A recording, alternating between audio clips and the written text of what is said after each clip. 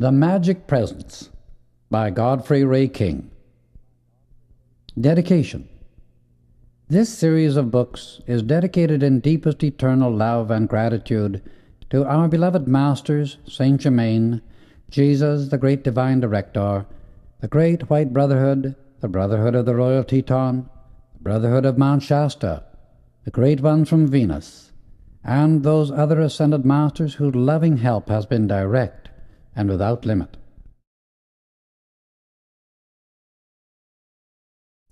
Tribute. The hour is at hand when the humanity of this earth must give more recognition to the activity of the great ascended masters and angelic host, who are constantly pouring out their transcendent light and assistance to mankind. There must come more conscious cooperation between the outer physical life of humanity and these great beings who are the protectors and teachers of the race. There is a special group of these great ones working at the present time with America to stabilize and protect her.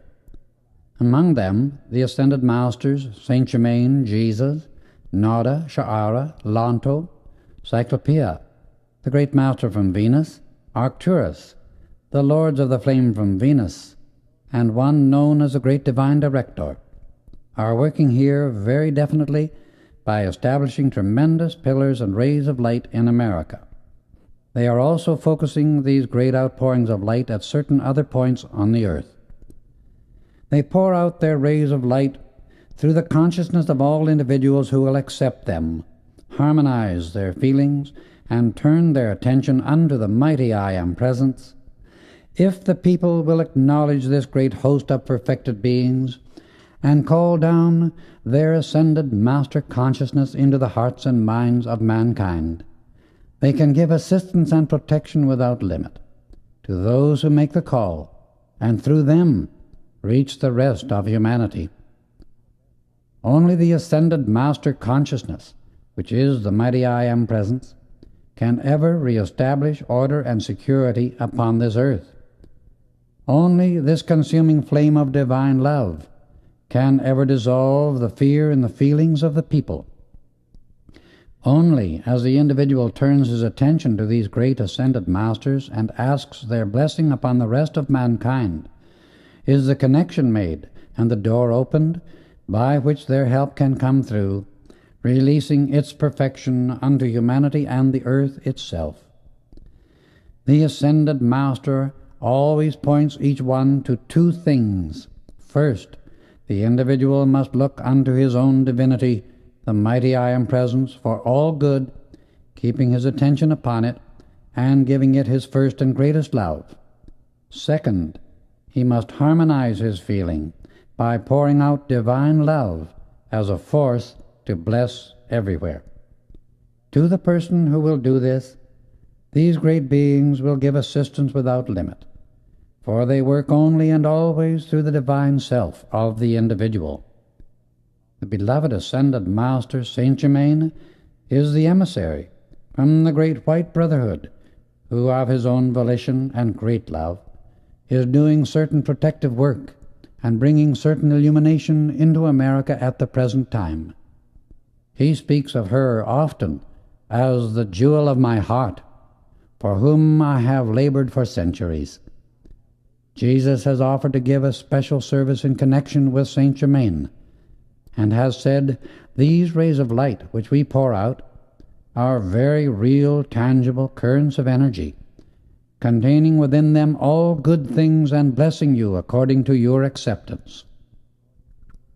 As in the days of old, and in all golden ages, these great perfected beings who have attained the victory through human embodiment will walk and talk face to face with mankind upon earth. They will explain the original divine way of life once again, that human concepts may be cleared and eternal truth be revealed. This book carries the definite radiation of the ascended masters who are working for America at this time, and is charged with Saint Germain's ascended master consciousness of freedom and victory in the light. Human fears and limitations shall be cut away. The earth shall be set in divine order once again, and filled full to overflowing with the light of God that never fails. Godfrey Ray King.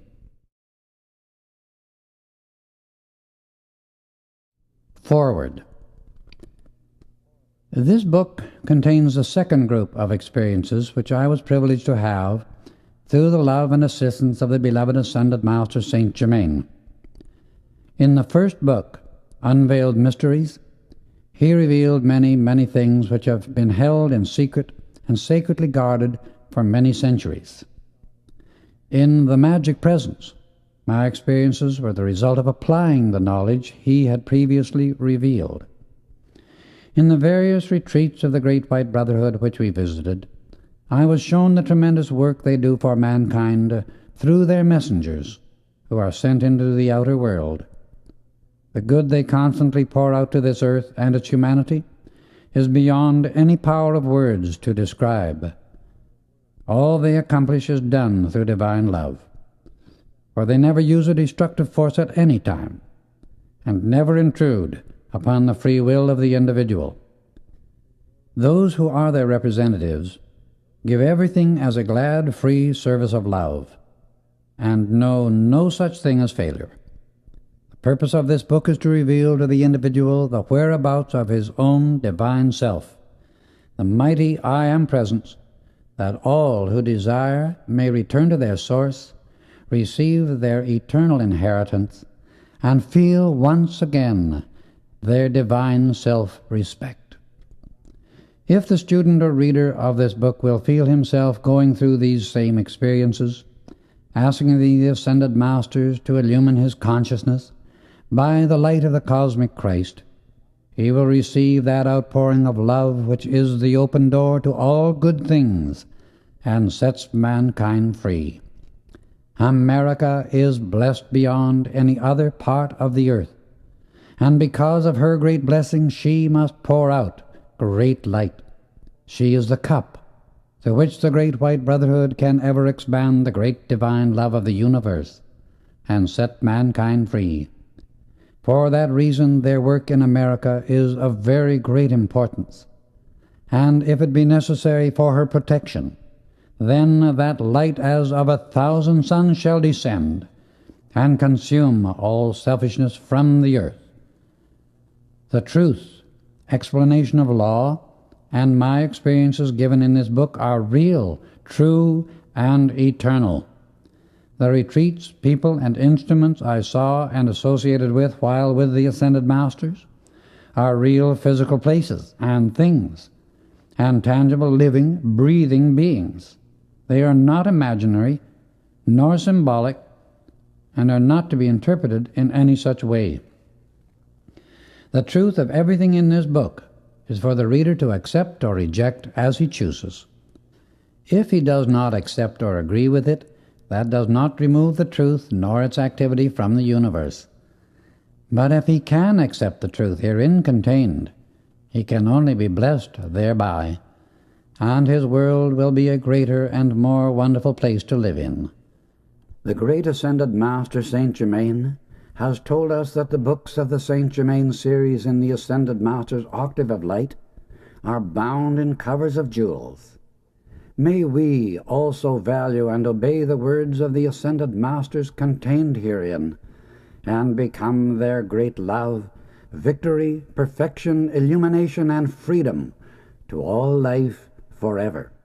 If the student or reader can feel the great rays of light and love poured out by these Ascended Masters, and can live constantly in adoration to his own mighty I Am Presence, he will positively become the full manifestation of perfection and will have his eternal freedom from the limitations of earth. May the great love, light, and happiness of the Ascended Masters flood the being and world of everyone who reads this book. May it forever be a blazing golden sun illumining the way to peace, prosperity, and freedom until everyone becomes a great heart of ever-expanding perfection and experiences the full victory of his ascension in the eternal service of the light of God that never fails. Godfrey Ray King.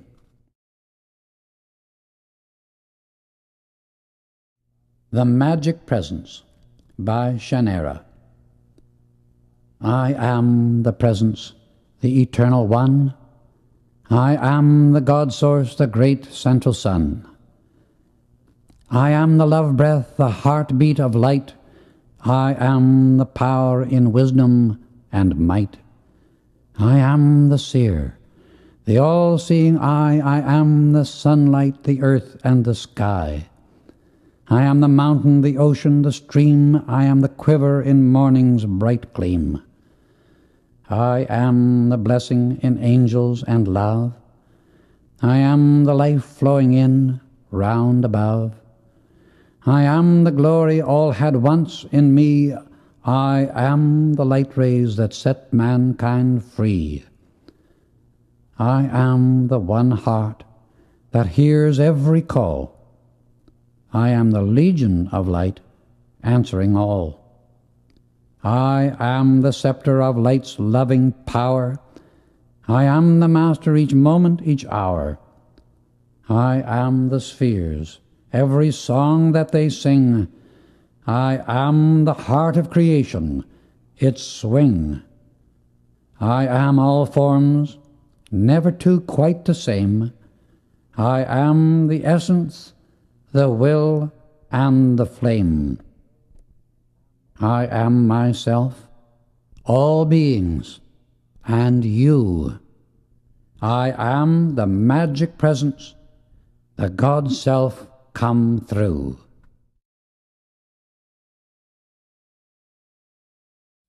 The Magic Presence by Godfrey Ray King.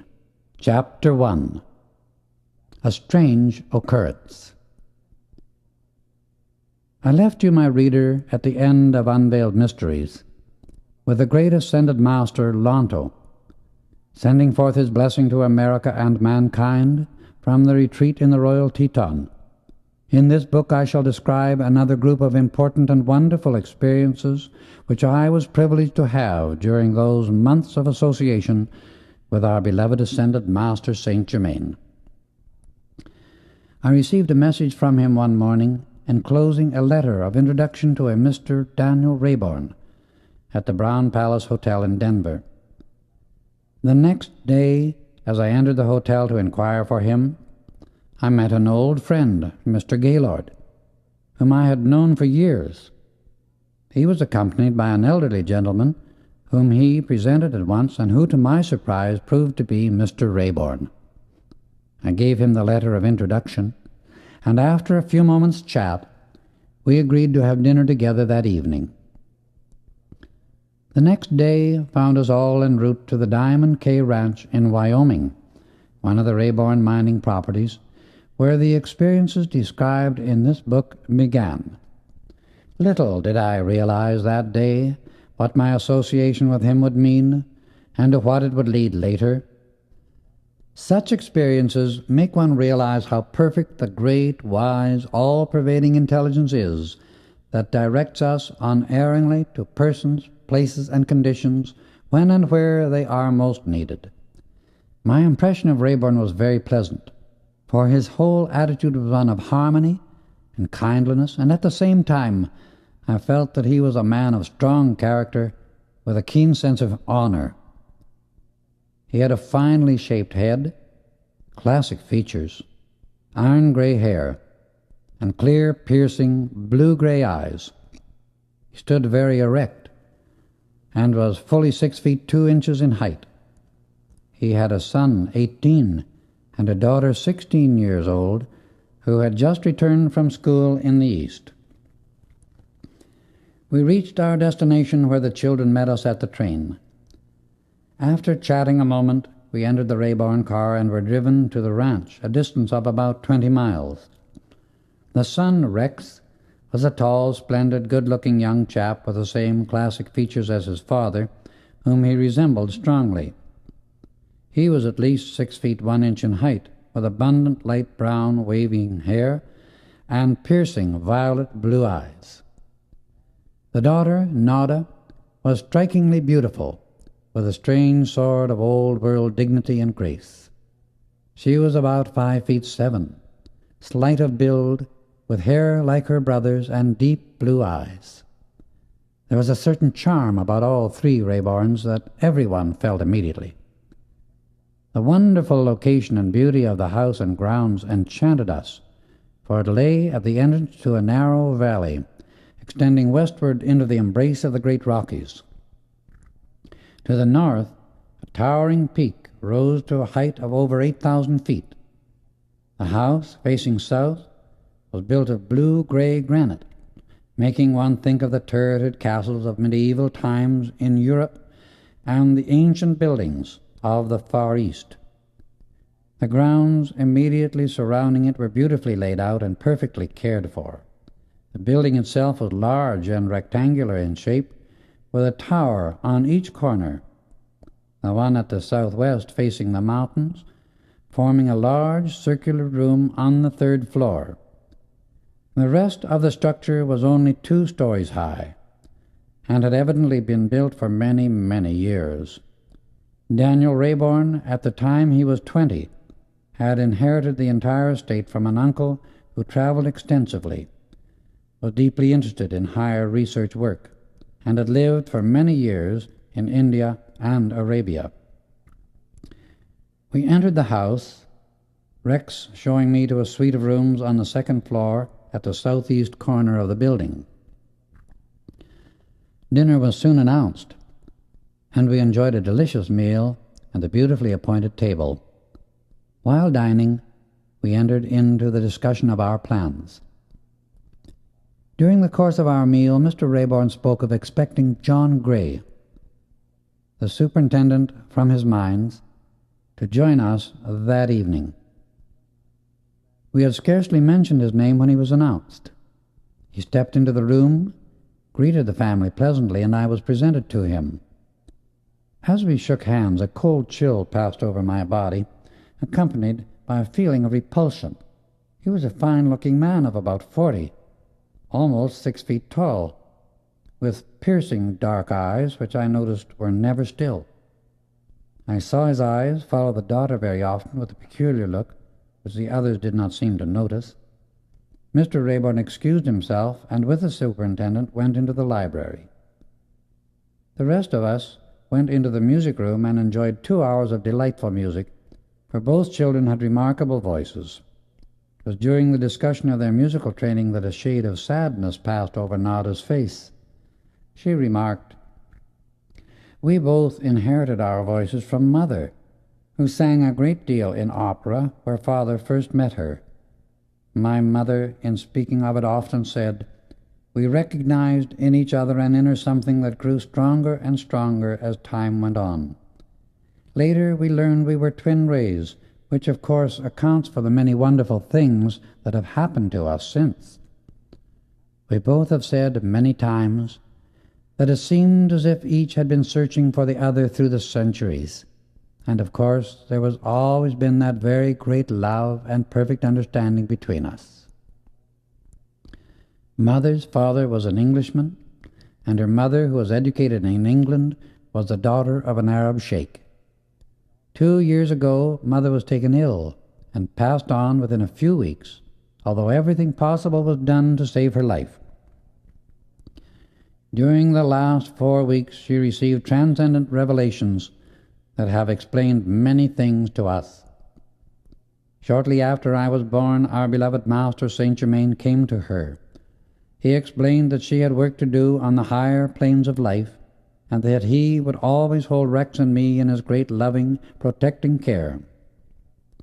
He is so wonderful and loving to us that I wish we might share that joy with the whole world.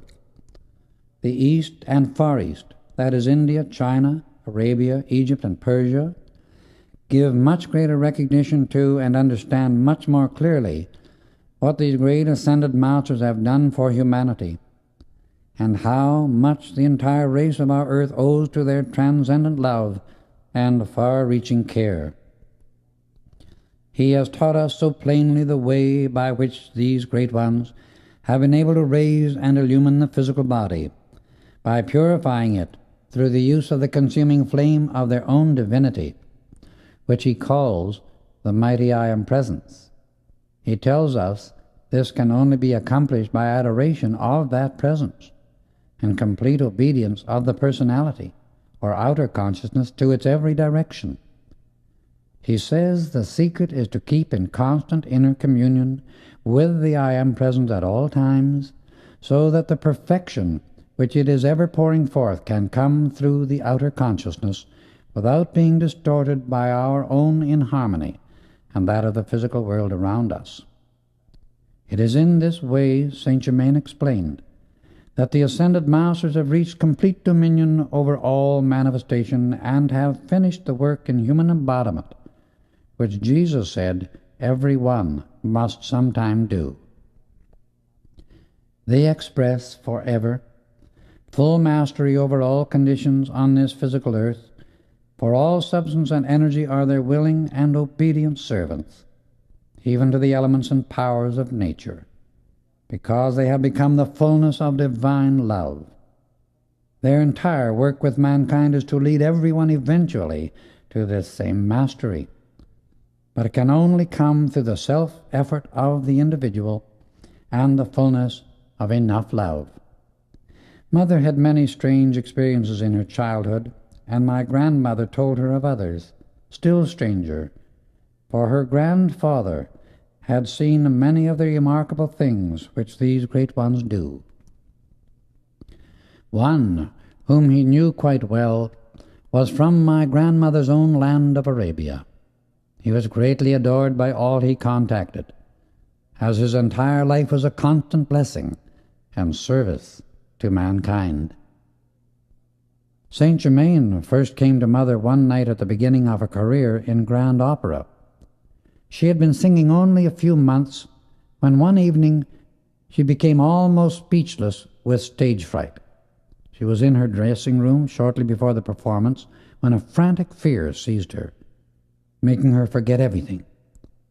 Saint Germain stepped through in his tangible body, introduced himself, and touched her forehead with the fingers of his right hand.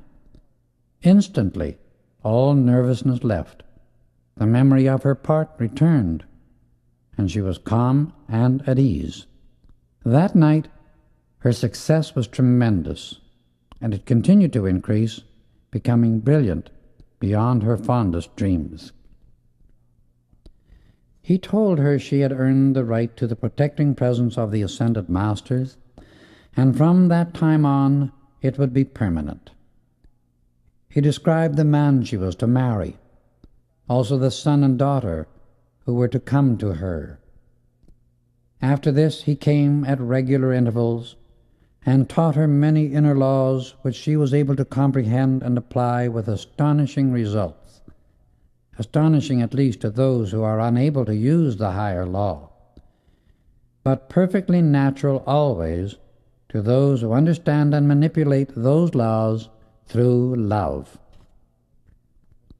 Father, Saint Germain said, was not sufficiently awakened to be told of such activities until about a year ago, when, because of danger that threatened, Saint Germain came to him in the tangible body and explained that Father would come very near death at the hands of one whom he trusted as a friend, but to remain at peace, for the ascended masters would give the needed protection.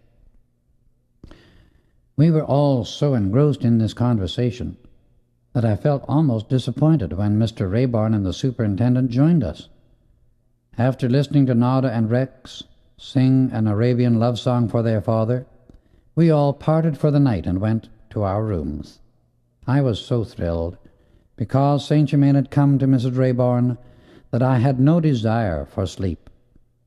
I began to feel there was a greater reason for my being in their home than I was outwardly aware. I sat down in a comfortable chair and gave myself up to the contemplation of the ascended masters, with deep gratitude to them for the gracious welcome with which these blessed people had received me.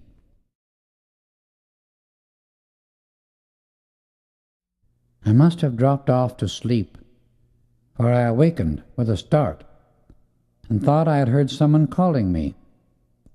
I felt such an urge to get up and go out into the open air that I could not resist it. I was thoroughly awake, keenly expectant of something, but what I knew not. I went downstairs, out of the house, and down a path near a large barn. In a moment there was a movement among the shadows, and following a sudden impulse I stepped behind a tree. At the same instant a man came out of the barn.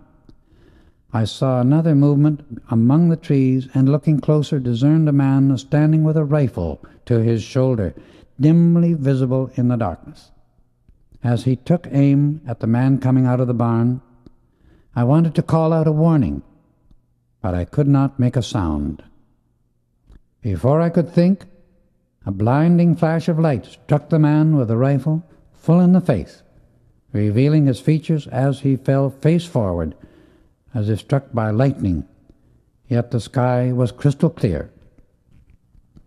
Still I was unable to move from my position, and the man from the barn came steadily on, totally unaware of his escape.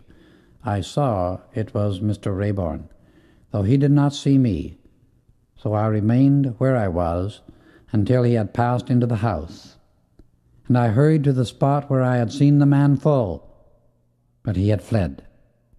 I searched around for some distance, but found no trace of him, so I returned to my rooms. It was then almost 1 o'clock. I got into bed quickly, and by a strong effort was able to go to sleep. When I went down to breakfast the next morning, all were radiantly happy except Gray, the superintendent, who seemed nervous and extremely pale. The Rayborns, Gaylord, and I had a most enjoyable time planning our day, which ended with the children suggesting that we go to Table Mountain, one of their favorite haunts in the Wyoming Rockies. Meanwhile, Gray was almost sullenly silent, refusing to meet the eyes of anyone. He finished breakfast, excused himself, and drove to the station. When he was gone, my first impulse was to tell Rayborn of the previous night's experience, but upon a second thought decided to wait until I could see him alone. I excused myself, prepared for our trip up the mountain, and returned just in time to see the groom bringing out our horses. One of them was a beautiful Arabian steed, cream in color, with white mane and tail, the most wonderful animal I have ever seen. He came directly up to Nada, to whom he belonged, and with a look in his eyes that was almost of human intelligence, stood proudly before her, waiting for the lumps of sugar she held out. She loved him, and he knew it. "This is Pegasus," she said, patting him. He reached out, put his nose against my face, went over to Rex, and then back to Nada, as if giving consent to my being a member of the party. "He approves of you and accepts you as a trusted friend," Nada commented, after watching his expression a moment. "That is a new behavior for him, as he has never made friends with anyone but Rex, the groom, and myself." "Where did you get him?" I asked. "He was given to Mother," she replied, "by an Arab sheikh in appreciation for a concert she gave in Cairo. He was sent here to the ranch as a surprise when she returned from her last tour. It was really the last concert of her career, and her success was tremendous. The old sheikh loved music and enjoyed that concert especially. Pegasus is handsome, isn't he?" she continued. The love in Nada's voice was unmistakable and justifiable, for no one could help but admire the beautiful creature. We mounted our horses, waved goodbye to Rayborn, cantered off across the valley, and soon entered the mountain trail. It wound steadily upward through the beautiful timber. Occasionally we came into a clearing and stopped to enjoy the magnificent view. We followed the mountain stream for quite a distance.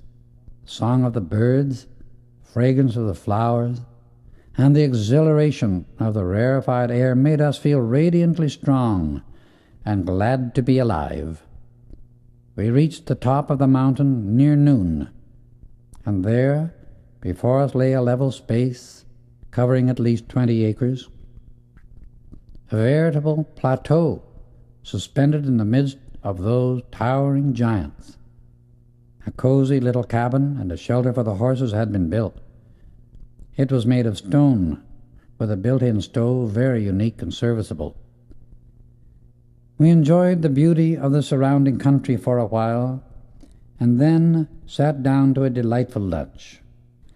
"You know," Rex commented, "I feel as if we had all known each other for ages." And Nada and I admitted we felt the same. "Let's go to the cave by the other trail as soon as we finish lunch," he suggested, and we agreed. By crossing over to the opposite side of the mountain, we found a good trail leading down, where the scenery was more wild and rugged. In some places, the rocks looked as if they had been stained green, blue, and black by some marvelous mineral coloring. The sunlight and shadow played upon them as we changed our position, producing the effect of a beautiful, inspiring panorama. We continued down the trail about 4,000 feet, turned sharply, and came to the eastern face of the mountain.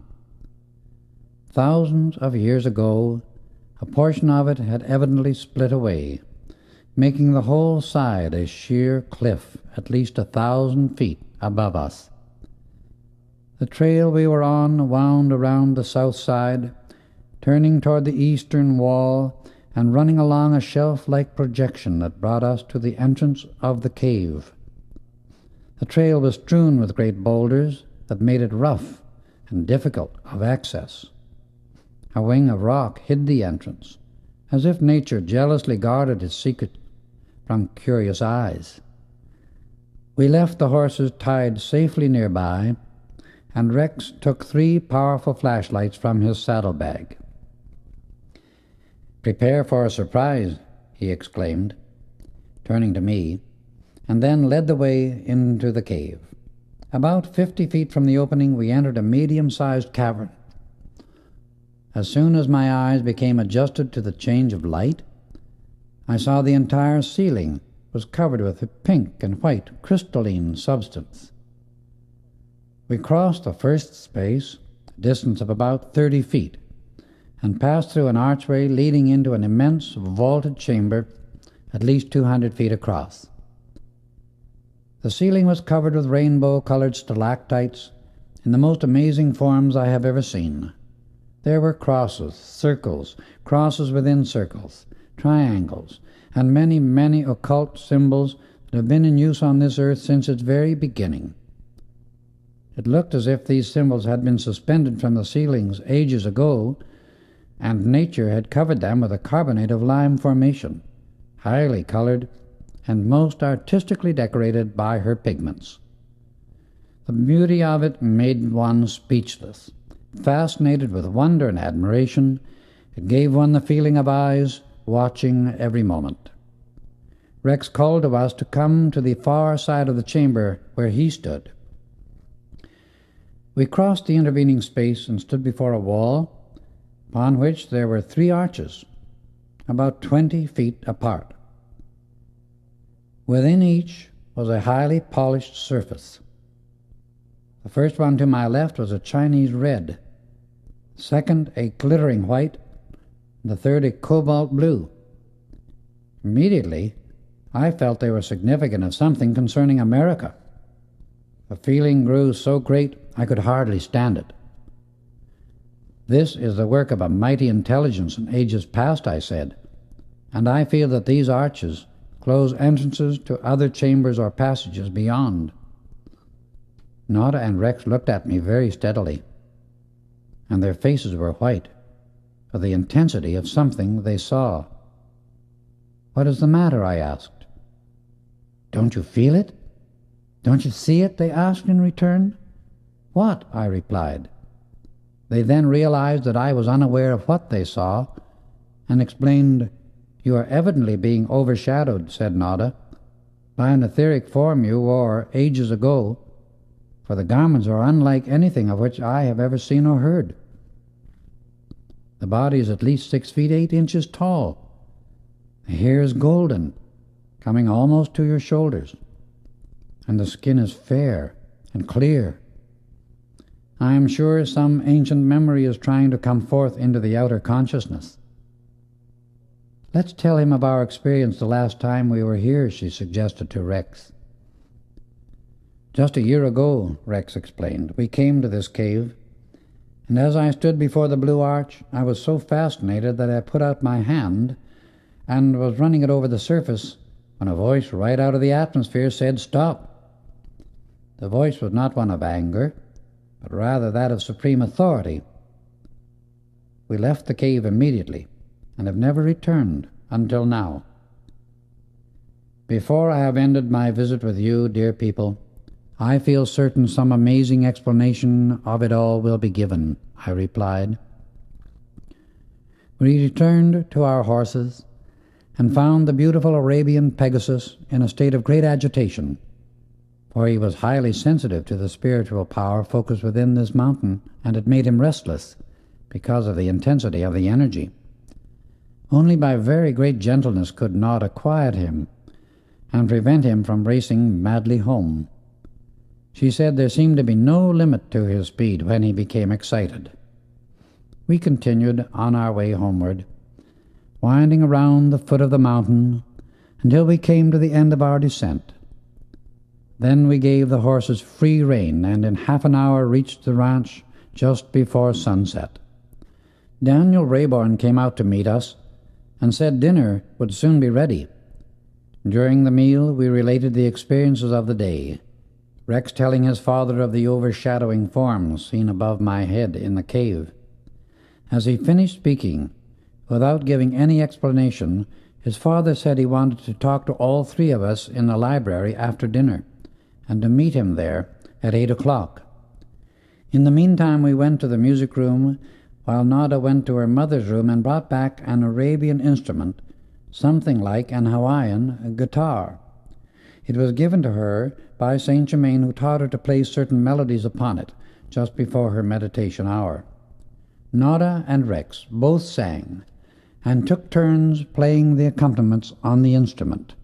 It formed a most wonderful background for their voices, for there was something in the quality of the tone that seemed like a living thing, and that penetrated to the very center of existence. Chapter 2. Revelations. Promptly at 8 o'clock we entered the library and found that Daniel Rayborn had preceded us. He went straight to the matter in hand. At 2 o'clock today, he began, I received information that the men had made a rich strike at the mine in Colorado, and I have sent Gray on ahead. Day after tomorrow, I must join him. I would like all of you to come with me. Nada will be comfortable in the bungalow at the camp, and you two can stay with me in the mine. I have something else to tell you that is both grave and strange. At 4 o'clock this morning, I was awakened by a presence in my room, and when I became fully aroused, I saw it was our beloved Saint Germain.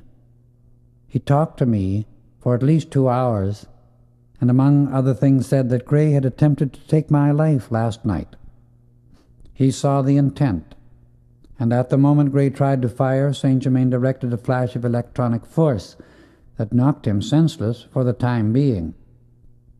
He has been warned that if he makes another such attempt, his own destructive motive will be permitted to react instantly, and his own body will pay the penalty. Then I told them of my experience the night of my arrival, and how I had witnessed the whole affair. Rayborn was deeply moved, and rising to his feet he extended his hand to me, saying, "You are surely one of us, and I am deeply, deeply grateful. Saint Germain said you had been brought into our home because you were greatly needed, and that from now on you would act in the capacity of elder brother to Nada and Rex. It seems we have known each other in a number of previous embodiments. He also told me that none of us was to be concerned in the least about danger of any kind, for we have lived clean lives and held close to high ideals. This, it seems, from the Ascended Master's standpoint, makes it possible to wield a mighty force for the protection of all. Saint Germain also instructed me regarding other things of importance. He explained to me the activity one experiences after he has made the ascension. Jesus gave the public an example of this, and sought to teach mankind its meaning, pointing everyone to that same attainment. I am, before long, to enter this great freedom. Our beloved Master made it very clear that one is sometimes raised into this condition, previous to or near the change called death, but all must accomplish it from the physical side of life. If the silver cord of light flowing into the body has been withdrawn, it is impossible to illumine and raise that body, and the one thus striving must re-embody once more in order to attain the final freedom from the physical side of human experience. All ascensions must take place consciously, for this ascended master attainment is the complete victory over all outer experiences through the personal self. I shall read you his own words, which I took down at his direction. Turning to a portfolio which lay upon his desk, he opened it and read, "So-called death is but an opportunity for rest and reattunement of the faculties of the personal consciousness. This is to free them from the turmoil and discords of earth long enough to receive an inflow of light and strength that will enable the outer activity of the mind to take up the work of physical experience again. Physical embodiment is for the purpose of preparing, perfecting, and illumining a body which can be raised to blend with the body of the mighty I Am Presence. We call it the magic presence. Jesus referred to it as the seamless garment. In this body, which is made of pure electronic substance, the individual has complete freedom from all limitation, and through intense devotion to the mighty I Am Presence, anyone can release its power to the point where he can see this blazing body of substance, so dazzling that at first one can only gaze upon it for an instant, because of the intensity of its light. Through such devotion, one begins to manifest more and more of his own individual, conscious dominion over all manifestation. This is everyone's eternal birthright, and the purpose for which all decreed the journey through human experience. When the one striving for such freedom has reached the point where he releases any amount of light he desires from his electronic body instantly by his own conscious command, then he can control all manifestation, no matter in what sphere he may choose to express. One has but to observe the world at large to see what discord in thought and feeling does to the beautiful bodies that nature provides for our experience in the physical part of life. In childhood and youth, the flesh structure of the physical body is beautiful, strong, and responsive to the demands made upon it. But when discordant thoughts and feelings are allowed to express in the personal self over the years, as one goes through life, the body becomes incapacitated, and the temple falls into ruins, because the outer waking consciousness does not obey the one law of life, love, harmony, and peace. Call it what you will, the eternal truth remains that discord is another name for disintegration, a synonym for death. When mankind learns to live its life by the one eternal law of love, it will find that such obedience will have released it from the wheel of birth and rebirth, and hence the problems of human existence will have disappeared. In their place will come the joy of ever expanding the perfection which forever abides within love. Constant new creation will ever go on, for life is perpetual motion, and neither slumbers nor sleeps, but is ever and forever a self-sustained stream of expanding perfection, in joy, in ecstasy, and in eternally new design. This perfect activity and joy of life are all contained within obedience to the law of love. The last enemy, death, will have disappeared, for it is but a means of release from a garment that no longer has anything of value to give, for the use of the perfection of life. When the physical body is so incapacitated that the personality occupying it can no longer make self-conscious effort to express perfection, then nature herself takes a hand in things and dissolves the limitation that the individual may have a new chance to make effort that is of benefit. Grief for the death of a loved one is selfishness, and but retards the greater good the loved one should be enjoying. Grief from a sense of loss is really rebellion against the action of a law that has seen fit to give another greater opportunity for rest and growth, because nothing in the universe goes backward, and all, no matter what the temporary appearance, is moving forward to greater and greater joy and perfection. The God consciousness in us cannot and does not grieve, and the human part should know that as no one can ever get out of this universe, he must be somewhere that is better than the place he left. If there is real, true, divine love, it can never cease to exist, and must sometime somewhere draw us to that which we love. In true divine love, there is no such thing as separation, and that which feels a sense of separation is not love. A sense of separation is merely one of the mistakes of the personal self which it continues to dwell in, because it does not understand the nature of consciousness. Where the consciousness is, there the individual is functioning, for the individual is his consciousness. When one thinks of a loved one who has passed on, he is really with that loved one in his higher mental body, the moment his consciousness is upon the other person. If the Western world could understand this truth, it would lift the chains that cause such useless suffering. Such grief is all due to the fact that the personality, especially in the feelings, accepts the body as being the individual, instead of knowing that the body is only a garment which the individual wears. Over it, every one should have complete and eternal dominion, and should exact perfect obedience at all times. If one really loves another, he wants that other to be happy and harmonious.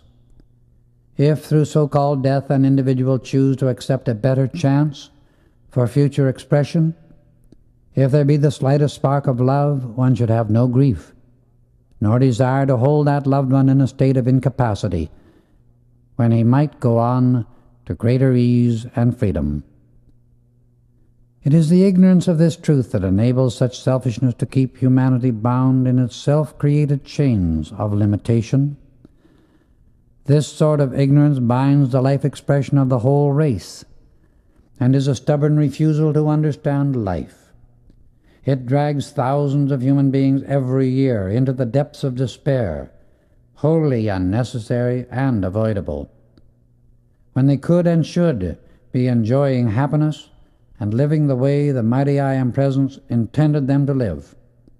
Such an attitude toward life not only prevents the accomplishment of everything worthwhile, but incapacitates the individual and fills him with self-pity, one of the most subtle and insidious ways by which the Senator force breaks down his resistance and makes him negative.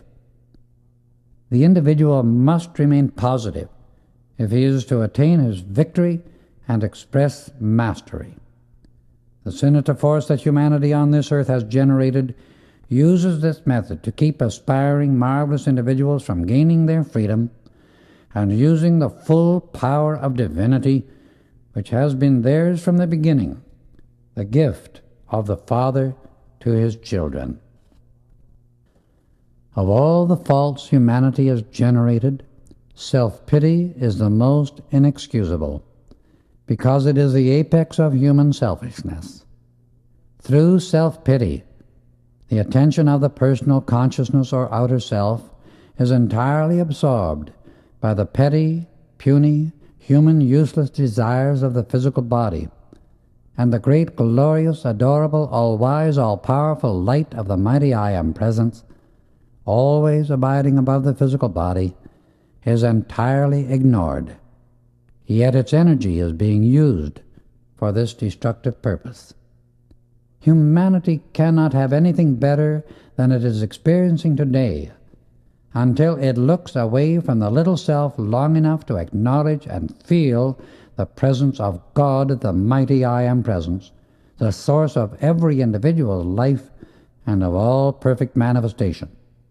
Grief is colossal selfishness, not love. Discord is selfishness, not love. Lethargy is selfishness, not love and not life.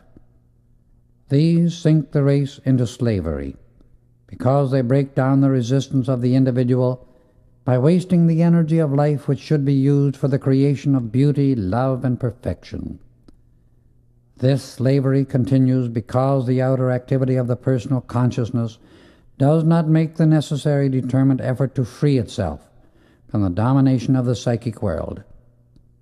The psychic stratum contains only those creations of humanity generated by the discordant thoughts, feelings, and words of the outer activity or personal consciousness. This means the daily activities of the mind and body with which the personality continues to entangle the creative expression of life. The entire race has become so bound by its own discord that great, glorious, transcendent, ascended masters, out of sheer compassion for the slowness of mankind's growth and the misery of its degradation, offer to cut away the barnacles of the psychic plane and give humanity a new start. People are entertained, fascinated, and self-hypnotized by the various conditions of the psychic world, but I tell you, and I know both the inner and outer activities of life from the Ascended Master's standpoint, that there is nothing good nor permanent within the psychic stratum. It is as dangerous as quicksand and just as undependable. The psychic plane and the outer activity of the mental and emotional world, unless it reports perfection to you, are one and the same thing. It is entirely the creation of the human sense consciousness, and is but the accumulation of human thoughts and forms energized by human feelings. It contains nothing whatsoever of the Christ, the cosmic light.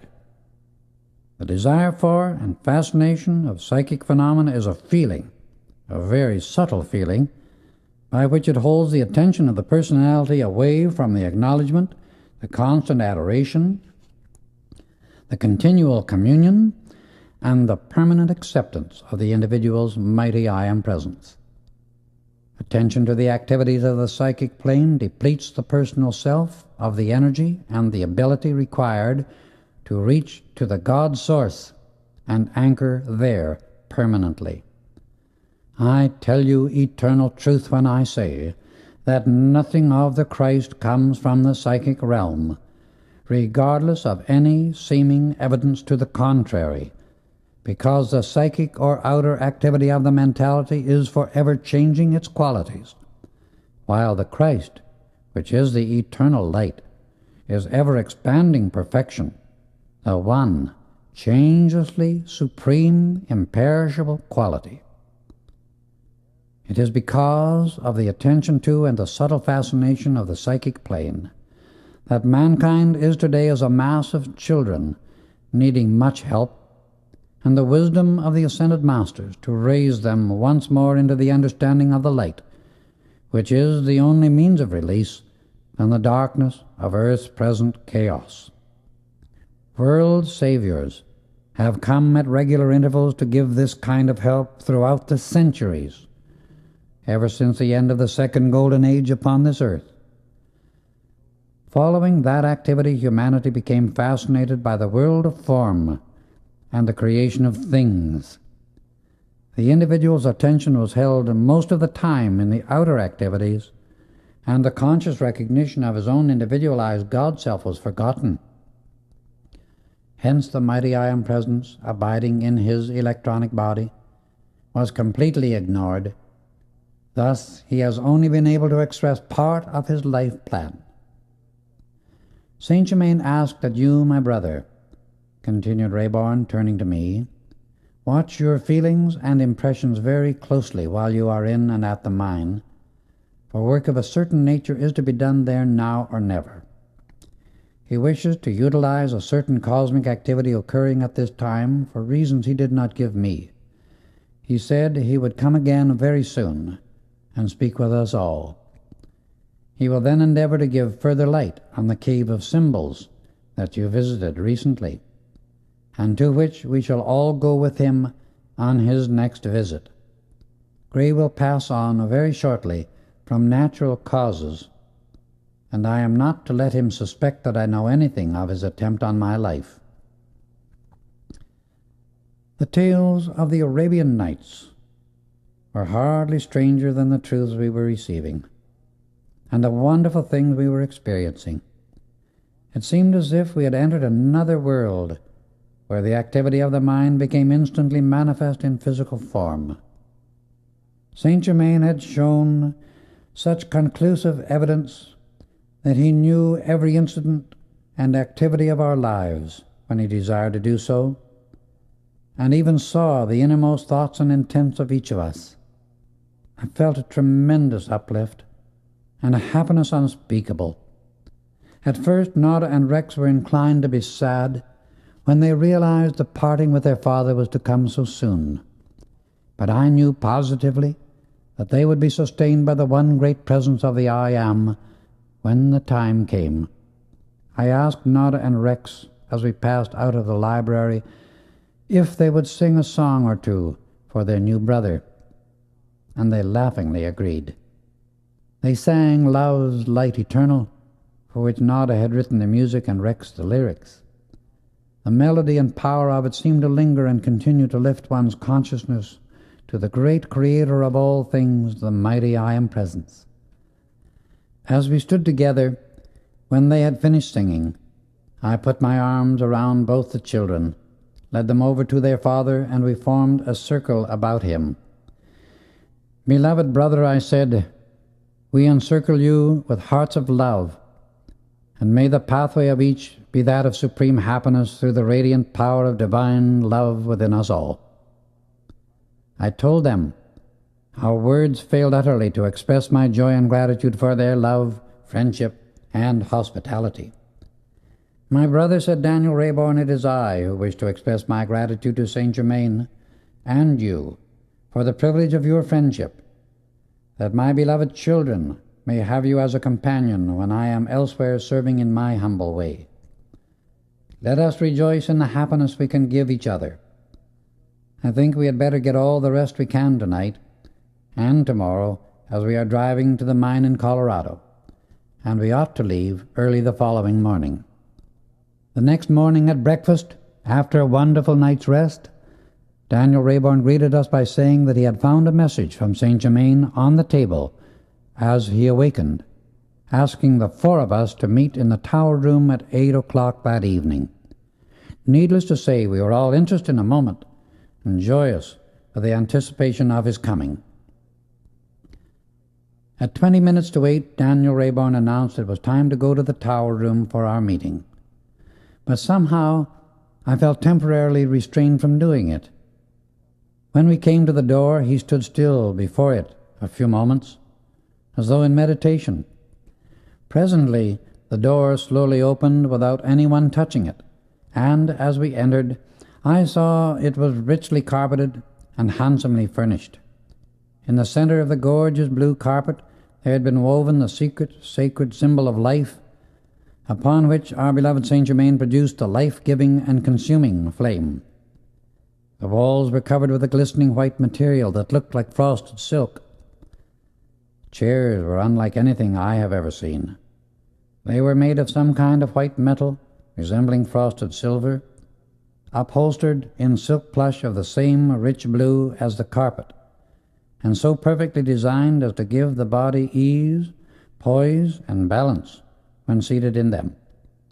There was a chair placed at each of the 4 points of the compass, forming a square within the circle of the room. The 2 windows and the door locked from the inside. When all were in readiness, Daniel Rayborn asked each of us to close our eyes and remain perfectly calm and silent until St. Germain appeared and spoke. In a few moments a deep, rich voice said, "I bring you greetings, my beloved students." I opened my eyes, and there was the blessed, wonderful presence of our beloved Master. He stood fully 6 feet 1 inch in height, slender, royal, and real. His hair was dark brown, wavy, and abundant. His face portrayed a beauty, majesty, and power no words can describe. A face revealing eternal youth, with eyes of the deepest violet one can imagine, through which the wisdom of the ages poured out upon the world, expressing the love and mastery that are his.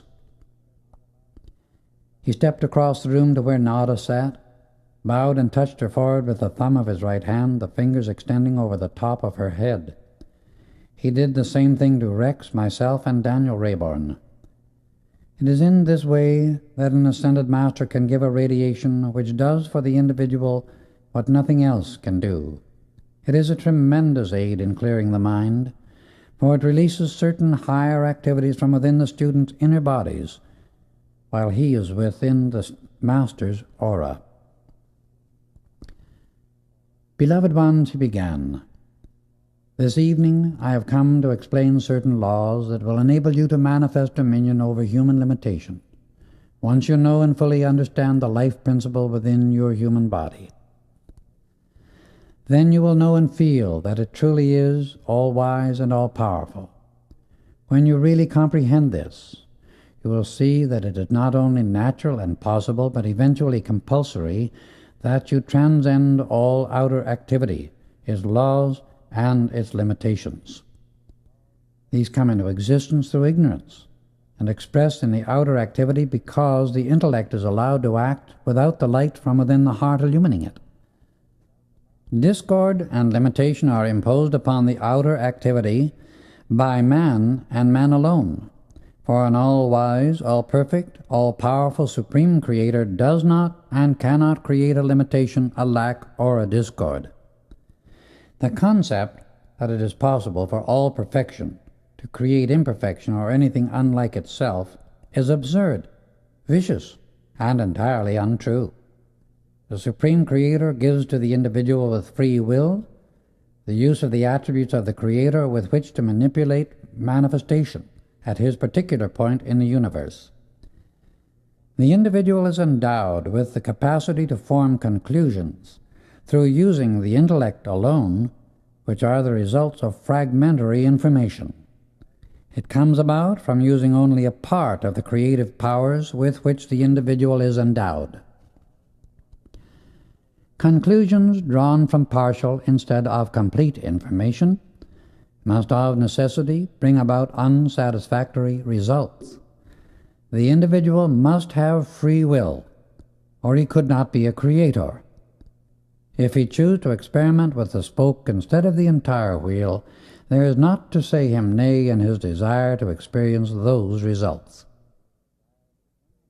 His wheel of manifestation cannot be and is not complete until he recognizes his mighty I Am Presence, for it is the only source that knows all that is required to build any pattern of manifestation that produces perfection for him. All patterns of perfection are stored within the all-knowing, fathomless, dazzling mind of the mighty I Am Presence, and can never be made manifest in the physical world of mankind until the outer activity of the mind, which is the intellectual consciousness, is illumined by the ray of golden light within the heart. This ray comes always and only from the electronic body of the individual. This is the magic presence, I Am. This mighty I Am Presence of mankind's being does not cognize and never can create the maze of confusion, chaos, and destruction that exists in the outer mentality and world of humanity, any more than the sun creates a cloud. It is the birthright and privilege of every individual to express the fullness of this glorious inner presence and power of perfection. But if the personal self will not call the power of the presence into action through the higher mentality, into the outer activity at all times, then all outer experience merely remains the ever-changing condition or dumping ground of the thoughts and feelings of other human beings surrounding it. The presence of the mighty I Am abides within the electronic body of every individual, resting from 12 to 50 feet or more above the physical body, and is occupied only with creating, expanding, and forever pouring out perfection. It lives in its own realm, doing creative work at cosmic levels. Only in the outer activity of the human personality, which is but a fragmentary part of each one's individuality, can imperfection be generated and experienced. It is through the higher mentality that the discriminative and selective intelligence acts. In this body, the individualized intelligence can look upon the discords of human creation and observe the conditions by which the personality is surrounded and those it is passing through, but it does not accept them into its consciousness nor world. It sees what is required to produce perfection in the physical experience and can reach into the electronic body, the individual's mighty I Am presence, and draw forth that which produces perfection in the outer activity. In transcending all earthly laws, we but claim our God-given authority to live and act in perfect accord with the mighty I Am presence of man and infinity. This presence is eternal, changeless perfection, yet forever expanding itself through the individual. As you see, I come into your presence in a locked room with walls of solid stone. These seemingly impassable walls are no barrier or obstruction to the mighty I Am presence, any more than they are to an electrical impulse. This presence is the mighty Master within, the God-self of every individual. When one acknowledges, accepts, understands, and feels this mighty I Am presence, its limitless powers are released into his use. This home and room were dedicated to the ascended masters of love, light, and wisdom at the time the tower was built, and it will continue to be a focus for their activity as long as they desire to use it. When the shell, which means the discord of the outer self, is dissolved, not by passing through the change called death, but by consciously raising and illumining the body and its every activity by the light of the mighty I Am presence, its power is released into the outer world through the individual, and he manifests complete mastery, the dominion that was given him in the beginning by the Father. Through his consciousness, every human being can release the limitless power of the mighty I Am presence. When one disciplines his outer faculties and makes them obedient to his conscious command of perfection, he is then able to let this tremendous power flow through him unobstructed and use it constructively. Within each of you is this same mighty power that I am using. You can use it as I do, when you acknowledge, accept, and admit at all times that the mighty I Am presence is always in action. This is the cosmic Christ, and the only consciousness in the universe that can say, I am. The thinking flame of God is the only activity of life anywhere in manifestation that can acknowledge its own individualization, use the creative word of God, and send it forth into the universe to cause manifestation. Only the Son of God, which means the individual with free will, can decree as God decrees and say, I am. Whatever quality follows that sound, spoken into the ethers, becomes a manifestation in the world of substance, and thus becomes a form.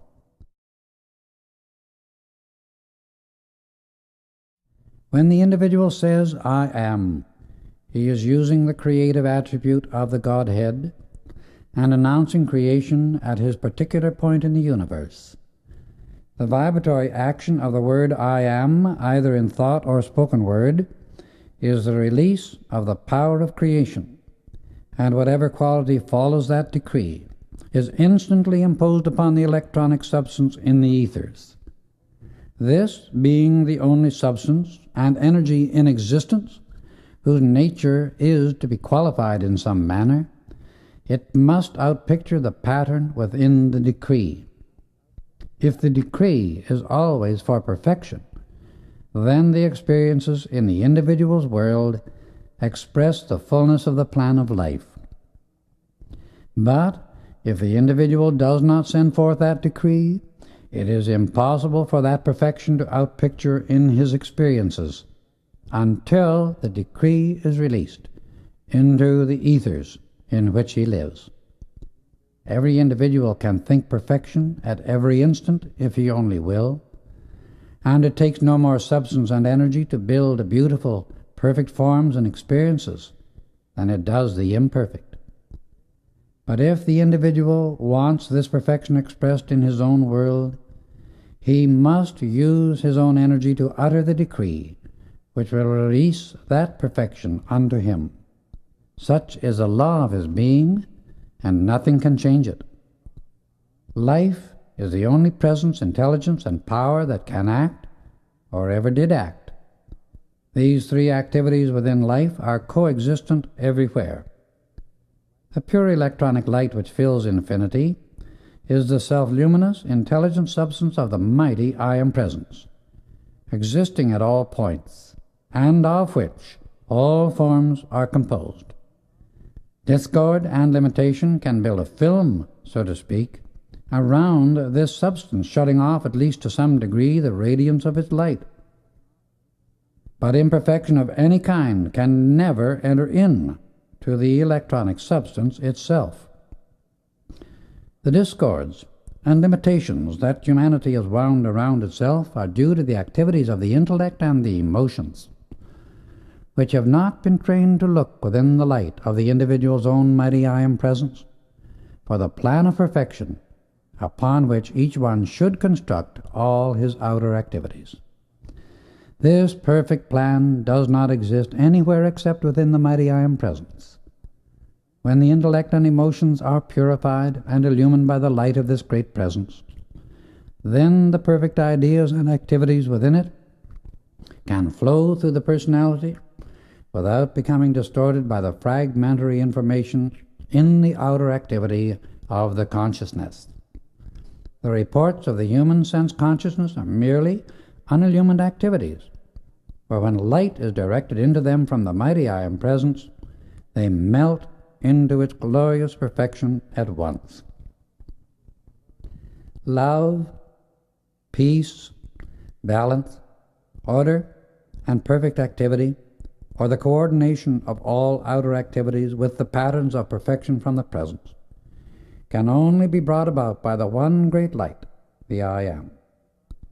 There and only there does the design of perfection ever exist. If the student or individual will fix his attention with determined tenacity and hold it upon the mighty I Am Presence, he can release such divine love, light, wisdom, power, courage, and activity as he cannot possibly comprehend at present. Divine love contains the perfect activity of every attribute of the Godhead. When the individual enters the conscious path of self-mastery, he should fully understand and realize that from then on he is obligated to accomplish everything he attempts by the power of divine love from within his own I Am Presence. He must know unmistakably and remember at all times that divine love contains within it the complete wisdom and almighty power of the mighty I Am Presence. When an individual generates enough divine love and sends it forth into all outer activities, he may command what he will through the mighty I Am Presence, and his request is always fulfilled.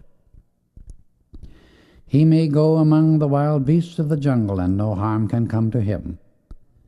Divine love, when consciously generated within the individual, is an invisible, invincible, and invulnerable armor of protection against all disturbing activity. There is only one thing that can bring about perfection anywhere in the universe, and that is enough divine love. Therefore, love your own mighty I Am Presence intensely, and nothing else can enter your being or world. You four beloved ones have come to the point where the I Am Presence commands the assistance of the Ascended Masters. Therefore, it will be my great pleasure to be of any help to you that may be required. Before I proceed further, I wish to convey the great love and blessing from your beloved mother and companion. Soon you will have the joy of seeing and greeting her face to face, and never again will you be disturbed by the thought or change called death. It gives me great joy to feel and see such wonderful harmony within your mental and emotional bodies.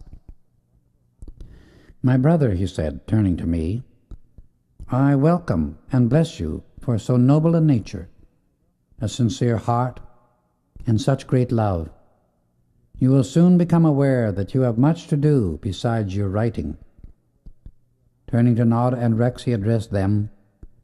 My beloved Nada and Rex, I feel like both father and mother to you, although I cannot take the place of your earthly father, who is so noble, so fine, and whose earthly pilgrimage is nearing its close.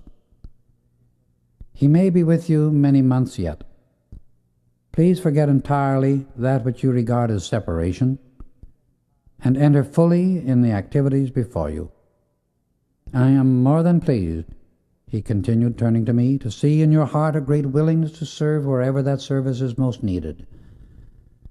That attribute will bring you very great light, including all, he continued, after your trip to the mine, I will impart to each of you certain private instructions that will greatly assist in hasten the awakening of certain faculties whose use you will soon need, and through which I will be able to reach you much more easily. This will bring to you a clearness that bars all doubt. The superintendent at your mine, he said, speaking to Rayborn, will retain his physical body only until he can say a few parting words to you. North of the tunnel where the last strike was made, which has been considered very good, there is a deposit immensely richer that has been passed. I will indicate the place when you reach the exact spot in the tunnel. You are to mark it, he directed, glancing toward me. There are those in touch with Gray, which makes it unwise to open this up until he is out of their reach. It will be much greater wisdom in the future to forbid any report going out of strikes made in the mine. This body of ore, which shall be indicated to you, contains over $20 million in gold, clear and above all operating expenses. Little do those of humanity who are in great need realize how easily and quickly they could and would be given their financial freedom if they would but turn their attention to the mighty I Am Presence and hold it there with determined tenacity. Great would be their reward for such effort. I will be present while you are in the mine, but not visible to your outer sight. This is the re-establishing of our former wonderful association, and you will realize how beautiful it is when you become consciously aware of the tremendous power of the mighty I Am Presence that is within and above each of you. This almighty power you will draw forth and use without limit. He gave each a hearty hand clasp and asked us to take the same position as before he came, saying we were all to meet again soon. When we opened our eyes a few moments later, he had disappeared as quickly as he had come. Nada and Rex said the experience was the most glorious of their lives and the happiest 2 hours they had ever spent thus far.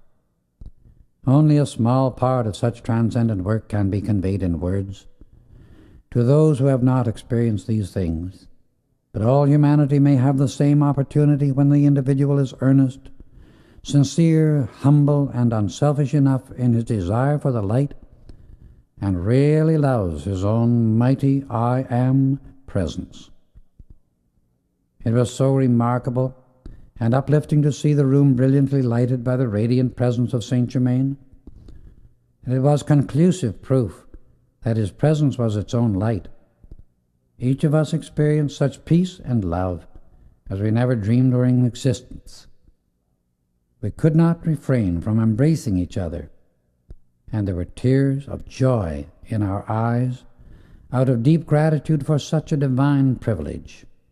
We said good night and went to our rooms, as we were to leave early the following morning for the mine. We left very early, driving nearly 500 miles over a highway that was in splendid condition. The day was calm, bright, and lovely, the scenic beauty gorgeous.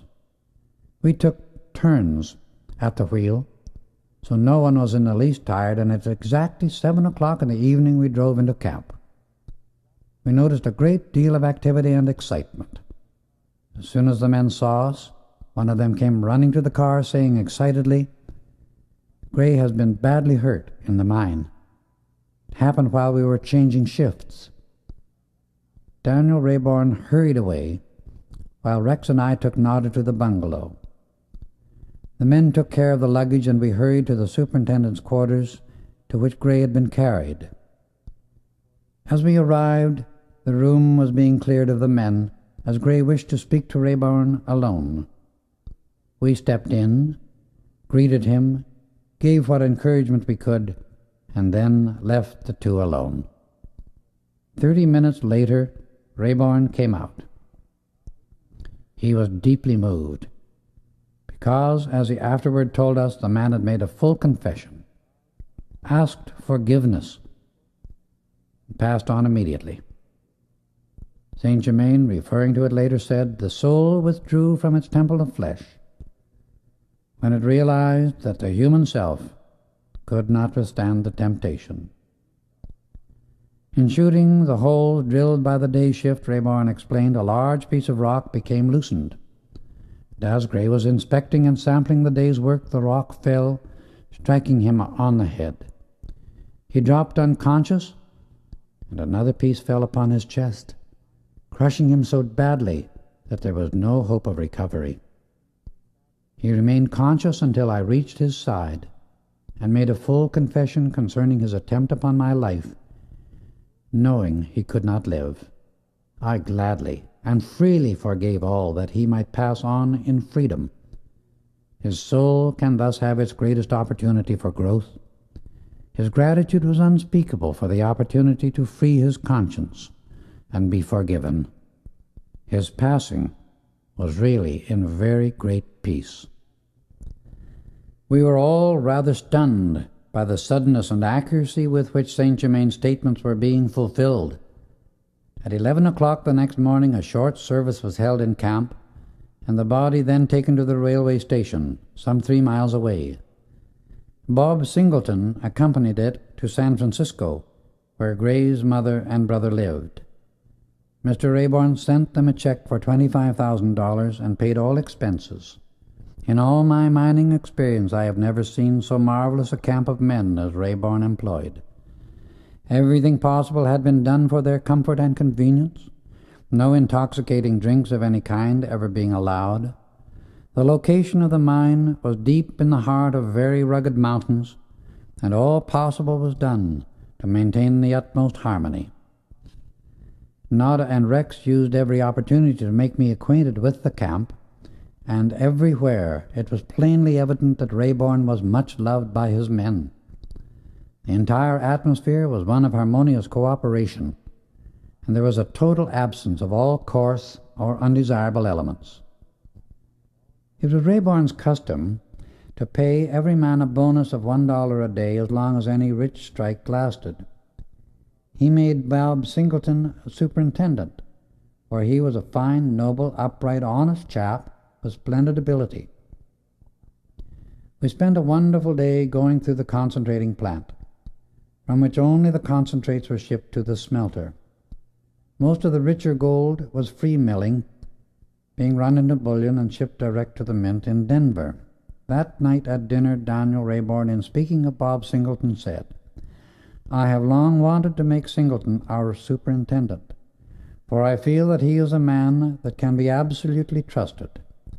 I think we had better not go into the mine until he returns from San Francisco, which will probably be the second day after tomorrow.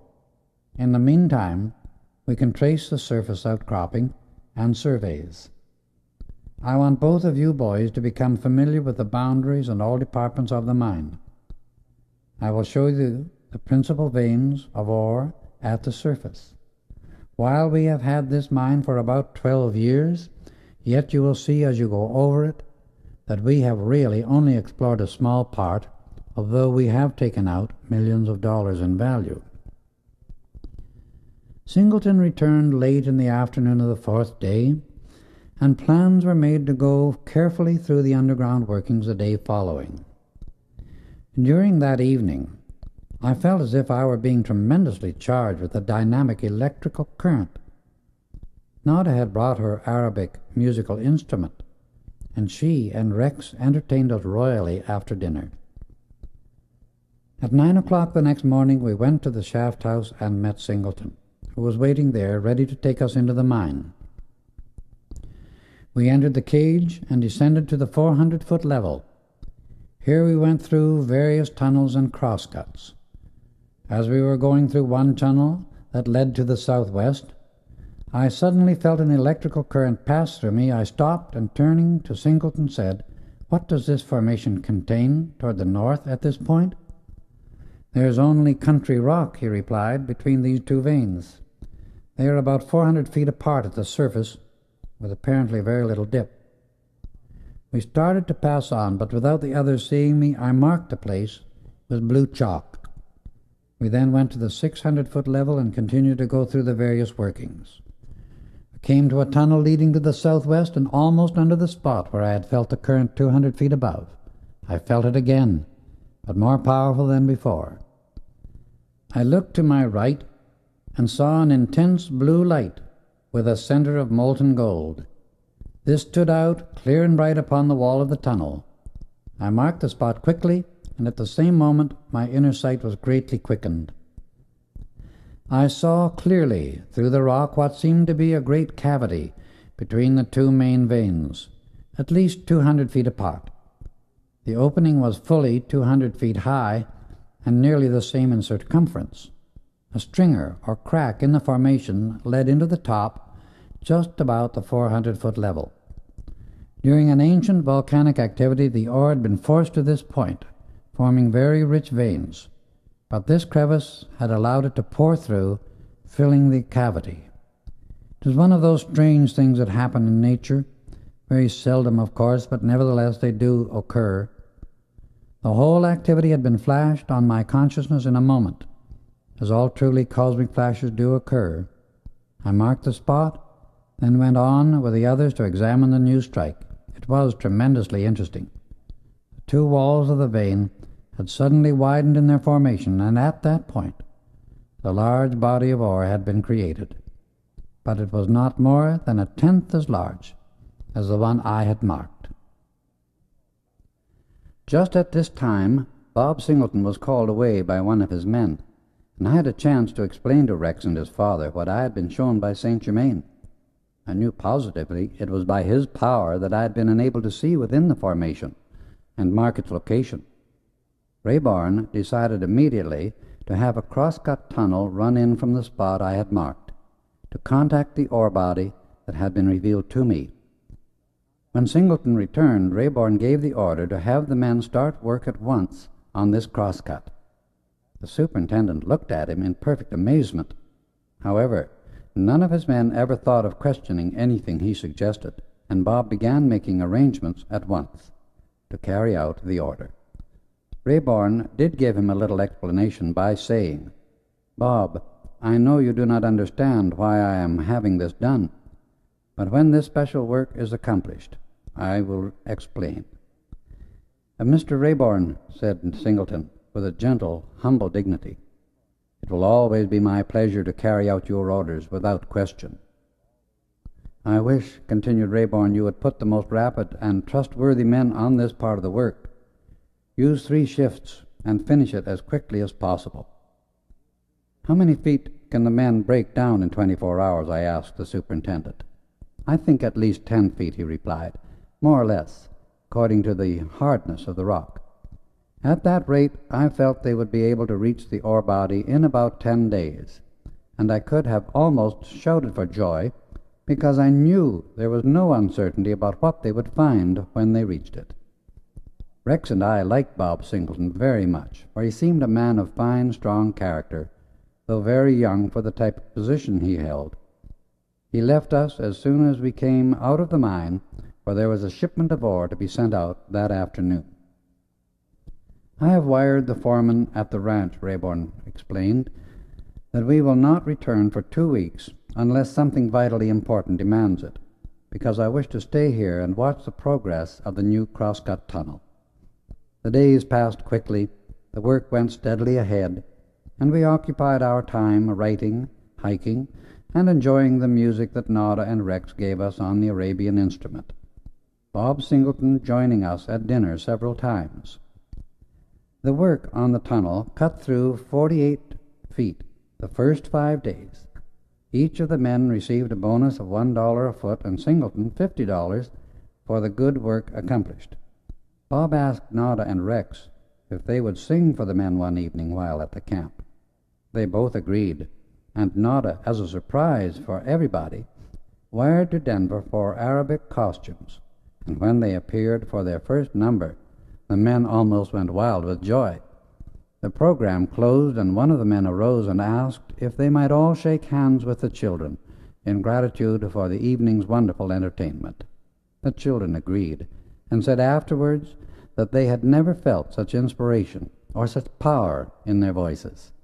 Both felt the Master St. Germain had been present, and used the opportunity to pour his radiation through the music to the men, thus raising their consciousness and loyalty to a still greater height. This was his way of neutralizing the influence that had attempted to enter through Gray, which had been unable to accomplish its nefarious purpose.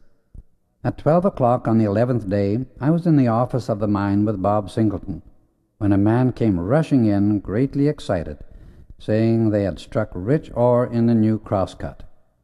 The superintendent looked at me, utterly speechless, so plainly did he show his surprise. It was then I realized that he had never really dreamed of finding ore in the new workings. Merely by the use of ordinary geological observations, this ore body never would have been located, for geologists seldom take into consideration the freakish formations that sometimes occur in nature, and that she does occasionally extraordinary things. This deposit would never have been found except by the superhuman power of our beloved master. Singleton asked me to find Rex and his father and tell them the news. I hurried to the camp quarters and found them awaiting me at lunch. When I told of what had happened, we all silently gave praise and thanks to the mighty I Am Presence and our blessed Saint Germain for making this rich strike possible.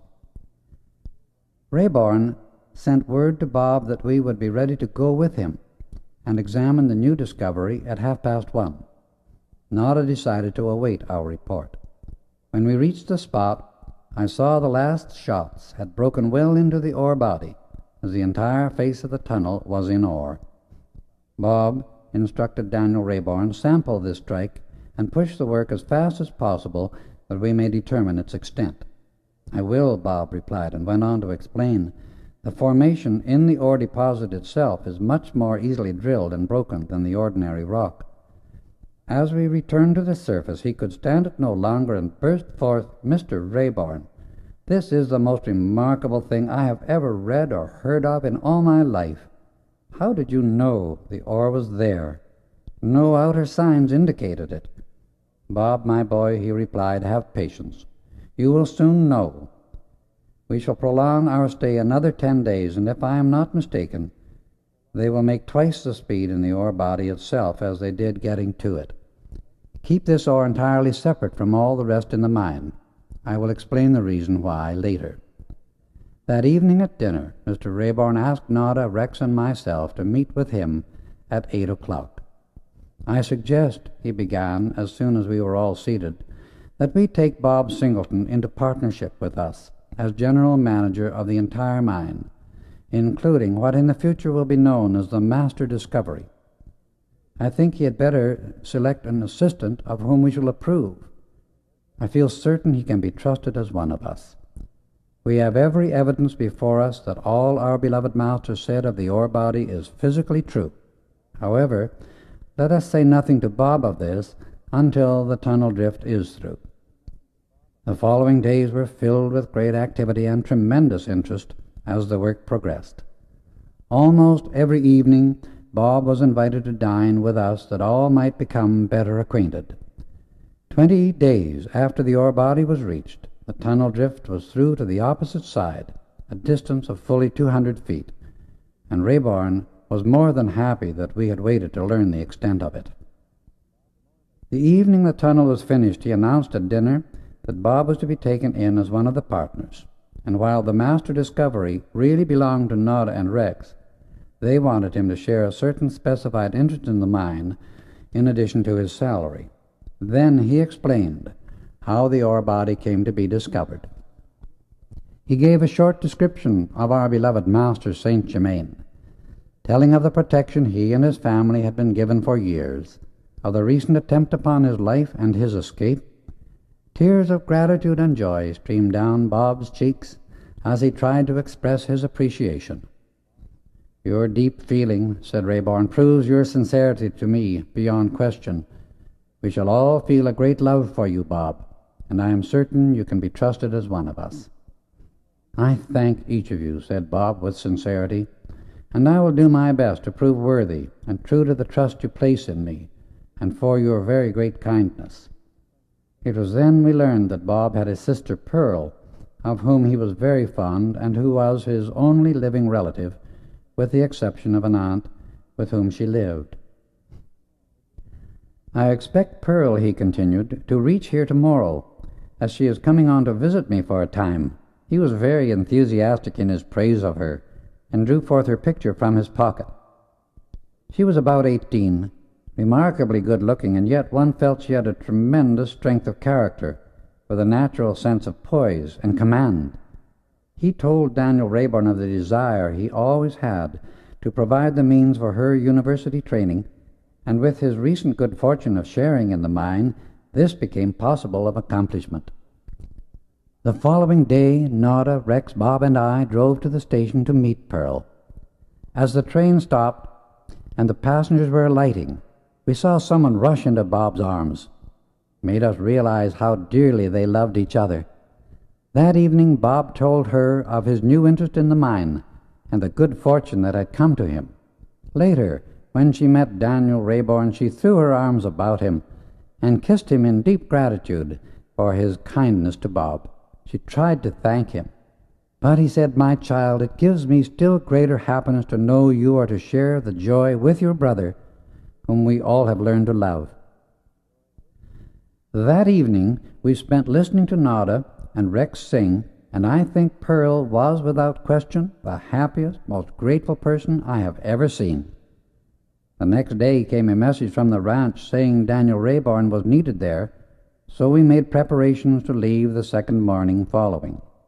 The assistant superintendent, whom Bob had chosen to help him, was to arrive at the camp 10 days later, and Nada persuaded Bob to let Pearl go back to the ranch with her until he had time to visit with her. Rayborn planned to stay at the ranch only 2 or 3 weeks and then return to the mine again.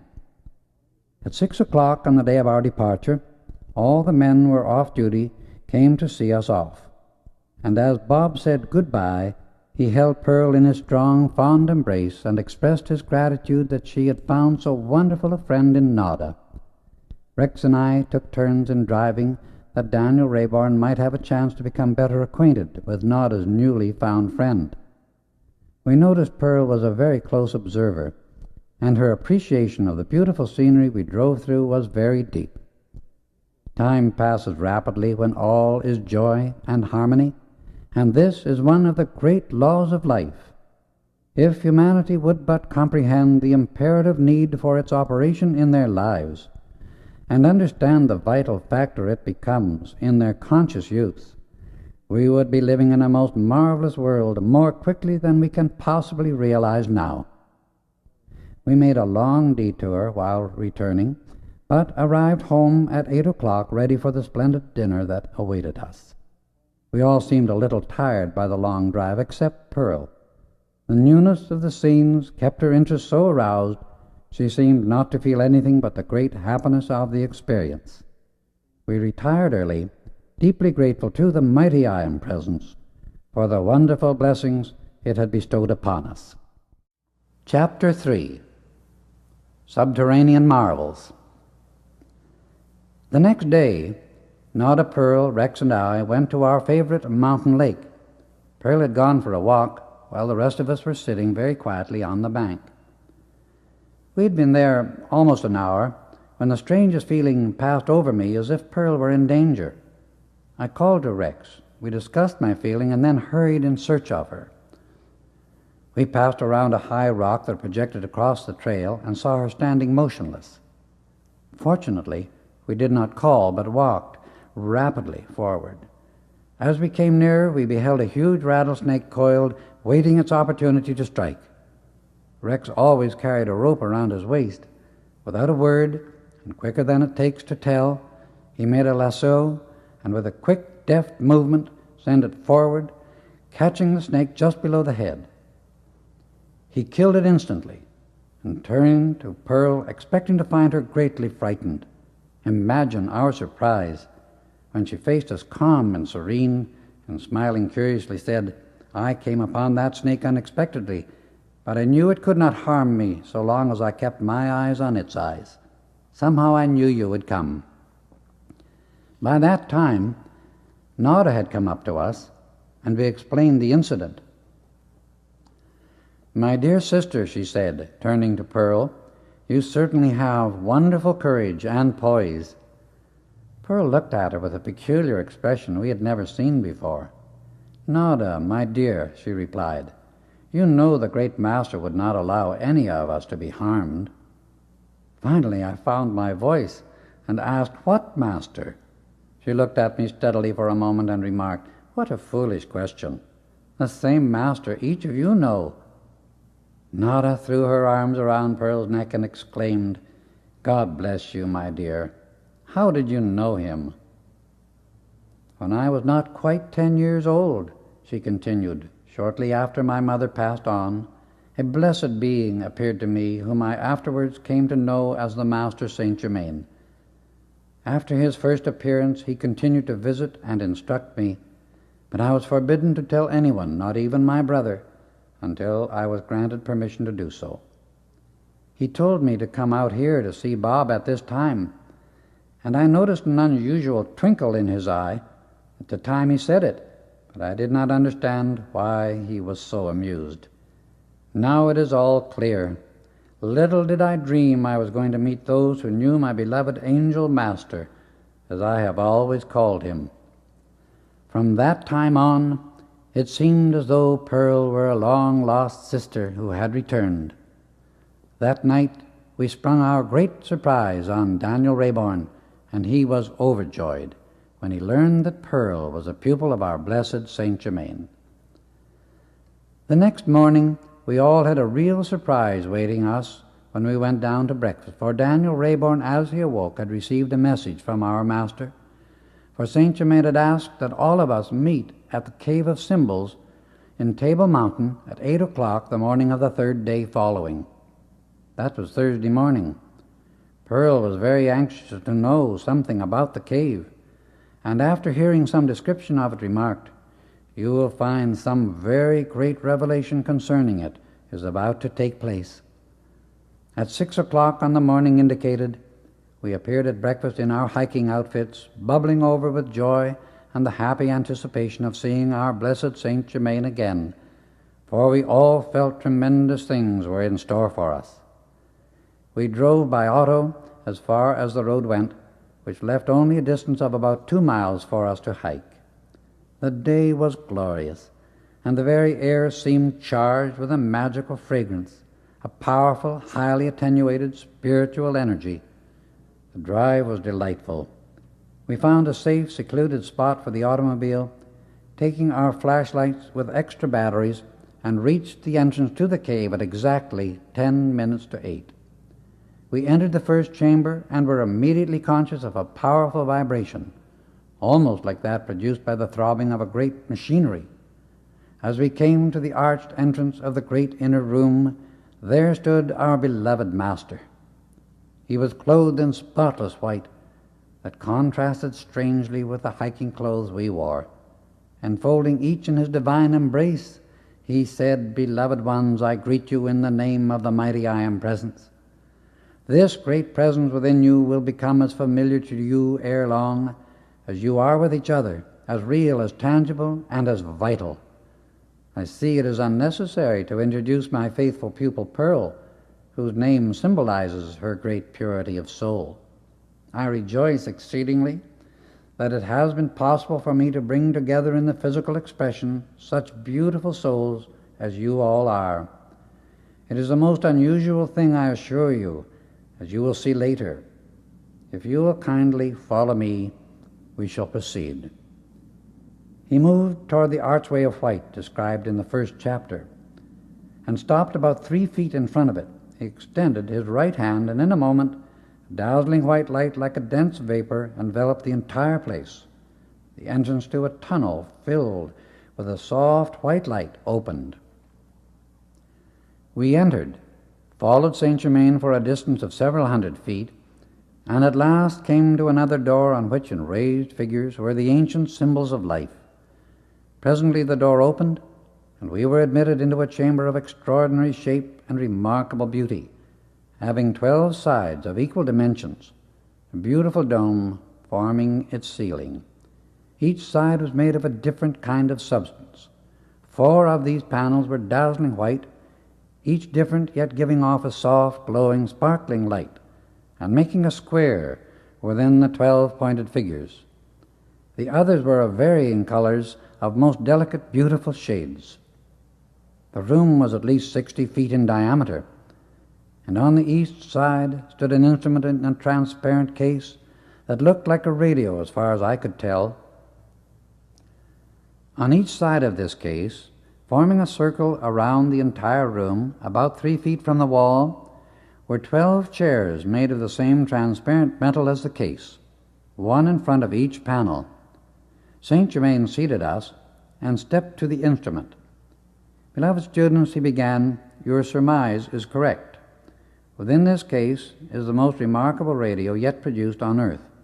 The case, as you see, is perfectly transparent, yet the material of which it is made is as tough and strong or stronger than steel, so hard you cannot make an impression on it with a hammer. The inventor of this super radio will be here tonight, when you shall meet her. I wish you to be my guests here for 3 days. I will see that a written message is delivered to your home by a visible messenger tonight, and that your automobile is guarded. Now, if you will come with me, we shall proceed, as we have much to do before evening." He went to the opposite side of the room from which we had entered and pressed his hand against the wall. A panel slid back and revealed an opening into a large oblong room. "This is a chemist's laboratory," he explained, "in which the great master chemists have been working for the past 50 years, perfecting formulas for the protection of America in the next and final crisis of her experience. After this crisis, her people will be taught the use of the universal energy for light, heat, and power. This will come forth in still greater perfection than has ever been known in any previous age." We went to the far end of the laboratory and passed into another room fully 3 times as large, where electrical experiments were being carried on. This entire room was lined with the same transparent material as had been used in the case of the radio. "Many discoveries and inventions," he continued, "are being brought forth here by awakening the past memory within those who are doing the experimental work. By calling into the outer activity of the mind that which has been attained in previous lives, and adding to this the greater and simpler perfection of the future, those doing this work are preparing wonders and blessings untold for America, her people, and through her for the world. During the next 70 years, America and her people will scarcely recognize themselves as they look back upon their limited activities of today. These wonderful beings, who have become so clearly aware of their mighty I Am presence, are perfecting and preparing for actual use many wonderful things for the great benefit and enlightenment of humanity. As people ascend in conscious understanding to the point where such things can be accepted and used, many of these formulas and inventions have been and are being taken from cities hermetically sealed that lie at the bed of the Atlantic Ocean, having sunk beneath its waters when the last cataclysm destroyed Atlantis. These great ones have drawn such formulas from within these sealed cities and are testing and improving upon them. This is how the greater perfection comes forth for the use and upliftment of the race in the coming golden age. The great ascended masters guard, watch, and direct this work. Their students, who have been trained to come and go from the physical body consciously, are the ones who carry out the experiments in the laboratory. The ascended masters are the guardians of humanity and have worked through the centuries from the invisible as well as the physical to awaken, to bless, to enlighten, and lift mankind out of its self-created degradation and selfishness. We have conquered death by complete and eternal dominion over the atomic substance of the physical body and world. All things obey our commands. The laws of nature and the universe are our willing, obedient servants. In these wonderful secret chambers of nature, the work goes on quietly, unknown to the outer world, and wherever the individual seeks the light for the light itself, then truly all things are added. Saint Germain called our attention to one thing after another that had already been perfected, and others that were under construction. I can never put in words the feeling of joy and exhilaration this gave every one of us. One thing in particular attracted the attention of all, and we asked its purpose. It is a mechanical way of quickening the atomic vibration of the human body, he replied, and assisting to raise it into the pure electronic body which Jesus referred to as the seamless robe or the bridal garment of the Spirit. It is composed of pure electronic light, for in and upon it no imperfection can ever be recorded. Light, you see, he emphasized, is substance, energy, and luminosity, all three in one. This pure electronic light, of which the eternal spiritual body is composed, is condensed, as it were, by your mighty I Am presence into a self-luminous substance, which is for you a self-sustained, immortal, ever-expanding, ever-perfect form and reservoir of divine love, light, wisdom, and power from the very heart of God. It is your eternal, individualized temple of life and the heart center of your world of manifested form. It is sometimes referred to as the white fire body because the dazzling white light it sends forth is so blazing, so intense, and so all-powerful that to the human eye it looks like white fire. The ordinary person can only gaze upon it for the fraction of a second. This is the body in which Jesus made the ascension, and as the light within it increased into that higher octave of life, being a more rapid vibratory action, it became invisible to the watching, adoring multitude that witnessed his ascension. A human eye only records within certain octaves of vibration, but as the human, through self-purification, increases its vibratory rate, the light within every electron of the physical body glows brighter and expands its radiation to such a degree that the physical form becomes first self-luminous, next transcends the gravity pull of earth, and then is able to express consciously and at will in any octave of vibration the individual desires. He can come and go freely, anywhere within infinity, for the pure electronic light exists everywhere throughout creation.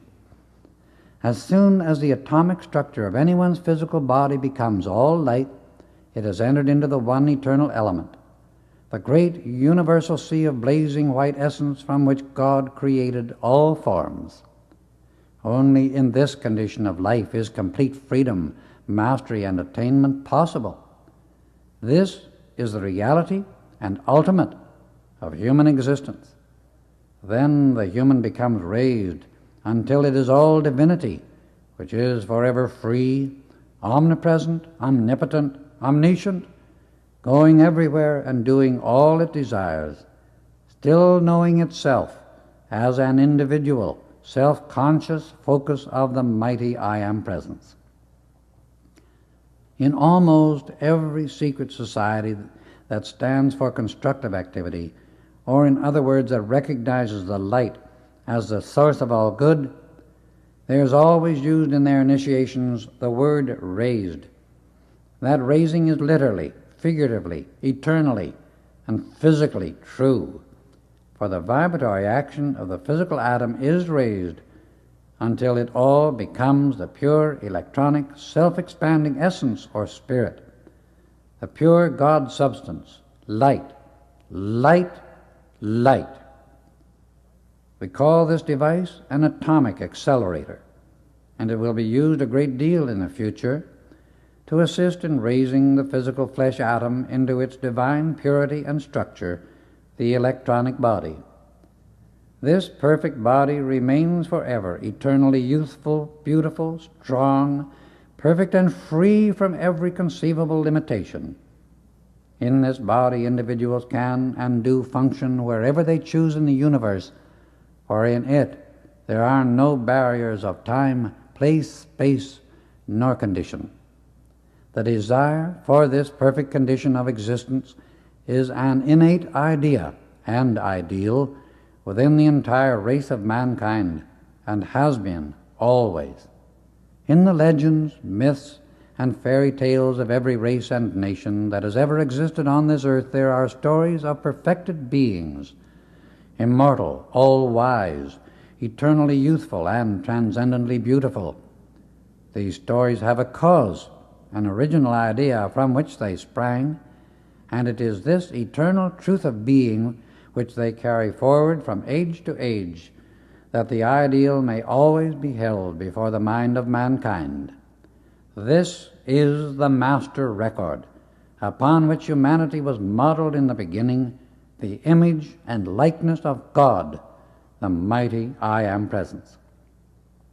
If one be a real student of life, he will dig deep into the thoughts and feelings of those beings who express the superhuman conditions, qualities, and transcendent ideals. These the ordinary personality considers impossible because of the greatness of the power that is required to bring them into outer expression. The effort needed to attain and express these divine qualities is more than the ordinary person cares to make. The effort this kind of attainment requires is a sincere, strict discipline of the human sense consciousness until it learns obedience to the pattern of perfection instead of its own selfish, temporary whims and appetites. The real student of life knows that whatever God quality the consciousness of the individual can think about, he can bring into existence through the creative power of his own thought and his feeling of divine love. Divine thoughts, divine feelings, divine qualities, divine ideals can only be found by thinking upon divinity, for they do not exist nor abide anywhere else, and like produces like throughout infinity. Divinity is the light and the perfection of life.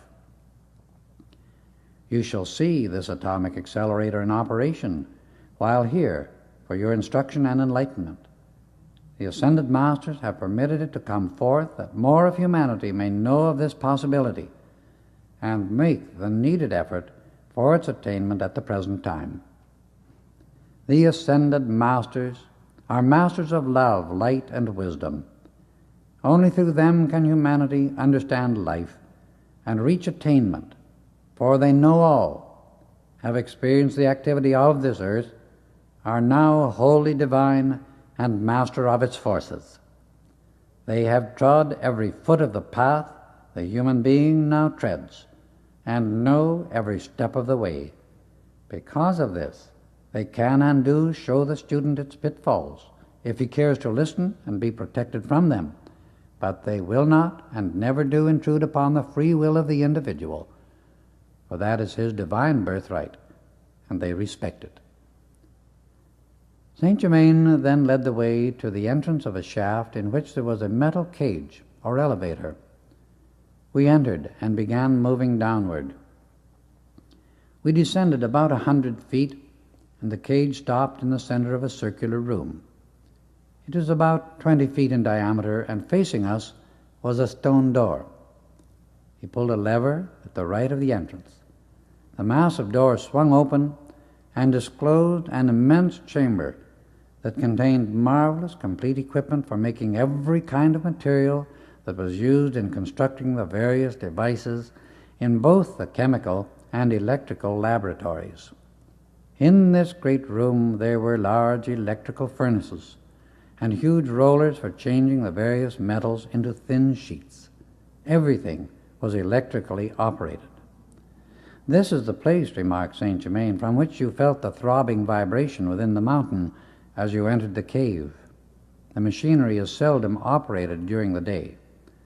Today it is necessary to do so in order to be ready for the work that we are to accomplish tonight and for which you have been invited here.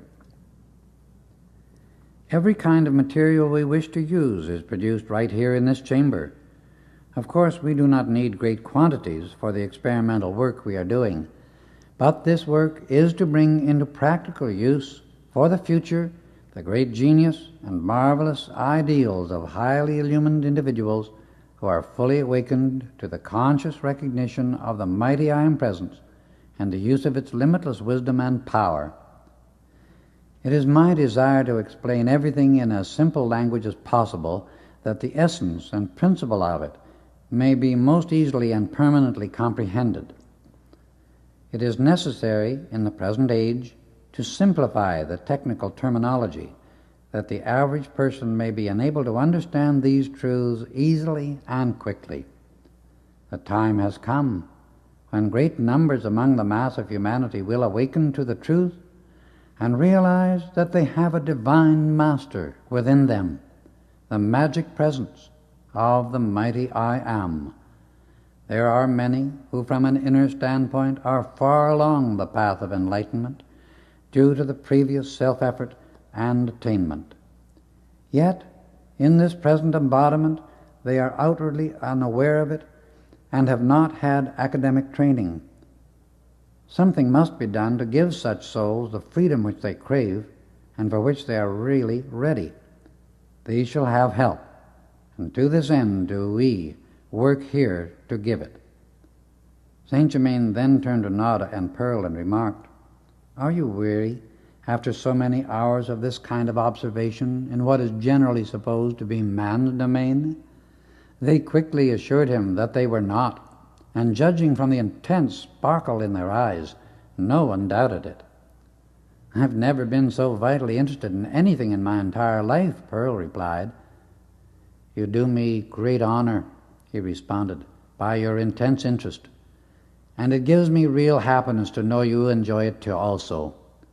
Now, if you will honor my humble quarters with your presence, we shall refresh the outer form. Let us return to the electrical laboratory." We returned by the cage, and crossing the room, Saint Germain stepped to a door leading to the heart of the mountain.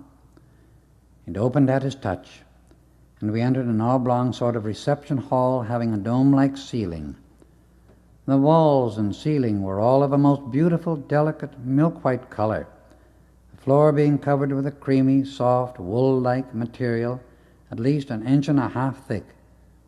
There were 5 chairs made of semi-opaque substance in a similar cream color, and upholstered in the same soft blue plush as the chairs in the tower room of the Rayborn home. 4 of the chairs were exactly alike, but the 5th one had a high carved back. Each chair was placed near a door, the largest one being in the center. St. Germain escorted Nada and Pearl to the first door at the left as we came in. He requested them to enter, bathe and clothe themselves in the raiment they found provided, then return to this room and await the summons to dine. Turning to Rex and me, he led us to the far door at the right with a similar request to prepare for dinner. We entered the room he had indicated, and both of us were speechless with surprise, for it was most magnificent, fit for a prince or a king's palace. It was circular in shape, a domed ceiling, finished in white and gold, furnished with 2 beautiful couches, a chair placed beside each with a long beveled mirror set into the wall between them. There was a curious chest of drawers built into the wall itself, so they could not be distinguished from it except for the handles. The chairs and frames of the couches were both of the same semi-opaque substance that seemed like a metal. Rex crossed to a small opening at our left and asked me to look. I stepped to where he was and saw an exquisite Roman bath, also circular in form. It was filled with water that sparkled and moved incessantly as though charged with the essence of life. We could not find any means of ventilation, yet in every room we visited, the air was clean, fresh, invigorating, and filled with the scent of roses. We bathed, and our bodies felt all aglow with a sense of health we had never experienced before. Lying on the couches were the robes we were to wear. They were seamless, and made of a fabric I have never seen or heard of, something like a rich, thick silk, but very, very soft and extremely light in weight. The one for Rex was a wonderful sapphire blue, embroidered in gold. The embroidery formed a girdle around the waist and wide bands around the neck, loose sleeves, and bottom of the robe. Mine was white, embroidered in gold. There were also beautiful sandals to match, which fitted perfectly.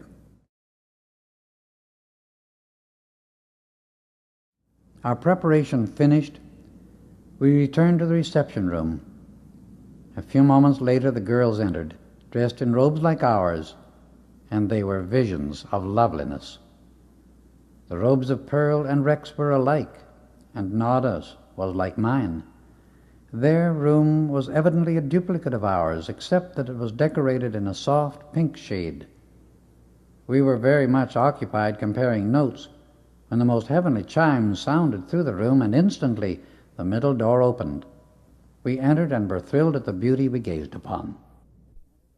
Here again, the room was in the same soft, milk-white and gold combination. The dome-like ceiling was colored sky blue, and on it were clouds that gave one the impression of really looking at the sky.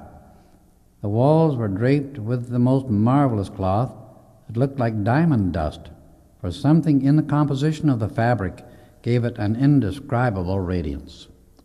This audience chamber was perhaps 40 by 80 feet, and in its center stood a large golden table with a crystal top. At the far end of the room there was a duplicate of this table about 1/3 of its size, and around it were placed chairs for 6 persons. In one corner was a beautiful organ, and opposite, in another corner, stood a piano, the case being made of the same metal-like substance as the other furniture. All were so absorbed in admiration and enjoyment of this beauty that we did not notice St. Germain and Daniel Rayborn enter until we felt them close behind us. Our beloved master led the way to the small table, where he seated Rayborn at one end and took the head himself. Pearl was placed at his right, and then Rex, Nada at his left, and then myself.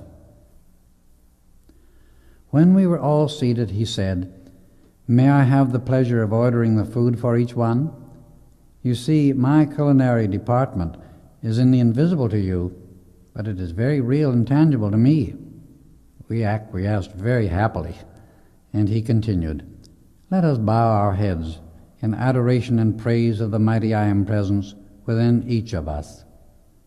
In just a moment, and without another spoken word, a crystal goblet filled with a golden sparkling liquid appeared at the right hand of each one. "To the enlightenment and happiness of each of you and of all humanity," he said, raising his glass.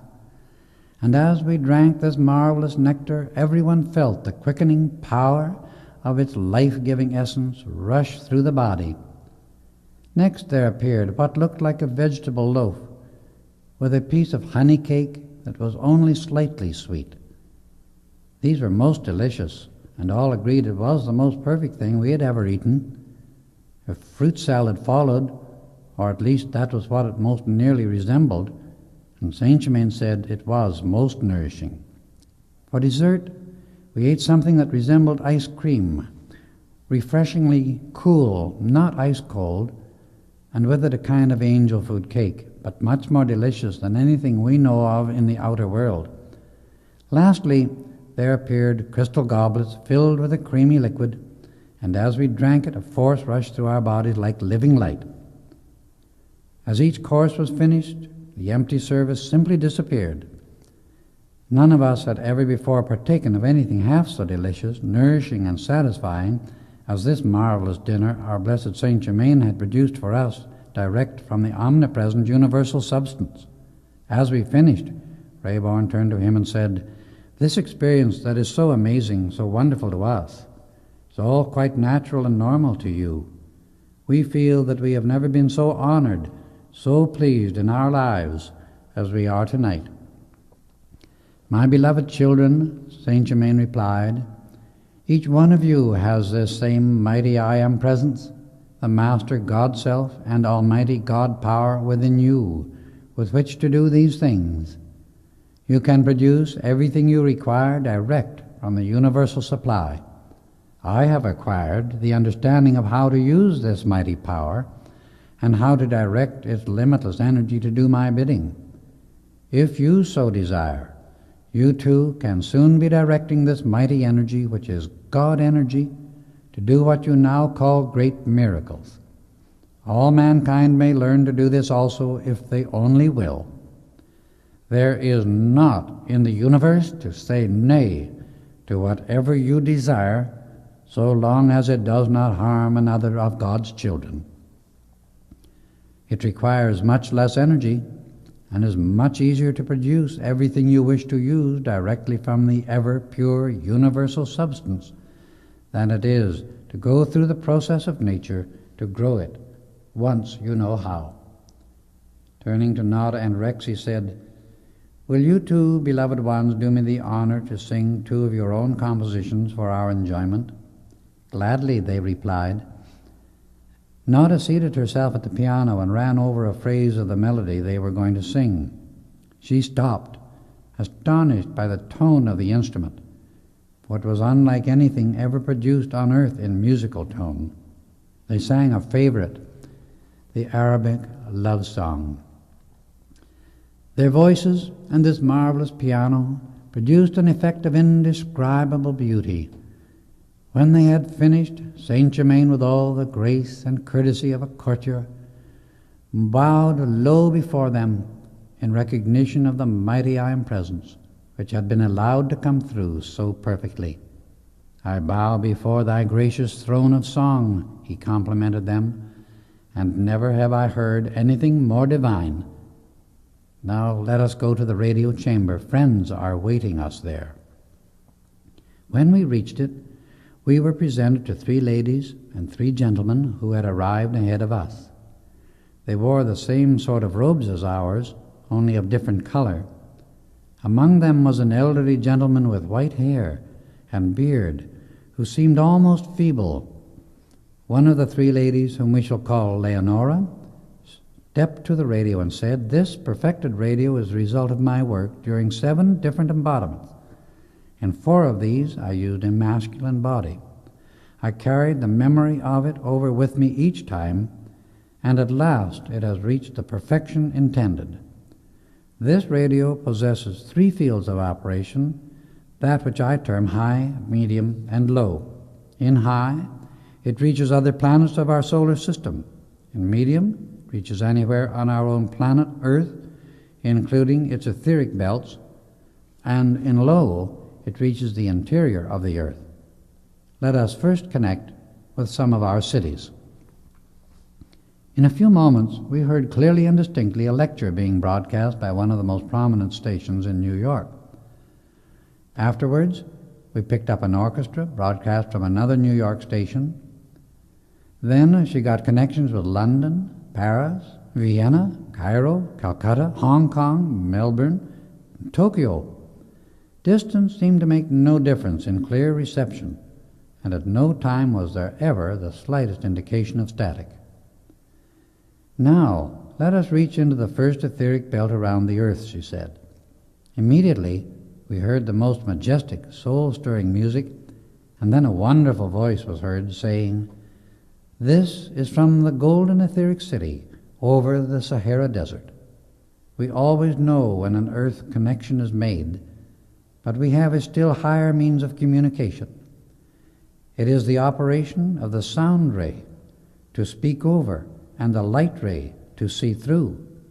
When these 2 are combined, it becomes the highest form of television. However, the mechanical television will reach a very high state of perfection, and in a few years it will be as prevalent in the outer world as your telephone of today. Oh, that more of humanity might raise its consciousness and become attuned highly enough to have the marvelous use of these rays. You see, the mighty I Am presence within the individual does not recognize time, place, space, or condition. It is only in the outer activity of the mind or human sense consciousness that such conceptions of limitation occur." Leonora adjusted the radio into high, and in a moment we heard a voice saying, "Leonora, this is Venus. We know you, because yours is the only mechanical instrument that reaches us from Earth. Your usual communication with us is over the light and sound rays, so we judge this is for the benefit of others than yourself.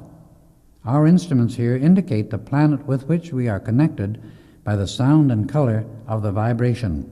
The day is fast approaching when your mechanical television will be able to reach us also. Your scientists will not reach this success until they understand that there are etheric rays. They must be made aware of them and taught to use them. This will make all kinds of communication within cosmic space a very simple matter, and it will then become a daily occurrence to keep in communication with us. Within the next 10 years, or perhaps 20, depending entirely upon the harmony maintained among the inhabitants of Earth, a number of our great inventions will be given to those of your people who are attuned to receive them. These will be of very great benefit to your humanity, as is the wonderful atomic accelerator, which is near you. That instrument will one day bless your people tremendously. Call us whenever we can be of service to you. Our love, light, and wisdom enfold you and all the earth." Leonora then changed from high to low, and in about 3 minutes, a deep voice was heard saying, "I recognize your call, and I am answering in person.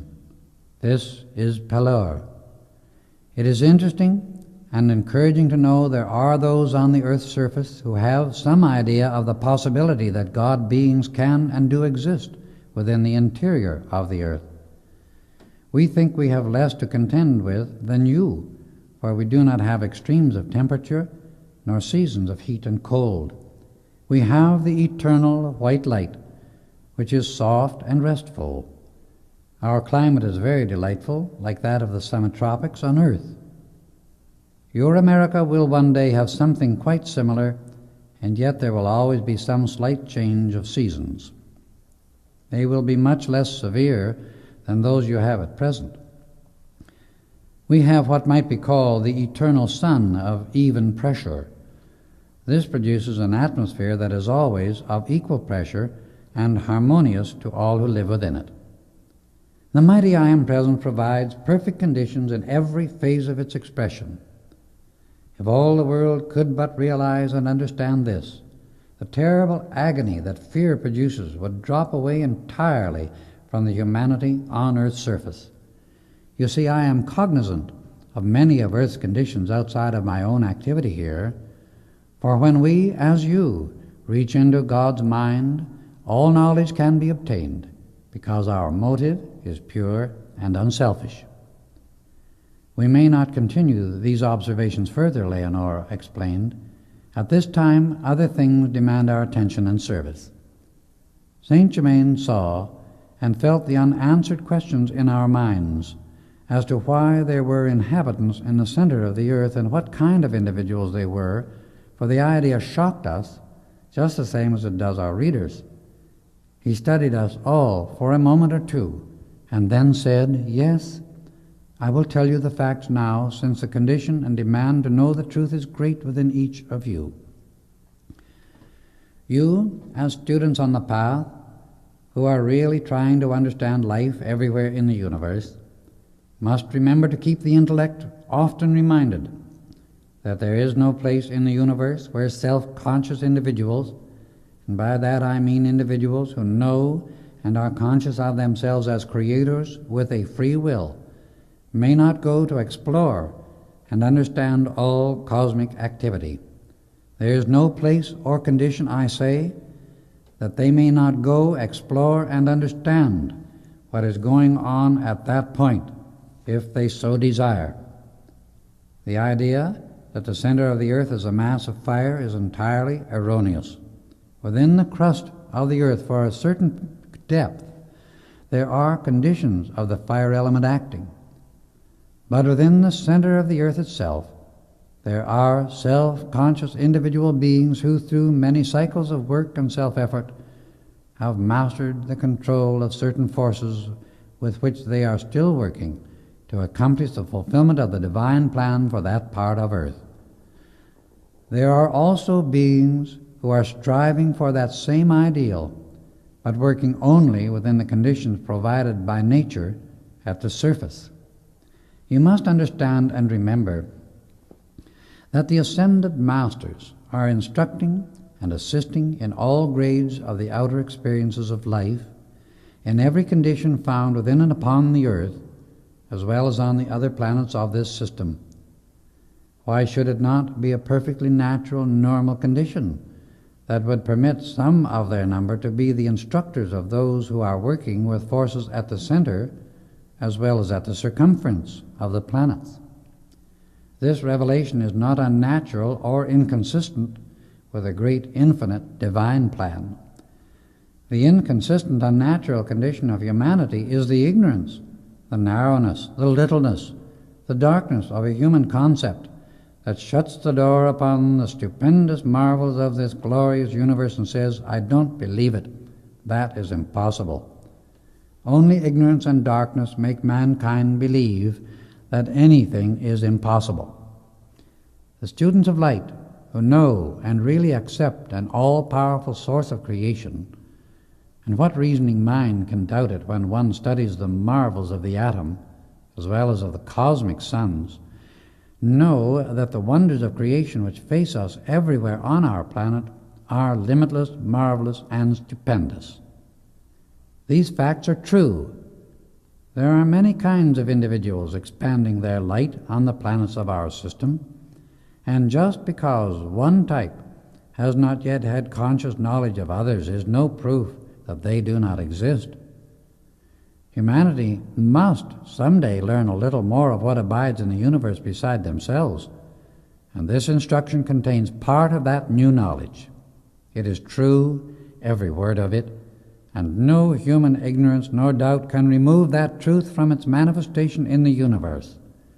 Clouds may shut off the sun's rays for a time, but they never will be able to put the sun out of existence.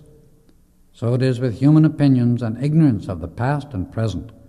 Some day the light must break through these clouds, and that day is here. It is now. Let the light of truth shine clearly through all preconceived human ideas and opinions. Facts will be revealed that compel all ignorance to disappear into the sea of forgetfulness and be replaced by the great light of the mighty I Am Presence. Now we shall continue with our other work. The hour is at hand for the ascension of this good brother, he said, referring to the white-haired elderly gentleman, whom we shall call David.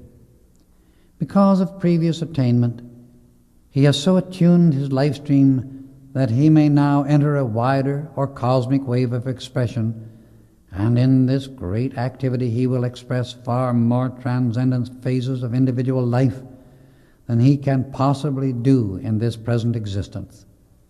By previous growth and present self-conscious effort in this life, it is possible for the assistance which we can render to be given him. Let us now go to the electrical laboratory. As the door opened, we saw the room was flooded with dazzling white light. We stepped toward the atomic accelerator, and this time it was charged with the very essence of life. Permission has not been granted to give a detailed description of this instrument at the present time, other than to say that the chair in which the one being raised sat looked as if it were made of pure gold. But Saint Germain told us it was a combination of gold and several other substances as yet unknown to the outer world. Saint Germain asked David to take his place in the chair, and certain currents of light began to glow within the chair itself. David sat with his body perfectly at ease, completely relaxed, with his arms resting comfortably on the arms of the chair. There was no mechanism of any kind surrounding the chair, nor within it, and it gave one a wonderful feeling of marvelous, regal comfort. It was positively a most ecstatic, heavenly sensation one received about the whole arrangement. When all were in readiness, and we were very silent, one of the ascended masters of tremendous glory and power suddenly stepped directly out of the atmosphere. He placed those present in the proper position according to their radiation, and asked that they join hands to make a complete circle around the chair, the mighty master himself facing David. The persons on each side of the master made their connections with him by placing their hands against his back, just opposite the solar plexus, and Saint Germain stood opposite him, behind the chair in which David sat. The mighty master then gave the necessary direction. Let each one, he said, close his eyes, focus the attention with all strength on the almighty power of the mighty I Am Presence within. Joyously give praise and thanks that David's body is now raised into its divine perfection, and that he now accepts and receives his full God-given freedom, dominion, and mastery. He then spoke directly to me and asked that I observe the process closely.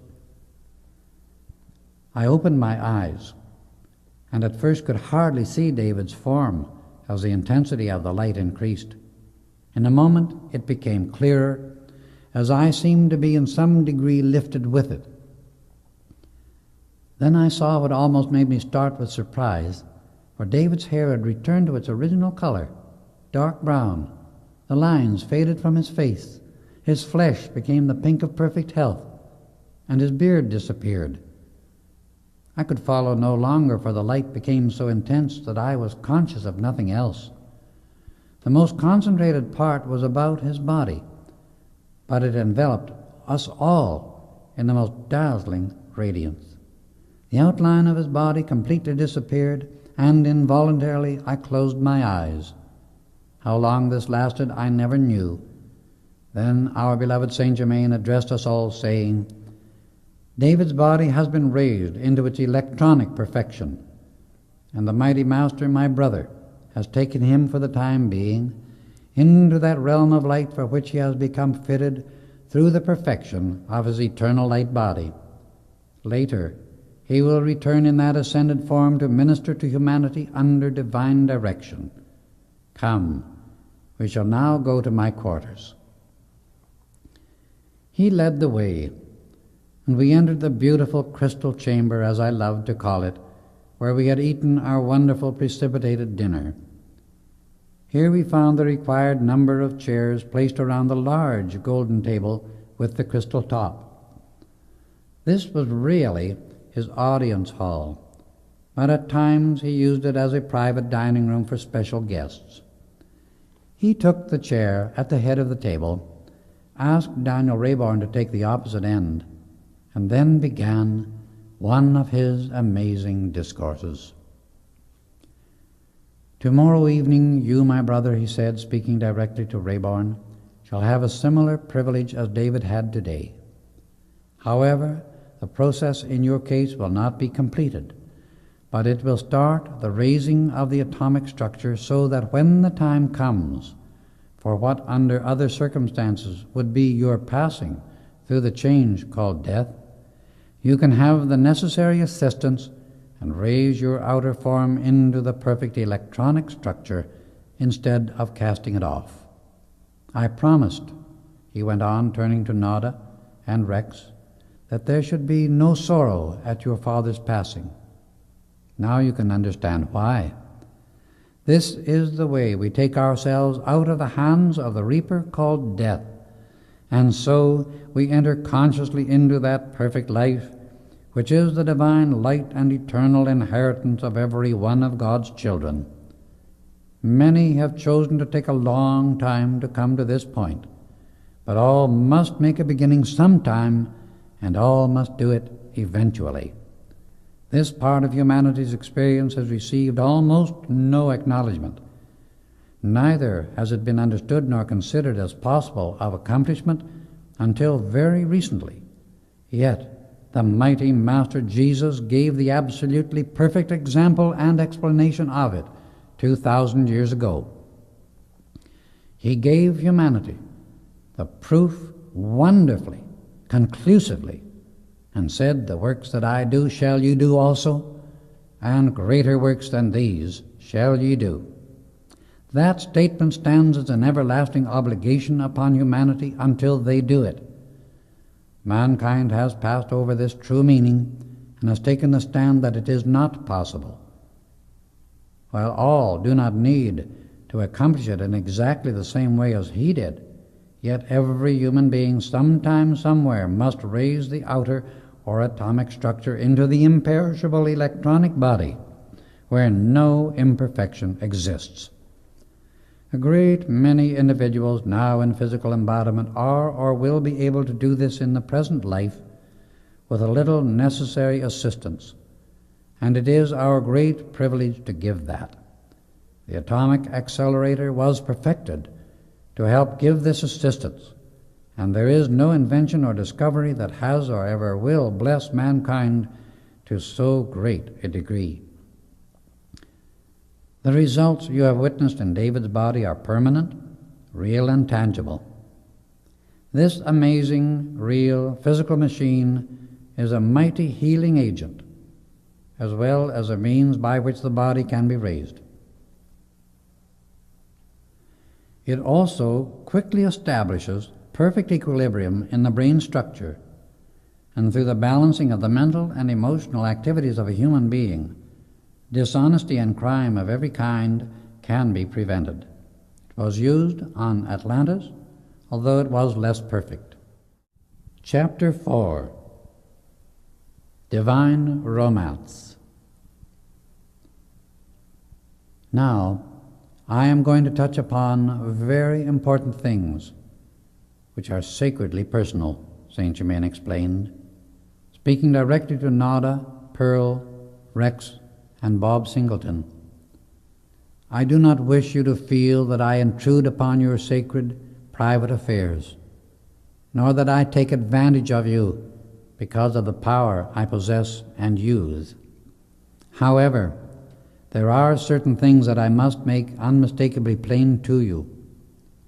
Rex and Pearl are twin rays from the same divine flame. The flame comes forth from the heart of God, the great life consciousness of the universe, the great central sun.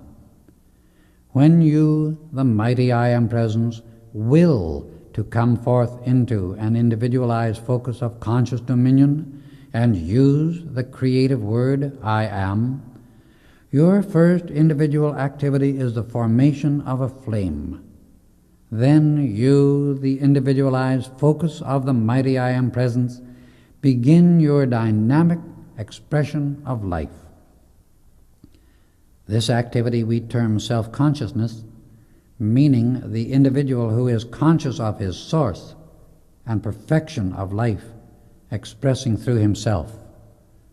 Only the self-conscious individual has all the attributes and creative power of the mighty I Am Presence. Only he can know who and what he is and express the fullness of the creative power of God whenever he decrees by the use of the words I Am.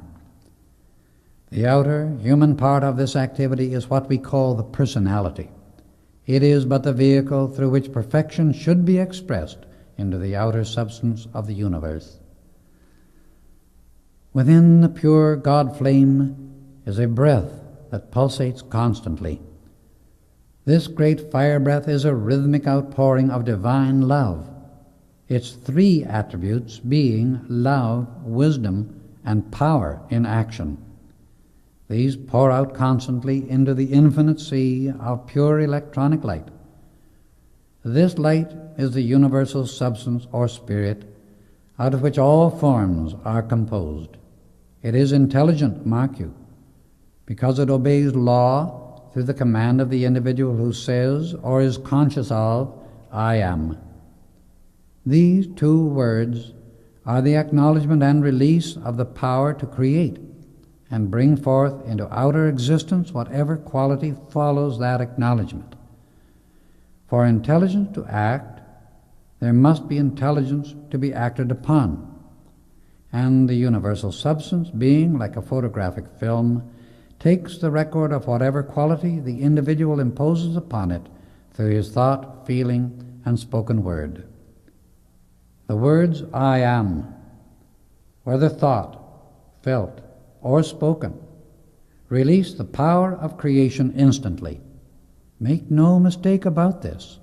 Intelligence is omnipresent, and it is within the electronic light.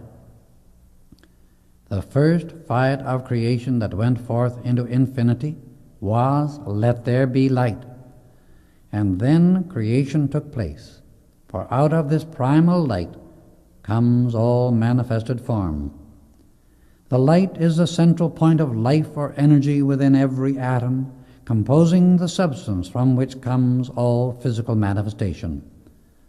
I speak of the atom because the lower rate of vibration composing the physical manifestation is the atomic structure, which we have under consideration. When you consciously envelop or hold any person, place, condition, or thing in the dazzling white light, you are penetrating, going through the atomic structure into the electronic, wherein there is no imperfection. In this use of the light, one penetrates the structure of imperfection, and that on which the attention is centered is then brought forth perfect, not only as the Father sees it, but it is the Father's perfection expressed. You, as the Son, are given choice, commanded to choose and direct where the energy, which is the activity of the light, shall go. It is imperative to have your conscious thought, your firm attention on what is to be accomplished, in order to give the needed direction to the activity of this mighty force, which it is your right and privilege to use. When you use the dazzling white light, you are actually accepting the electronic structure which is then present in manifestation, for you are acting from the plane of action of perfect manifestation. Your desire, when held steady, unwaveringly, becomes the conscious thought directing, for you cannot have a desire without conscious thought in the desire. Great strides have been made in the higher use of the light at the inner levels in the past 15 years. Your conscious great adherence to the light shows you are ready for its highest use. If in your use of the light you will know the perfection of what you wish is already present in manifestation, the moment you start the dynamic action of the light, it will remove all uncertainty in your mind as to the positive assurance of the manifestation or what you wish taking form in your physical use. In clothing or visualizing any person, place, object, or condition with the illuminated figure of Jesus Christ or the figure of any other ascended master, you are really unclothing, penetrating through the atomic garment, where you see, recognize, and accept the perfection you now want present in form, for you have swept aside all imperfection in the action. The student should see and feel his body as if composed of pure white flame, sending out long rays of light. The flame is your real self, the mighty I Am Presence, the full Christ perfection.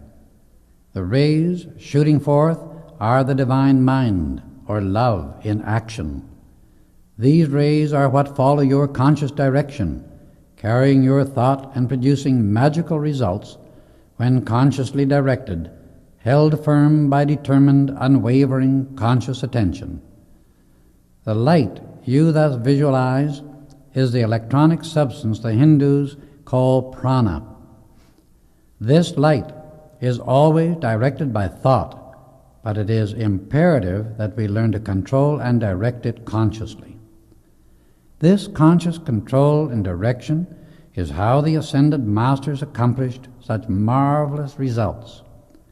Divine love is a presence, an intelligence, a principle, a power, an activity, a light, and a substance.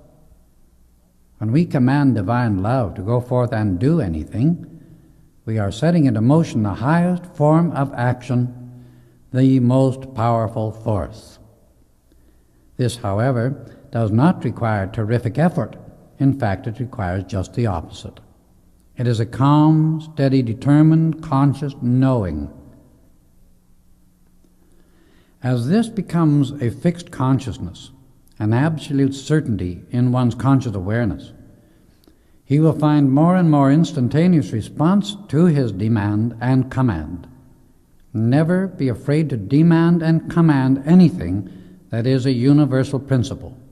Make no mistake, the light, the universal electronic substance, is for your use, is at your command. Your mighty I Am Presence is a self-conscious being, of which your outer consciousness is but a fragmentary part. Therefore, you can talk to your mighty Master within as you would to a loving Father who possessed limitless light, love, riches, power, health, happiness, or anything you could desire. For the more you consciously use this mighty presence of the I Am, the quicker will it respond to you. Divine love can control all manifestation.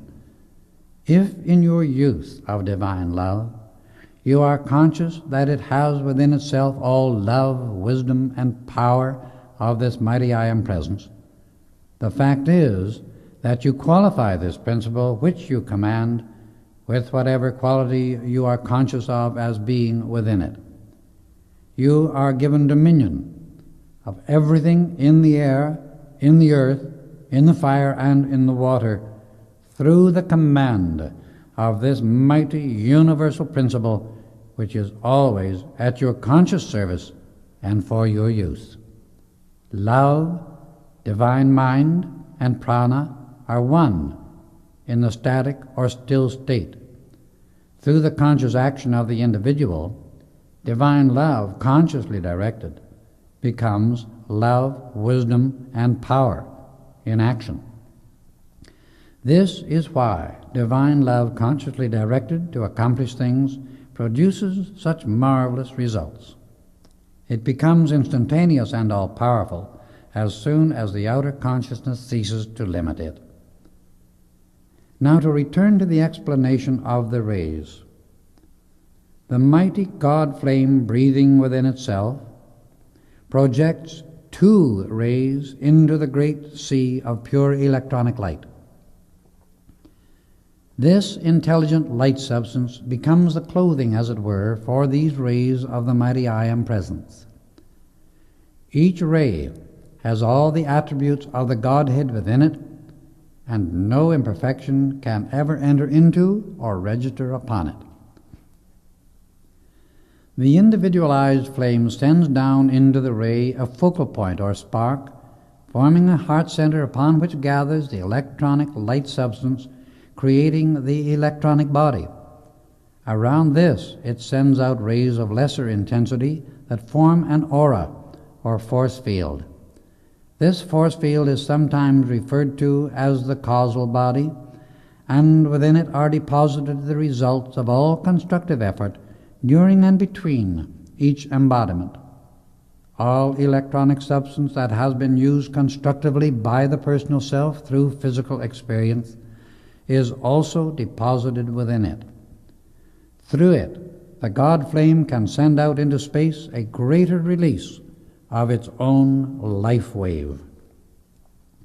The causal body, through the personality's journey in physical experience, becomes an ever-expanding sun and a self-sustained outpouring of limitless ideas, love, wisdom, and power, flowing out forever on rays of love to the rest of this universe.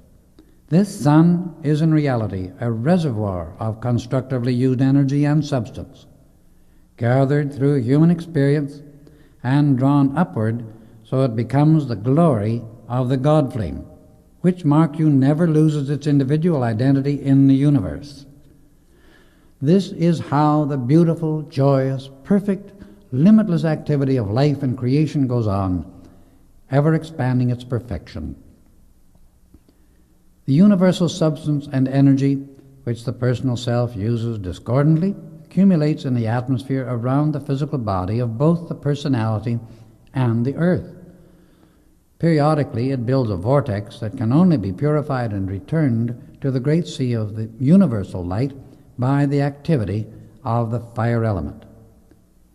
The purifying process of the fire element acting within the flesh of the human body to consume wrong qualities sometimes produces a sensation of pain if wrongly qualified by the personality. But if the fire element acts within the flesh of the human body to vivify and energize, it produces the sensation of peace, exhilaration, and ecstasy. If acting in the atmosphere of the earth and within nature to purify, it sometimes produces volcanic and cataclysmic conditions. When acting to vivify and energize in nature, it produces marvelous growth and pure, rarefied air which vitalizes all. The personal self of every individual is endowed with the power of choice as to what it wishes to think, to feel, to create, and experience. If one uses all the substance and energy of his being constructively, then peace, expansion, joy, opulence, and glory are the return unto life for the outpouring of its gifts. If one choose and create otherwise, his misery and destruction return into himself and destroy his body. The personal self is a custodian of life, of ideas, and of light substance, pure electronic substance. The very fact that one is in existence as a human being is an open acknowledgement to those who are able to read the book of life that he has decreed to come into individual existence and accepted of his own choice the responsibility of being a creator. Everyone must carry the responsibility of his world. If he is created because of the appetites of the physical body, things and conditions he does not enjoy, he has all power to purify and dissolve them by the right use of the fire element, of which divine love is the highest, most powerful, and eternal activity. If he desire to set his personal self and world in order, and therefore have peace and create a world of joy, perfection, and glory, he must look to his electronic body for the pattern of his divine perfection, for it cannot and never will be found anywhere else. There and there only can the personal self ever find security, rest, satisfaction, joy, and the fulfillment of every constructive desire, for in the fullness of the presence are the things that you desire. This perfect, eternal electronic body abides from 12 to 50 feet above the physical body of every individual, unless he be of a very low or destructive type, when it withdraws still farther away. This is the Son, S-O-N, and Son, S-U-N, of God. For the electronic body of every individualized flame of God is a dazzling, blazing light of such intensity that the human eyes can only gaze upon it for the fraction of a second. By adoration to the God flame and purification of its instrument, the personal self, the outer activity of the mind and physical body becomes raised in vibratory attunement to see the electronic body clearly within the blazing light of the force field around it. The physical body, or actual atomic structure of the flesh, is the densest form and is the record of the outer activity of the mind. In certain phases of religious explanation concerning this electronic body, it has been referred to many times as the guardian angel. It is all of that and more when really understood and comprehended. To it, the personal self should look for the supply of every good thing as a child looks to its mother. All that is within the God flame flows into the electronic body, where the tremendous power and intensity of the light of the mighty I Am Presence is stepped down to a degree that can act in the vibratory octave of the physical world. From the heart center of the electronic body flows a stream of life essence or liquid light, which enters the physical body through the pineal gland and fills the nerve channels. This liquid white fire flows through the nerves as blood does through the veins. This beats the heart, moves the muscles of the body, and enables one to walk or raise the hand. It is also the energizing light within the brain cells.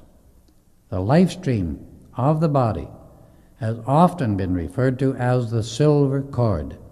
So it is, for the stream of liquid white light pulsates continually through the flesh body by way of the nervous system. At so-called death, the God presence withdraws the stream of liquid light and the flesh disintegrates.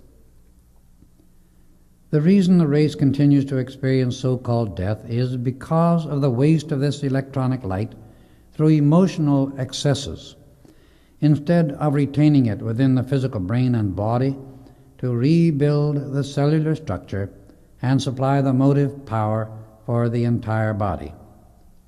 Mankind does not like to hear this truth, but the waste of the life energy through uncontrolled feeling is the cause of the disintegration of all physical bodies outside of violence.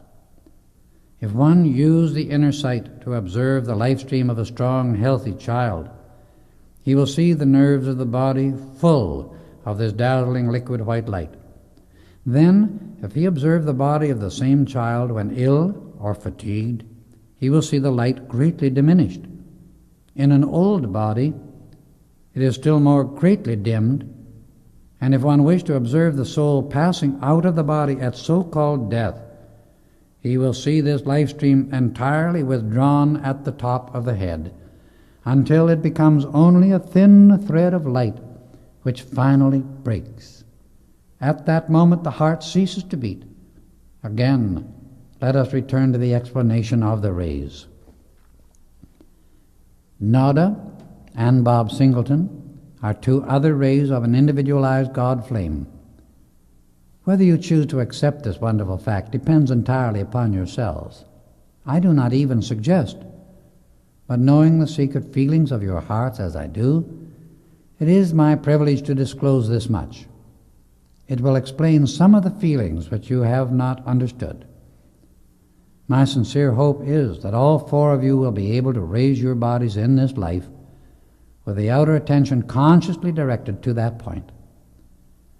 With the assistance which we can give at the proper time, you will be able to accomplish the final attainment. I feel your gratitude, for which I thank you. In answer to your thought of why this glorious privilege is yours, I want you to know that it is because of previous growth. Your own indwelling mighty I Am presence commands it for your safeguard and illumination. I shall now give you the explanation of the law by which you are able to illumine, raise the physical body, and express the full dominion, victory, and freedom of the ascended masters. The seed within man and woman is only intended for the sacred office of creating a body by which another soul may come into physical embodiment. At all other times, the glorious light within the body should be raised into the top of the head and allowed to flow up in adoration unto the mighty I Am presence. Then, by uplifted thoughts and feelings, one can do creative work at the mental level through glorious ideas, ideals of art, music, invention, discovery, research, and the creation of beauty and harmony of every description through a service that blesses humanity and therefore the individual who gives it. Instead of wasting the wonderful liquid light, the marvelous God-given essence of life, in sex, sensation, and excesses, whereby the body becomes decrepit, flabby, crippled, the face lined, the eyes dull, the whole structure stooped and feeble, the brain inactive, the sight and hearing impaired, and the memory not able to function. This energy should be rightly used in wonderful, idealistic, creative activity. In such constructive consciousness and accomplishment, the physical body would remain eternally youthful and beautiful. The brain and faculties keen, alert, and active, and the whole physical expression would become the image and likeness of the living God, truly the temple of the Most High. Your bodies are now calling for their accustomed rest. The chambers are in readiness. Sleep until you awaken. I commend you to the embrace of your glorious, mighty I Am presence. Rest in peace. We returned to our beautiful sleeping chambers where all was in readiness. The most delightful fragrance of roses permeated everything, and we certainly never rested upon more comfortable couches, nor enjoyed such divine repose. Rex was very happy to find that Pearl was the twin ray of his own God flame, and in speaking of her after he and I had gone to our room, said, "Ever since we first met, I have felt a strange attraction to Pearl, and whenever in her presence I am always conscious of a sense of quiet contentment. Our blessed Saint Germain has certainly explained all most wonderfully, and I am deeply grateful." In giving this explanation to me some months ago, I replied, he said to me, "The beautiful love of one ray for its twin ray is tremendously uplifting, exalting, wonderful, and infinitely more joyous than when the great current of liquid fire, the life stream of the universe, is turned downward and becomes passion. This mighty, concentrated electronic force or life essence is a liquid light which flows wherever the attention directs it. The mind's attention is pulled this way and that by thought, feeling, sight, and hearing.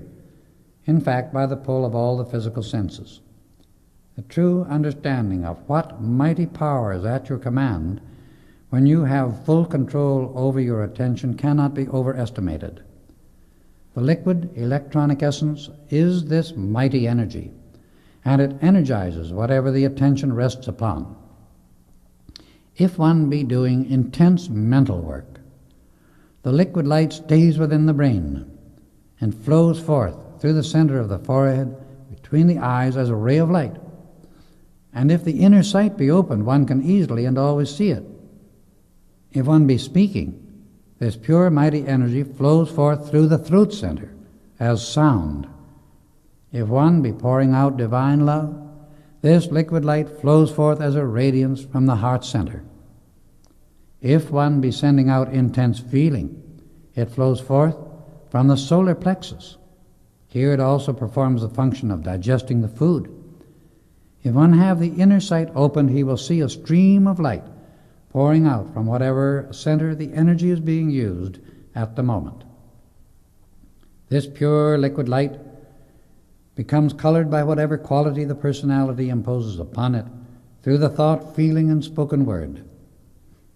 Here lies one's responsibility as a creator and the means by which he can correct or purify whatever has been wrongly created. If this life essence is released at the generative center for sex pleasure instead of building a new physical embodiment for another soul, the process of disintegration of the physical body is started, and the journey to self-generated dissolution of the body begins. It matters not what human opinion says to the contrary. This is the inevitable, inexorable law of physical embodiment, and there is no person in the universe who can change it. This is the principal reason for the condition that is called death within the race as a whole. Let anyone who disagrees with this truth compare the brain and body of one who conserves this liquid light over a period of a few years with that of one who has wasted it over a similar period, and he will not need any other proof. The conservation of this liquid electronic light and the conscious lifting of it by adoration to the mighty I Am Presence and by the power of the mind through the control of the attention is the way of perfection and is safe, sound, sensible, and reasonable. It can have only harmonious, constructive results to the mind, the body, and world of the individual.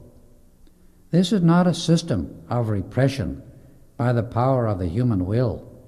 That is and will always be disastrous.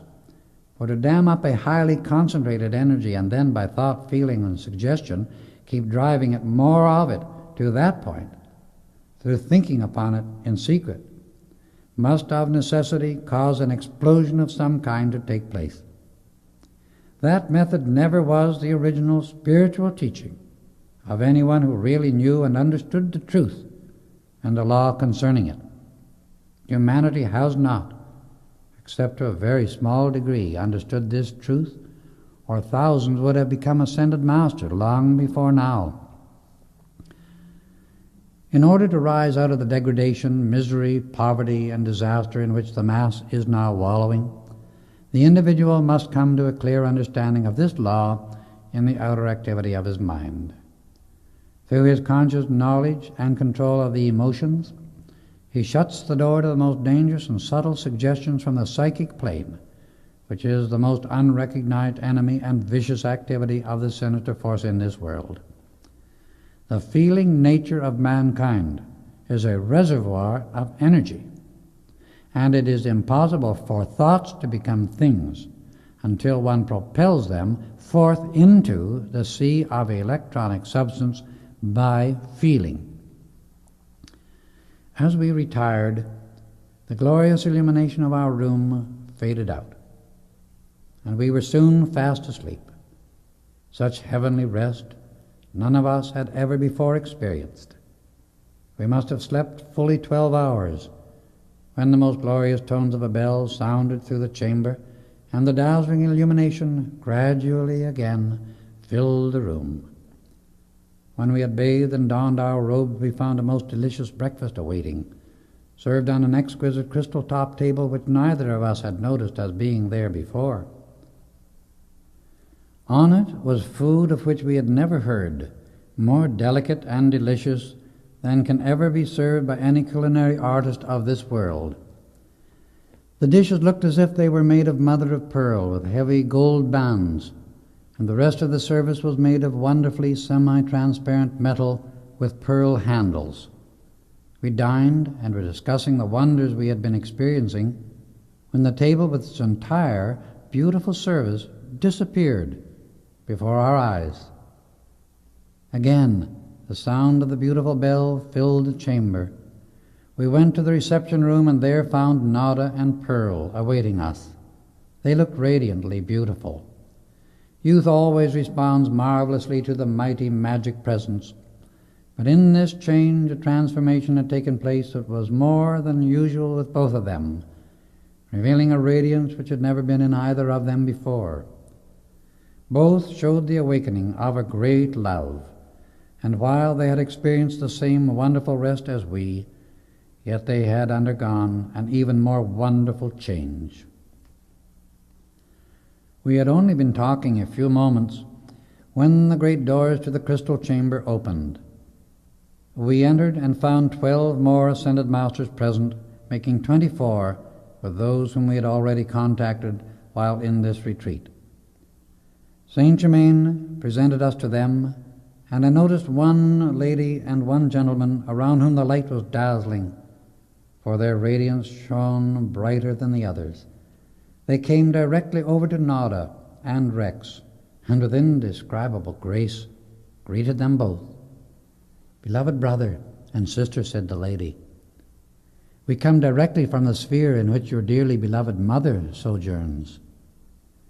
It is not her home, but she is there for certain training. You did not know it at the time, but if you could have looked within the casket before your mother was supposedly placed in the sarcophagus, you would not have found her physical body.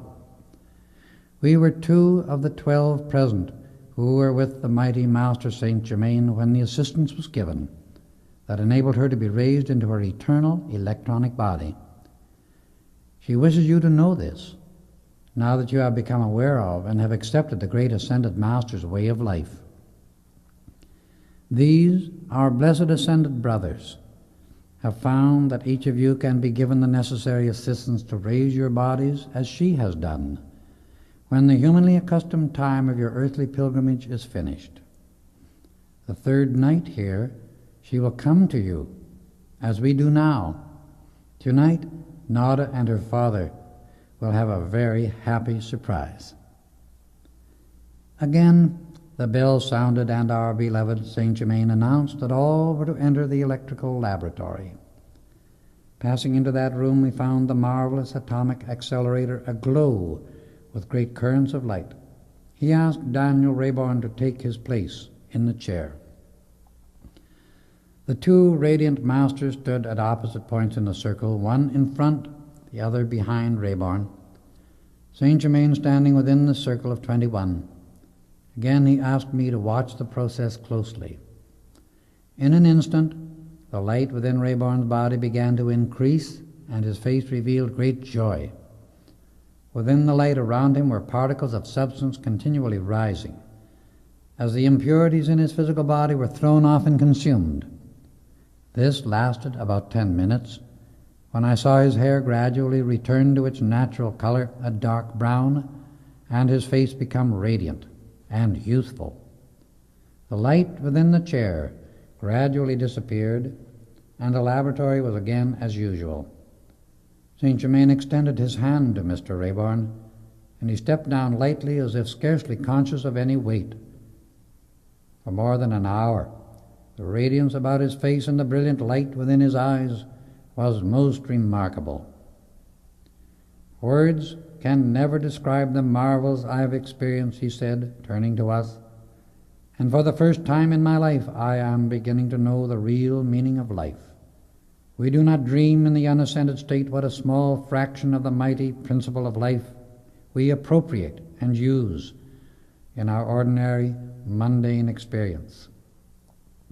Each of you," said Saint Germain, "has been tremendously uplifted through the powerful radiation of this marvelous atomic accelerator."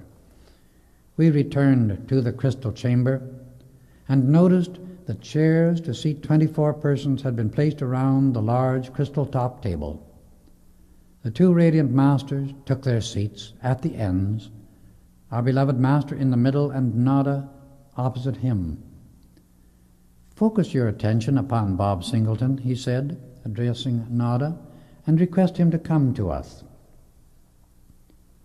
Almost instantly, a soft rose-colored light enveloped all, accompanied by a most delicate fragrance of roses. In a few moments, a beautiful blue formed around the rose-colored circle. This was followed by a radiance of gold around the blue. Then we heard a sound like the swish of wings, and Bob Singleton, in a tangible, visible body, stood upon the table before us, accompanied by the two radiant masters who before had been sitting at the ends of the table. I had not noticed that they had left until they returned with Bob. As he stood there, I could see his form becoming more and more dense, until presently his body was as tangible as my own. Saint Germain arose and extended his hand to Bob as he stepped lightly from the table. We all rose to our feet, and Nada looked steadily at him an instant as the rest were about to offer their greetings. Bob put his arms around her and held her close to his heart. "My precious love," he said, "I have always seen you in my dreams. When you came to the mine, I knew you as my angel love. But you seemed so far beyond me, I did not even dare to hope. Now, to hold you in my arms is the most divine thing I know. In the glorious freedom of this inner body, I see the light of divine love between your blessed brother and my dear sister. My gratitude is boundless." Daniel Rayborn stepped forward with extended hands and gave his blessing to this great and divine love. Then, turning to Pearl and Rex, gave them his blessing also, saying that in his highly attuned state he realized all more clearly. "Will I be able to remember this," said Bob, turning to Saint Germain, "when I return to my body?" And he replied, "You shall do so if you wish. The privilege granted you at this time is a very rare occurrence, for you are clothed in a temporary body. However, it is just as tangible as your own physical body and as the physical bodies of the others here."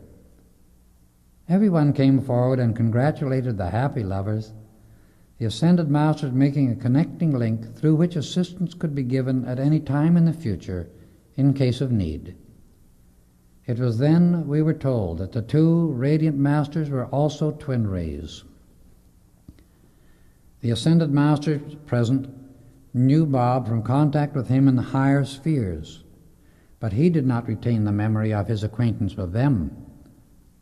When Saint Germain stepped forward, Bob would have kneeled before him.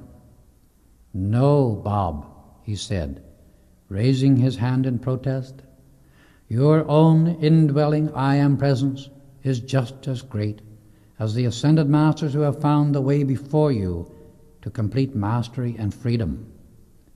To it belong your first love, recognition, and worship at all times.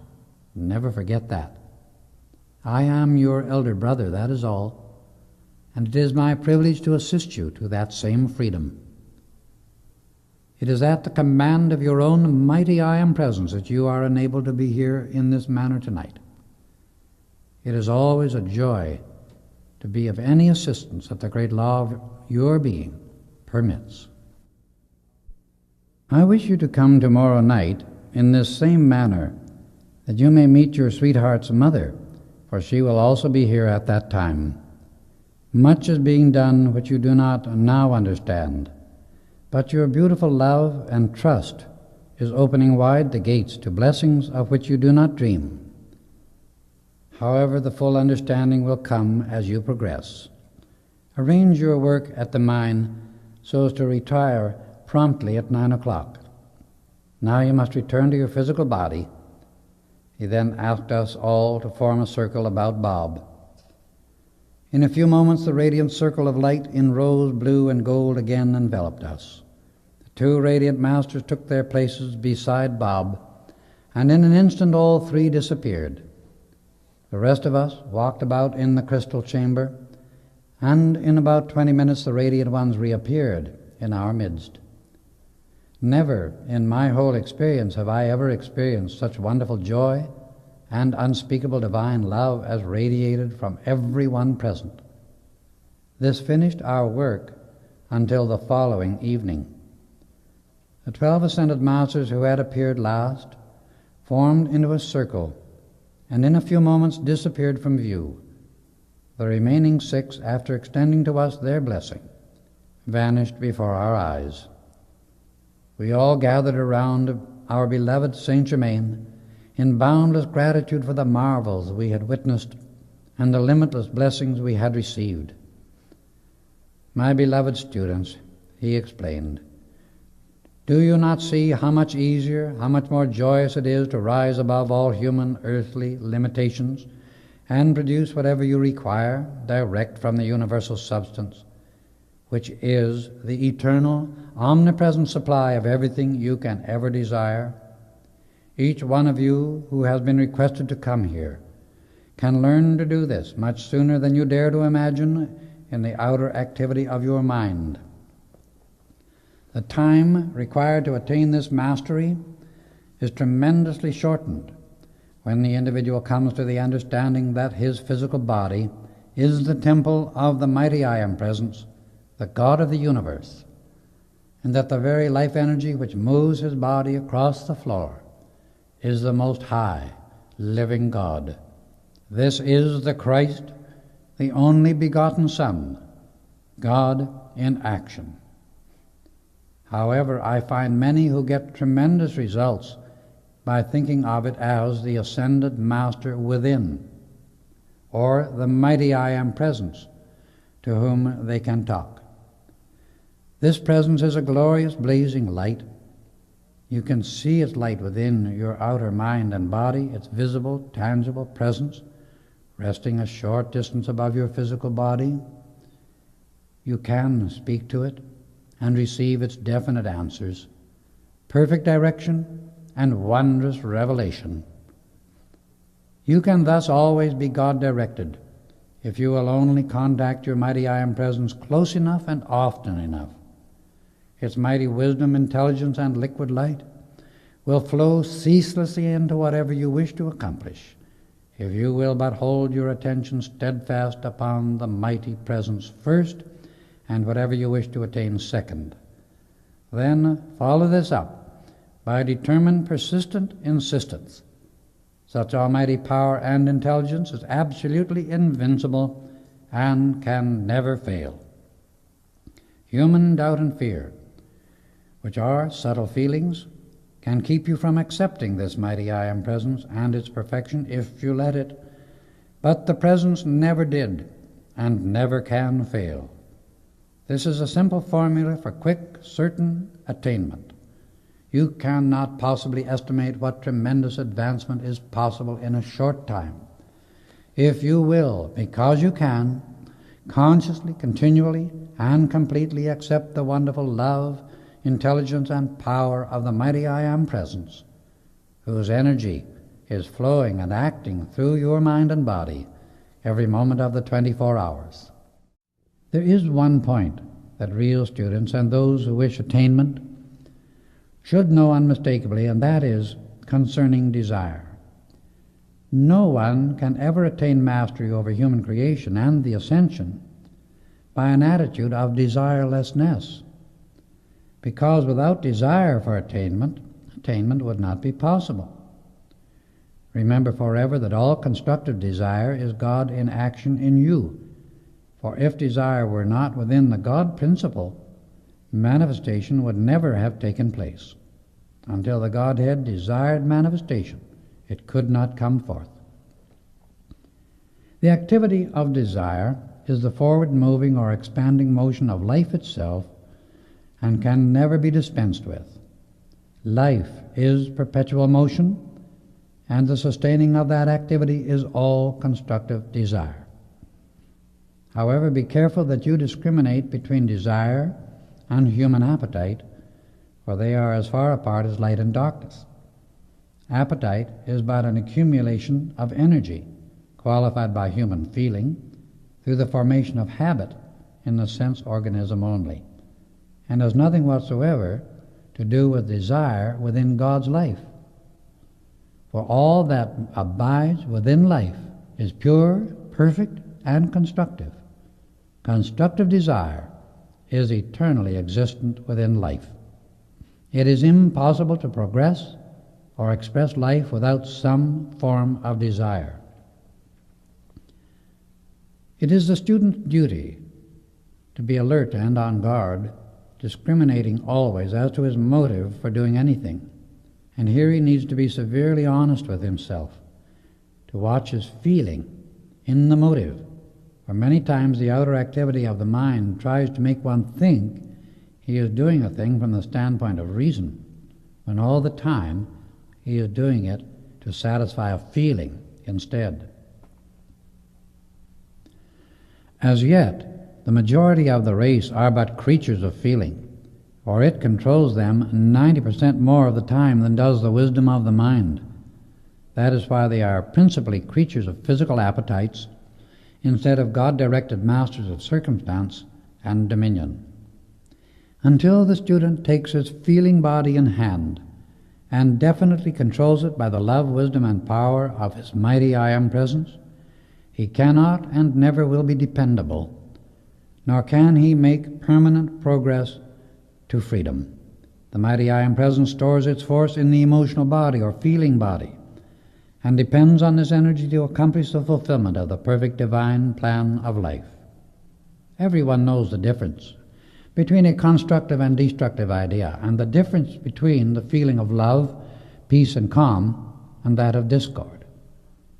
So the simplest mind, even a child, innately knows the difference between the divine way of life, a God desire, and the human appetite for self-gratification.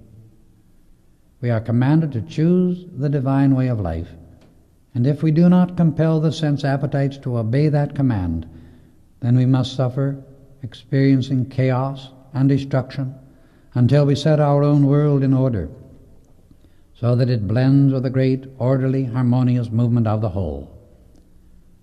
When one wishes to give way to his own feeling of resistance, rather than still that feeling and replace it by peace, he destroys himself, mind, body, and world, because the law is that whatever discordant thought and feeling is sent forth by a human being, it must first vibrate through the brain and body of the sender before it can reach into the rest of the universe.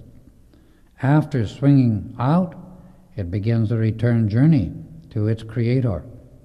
While coming back, it gathers more of its kind, and that becomes the accretion of which the individual's world is composed. This is the law, and it is immutable.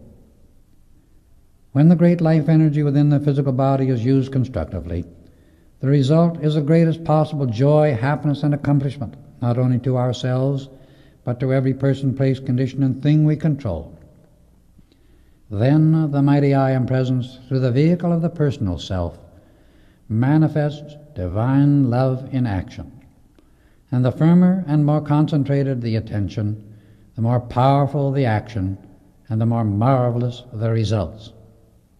Now, all go to your well-deserved rest. The all-powerful illumination and infinite peace of the Most High God attend each, for I shall have much to say to you at the close of our work tomorrow night. Let everyone remain in his bath not less than 15 minutes. It will be especially prepared. Then there will be food awaiting you. With my peace, strength, and love, I enfold you. And to your own mighty I Am Presence I commend you all. Good night. We went to our respective chambers and found everything aglow with the vivifying life of the mighty I Am Presence. The very atmosphere was charged with a pure electronic light. Upon entering my bath, I was delighted by the very living presence within the water. It was like the magic caress of the mother of all life. Every atom in my body was quickened into that radiant peace that passeth all understanding. When we were ready for the meal, we stood before the mirror and scarcely knew ourselves. Each looked and felt glowing and radiant. Our repast was heavenly, and after finishing it, we retired at once. At 5 o'clock the following evening, we were awakened by the beautiful tone of the etheric bells sounding through our chambers, and we noticed that the radiance of the light about us was much more dazzling than usual. It had been so quickened within our own bodies that its radiance emanated from our hands with great vividness. The food provided was of the rarest quality and was like concentrated essence. There was a creamy golden liquid that seemed almost like liquid light. As we partook of it, I said to Rex, "You know, some unusually powerful experience must be about to take place, and we are given this liquid so the body will not be burdened with unnecessary substance." As we finished, a small crystal tumbler about the size of a wine glass appeared on the table before each, and with it came a slip of paper on which were the words, "Drink without fear." The substance in the glasses looked like pure electronic energy. I picked up my glass and drained it without stopping. At first it seemed as though my being would never stop expanding. And then came a sense of being lifted to tremendous heights. I thought I was going to lose consciousness, but I did not. I soon became adjusted to it, and then I looked at Rex and saw him standing in a flame of blazing light. His eyes were closed, and his body swaying as though about to fall. I started toward him, and the words flashed before me, "Have no fear." Presently he opened his eyes, and as he looked at me, 2 rays of light streamed through them. It was an amazing experience.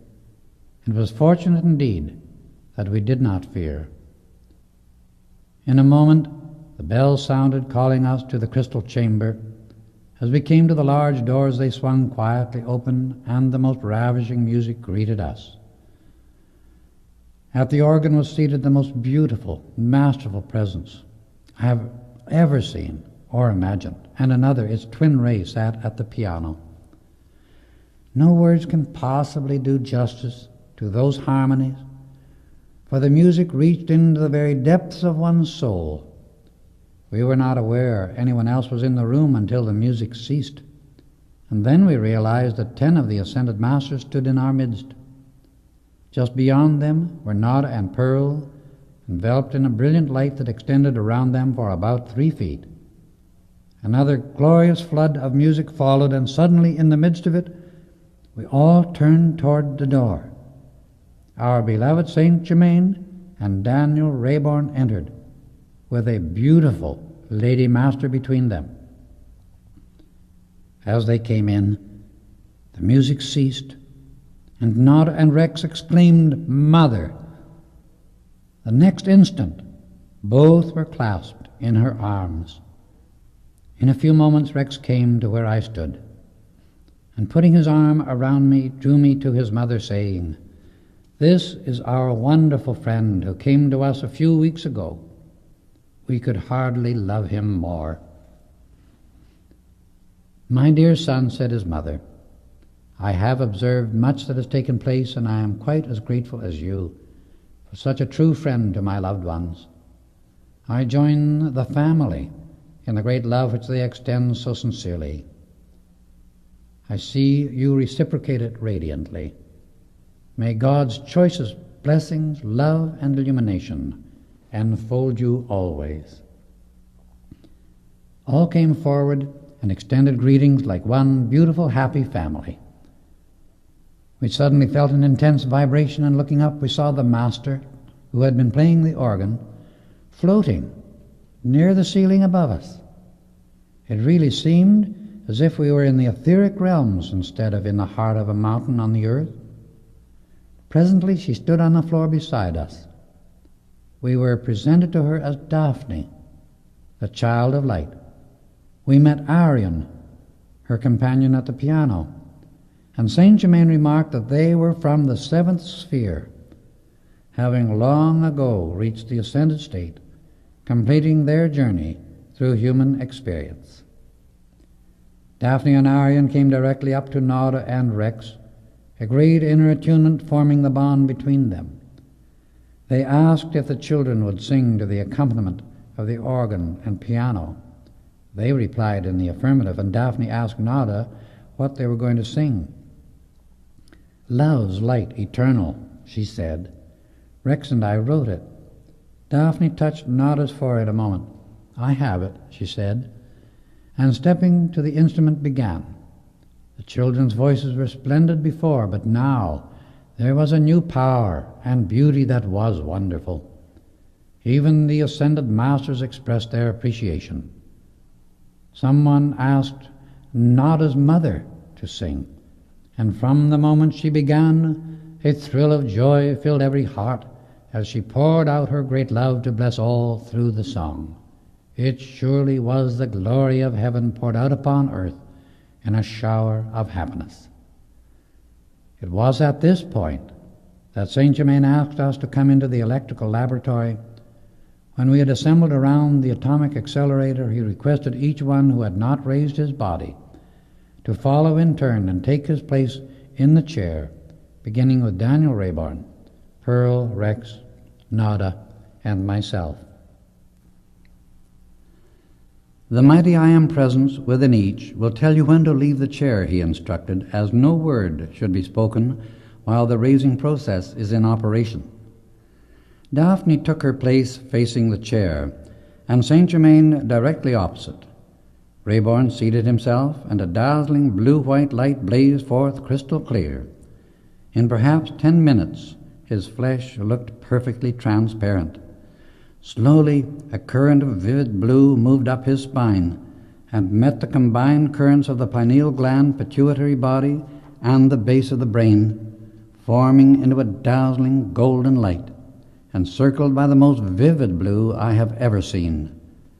Then, by the very power of his own light, he arose and stepped forth from the chair, and as he did so, he seemed to float rather than walk. Pearl took her place in the chair. In less than 5 minutes, her form completely disappeared, so dazzling was the white light. This lasted possibly 10 minutes before she emerged from it.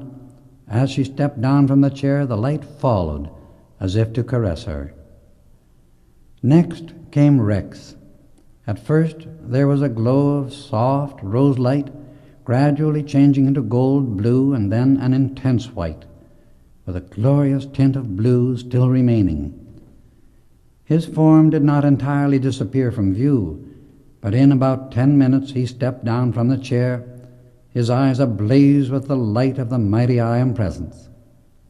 Nada seated herself, and instantly the light became a dazzling sun, and her form completely disappeared within its wondrous glow. Presently she seemed to float, so lightly did she step from the chair, and rays of intense light continued to dart forth from the upper part of her body for some time. Lastly, I took my place. I felt 1,000,000 points of light pierce my flesh as the greater force from within the electrons was released through the atomic structure.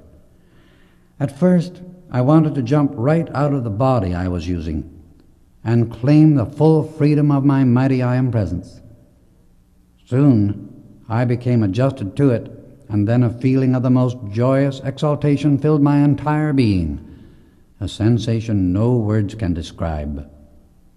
I poured a mighty love to humanity, and a prayer that all might be ready to receive this same glorious illumination, because no one can recede once they have entered into the light in this manner. In this tremendously exalted state, I consciously sent forth the mighty power of divine love to bless and illumine humanity more powerfully than I had ever conceived possible. If 75% of mankind could understand, be raised to this marvelous state, and consciously send forth the mighty power of divine love for 7 days, the earth and all its inhabitants would be transformed. There would be no more selfishness, hence no more strife. Would to God that day were at hand now. Our beloved Master asked us to return to the crystal chamber. We did so and found the exact number of chairs for those present, placed so they faced the eastern wall of that wondrous room. Saint Germain stepped to a cord hanging upon the wall and pulled it. The wall covering drew apart and disclosed a polished surface about 12 by 20 feet. This, he explained, is a cosmic mirror in which any individual, having reached a certain height of attainment, may see his complete series of lives, the cause and effect of his conscious activity, and how the gradual process of mastery is attained. Then, seeing the divine plan of his future, he will understand how to cooperate with the great cosmic forward impulse, and so tremendously increase his power of service and usefulness, by consciously expanding the love, light, wisdom, and power of the mighty I Am Presence through himself. 5 of the chairs had been placed directly in front of the center of the mirror. In these, Saint Germain seated Rayborn, Pearl, Rex, Nada, and myself in the order mentioned. I ask you all to keep your eyes closed, he said, except the one whom I shall indicate to do the observing, and at no time allow yourselves to speak. I will speak the name of each one in turn as the preceding one finishes. I wish you, he said, indicating me, to follow the observation throughout, because you are here to observe and understand all that transpires, so this knowledge may be given to the world. The others are here for their own individual growth. I am only permitted to chronicle fragments of the impersonal activities of what was revealed. As each one's name is pronounced, the Master instructed, he is to throw his own soul's light into the mirror, hold it there unwaveringly, and calmly observe the results, no matter what appears. Daniel Rayborn. Immediately, a spot of sapphire blue light appeared upon the milky white surface of the mirror and steadily expanded until it became crystal clear. Then Saint Germain explained, life after life appears, some in very great detail, others showing the terrific struggle of the outer self against the certain advance and expansion of the great inner light. This may be retarded, but never prevented from attaining its ultimate eternal victory and dominion. In some cases, century after century and life after life pass with but very little progress because of the stubbornness of the outer self. When it becomes weary enough of the husks of existence, the unreality of things, and earnestly and gladly calls to the mighty I Am Presence, then all barriers disappear, and its great inner light is enabled to express more and more perfection. Thus at last is full mastery attained. The screen revealed Rayborn's experiences, including even those of his present life and our recent association. You see, he went on, an extension has been granted to this good brother until he has finished certain outer work, and the children are through school. These extensions are only given where it is possible to raise the atomic structure of the physical body into the electronic. When this takes place, he will be united with his beautiful twin ray, the mother of Rex and Nada. Then will they reveal their true service through the mighty magic presence of the I Am, as their radiance grows brighter and brighter. At an appointed time, they will come forth with their ascended master authority and serve in their visible, tangible, ascended bodies, holding positions as great teachers of the light in high governmental offices, being direct messengers of the most high living God. The surface of the mirror returned to white, and Saint Germain said, Pearl. A violet spot of light appeared, expanded, and covered the mirror with a wonderful radiance. The entire action was very different. Out of the many lives shown, there were only 3 in which the outer self rebelled against the light. Both masculine and feminine embodiments were revealed. Many times she was a very earnest teacher of the truth to humanity. In one, she was an eye-witness to the crucifixion of Jesus. In another, she watched the burning at the stake of Joan of Arc. Then came her meeting and union with Rex, the final illumining and raising of their bodies, and the ministry that was to follow. It even showed them always in touch with their parents as beloved friends, no longer in the parental relationship. Again, the light faded. The surface of the mirror became white, and Saint Germain said, "Rex." A disk of intense rose-colored light quickly covered the mirror, and a long series of lives followed. These gave also both masculine and feminine embodiments. In 3 of them he was a great teacher of the truth of life. Many times he was an officer of importance in large armies. In those he was very active, especially during the time that the Greek civilization reached its apex. Another was shown in France, and still another in England during the time of the American Revolution. Here, the Master called our attention to an unusual condition. Rex's growth, he said, has been so steady that he has had no very great struggle in any particular embodiment. This is a very rare thing. When one considers the hundreds and sometimes thousands of embodiments that souls pass through in order to gain their eternal victory and dominion. In 3 consecutive lives, he was a renowned scientist and made many remarkable discoveries that blessed mankind. We now come to his present life, which is just well started. Here is the close of his school days, his union with Pearl, and the call to go to the masters in the Himalayas and the Far East. This will cover a period of at least 2 years. Notice the marvelous, vivid description of certain work that he will do in the future, in which he will play a very prominent part in the government of America. Then, with a flash, all vanished from the mirror, and Saint Germain said, "Nada." Almost instantly, a light like a sun covered the mirror, and as it cleared, Saint Germain continued, "Here is a most remarkable revelation of hundreds of lives. The embodiment showing intense activity in which there seems always to have been a sincere, dominant desire for the light. In the particular life now being revealed, it shows the meeting between Nada and Bob Singleton when they were together on Atlantis. At that time, he was a nephew of one of the great master rulers. In another, Nada was a priestess in Egypt.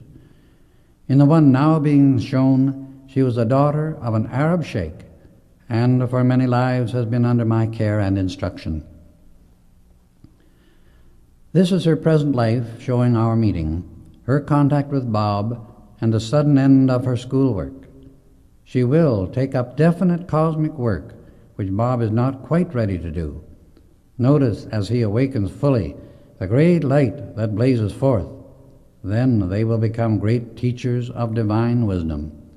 As you see, Bob will raise his body as well as the others with the assistance of the ascended masters. Their future work from the ascended state is beautiful indeed. Saint Germain next spoke my name. Instantly I threw my soul light upon the mirror, and a revolving light, like a great diamond in the center, quickly expanded to the outer rim. Far back in the past, I saw my real self, the mighty magic presence of the great I Am, utilizing one body after another through a long series of lives. 2 of these were on Atlantis, one as an engineer of mining and aerial navigation. As the second came on the screen, he explained, "In the last Atlantean embodiment, for the first time since going forth into incarnation, you came into contact with your twin ray. In Egypt, you are a secret teacher of the one God. In Rome, you are a centurion during the life and ministry of Jesus, closing that embodiment in what is now Great Britain. Again in England during the 12th century, and the following life was in a feminine body in France. Now comes your present life, again in perfect union with your twin ray. This goes into the distant future when, in the great family of ascended masters, you will still minister through divine love to those on earth, assisting in their upward progress. The blessing of divine service is a great privilege, But remember always that your first service, the greatest service that can possibly exist, is the complete acknowledgement and acceptance of your mighty I Am Presence, the mighty light within and above you. I wish you all to remember especially what I am about to say on service, for it is one of the most misunderstood subjects. Many people consider various things as service which in reality are not service at all, but mere slavery to the human creation of themselves or others. The performance of physical acts for gratifying and satisfying of the limitations of the human self is not service, never was and never will be. That is slavery to human creation and the treadmill of mankind's limitations. Please clear your minds once and for all time completely of that idea as a concept of service. I tell you frankly and truly, it is not. One of the ascended Lady Masters has said, "The first service for any of mankind is praise and adoration of the God Self, the great Master within each individual. In thus fixing the attention of the outer mind on the only giver of anything good we can ever receive, it raises the outer mind into the full acceptance of the supreme conquering power, anchored within the human form which, after all, is divine. If, in man's service to man, he fail to hold his attention fixed on the supreme source of love, wisdom, and power, then he has failed in that service to a large degree. If in the quest of things in the outer senses, he becomes so occupied that the conscious attention becomes fixed on the manifestation instead of the supreme presence that produces it, then again he has missed the mark. Again, if in man's great desire to serve, the overwhelming desire to serve his fellow man causes him to neglect to keep his attention fixed on the supreme producer, then that service too has failed to a large degree. The only true service is in holding the attention and acceptance so firmly fixed upon the great Master within, the only producer, that the outer mind becomes so filled with the inner presence that naturally each activity of the day becomes, without considering it, the perfect divine service of the moment.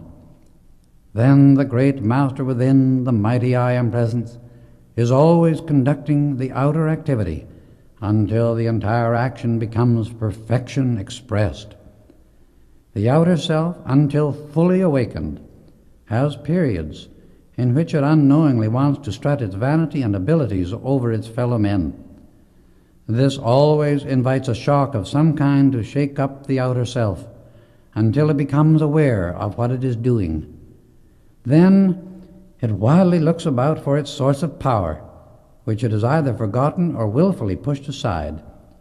Or in our compulsory choice and the use of the free will, this great Master within will not intrude itself unless welcomed and invited joyously to do so. I say joyously because the more joy we can put into the acceptance of the mighty indwelling power, the quicker manifestation follows. Our acceptance is a command which must be obeyed. It cannot be denied. The attention and acceptance must be held long enough, firmly enough, and steadily enough until the shell of the outer self is completely shorn of the idea that it has any power of its own. The outer mind cannot argue against the fact that all the energy it uses comes from the great presence within, no matter how that energy is applied. Never let any desire for service deprive you of the needed time, undivided, to fix your attention and acceptance on your great Master within, knowing then that you will naturally give the right service and do the right thing. This is the law of true divine service, which says forever to the personal self, "Thou shalt have no other gods before me." This is the whole of the law applied. Footnote: This instruction concerning service was originally given forth by one of the lady masters, also known as Nada, who raised her body 2,700 years ago, and who does very transcendent work for the humanity of this earth, as well as a greater work which she does in very much higher spheres. It was Saint Germain's request that it be put into the magic presence at this point, for he gives it to all his students, and has placed it here that everyone who reads this book may have the benefit of her radiation, as well as his own, and profit thereby. The personal self has absolutely nothing of its own, for it comes into embodiment without even clothes, and unless the physical body is illumined and raised, it passes through so-called death and leaves even the body behind. So the personal self really owns nothing. It cannot deny the fact that all it has is loaned to it by the great Master Presence, no matter how much it misuses the marvelous gifts of life. Keep your attention to the heights. The light and the struggle of the outer self will soon cease. You will find yourselves steadily rising into that glorified ascended state where the joy of divine service so far transcends earthly comprehension that there are no words to describe it. This discloses the revelations of individual growth through hundreds of lives in earthly experience. It is a rare occurrence and privilege for any student to be shown this, and it is only permitted where the individual has reached a height of attainment and inner strength that will enable him to observe the experiences of the past without receiving suggestions or being in the least influenced by them, no matter how terrific they may have been. Only a tiny fragment of all that passed upon that mirror is recorded here, for the experiences of one individual alone through hundreds of embodiments would fill many volumes. Saint Germain then drew the covering over the mirror, and taking his place in front of his guests, gave a most marvelous discourse. Much of it was private instruction and information for those present concerning their own work. I will give only a very small portion of it here. It is my wish, he said, addressing Pearl, Nada, and Rex, that Pearl return with Nada to her school and take up certain studies which I will indicate for the year until her graduation. At the end of that time, I shall be very happy to have you accompany me to the Far East, where you are to remain for 2 years and make certain contacts which it is necessary for you to have. At that time, Bob will be ready to go with you. I will see that dependable men are brought to the mine and ranch.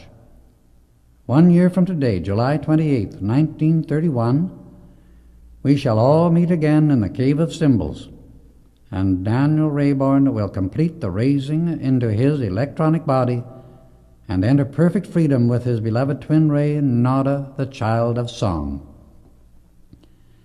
Each of you will receive training and instruction from time to time as you require it, and this will be your path to freedom. You all know there is but one source to look to for anything, and that is your mighty I Am present within and around you, to whom you can call, and you will never fail to get a response. From it you may receive without limit courage, strength, power, protection, and guidance that will take you through any ordeal you may ever encounter. I have not observed any weakness within you, otherwise you would not be here. Trials will arise from most unexpected places. You will, of course, remember that the sincere student is never off guard. The inner light will never fail unless you deliberately turn from it, a thing I trust none of you will ever do. Now, will you join me around the crystal table? We still have another service to render our beloved brother Bob. When all were in their places, he asked Nada to call Bob with the inner light. In about 10 minutes he stood on the table before us. Rex extended his hand, and Bob stepped lightly down and clasped Nada in his arms. She led him forward and presented Bob to her mother, who had returned to the audience chamber with Daniel Rayborn. She looked at him steadily for a moment, and with the sweetest smile held out her arms and embraced him. As she did so, the light within her blazed forth with such intensity that their bodies were hardly visible. "My beloved son, in whom I am well pleased," she said, releasing him, "I congratulate you both on this discovery and the love that enshrines your divine union. The greatest blessing my power of the ascended state can give enfolds you both forever. Always remember that pure, unselfish love and devotion form the open pathway to the ascended state." Nada asked Daphne and Arion to play again, and they assented. When they took their places at the organ and piano, a dazzling light floated above them near the ceiling. As they struck the first chords of a beautiful melody, a glorious tenor voice burst forth from within the light. The control of the voice was perfect. Its range seemed to be almost without limit.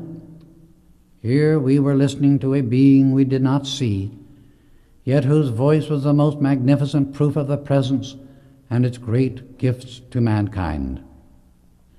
When the first song was finished, the organ, piano, and voice all modulated into America. Instantly, everyone arose, not only in tribute to America, but to the great Master, whose wondrous voice thrilled us all. America, said Saint Germain, means so much more than most of her inhabitants dare to dream, for she is the heart center of the spiritual progress on this planet. It is in America that the firm foundation of the cosmic Christ, the mighty I Am Presence, will find anchor in the hearts of mankind. This great all-powerful light shall intensify and expand until not a vestige of selfishness or political intrigue will remain or be remembered. Many amazing things will take place in the coming years until mankind will truly realize that the time of miracles is not past, but is forever with us. We will then understand that they are but the results of obedience to the great divine plan of life. We are just beginning to enter an age of so-called miracles, which will reveal the glories the magic presence holds waiting for its children. America is the Grail, the cup for this earth that carries the light of the cosmic Christ, which shall illumine the earth and set it in divine order by the power of the mighty I Am Presence. Bob was so happy.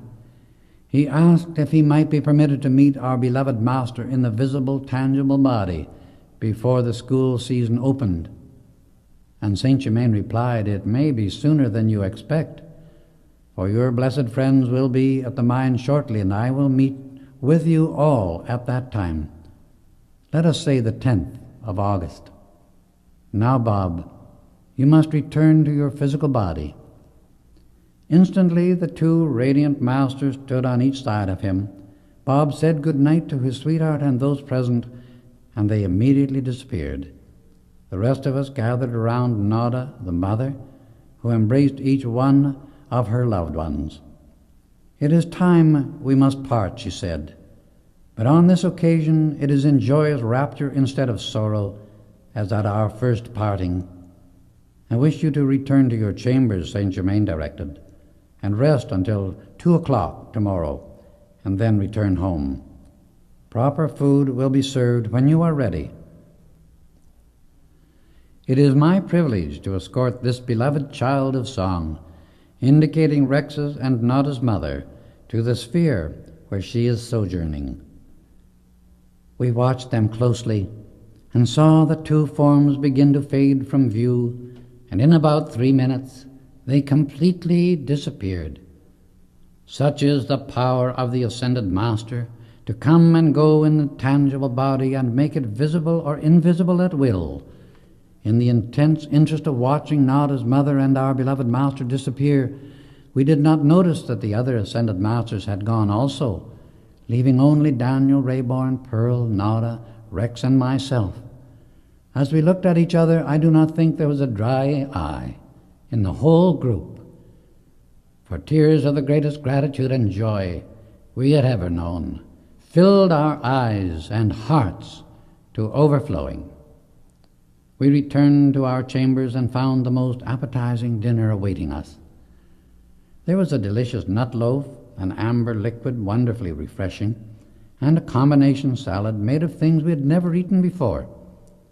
As we lay down, the brilliant light in the room gently faded out, until only a soft, bluish-white radiance, like a moonlight, remained. Unless one has experienced something of this kind, it is not possible to describe the feeling of rest and quiet such light conveys. The next thing we knew, we heard the etheric bell sound through our chambers, and when I looked at my watch, I saw it was 1 o'clock. We put on our robes and sat down to the small crystal table in our room, laden with luscious fruits, among them peaches and strawberries, such as I have never seen in the outer world. There was a substance like heavy whipped cream for the fruit, and every spoonful sent an electric charge through the body that gave one the feeling of strength, courage, power, and confidence, which is impossible to explain. As we finished our repast, a slip of paper asking us to come to the crystal chamber at once floated down to the table. The great doors opened at our approach, and as we entered, Saint Germain and the others who had already arrived greeted us. "Our work here is finished for the present," he said, as soon as we were seated. "For you have each leaped ahead in growth very rapidly, because of previous attainment of which you are entirely unaware. Now you shall return to the ordinary routine and activity of the outer world, but you are no longer of it. Never again will the vibratory action of your minds and bodies be lowered to the point where they were before you entered the cave of symbols 3 days ago. Your friends will see and feel the change, but will not know its cause. They will always be restrained from asking personal questions. You may now wear your clothes of the outer world, but always keep your robes, as they are for your meditation and communion with the ascended masters. I have my own way of keeping in constant touch with you. If you will come with me as soon as you are ready, I will take you to the opening of the cave, as I must be in the Far East at 5 o'clock this afternoon. Henceforth, we are never separated." We returned in our hiking clothes, and Saint Germain led us to the entrance. We tried to express our gratitude, but he raised his hand for silence and said, "In the future, let us refrain from attempting to express what is already known to the others. We, I trust, have gone beyond the need of human conventions. I know the great love and gratitude in your hearts. My own love and gratitude is just as great as yours, that you have found the way into eternal light, freedom, and perfection. That I have been privileged to be of assistance is my sufficient reward. All is at the command of the magic presence within you, the mighty I Am presence of the universe." As he ceased speaking, his body grew less dense, became dim of outline, and finally disappeared completely before our very eyes. Our love and gratitude to beloved Saint Germain is boundless and eternal. Obedience to his slightest request is a command to us and a joy forever. He has helped mankind so continuously through the centuries that all in this world should give him every possible cooperation. Chapter 5. The Great Command. As we again looked upon the outer world, it was almost as if we had returned from another planet. We went down the trail to where the auto was waiting, and with a joy singing in our hearts that was unspeakable. We drove back and reached the Rayborn Ranch at 3:30 that afternoon.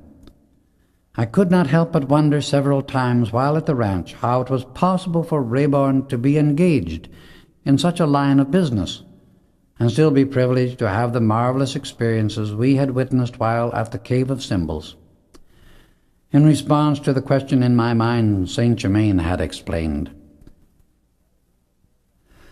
"While it is a very unusual thing to find one who is so nearly ready to be raised occupied in these lower activities of the outer world, yet it does happen occasionally, very rarely of course, that an individual who has had a former growth does become entangled, so to speak, in some such outer effort through business associations of the personality. In these unusual cases, the Ascended Masters do give assistance by instructing them in the use of the consuming flame, which enables the individual to consume a great deal of the human creation previously generated. This they must use of their own choice. In this way, such an emergency can be taken care of and the plan of many lives fulfilled. We do not give sanction, however, to such avenues of work as the proper course for personal business activities. We do not want any misunderstanding about these conditions which the human side of mankind generate. For the raising of animals to kill for food is wrong from the beginning to end.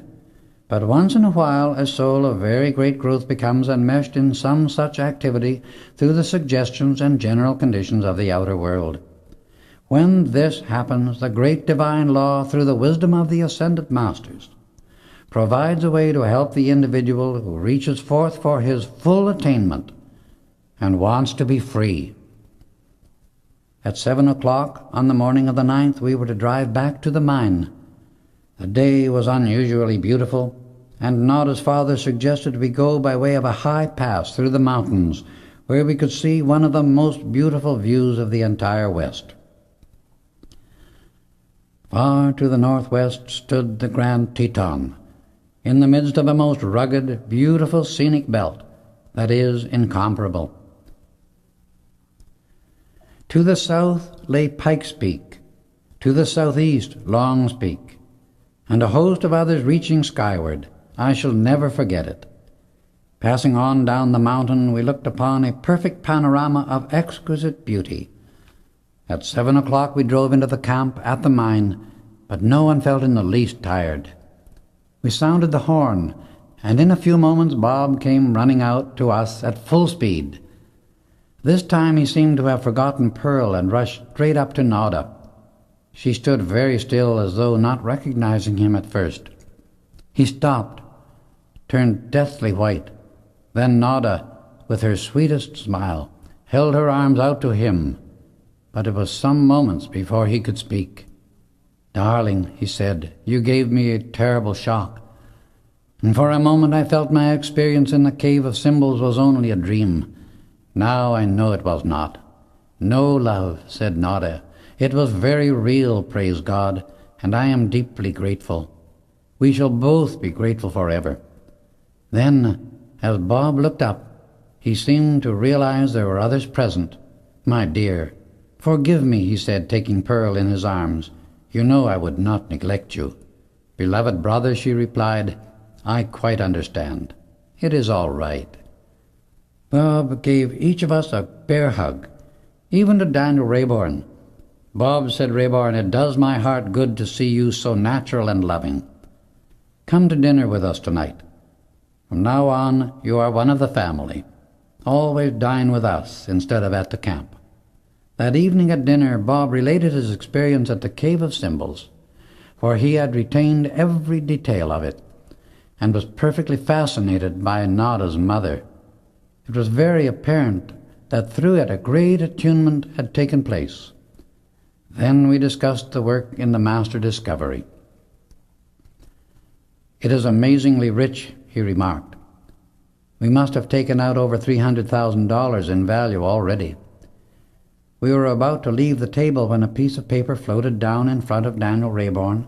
On it were the words, "May I have the privilege of dining with you tomorrow evening, and of supplying the food from the universal substance? I might suggest that you allow your housekeeper a vacation for the evening." It was signed Saint Germain. This idea was something quite new to Bob, and for a few moments he was very much perplexed. "Do you mean to tell me," he said, "that the master will provide the dinner from the invisible?" "Precisely that, Bob," replied Mr. Rayborn. "However, you will have ample opportunity to observe all that takes place, for a new world is opening to you." Then the table was cleared, and we held a regular business conference. "In all my life, Mr. Rayborn," Bob began, "I have never seen such marvelous harmony among mining men, or such love and respect sent by everyone to the owner. I know it must be due to this master. The new assistant, Dave Sutherland, has arrived, and I would like to have you meet him in the morning. He was a classmate of mine at the School of Mines in Colorado, and graduated a year after I did with high honors." "Better have him come now," Rayborn said. Bob phoned, and in about half an hour there entered a fine-looking young chap, at least 6 feet 2, well built, with a frank, open countenance that would win the heart of anyone. He was a man of high honor, sterling ideals, and one felt he could be absolutely trusted at all times. The next morning Rex and I went with Bob to the office and found Dave already there. He seemed very grateful and appreciative for his opportunity to be with Bob and Rayborn. "Gee, I never dreamed I would get so near to heaven," he said with frank enthusiasm. "Dave," Bob answered, "you don't know how near heaven you really are." At 5:45 we gathered in the living room, and had been there about a quarter of an hour when someone tapped very gently on the door. When Rex opened it, St. Germain stood before him in a beautiful white flannel suit, a perfectly groomed gentleman of the modern world. "I thought I would give you a little surprise," he said, greeting us all with his loving, gracious smile. "Well, Bob," he said, looking at him quizzically, "why don't you do it?" Bob seemed confused for a moment, and coming up, threw his arms around the master and gave him a big hug. "My beloved brother," he went on, "the first step to perfection is to be natural, for all things are right when the motive is divine." Bob saw at once that St. Germain knew his inmost thoughts. "Now, if we may all take our places at your table, we shall dine. The linen and entire service required tonight will be permanent, and will be presented to Pearl and Rex as a gift from one who loves them very much." Daniel Rayborn seated our beloved St. Germain at the head of the table, Nada at his right, and then Bob, Pearl, Rex, and myself at his left, he taking the other end of the table. All bowed their heads in silence as the master gave praise and thanks for an abundance of everything they required. As we raised our heads, the most exquisite white cloth covered the table, with napkins for each. In the center was a beautifully carved jade vase, filled with roses, some of them buds just opening, and their wonderful fragrance filling the entire room. A crystal goblet containing a golden liquid appeared at each place. St. Germain raised his glass and gave a toast in which we all joined. "To the full illumination, glory, and perfection of each one of you and of all mankind."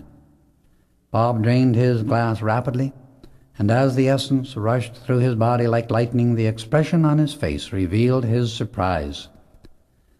Next came the plates, cups, saucers, and other dishes of the most exquisite china we had ever seen. It was like the substance of pearls, with embossed golden leaves of wonderful design. The knives, forks, and spoons were made of a rare white metal with carved crystal handles. On the plate of each appeared what looked like an individual meat loaf, but when we tasted it, there was no meat in it. This loaf, St. Germain explained, contains a combination of substance not yet known upon earth. You see, there is a definite reason why we never eat meat, and why human beings should not eat it either. This is because the atoms of which it is composed are the condensation into the substance of this world of mankind's own vicious thoughts and feelings of the past. Animals were not in existence upon this planet during the first two golden ages. They only began to appear after humanity had generated the discord that followed those first two periods. The first creation described in Genesis referred to these two golden ages, and they were described as very good. Then the mist arose, and the so-called fall of man came about by the attention of the intellect becoming focused upon the appetites of the body through the feeling. Thus the outer mind became more and more enmeshed in the world of things, and hence forgot the source and powerhouse of its being, which is the mighty I Am Presence. The plan of completeness or divine way of life was lost sight of, and more discord has continued to creep into the feelings of humanity ever since. As long as human beings insist on killing animals, they will never be able to break the vicious habits within their feelings by which they have bound themselves, are constantly destroying their own bodies and shutting out the finer mental impulses. The love of mankind for domestic animals is raising and purifying some of that past creation and releasing that stream of life into a more harmonious phase of existence. As humanity becomes more harmonious and pure, all animals will disappear from the earth. Even the weeds and blight upon plant life will be removed, and the earth once again return to her pristine purity described as the Garden of Eden, meaning obedience to the divine wisdom. The great harm of meat eating is that the flesh of the animal records the feeling of fear it experiences when killed. The animal has an emotional body, and the vibration of fear recorded previous to and at the moment of death qualifies the flesh, and that quality is absorbed by the emotional body of the human being who eats it. It also causes a certain substance to condense into the brain, which dulls the intellect and prevents the finer impulses from flowing into it from the mighty I Am Presence. This substance even an ascended master will not interfere with, because the individual does these things of his own free will. Fear, in its many subtle phases, is the predominant feeling within mankind today, and is the wide open door through which the sinister force holds its control in the personality and does its destructive work. The teaching that it is necessary to eat meat in order to obtain strength is vicious and entirely untrue. For the elephant, one of the strongest creatures on our earth, is a non-meat-eating animal. The idea that serums made from animals can produce health and perfection or protection against disease in a clean child's body or that of an adult is another consciously directed activity of the sinister force in this world in order to break down the health and resistance in the race, that the destructive feelings may hold sway and destroy the ideals of mankind. The medical profession has been unknowingly made a cat's paw for this destruction under the guise of science. It is only because of the persistent stubbornness in the sense appetites, which are feelings in the human body, that the race keeps using its marvelous mental capacity and the wonderful, pure energy from the mighty I Am Presence to create more and more destruction. When human beings will spend the same amount of time and energy studying perfection and the wonderful miracles of creation that face us everywhere, as they do now in gratifying the physical appetites and whims of the personal self, they too will produce the same miracles that the ascended masters are able to do. However, before 50 years are past, mankind will look back upon the meat-eating habit of today as we now look upon cannibalism. There are several things that leave a substance in the brain which must be cleared away if the full perfection from the mighty I Am Presence is to be released through the personal consciousness. These are, in the order of their importance: narcotics, alcohol, meat, tobacco, excess sugar, salt, and strong coffee. Now, we come to the remedy for these things, for I will never point your attention to any consideration of imperfection without showing you the way to transcend it and replace it by perfection brought about harmoniously. I want you to realize always that whatever needs to be changed in the physical experience, if you will call your mighty I Am Presence into action through your mind and body, the result will always be produced without suffering or discord of any kind. The way of perfection, which is the activity of the I Am Presence, never demands of the personal self anything but the letting go of its chains, its discords, its limitations, and its sufferings. And this change is always brought about harmoniously and through divine love.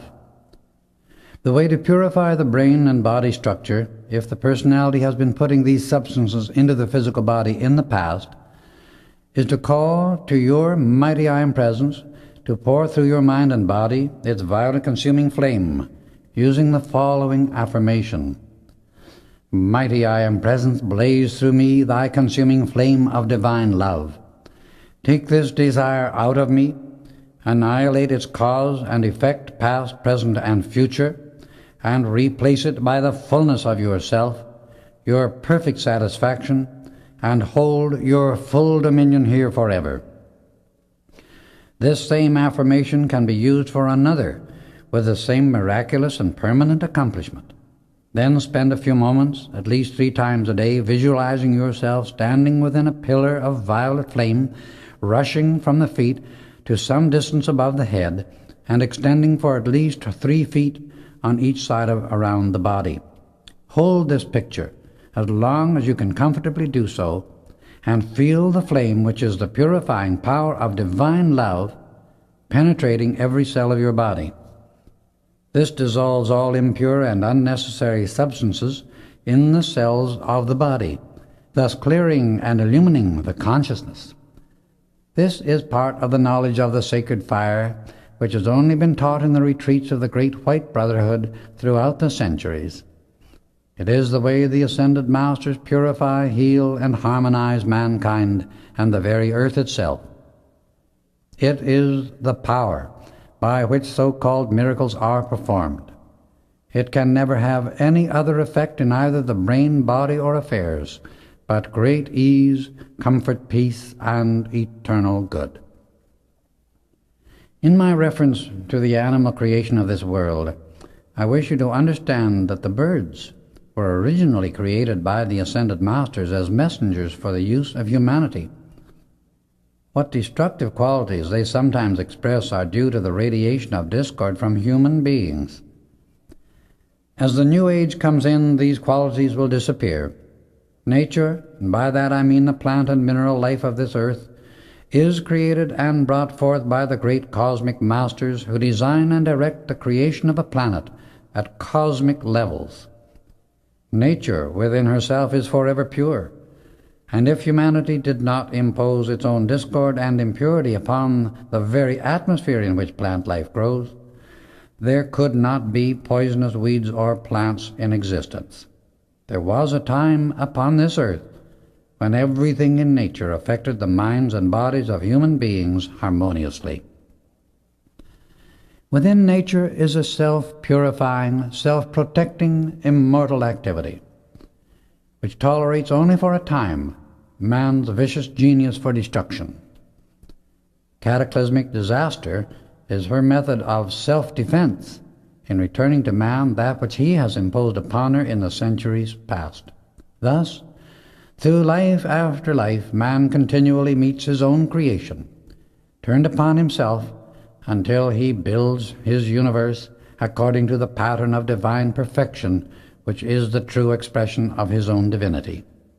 Age after age, nature is continually throwing back upon man, through cataclysmic action, his own iniquity, and she is stronger than any opponent, because she is the direct creation and outpouring of the Ascended Masters. In this way, man's own discord destroys and buries himself and nature in her pristine purity, goes on serenely expressing her immortality. Notice the many civilizations that have been built upon this earth, and the fact that nature has so completely obliterated all traces of man's work in them, until only in tradition and myth is there the faintest record of some of these activities. Man, if he have attained wisdom, which is the constructive use of all knowledge, may have the perfect cooperation of nature's gigantic forces, and through them make his accomplishments immortal also, he must stop the stupendous slaughter of animals for food and the business of raising them to kill. A few moments after we began our dinner, a tiny loaf of bread appeared in front of each one, Nada's and Bob's coming together, and Pearl's and Rex's also. This was followed by a delicious vegetable salad entirely different from anything we had ever tasted. For dessert, there was a most wonderful fruit whip made of a combination of peaches, plums, and other fruits unknown to us. Blended into this was something resembling whipped cream, but sparkling like frost, just deliciously cool, another unfamiliar delicacy.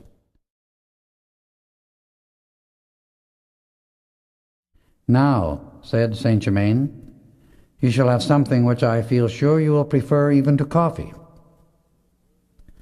As he spoke, an exquisite container appeared before him, filled with an amber liquid, steaming hot. Cup after cup arose from the table, passing to him, being filled, and then returned, as if held by invisible hands until all were served. "This," he said, "does not require cream, and please do not be alarmed by the sensation of the first taste. It is not intoxicating, but is one of the most nourishing of beverages." We sipped it very slowly, and felt a thrill as of an electric current rush through our bodies like living light. It was most delicious. The service for each course disappeared as soon as we were finished and before the succeeding one arrived. At the close of the dinner, Bob could not restrain himself any longer and burst forth, "I have never been so amazed and happy in all my life.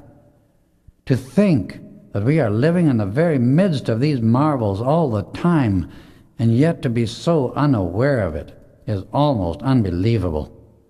The possibility that one may attain this understanding and have such limitless use of God's energy and substance to produce everything we require, as has been done here tonight, thrills me through and through. I want to understand the use of this great law more than anything in the world. I am willing to try to do whatever is necessary to attain it. Will you, beloved Master," he exclaimed, turning to Saint Germain, "help me?" "My beloved brother," he replied, "you have just spoken from the great inner self. It is the I Am within you, and its great wisdom and power you shall learn to use when you do accept this magic presence in its fullness. Then you will do these same things as easily as you have seen me do them here tonight. Remember, in regard to this, that the ascended masters never use darkened rooms in which to produce that which they create direct from the universal substance. Whatever cannot stand the light is not of the Christ, and should be instantly dismissed. Let no one who serves the light ever sit in darkened rooms trying to produce phenomena. That which is of the light always works in the light, and whatever cannot stand it certainly does not serve the constructive path or the way of perfection. All that requires darkened places to produce its phenomena is of the psychic plane, and will sooner or later ensnare those who try it in the net of misery and destruction which exists there. If you will follow the instruction that will be given from time to time, you will have reason to rejoice throughout eternity. I shall now keep my promise to you," he continued, turning to Rex and Pearl. And in just a moment all the service that had been used during the dinner reappeared upon the table as if placed there by invisible hands. "We do all our cleansing," he replied, "by the use of currents of energy, a means that many will also use in the new age we have entered. This delicate-looking china and crystal service which I present to you is unbreakable." With this remark, a glass and plate fell to the floor without being damaged in the least. "The tablecloth and napkins will never soil or wear out," he went on, "but never allow anyone to care for them but yourselves. Now I wish to have your attention further, only because this is a double union of two sets of God's twin rays may I produce for your instruction that which will follow." Holding out his hands, in just a moment, a disc of gold about the size of a $20 gold piece appeared in each one. "Gold will always respond," he remarked, "to your call, if you understand the great law governing its production. I wish you to examine this carefully," he commented, as he passed the pieces around the table for each of us to look at closely. We handed them back, and he went on, "Look again." Immediately a perfect blue-white diamond formed in each palm, which he offered for our examination. And then, taking a piece of gold and a diamond in each hand, he closed his fingers and waited a few moments. When he opened them, a beautiful diamond ring lay in each hand. He handed one to Bob and the other to Rex, saying, "My love to you. Wear them always." Please observe again. Here he held out his hands, and in a few moments there appeared, as though suspended in the air, a pearl necklace above his left hand and a diamond one above the right. Gently they settled down into his palms, and he continued, "These are of equal value, and in the commercial world would bring a fortune. I present them to my beloved students, Pearl and Nada, with a far greater purpose than that of any monetary value." He handed the pearl necklace to Pearl and the diamond one to Nada, with his blessing, "My love to you. Wear them always. Now your consciousness is anchored, so I can give you the great command. With it you can command the body to manifest perfection, having dominion and use of certain elements, currents of electronic force, rays of light. Thus you can govern your life and affairs in perfect divine order. This is strictly private instruction to you while here in this retreat, and is never to be given to anyone except by me." He proceeded to explain the tremendous use of the great command, for its simplicity is so wonderful and its power so stupendous. He then took each one separately and asked us to give the command and to realize fully how impossible it was for anything to result from it but the greatest possible harmony and blessing to everyone.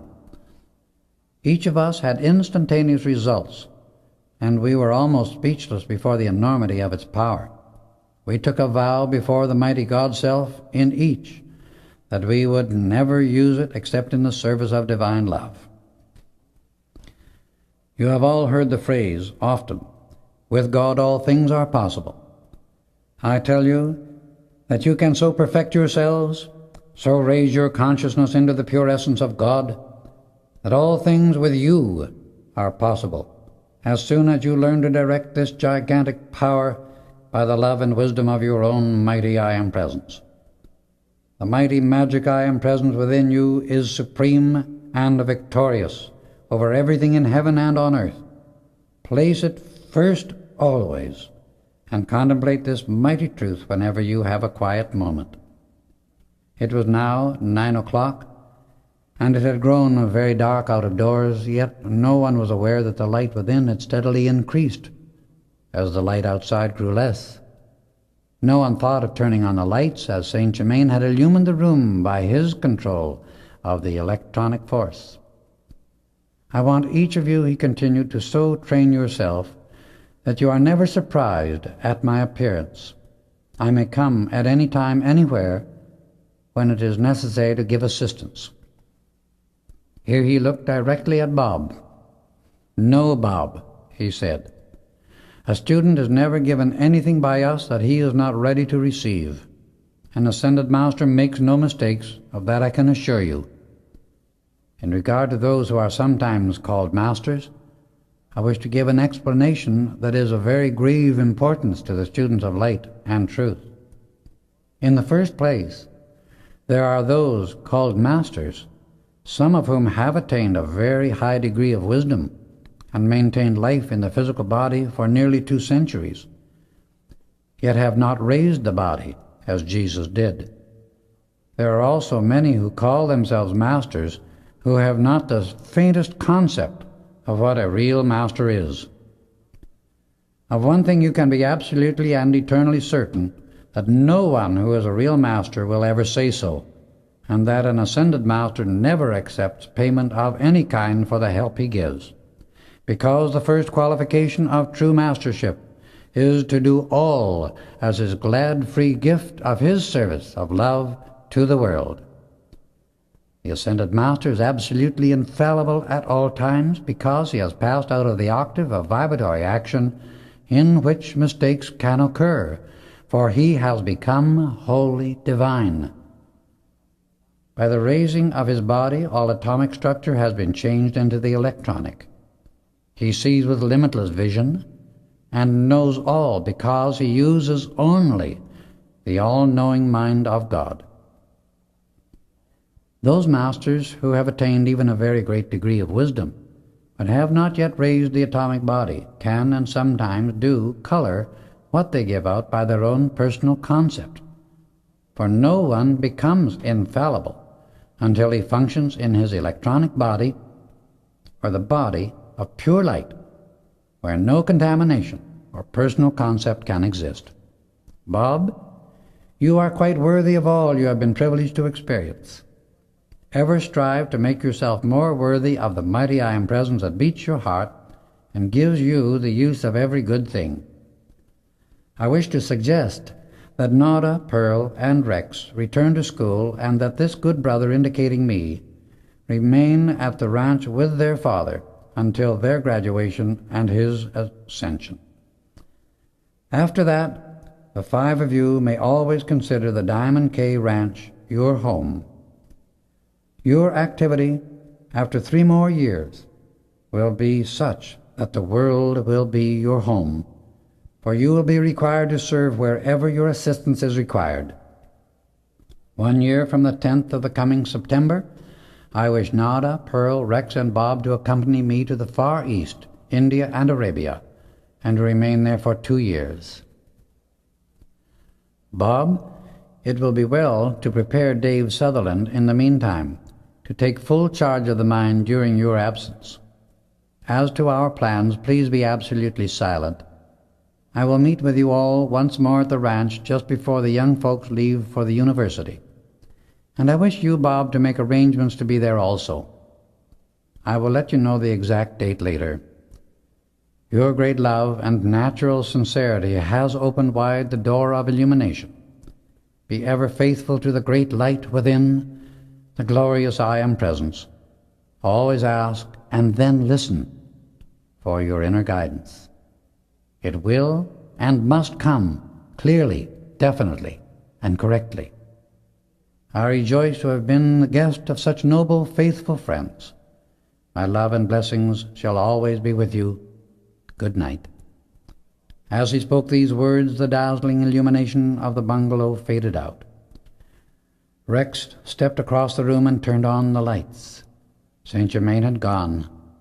We returned to the dining room, and before us upon the table stood all the marvelous crystal, china, linen, and silver.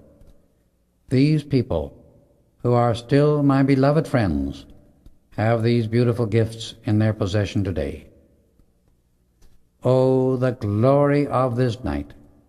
It shall stay with me forever, exclaimed Bob in his natural enthusiasm.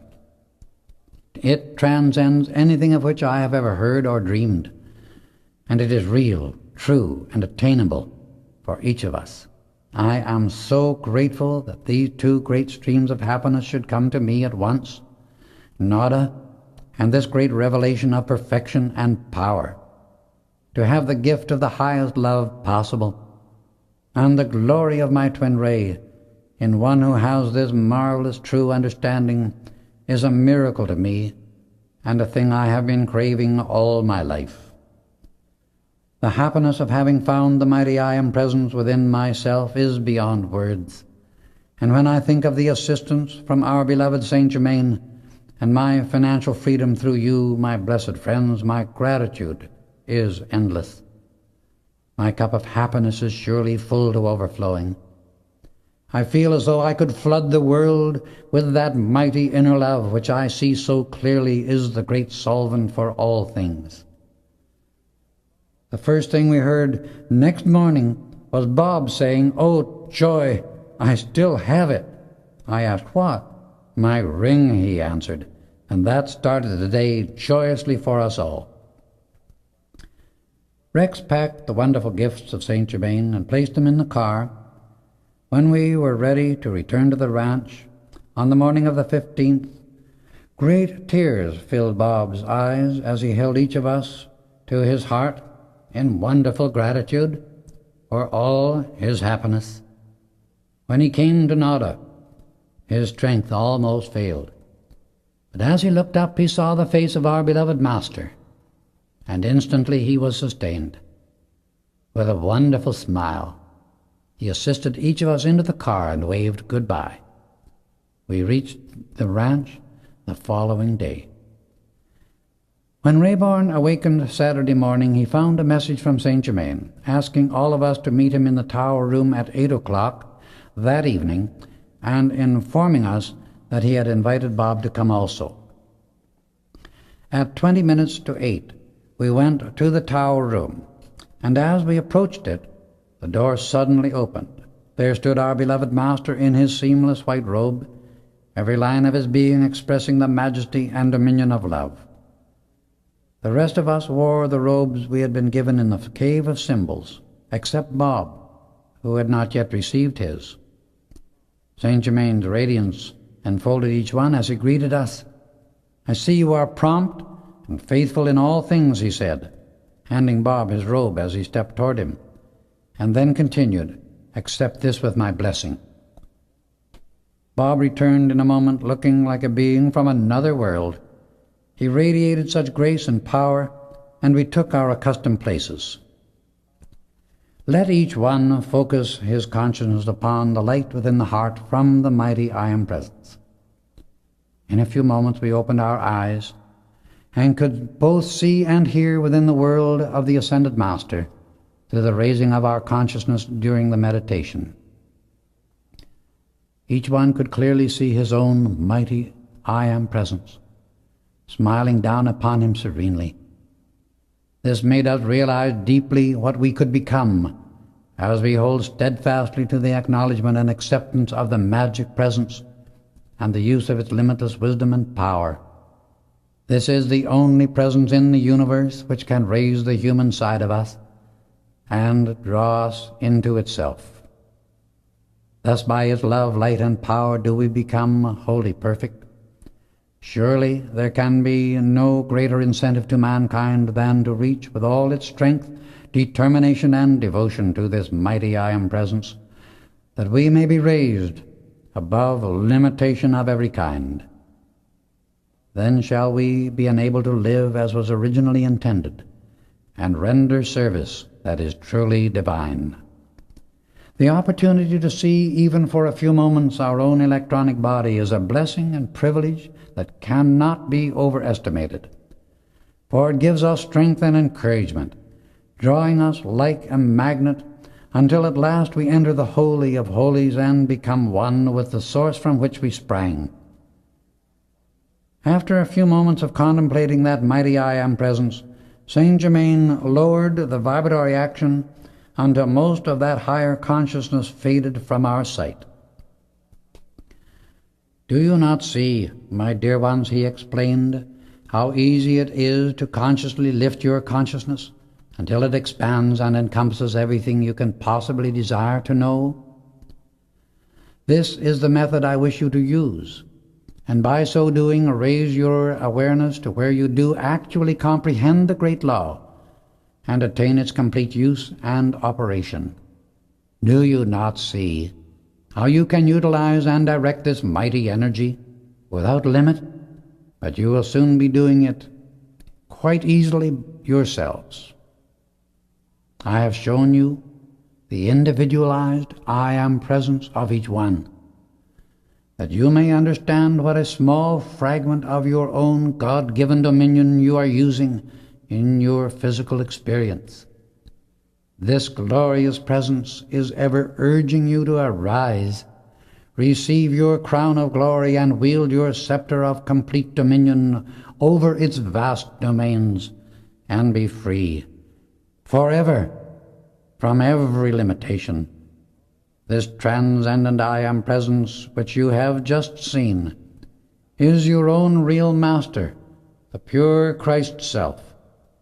It is all majesty and mastery, in full eternal dominion over all worlds, over all created things. I have a few directions to give before I leave you tonight. It is my wish that Nada, Pearl, Bob, and Rex meet the rest of us in Washington, D.C. for the holidays, between Christmas and New Year. Your father and this good brother indicating me will be there a few weeks ahead of you for work we have to do. Alexander Gaylord, your father's friend, will visit you here tomorrow.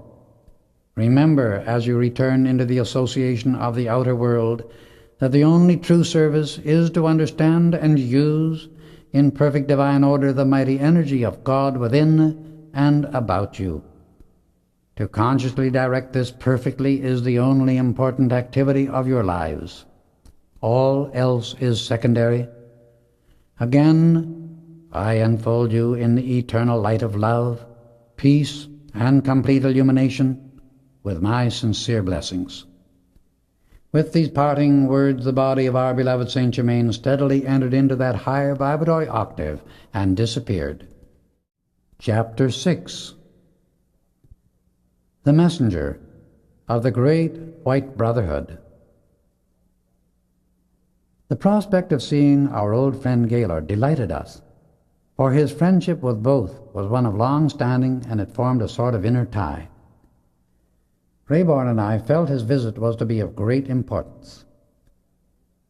Mr. Gaylord arrived at 11 o'clock the following morning, greeted us cordially, and as I was about to thank him for having brought me in touch with the Rayborns, he looked into my eyes steadily and remarked, "You have our beloved master to thank." "You know Saint Germain, then?" I asked. "Yes," he answered. "I have known him and been under his direction in specific matters for some 10 years. He is drawing certain of his students together for important work that is to begin this year.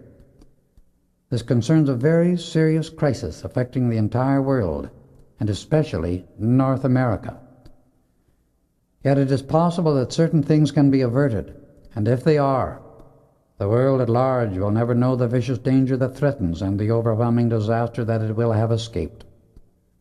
There is a certain sinister force at work within the atmosphere of Earth that is trying to destroy the beautiful Christ light which is growing like a flower in the hearts of more than 60% of humanity. The greater portion is in America, but there are many in all nationalities. We went into the house where Gaylord greeted Rex and Nada as if they were his own children, and was then presented to Pearl. "May I be excused?" he asked immediately. "I have matters of a private nature to discuss with your father, and will you," indicating me, "remain within call?" In about an hour I joined them, and it was then I realized how important his visit really was. When we were seated, Mr. Gaylord revealed some of his activity as a secret messenger of the Great White Brotherhood, and presented his credentials. His work in this capacity had extended over a period of 7 years. He had his own avenues of personal contact with some of the higher officials and diplomatic circles in Washington, as well as many other places of importance. It was because of his personal influence in these channels that he was able to be of such great assistance to the Brotherhood when need arose. Saint Germain, Mr. Gaylord began, is concerned with certain activities in Washington at the present time. It is his request that we 3 reach there the 2nd of October, and he will meet us on our arrival. He says it is possible to use you, glancing in my direction, in certain ways which he cannot do with his other students, a slight example of which you both experienced when the attempt was made on Mr. Rayborn's life. Remember always," he went on, directing his conversation directly to me, "that our eternal motto and rule of conduct is to know, to dare, to do, and to be silent. Your trust in your own mighty I Am Presence may be severely tried within the next few months. But you must realize that the messengers of the great ascended masters may only make themselves known at the right time, which moment those in charge of the activity decree. With a few more personal directions to me, the meeting was over. After dinner, Rayborn and Gaylord went to the tower room. We met again at breakfast the next morning, and I learned that they had both been present at an important council of the Ascended Masters in Arabia. Rayborn, with Mr. Gaylord's assistance, was unable to go forth in his finer body, while their physical bodies remained undisturbed and protected in the sacred chamber. As Mr. Gaylord was leaving, he remarked, "I am glad you have all entered the pathway of light, for there alone will you find permanent happiness. Henceforth we shall meet often at the most unexpected times and places, for from now on distance will be no barrier for any of us." He said goodbye, entered his car, and waving his hand was gone. "How long have you been aware that Mr. Gaylord knew and was under the direction of Saint Germain?" I asked Rayborn. "About 4 years," he replied. "While I had known Gaylord a long time, it was only now that I was beginning to see the real magnificence and inner character of the man." In referring to this later with Saint Germain, he said, "Little do people realize how often they are in close contact with greatly illumined souls, who are many times messengers of the Ascended Masters, but are totally unaware of it until some unusual event opens the door and causes them to reveal the great inner light. One might live for months or years under the same roof with a messenger and not know him until some crisis arose that caused him to reveal his power."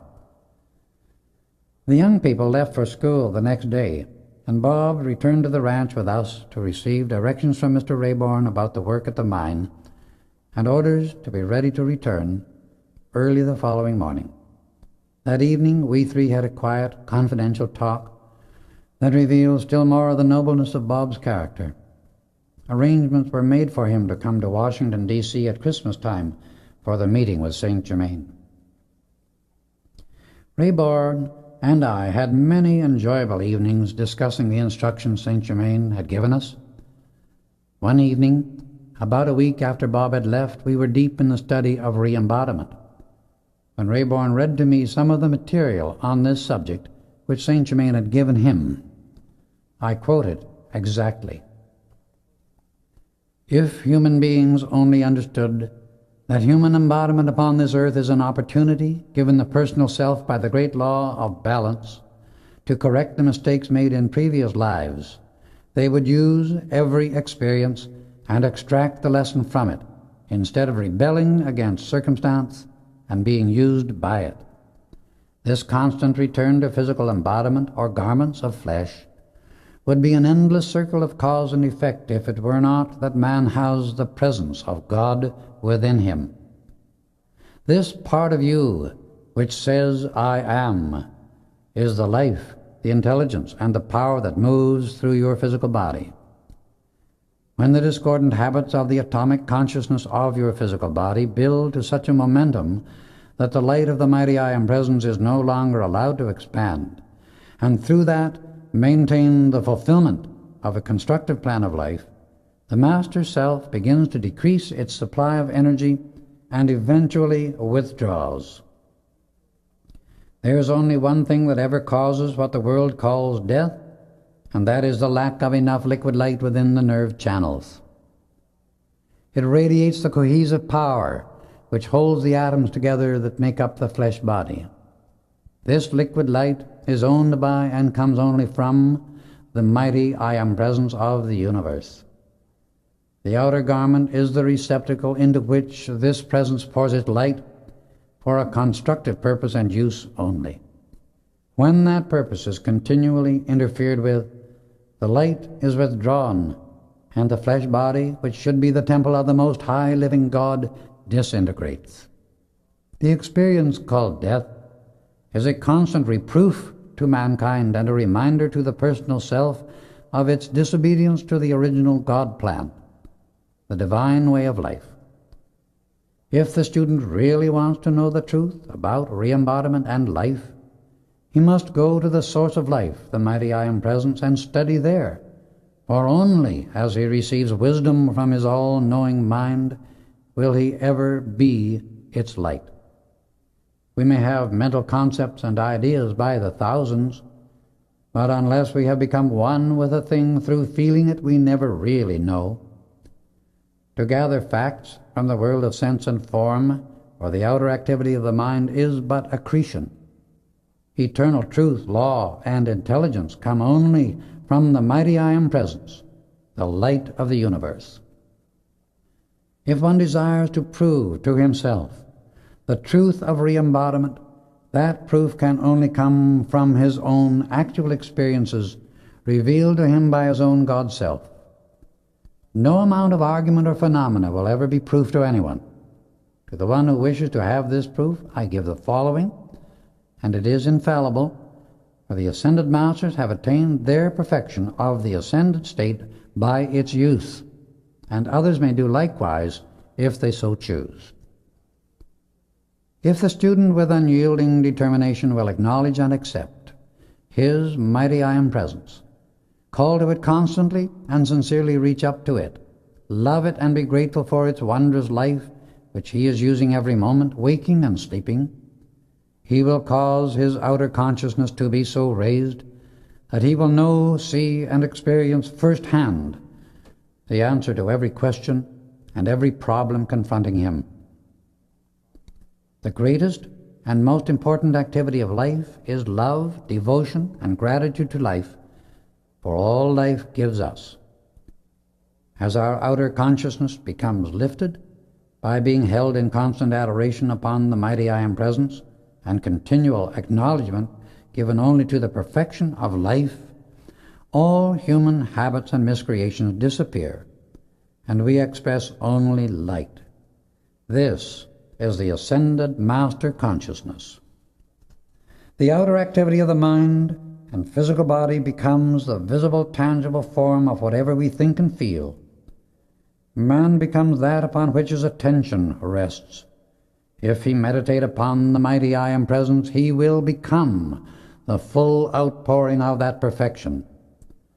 And if he spend his time and energy through his attention upon the appetites of the physical body, trying to satisfy their insatiable demands, he destroys his temple. No man may say him nay, no matter what his choice. The responsibility of his choice is unescapable, for it is inherent within free will.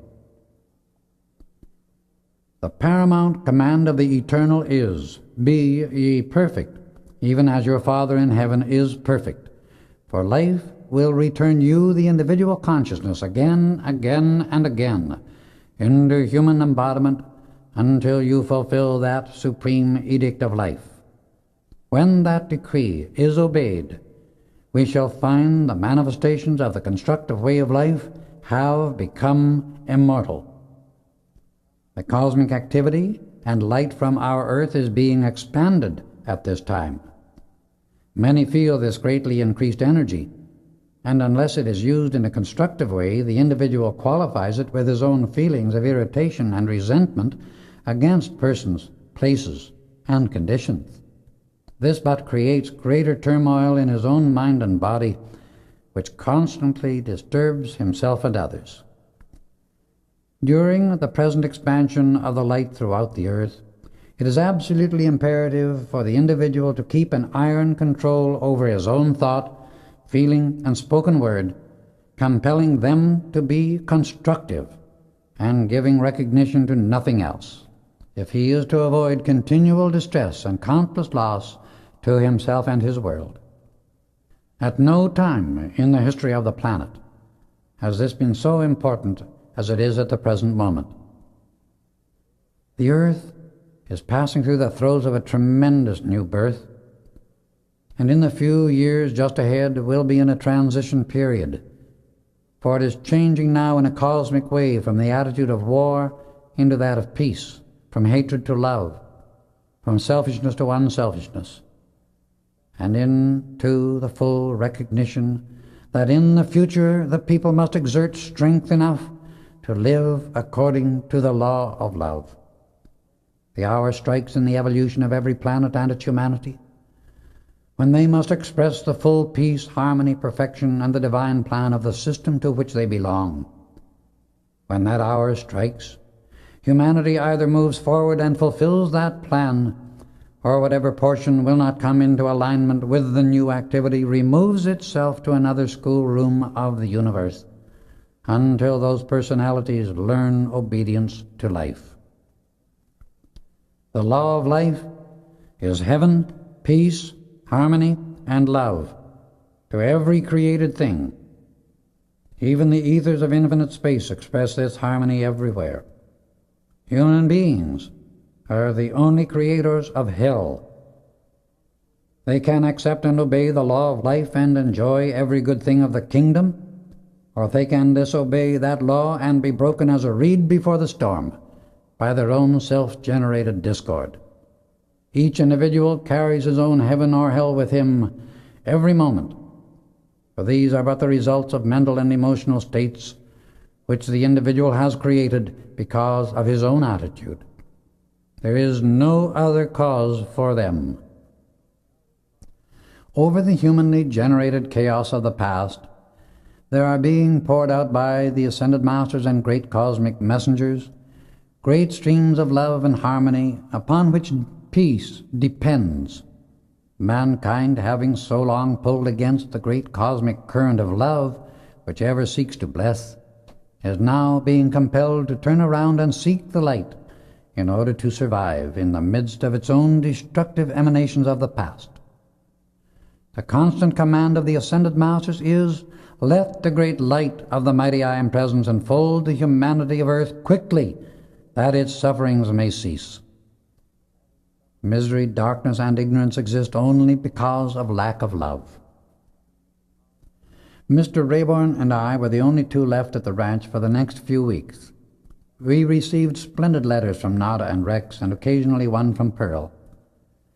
They were deeply grateful to St. Germain for the beautiful apartment which he and his love had provided for them, and among its many blessings were two of his other students who acted in the capacity of chef and maid.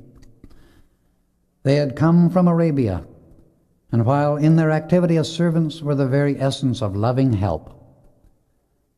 When the 24th of September arrived, Rayborn and I made a visit to the mine for the last time before leaving for Washington. The trip was beautiful, and we felt tangibly the overshadowing power of the magic presence which filled us with unspeakable joy and happiness. We found Bob expecting us, as St. Germain had left him a message saying we were to arrive that evening. Mr. Rayborn's purpose in coming at this time was to contact the men more closely and give a radiation that would bless all. He spoke to the 3 shifts as they came off duty, telling them of the new superintendent, Dave Sutherland. They deeply appreciated Rayborn's kindness and generosity to them, and as he thanked and encouraged them in their work, he seemed more like a brother than an employer. I never cease to marvel at the power of love to bless men in their business when they really accept and live it. Rayborn was a living proof of its efficiency and wisdom in the practical daily experience of the business world.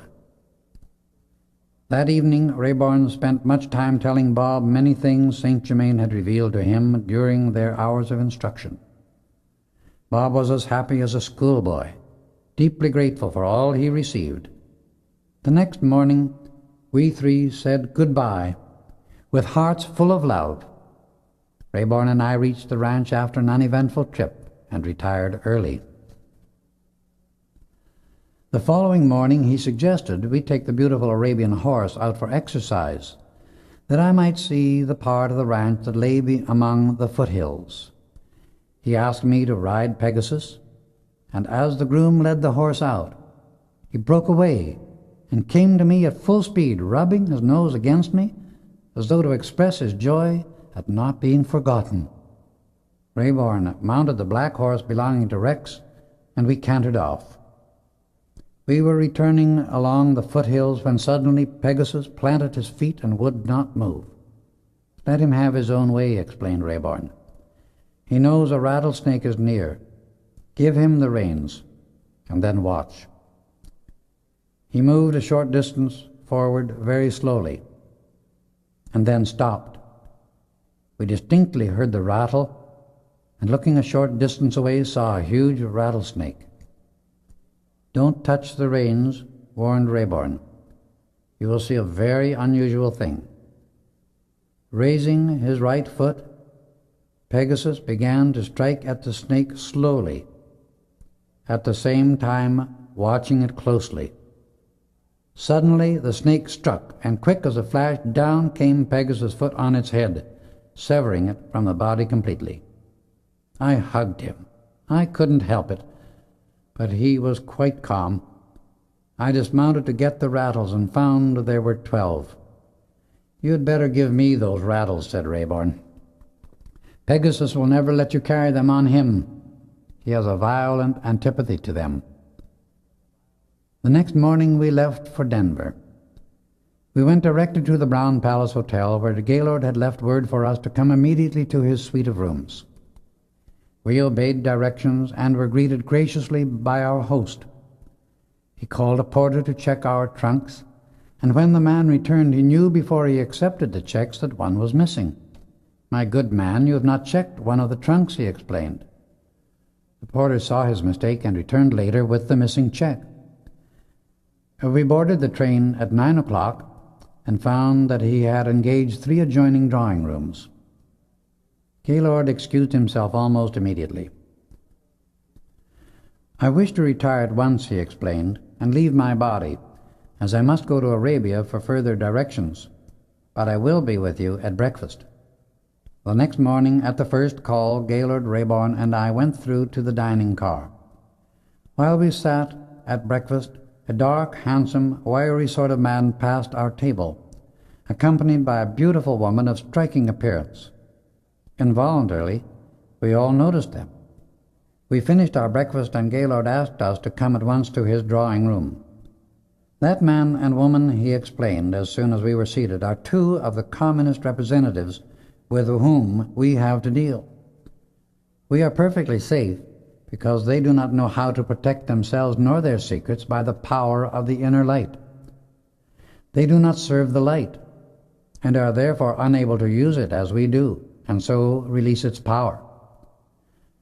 However, we must be on our guard from the start, so that at no point will they be able to sense anything of our activities. The man's companion is one of the cleverest, most dangerous, and notorious persons known in Europe. "Put on your armor," he said, speaking to me, "for in handling this woman, when the time comes, you will need to use all your powers of diplomacy. You have a part to fulfill more important than you dream of, but I know your courage, poise, and assurance from the mighty I am present within. That will take you through victoriously." Through my visit to the Far East last night, it is very evident that we are getting into action here none too soon. Those who are the claws of the sinister force are already polluting and corrupting wherever possible by their deceit and treachery. Now you can realize how great was Saint Germain's wisdom in his 3 days' preparation and attunement of you while in the Cave of Symbols. You wonder that I know of the place? I have been there many times. "Will you," I asked, "tell us whatever of your experiences you are permitted to reveal?" "I will be glad," he replied graciously, "to relate whatever I am permitted to reveal for your instruction and enlightenment, but not just for entertainment. We changed trains at Chicago, and after leaving there, which will be about 9 o'clock tonight, I shall be glad to visit you again. When we reach Chicago, have all the bags taken to your compartment and wait for me, as I expect to have important communications for both of you." When the train pulled into the station, Mr. Gaylord stepped off the car and disappeared immediately in the crowd. "He must have drawn the cloak of invisibility about him," I said to Rayborn. "He was gone so quickly."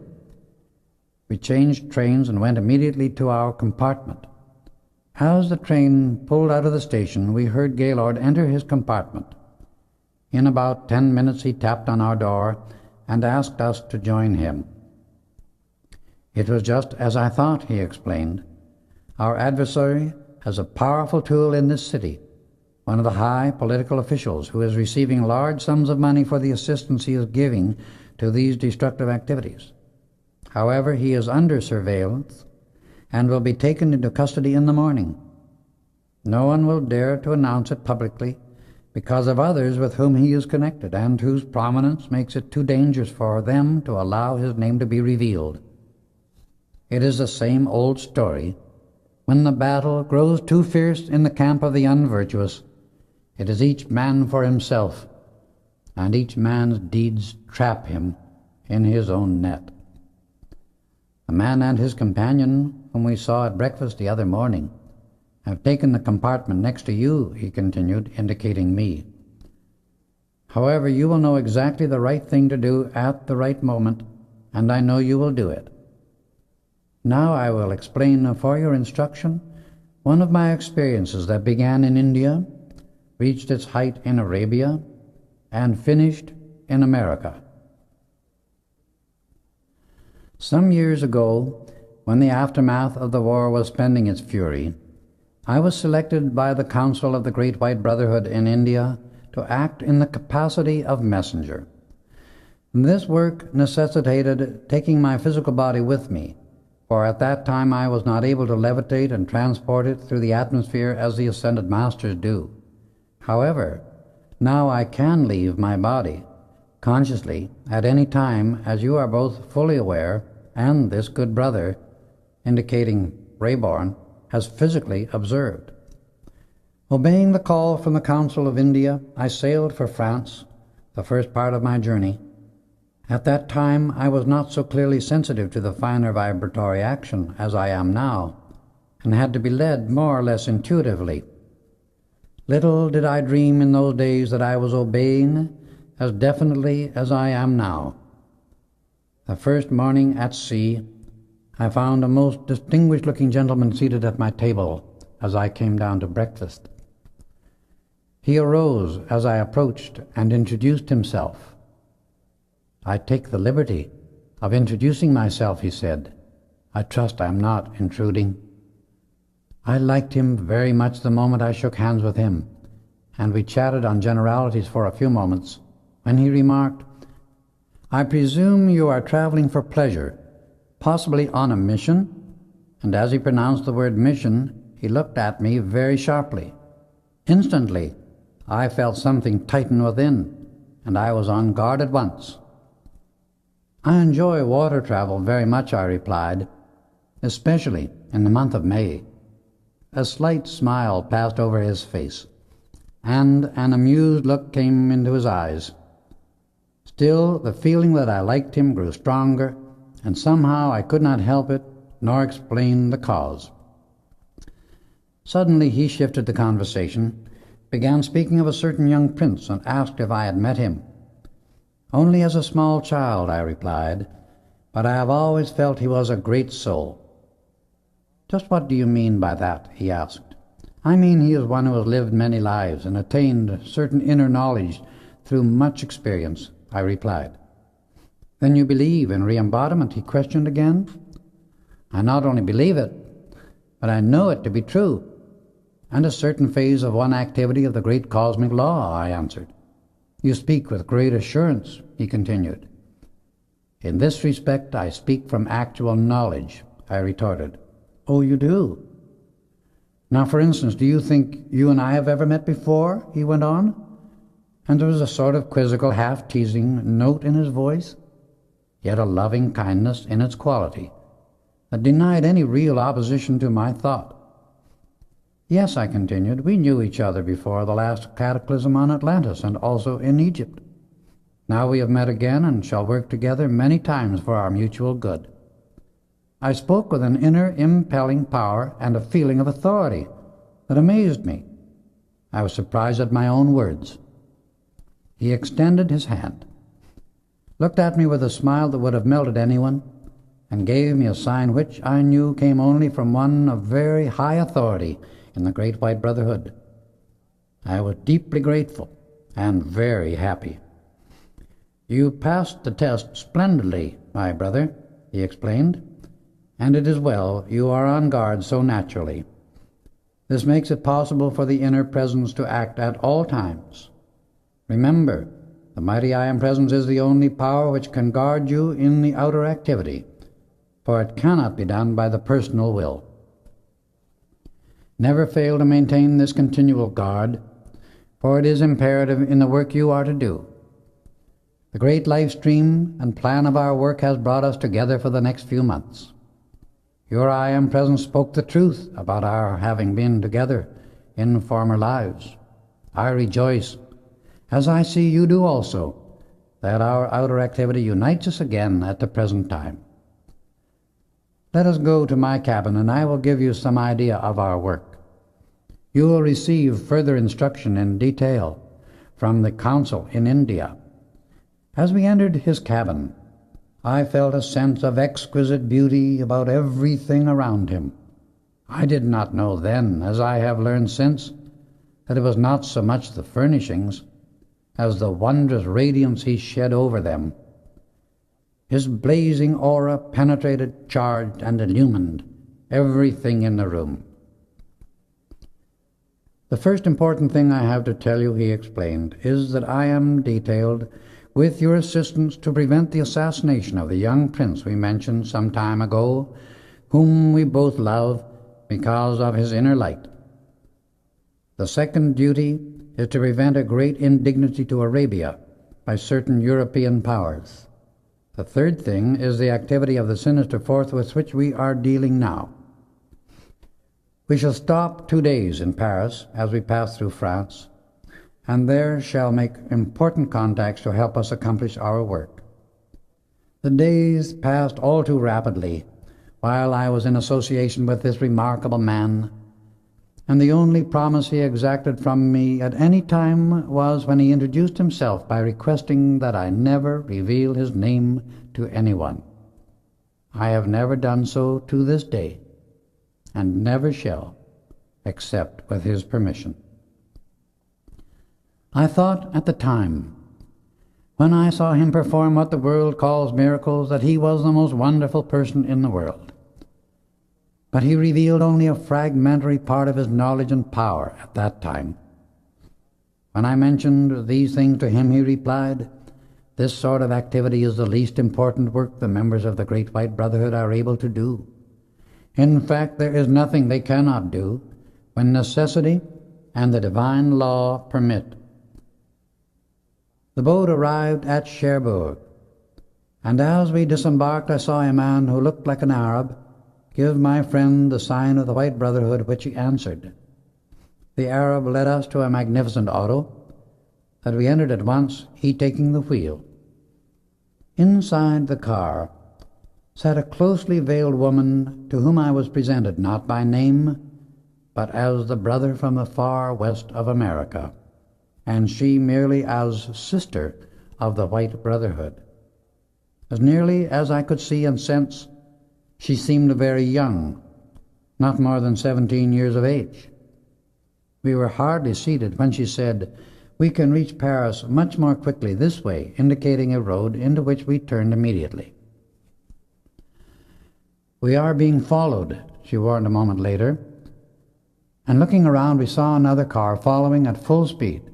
At once there arose from the ground a wall of vapor between the two cars. "They will not pass that barrier until we are well out of their reach," she assured us. We arrived in Paris a few hours later and stopped at an old castle-like residence from which we could see dimly the Eiffel Tower. It was situated high up, and from its many windows one had almost a complete bird's-eye view of the city.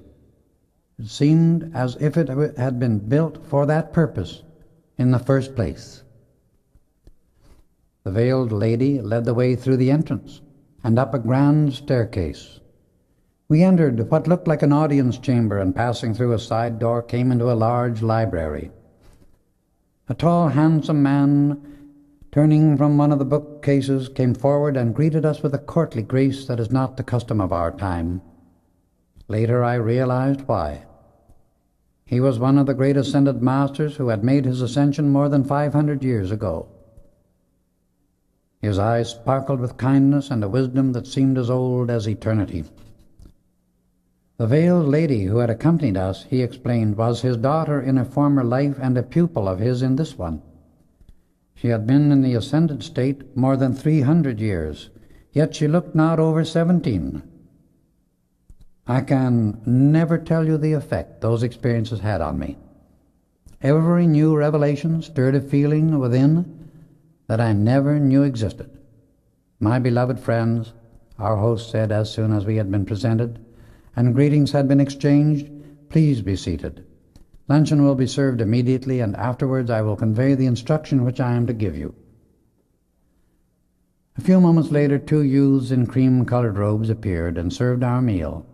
It was very delicious, and was the same kind of precipitated food that we have all been privileged to eat at St. Germain's retreat in the Cave of Symbols. Tonight, said our host, you are to be my guests, together with 8 of the brothers who will be here to meet our American brother. They know him, but as yet he has not recalled the memory of them. Promptly at 8 o'clock, our host led the way to the top floor, and we entered a circular room where everything was decorated in soft milk-white color. In the center stood a white onyx table, and around it had been placed 12 chairs. We stood for a moment, one at each corner of the table, with heads bowed, and when we looked up, the 8 brothers were there in living, tangible bodies. I was presented to each in turn, and then the group sat down. They all knew my friend of steamship acquaintance very well. Many problems of national and international importance were brought up for solution, and in every case a real remedy, worthy of their time and attention, was found to meet the requirements. It was during this time I learned that our host was chief of the Council of France, although he was not a Frenchman. Each brother was given specific direction which it became his duty to carry out. As the council adjourned, everyone said goodbye with the blessing, "We enfold you in the potent power of the magic I am presence, to whom all brothers of the great white brotherhood look and receive without limit." We bowed our heads, and the brothers disappeared as silently as they had come. We bade our host good night and were shown to our rooms. We had breakfast early the next morning and were ready to leave by 9 o'clock, the veiled lady accompanying us as before. We arrived at the docks in Marseille just in time to ask God's blessings upon our fair sister and take our leave. We boarded the steamer, and I asked my friend why I felt such an attraction to the veiled lady and what was the meaning of it, for she seemed always before my vision and about me ever since we had entered the automobile in Paris. "Have patience," he answered. "You will soon know." Our cabins adjoined, and we settled down to enjoy our trip on the Mediterranean to the full. We were bound for Bombay by way of the Suez Canal and the Red Sea, with visits to Alexandria and Cairo. It was a trip one could not forget in 1,000 years. Not a single thing occurred to mar its beauty and our joy, and being extremely fond of water travel, I reveled in my newly found happiness. As our boat came alongside the pier at Bombay, I was intensely interested, for this was my first trip to that part of the world. Since those years, the Orient has become quite familiar.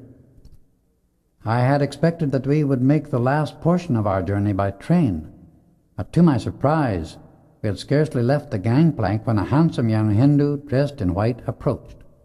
He gave us a sign we knew so well and led us to a large, beautiful auto. He opened the door in quiet dignity and waited for us to enter. To my astonishment, within the car sat another veiled lady, who looked very like the one we had left in France. To my intellect, that seemed impossible, so I put it out of my mind. I was presented to her in a similar manner as to the other lady. It was not long until our fair companion answered my thought with the question, "Why, my good brother, should we think anything impossible where the understanding of the individual is complete?" "My good sister," I replied, You are so like a lovely lady we met in Paris that I can hardly believe you are not the same person. Yet we left her there, so she could not be here." "You think not?" she questioned again, and my friend suggested, "We had better watch the beautiful scenery, for we may not pass this way again."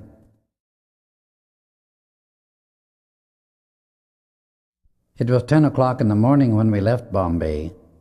We drove until 6 in the evening, and by that time had reached a quiet little city. We drove to a large native residence. The man in white driving the auto waited for us to alight, and then drove away immediately. Again our veiled sister led the way to the dwelling. A stately, white-haired English lady with a youthful face and figure opened the door.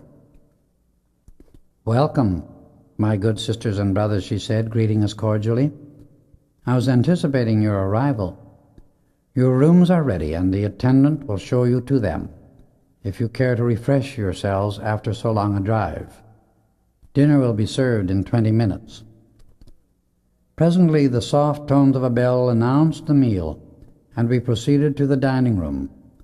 Imagine my feelings as we met at dinner when I found that the veiled sister who had driven with us from Bombay was the same lady we had met in Paris. As soon as I saw who she was, I greeted her with "my beloved." I had no intention of saying any such thing, and felt greatly chagrined and confused. I apologized profusely, tried to restrain an almost irresistible impulse to talk. She did not seem to mind the familiarity in the least, but replied, "I deeply appreciate your sincere greeting." I managed to collect my thoughts enough to ask, "Will you please tell me how you were able to reach India before us?" "I have a means of transportation," she explained, "with which you are not familiar. However, you will be taught to travel as I do. We are able to transport our bodies to any distance we desire, without using any physical conveyance." The next morning we were on our way at daybreak. The day was very warm outside, but within the auto it was comfortably cool and delightful. Deliciously cool drinks were always provided for us. We had been driving in the mountains for some time, and were climbing steadily, when we entered a deep gorge, walls rising at least 2,000 feet on each side. It looked as if a giant fissure had been cut through the mountains for nearly a mile. We drove through this crevasse, and came out into a basin about 4 miles in circumference, surrounded by towering peaks. Never before or since have I ever seen a more beautiful spot on earth. It was a perfect paradise. On the west side of this basin, facing east, stood a magnificent palace of white marble, unlike any building I have ever seen in the outer world. Saint Germain has not said so, but I have always thought it was a precipitated substance. A large golden dome covered the central portion of the roof, and there were 4 smaller domes, one on each corner. When the morning sun flashed upon these domes, the whole scene became an indescribable blaze of glory, a daily silent symbol and acknowledgment by nature of the great light and wisdom that poured out constantly upon the earth from this temple of beauty. We drove to the eastern entrance of this magnificent palace, and 2 youths in snow-white garments came out to greet us. They were the picture of perfect health, youth, and beauty. Their hair was especially attractive, one being a soft, wavy brown, and the other a most wonderful gold. The latter welcomed us. "Beloved sister and brothers, you are expected and most welcome. Will you please follow me?" We entered, and were greeted again by one of the ascended masters who is greatly beloved in the outer world, and who has worked ceaselessly for many centuries to bring enlightenment to the race of mankind. He has a very kindly face, a smile that would melt a heart of stone. It makes one feel at once that he wields a power that solves all things. Other attendants came forward in graceful rhythmic motion and led the way to our rooms. The interior design and furnishing of this palace were exquisitely beautiful. Since my first visit to that wonderful spot, it has been my duty as well as my pleasure to contact many important places throughout the world because of the work of the Great White Brotherhood with which I have been associated. But even the most elaborate have never approached the exquisite perfection of this white marble palace of the Ascended Masters. The whole interior of this wonderful building was made of an imperishable material, milk-white in color, with here and there touches of a very delicate gold, violet, green, and an intense electric blue. This produced the most artistic effect imaginable. Everything remained immaculately clean because within and around the building all was so powerfully charged with electronic force, and the vibratory rate was so high that the power of the light repelled everything imperfect and kept all in a self-sustained state of beauty and perfection. "Dinner will be served in your rooms," explained the youth with the golden hair, "and you are requested to wear the silken robes and sandals that will be provided." When the dinner arrived, it consisted of several kinds of fresh fruit, among them berries, served with a substance like whipped cream, similar to that which we had eaten in the cave of Symbols, and a delicious drink of golden liquid a little less heavy than honey.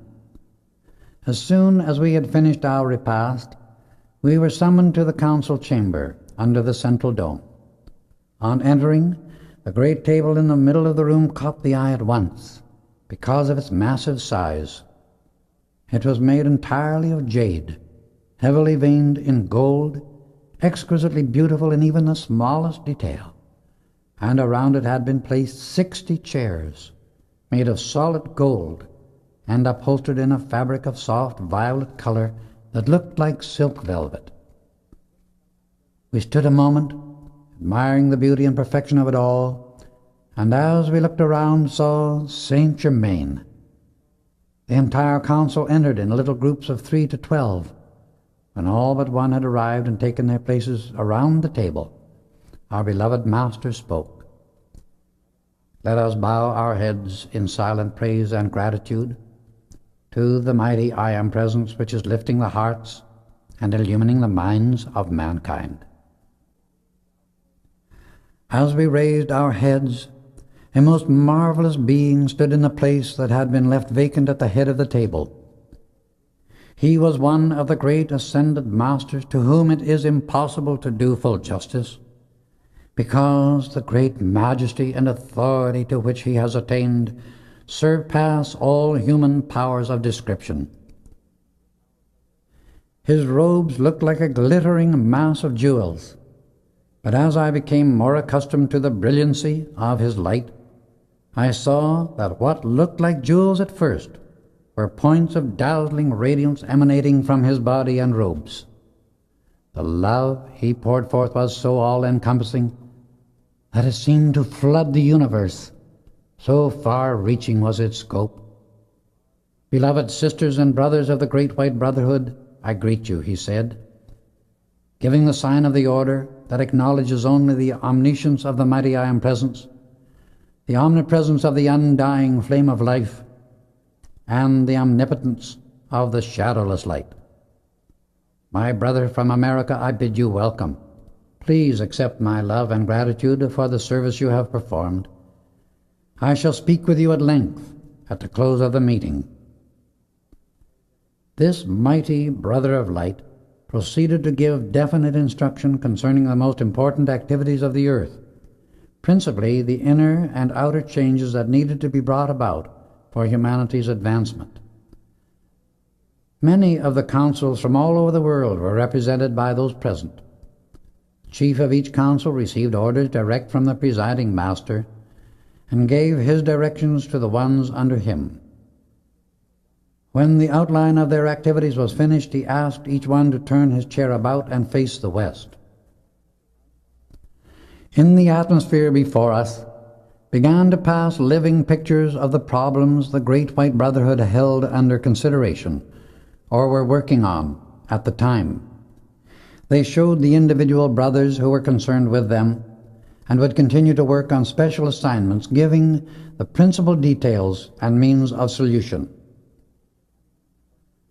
The work of protecting the young prince previously referred to, and the brothers who were concerned with it, was one of the many scenes that passed before our vision. The method for readjusting conditions pertaining to Arabia was also shown, and excited my admiration greatly. When the greater problem of dealing with the sinister force which is trying to keep humanity from recognizing and manifesting the perfection and blessing of the mighty I Am Presence was revealed, it was the most astonishing thing anyone can imagine. It really showed the unlimited force of the cosmic Christ light dealing with darkness, and no words can portray the majesty, power, and victory of the presence of the infinite I Am. At the present, I may give no further details, but the glory and supremacy and action of the mighty presence of the infinite I Am transcends all imagination, just as light transcends darkness. The pictures came to an end, and the presiding master, he of the dazzling radiance, turned to the sister from France and myself. "Come, my beloved children," he said.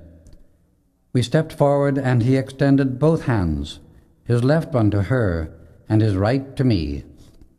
"My brother from America," he went on, "I bless you exceedingly. You have not yet realized the eternal perfection that is now yours in the outer activity. Our beloved sister is your twin ray. This is one of the greatest of God's mysteries, and explains the mutual attraction between you since your first meeting in Paris. If the humanity of earth could have the God understanding of this part of the divine plan, it would do more to purify the chaos of the outer world than any other thing. Time is nearing when the truth concerning the twin rays must be thoroughly understood, and its mighty wisdom and power utilized. No individualization of God does creative work at cosmic levels in the fullness of the mighty I Am Presence until that one's twin ray has made the ascension. Earthly choice has nothing whatsoever to do with it. Each ray must, by conscious understanding and the use of the great command, purify, perfect, and illumine all the human creation by which it has surrounded itself. It then becomes the ascended master, who forever has conscious dominion over the earth and all that is therein. When both rays have made the ascension, they are of the same state of purity, freedom, and perfect dominion. The two are then able to work at cosmic levels.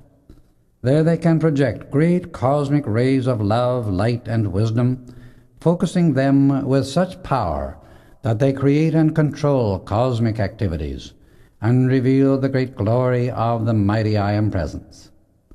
Our beloved sister has seen and known of this for some time, patiently awaiting this divine moment. After the raising of your body, your work together will be very transcendent. He raised his hands above us in blessing, and his voice, beautiful as a bell, with a tone of eternal authority, uttered the supreme decree of love everlasting upon their union. By the command of the mighty I Am Presence, I join these twin rays of the eternal flame of life in supreme love, light, and perfection. As the Master said these words, a dazzling shaft of light enveloped us, and in this the mighty flame of our twin rays set its eternal seal upon our cosmic pathway of life. In that moment, we were fully conscious of ourselves as only that magic presence of the I Am. This closed the council meeting, and in the hour that followed we met the members of that retreat and received their congratulations. They assured us that our unlimited cosmic service would now begin. The next day, the Master, who was our host, explained some of their work and revealed the perfection that had been maintained there for centuries. In explaining the origin of their work, he said, "This Council of the Great White Brotherhood was created centuries ago by the Great Brothers of Light, that a powerful focus of their help and illumination to humanity might be brought about and perpetuated for a definite period of time. The wonderful semi-tropical climate you find here will last as long as we desire to retain this place as a retreat." That evening, we were shown the perfected instrument for television in operation. I could not help remarking what glories and marvels humanity could and would experience if it would only reach up consciously and sincerely to the inner light, and the individuals open their hearts and feelings to the mighty magic presence of the I Am. Early the following morning we returned to Bombay, whence we were to sail for Arabia. The trip to the coast was delightful, the atmosphere in the car always remaining cool and comfortable, no matter how warm it became outside. I knew this was due entirely to the deep understanding of my beloved and my friend. We went back to Bombay by an entirely different route from the one by which we had come. The following morning we sailed on a small boat for Egypt, stopping at the port we wished to reach on the west coast of Arabia. When it reached the Red Sea, as we began to sail north on its placid waters, my friend suddenly became charged by the electronic force so powerfully that we all noticed it. For some reason, he said, I have contacted the period in which Moses led the children of Israel through this sea, for the living pictures are all appearing before me here in the etheric records. What a time of wonders that was in the midst of such a very great distress. Moses truly made a most wonderful contact with the ascended masters, who were assisting and who wielded tremendous power through him to accomplish that undertaking. I see for the first time the great ascended master to whom Moses knowingly addressed his petition at that time for help. The majesty and power of that mighty being can scarcely be comprehended by the human mind. So marvelously does it transcend the ordinary experience of humanity. How little the modern world knows, realizes, or credits those marvels actually performed by such wonderful servants of God for the enlightenment and uplift of mankind. These stupendous so-called miracles are, after all, only the activity of a law that humanity has not yet tried to study or understand. When one speaks in terms of universal truth, there is no such thing in infinite creation as a miracle, for what the world calls miracles are only the operation of divine law, which, because of its very nature of perfection, sets aside all humanly established laws of limitation.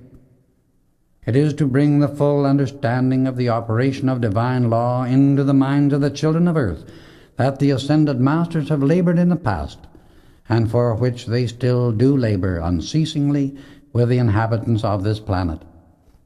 Today, all unknown to the outer world, there are still more wonderful things being done than in those days of long ago. So far as this vast, deeper knowledge and power is concerned, the majority of mankind are but babes. However, the hour is rapidly approaching when humanity must awaken to the all-encompassing inner presence of God, acting through the individual. At last, the boat stopped at our seaport on the coast of the province of Hejaz, a sort of peninsula jutting out into the northeast edge of the Red Sea. We landed at this quaint place, and again were given the secret sign by a tall, slender Arab in spotless white garments, who stood beside a large, powerful auto, opening the door for us to enter. Without a word, we were driven away at unusual speed over a hard, sandy highway. There were lovely refreshments already provided within the car. Late in the afternoon, we entered a small mountain village and drove up to a low, snow-white house. Our silent Arab guide opened the door and motioned us to enter. He knocked upon an inner door that was opened immediately by a white-haired elderly gentleman with brown skin and very kindly eyes. "Sister and brothers," was his greeting, "you are expected. Refresh yourselves, and food will be served as soon as you are ready. After nightfall, a brother will call and take you to your destination. I trust the Brotherhood will not fail in their assistance to our country." I was about to speak when my beloved grasped my arm firmly. I understood her signal and kept silent. "The light of God never fails," my friend answered our host, in a voice that made the very air tremble, so great was the power and truth with which his spoken word was charged, and so definitely did he utter that almighty decree. The effect was like magic. The old man fell on his knees and bowed his head to the ground before my friend. At 9 o'clock, a handsome young man wearing the native white Arab dress over which was thrown a long indigo cape appeared at the door. "Friends of the West," he said, "come. The way is open." We followed immediately without a word. We walked a short distance and found camels waiting. We mounted silently and set off at great speed toward a high mountain. Later I learned that these were the famous racing camels, and the one on which my beloved was mounted was snow white. We sped along in silence for nearly 2 hours, and then came to a hut made of heavy stone and set close against the mountain. As we dismounted, a man appeared from out of the darkness to care for the camels. Our guide entered the hut and motioned us to follow. We reached the opposite side of the room, and he raised his hands and placed them against the wall. They at once became a blazing light, so great was the power he directed. They were as dazzling as an electric light bulb, only much whiter. He pressed a certain section of the wall, and it turned on a pivot, disclosing an opening into a tunnel of intense white light. We stepped into this, and the opening closed behind us. We followed him for several hundred feet and came to a metal door. Our guide placed his hand upon a certain symbol on it, and the door, weighing many tons, fully 8 inches thick, opened slowly, and we entered a long, narrow room whose walls, ceiling, and floor were all made of untarnishable steel. In a few moments a door opened in one wall where an instant before none could be seen, and a man entered, motioning us to follow him. With our guide still leading the way, we went some distance, and at last came to another solid wall. It opened at our approach and admitted us into a marvelous chamber fully 100 feet long and about 40 feet wide, furnished in a most extraordinary manner, but artistic, exquisite, and beautiful as a dream. In the center of the floor was a great circle, enclosing a marvelous zodiac, and around this had been placed large soft cushions for 28 persons. Our guide stepped to a room at one side of the great chamber, asking us to follow. Within was a sparkling bath, beside which lay robes and sandals provided for our use. "When you are ready, send me your thought," said our guide, and left us. We finished our preparation and sent the mental message as requested, and immediately an attendant appeared with delicious refreshments. We finished our meal and then re-entered the great council hall, where 24 of the sisters and brothers had already assembled. Our guide presented us to the members, and all took their places around the circle. To my amazement, I discovered that the brother who had acted as our guide was none other than the chief of the Council of Arabia, a great ascended master of whom I had heard many times. He rose, gave the invocation, and addressed the assembly.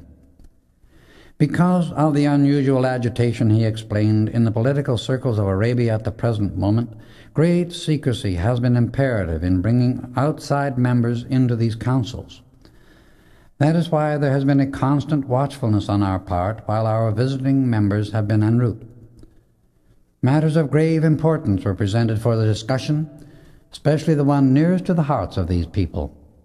The chief directed their attention to my friend. "This brother," he said, "holds a solution to the problem concerning our beloved land of Arabia," and he asked him to present it. My friend outlined his plan briefly, and when he had finished, everyone in the room except our chief was surprised at his daring and ingenuity. The chief smiled reassuringly and continued, "The plan is feasible, remarkable as it is. It shall be carried out quickly and successfully. The entire great white brotherhood of the earth will watch over the meeting that is about to take place, and you can rest assured this plan will be set into operation at once." The sister and brothers who have come under special guard are to rest here tonight and tomorrow. On the third day I will go with them to the British consulate, where our negotiations will take place." A wave of joy swept over the whole meeting as this outline of their work was finished. Other matters concerning their various activities were disposed of, and the meeting came to an end, the members disappearing one by one. The chief then arose and came to where we sat.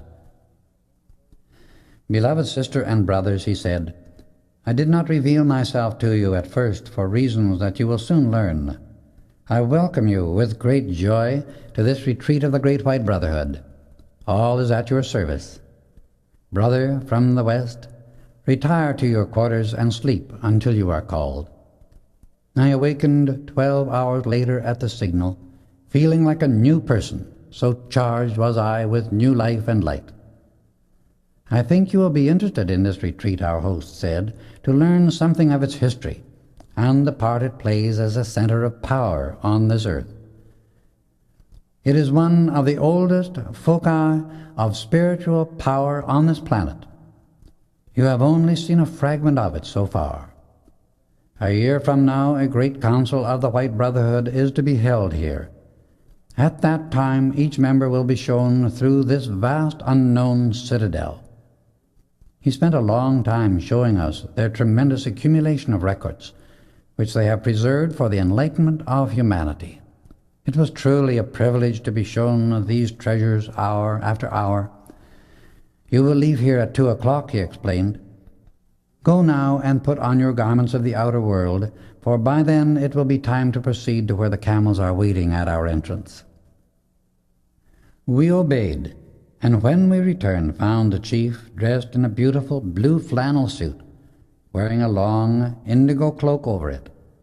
Except for the marvelous texture of his skin and the brilliant, piercing, loving light in his eyes, one might easily have thought him to be a man who belonged to the outer world of business. "Why may I not look like yourselves?" he remarked, as he saw my thought. "I am an individual like yourselves, only of greater experience and wisdom, which I have applied longer. That is all. Wisdom is of no benefit to anyone unless it is used, and through that use the individual manifests perfection so he can live above every limitation." By this time we had reached the gate where the camels were waiting. When all were mounted, we sped through the night with the wonderful white camel always leading the way. We made even greater speed than before because we arrived at the hut, the starting place of this particular part of our journey, at 3:30. The auto was waiting, and just as we entered, the driver said something to the master that I did not hear. "Have no fear," the chief replied. "We shall draw the cloak of invisibility about ourselves and the car, and pass them unnoticed. Let us proceed." "Spies," he explained to us, "have been stationed along this road to seize the car and prevent anyone from discovering us afterward. The right use of knowledge, which is true wisdom, always sets us free, as you will soon observe." It was not long until we approached the spot where the spies had been placed, and in an instant a dense white vapor rose all around us like a fog, enveloping the machine completely. A peculiar whirring like the sound of an airplane was heard overhead, and while the guards were looking up to find the source of it, it shot by silently like an arrow. It was a marvelous experience for me, because while we could see them through the cloak of invisibility from within, those on the outside could not and did not see us. "How is it," I asked, "that they did not seem to hear us?" "Sound," he explained, "does not penetrate the cloak of invisibility. Otherwise it would be of no use to us. The tales of the Arabian Nights, my brother, are only too true, for when really understood they are revelations of divine law, instead of the silly literal interpretation that the outer world in its smug ignorance has chosen to place upon them. They are not folklore for children, but inner intimations of the accomplishments that are perfectly possible when the student is sincere, worthy, and humble enough to be trusted with the power and truth that they reveal. The great monster, doubt, and his nefarious associates, ignorance, pride, ridicule, skepticism, fear, and many other useless barnacles, have so fastened themselves upon the mentality and feelings of humanity that they have become like fungi, hanging from a tree and rotting its trunk.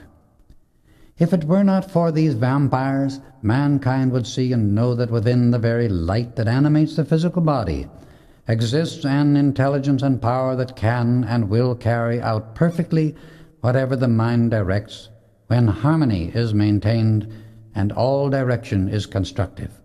Love, wisdom, and power are the primal attributes which life uses to build a permanent creation, and when mankind ceases its self-created discord, all life around it and in nature will express permanent perfection. We drove along the seacoast on a splendid highway, and at last entered the city that was our destination. We registered at the best hotel, and early the next morning called at the British consulate. My friend said he had been sent as a representative of the Arabian government to present a certain solution for the impending crisis, which he trusted would satisfy all concerned and prevent a very great injustice and indignity to Arabia. The British consul asked for his credentials, and instead of presenting them himself, the chief of the Arabian council stepped forward and presented them in his stead. An appointment was made to meet with the British representatives at 11 o'clock, and we returned promptly at that hour. After the conference had progressed with its usual method of suavely yet persistently shelving everything that did not give them the best of the arrangement, my friend at the opportune moment arose and presented the proposal of the Arabian government. He was calm, masterful, and kindly, yet everyone realized unmistakably that he was somehow in command of the situation, and that all the dignity and power of the conference had centered itself around him. His opponents were not just altogether comfortable. He was too keen and honest for their usual method of diplomatic fencing, but somehow they could not present their ideas in a very favorable light in the face of his frank scrutiny and open kindness. They played for time by various kinds of strategy, when suddenly I was conscious of the entire conference being held within a great circle of blazing light, so bright it seemed to me everyone must see it. Then I realized what a gigantic focus of power the Great White Brotherhood had directed into that room. Less than an hour later, my friend's solution was accepted, the documents drawn up, and signed by both parties, and the meeting adjourned in peace and happiness. The news flashed quickly throughout Arabia, and there was great rejoicing. As we returned to the hotel, my beloved came forward to greet us. "Noble brother, I congratulate you," she said, "on your dignity and splendid accomplishment." The next day, the chief of the Council of Arabia bade my beloved and me goodbye, and we boarded the steamer returning to France. That evening, we sailed on the Mediterranean under a full moon. To me, it was the most peaceful night I ever experienced. We landed at Marseille, left immediately by train for Paris, and spent the night with the wonderful master who was chief of the Council of the Great White Brotherhood in France. The following morning he drove with us to Cherbourg. Here we said goodbye to my beloved, whom I was not to see until years later. When we next met, it was never to part again. We boarded a liner for New York, and that voyage stands out as one of the most remarkable of my entire life, for my wonderful friend taught me the most marvelous use of the ancient wisdom. He instructed me, and the results I had from the use of the great command were simply amazing. We arrived in New York and hurried at once to Washington, where my friend presented the results of the Arabian matter to the President and his cabinet. The news had already preceded his arrival. That ended my first personal contact and observation of the stupendous and marvelous activity of the Great White Brotherhood. As Gaylord finished relating his experiences, we saw daylight just breaking on the eastern horizon. "Let us go to your drawing room," he said, referring to me, "for one of the ascended masters has much to do in the work we are to accomplish next. The lady and gentleman, who are but pawns of the sinister force, have in their possession certain documents and records which they have stolen. These papers contain information we need, which they intend to use against innocent people for blackmail purposes. We must have that information in order to protect others whom they seek to injure, and to bring into their clutches through the power of fear." We then returned to my compartment. I wondered what Mr. Gaylord intended to do next. We waited a few moments, and soon heard the man and woman go into the dining car. "Now, watch carefully," said Gaylord, "and do not move or speak while I am operating." We sat down, and he focused his attention upon the door that led into their compartment. In a moment he directed a ray of electronic light upon it. He steadily increased the power, and we were enabled to look within the room. A traveling bag lay upon one of these seats. Gaylord held the force steadily until he saw what it contained. The expression on his face indicated he had found the information for which he was searching, and in an instant he released the power and said, "In 3 days they will be ready for the proper authorities to welcome them to a long rest from any further activity of that kind. With those papers in their possession, it makes their escape impossible. In this case, the newspapers will not be able to break through the wall of secrecy and invisibility of the ascended masters, who control all human law by the one eternal law of divine justice." Saint Germain had indicated the hotel in Washington where we were to stay, and when we arrived he welcomed us in person. His appearance was changed so that he did not attract undue attention. "My beloved brother," he said as he went up to Gaylord, "I do sincerely congratulate you and give praise and thanks for your splendid success, because you have broken the backbone of a very destructive activity, at least so far as that group is concerned." Turning to Rayborn and me, he greeted us in that loving, gracious manner that is such a distinguishing characteristic of all ascended masters, and particularly of Saint Germain. "May I have the privilege of providing you breakfast?" he said. "I trust it will be quite satisfying and delicious. Will you come to my rooms?" After breakfast, he suggested that we retire and get our much-needed rest, yet while in his marvelous presence we were never conscious of needing rest. The 3rd day after our arrival, Rayborn, Gaylord, and I, accompanied by Saint Germain and certain members of the Secret Service, went to the rendezvous of an important group of those who were willing channels for the sinister force. There were present the 7 principal leaders in America. We reached the place and stood for a moment outside their rooms. We could hear an excited discussion going on in undertones as we approached the door. Suddenly it burst open, and we walked in upon them, Saint Germain charging the atmosphere with an electronic force that held them immovable. Their drawn guns dropped to the floor where they stood, and their arms hung motionless by their sides. Saint Germain raised his right hand, made the sign of cosmic protection and power, and in a voice that penetrated every atom, even of the building itself, uttered the eternal fiat of truth, before which all destructive forces bow and are forever silenced. "Tell those who have been associated with you and all who come after you that the light of God never fails." As his voice carried that decree into their consciousness, they turned ashen with fear from their own creation, and their bodies shook like leaves in the wind. The members of the Secret Service stepped forward and took them into custody, where they shall remain until they serve the light. Chapter 7. The Mysterious Message. "I will be with you 2 weeks longer," said Saint Germain, as soon as we had returned to our hotel. "With your permission, I will devote a part of each day to individual instruction, which I can see with the inner unlimited sight you are going to need. Our interference with the plans of the sinister force and the imprisonment of their tools that took place in Washington recently has drawn the attention of certain forces to you, especially to Gaylord and this brother, indicating me. You both have certain faculties developed in former lives which can be used in many remarkable ways. It is because of this that the sinister force will try to strike at you.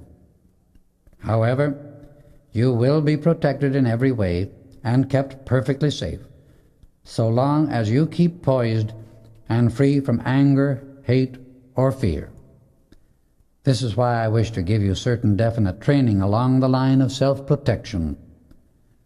The most important and imperative thing for you to remember always is to fully accept and realize that the mighty I Am Presence is the magic presence, and that it is focused in, through, and around you at all times. You have seen your glorious God-self of dazzling light, the very life of your own being, while you are at the ranch, so there is no excuse for not accepting it completely. The outer activity of your mind is the bucking bronco.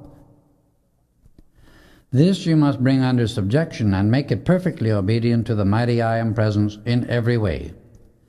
For those who have not been privileged to see the God-self, there might be some excuse, although it is speaking constantly through the heart to every human being that ever was born into this world.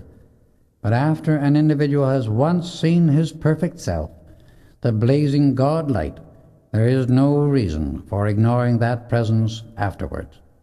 When its form and light have once been recorded in the outer activity of the mind through the sight, the individual can at any instant recall that picture, consciously and at will, and again release that power into all earthly problems. The sincere student can draw the full power of the mighty I Am Presence into any condition, and so charge all things with perfection. Thus, he can live once again in the Father's house, in the glorious freedom that was originally designed for him. This is the only predestination there is. Having once seen your mighty I Am Presence, your own vision is one of the most powerful faculties you have for bringing invisible activity into visible physical form. The architects of your business world are doing this constantly. They receive an idea, which is an invisible activity, and then draw a picture of it. It is but a very short time until the substance is drawn together and the invisible idea has become a visible, tangible building. The individual's ability to use this law is absolutely unlimited, but it is only when the student consciously sets to work to control his faculty of sight so that he closes it to the picturing of negative conditions that he begins to have freedom and puts his world in order. The average person's thoughts and feelings are nothing but a mass of chaotic pictures and negative suggestions, which he has accepted from the world about him and keeps repeating and feeding them by his own energy through his attention. Order is heaven's first law, harmony and peace the cohesive power of the universe. These come from one source only, and that is the mighty I Am Presence of the universe, your God-self. Limitless substance and invincible power are forever about you. You have only to understand how to raise or lower the atomic vibratory action by the power of the I Am in order to produce whatsoever you can possibly desire. There is no one to say what shall come into your experience and world but yourself. The limitless omnipresent substance is always about you, waiting to be acted upon. You, the individual, are the channel through which the mighty I Am Presence wishes to expand its perfection. It pours out ceaselessly the limitless light or energy of life, but you are the governor of its use, the director of its destination, and of the result it is to bring forth for you. It can and will produce anything you wish instantly, if you will but keep your personality harmonized so that thoughts, feelings, and words of discord do not interrupt its ever-flowing perfection. Life is perfection, and it contains all perfect manifestation within itself. The only duty of the personality is to be a cup that carries and reveals the perfection of life. Until one obtains obedience from the outer senses and maintains a feeling of peace within himself, he pollutes the purity and perfection of the life that is flowing through. It is your duty to know that the wisdom of the mighty I Am Presence always directs your use of its power and life. It alone knows what is perfect for you, except an ascended master. He, being one with the all-knowing mind of God, is one with your I Am Presence, no matter whether it acts through you or through him. Thus, only your own I Am Presence or an ascended master knows what is right for you at all times. Only these two sources, which are really one, can see down your entire life stream and know all the forces that play upon your problems and the cause of your experiences, past, present, and future.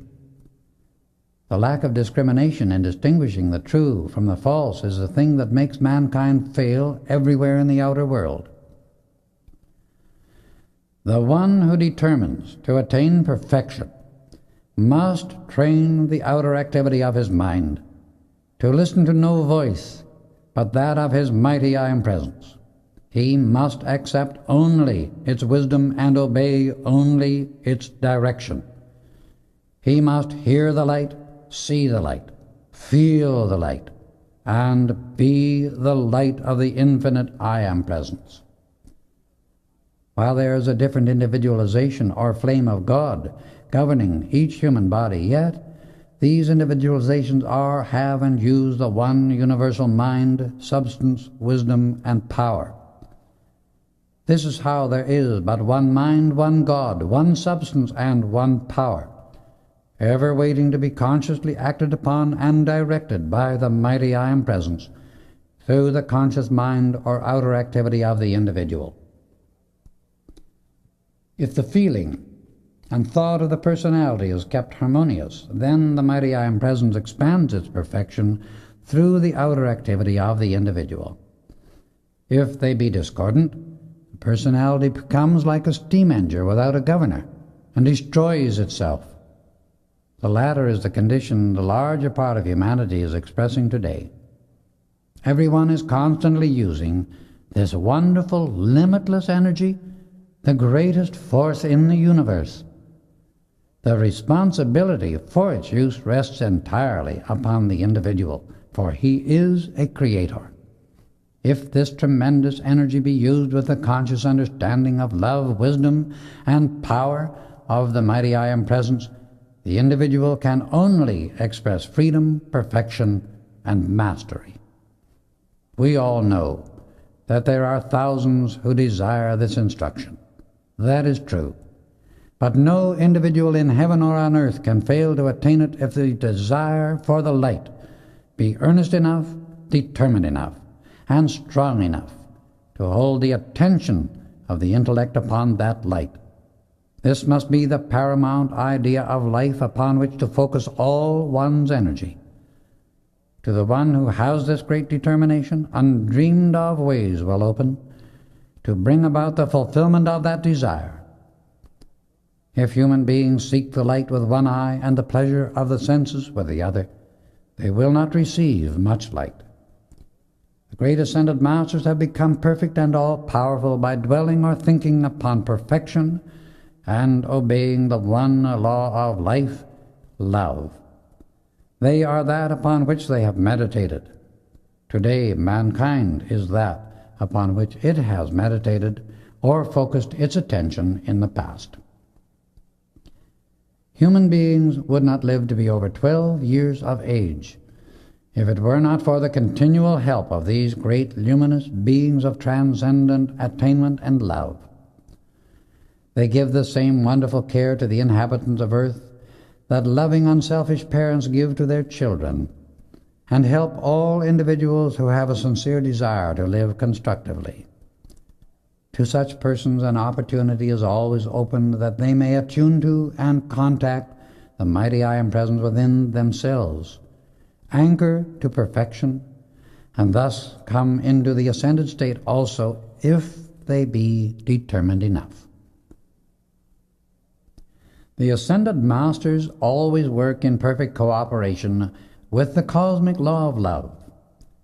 Students often ask, why, if these masters are all-wise and all-powerful, do they not correct the discord upon earth and make humanity's suffering cease? They do help the individual who wishes to serve the light, to harmonize his thought and feeling and bring the body into obedience to the mighty I Am Presence. They protect him thousands of times from destructive currents of force and activities of which he has no knowledge. But they cannot and do not fulfill his plan of life for him. Each individual knows a thing only when he attains the consciousness of it by the expenditure of his own energy, for then he feels it. An ascended master never intrudes upon the eternal sacred prerogative of the individual's free will. Whenever a destructive force of any kind gathers a certain momentum or accumulates pressure, whether it be done by an individual, a group of individuals, a nation, or in nature, the great cosmic law allows it to spend its force in order to annihilate the focus, balance the pressure, and release the misqualified energy back into the universal reservoir. There it becomes purified by the great flame of life and can be used again. The personality, if it be obedient, can by the conscious command of the I Am Presence release the consuming flame of divine love and willingly purify its own miscreation. Thus the individual avoids the necessity for compulsory balancing and purification by the action of cosmic law. The willingness to right a wrong, correct a mistake, balance and purify any miscreation will always open the way for an ascended master to give assistance and bring permanent attainment. This willingness can come in a group, a nation, or an entire humanity, just as well as it can in the individual. For the infinite only acts and controls the universe through its own individualization, through the being who says, I am. Creation could never have taken place if the infinite had not acknowledged its own being through the individual, I am. When the individual determines to express the perfection of life, he must be loyal enough to his own I Am Presence to stand back of his own decree in the face of all outer experience. He can then give the great command, and life yields to him the fullness of every good thing, so long as the mighty I Am Presence is acknowledged as the owner and doer of all that is good. If one refuses to accept his I Am Presence, he refuses all good and the source that gives it. As life is the great God flame from which all proceeds, he, by this attitude of thought and feeling, refuses life. Hence, disintegration is the self-chosen experience, which the individual permits the outer activity of his consciousness to impose upon his own stream of life. If thoughts and feelings of anger, hate, selfishness, criticism, condemnation, and doubt of the I Am Presence are permitted to remain in the consciousness of any human being, the door to perfection closes, and his existence becomes but a process of sleeping and eating until the energy drawn by the outer consciousness spends itself and the body is left to dissolution. Then the individual makes another effort to express the fullness of perfection through another body and continues this effort for aeons if necessary, until that perfection is fully expressed.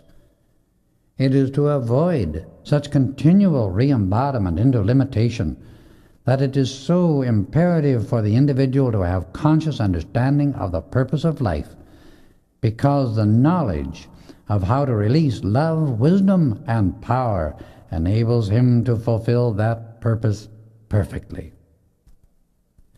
I can assist you to attain this, because by the use of the consuming flame of divine love, for the purifying and blessing of humanity, you can always free yourself. I am delighted with Bob's progress. It is a long time since I have contacted anyone with such determination, and whose desire for attainment is so intense. His advancement is truly wonderful. I have tickets to the opera of Parsifal tonight, he continued, changing the subject abruptly. Will you be my guests? That evening, in his wonderful presence, Parsifal became something far more than an opera. It was the struggle of the individual through human embodiment. The instruction he poured out to us as the drama of the soul and the victory of the I Am Presence unfolded itself in music and allegory was one of the most marvelous experiences I have ever had. As the performance began, he said, "Observe what can be done for those who are sincere and loyal to the highest ideals through their art." The two who play the part of Parsifal and Kundry were the fortunate ones chosen for this remarkable blessing. They had been singing a short time when Saint Germain turned on a great stream of spiritual power, and instantly one could detect a change in their voices. They became more remarkable in quality, the timbre increased so powerfully that the singers themselves were visibly delighted and amazed. One could feel the charge of electronic light penetrating everything. The audience felt the change too, thrilled with delight and enthusiasm, and called them back again and again in its appreciation. What will be the result, I asked, at the first opportunity, when they find their voices are not the same the next time they wish to sing? This added power and perfection will be permanent, he replied. Former growth permits it to be done for them at this present time. If they had not made previous effort, it would not have been permissible to use them in order to give you this instruction. The beloved sister and brother will think that divine providence has come to their assistance, which is literally true. Only in this case I happen to be the director of providence. As scene after scene was presented that night, Saint Germain showed us the true meaning of what was being portrayed, in a manner we can never forget. By the time it came to a close, I was raised to a tremendous spiritual height, and the exaltation was so great that it lasted for hours. We returned to our hotel, filled with unspeakable joy and gratitude. The following 2 weeks passed rapidly while our instruction continued. Then one morning our beloved master announced that he was leaving us for a time, and that he had retained his suite of rooms for the use of Nora, Pearl, Rex, and Bob over the holidays. Bidding us a loving goodbye, he disappeared. Next morning, Gaylord came to me with a letter which he had found on the table in his room, requesting that he come to a certain address in New York at once. He seemed concerned about it, and yet he sensed an uncertainty, something that was not altogether as it should be. "I don't understand how the letter got on my table without going through the mail," he explained. "I have inquired, and no one seems to know who placed it there." As he continued to ponder over it, there increased within me a sense of uneasiness. I said so frankly, but his only remark was, "I must go and find out what it means, and shall leave by the next train." I wanted to accompany him, but he explained it was not necessary, so I determined to follow my own inner direction. As soon as he had gone, Raybor and I discussed it, and I decided to follow him. "I am leaving at once by airplane," I said. "He will be in great danger, I feel certain. And why he has not sensed it himself, I do not know. At any rate, I shall watch events, and may call you by telephone." Fortunately, I had noticed the address in Gaylord's letter, and hastened at once to the flying field, where a plane left immediately, reaching New York long before he arrived. I went to the address, looked the place over thoroughly, but saw no sign of anything unusual. At last, I saw Gaylord get out of a taxi and enter the building. The place was a high-class apartment hotel, and as he inquired for the number, I heard the man at the desk say they are on the 10th floor. I followed and kept well out of sight. The door to the apartment opened and a beautiful woman admitted him.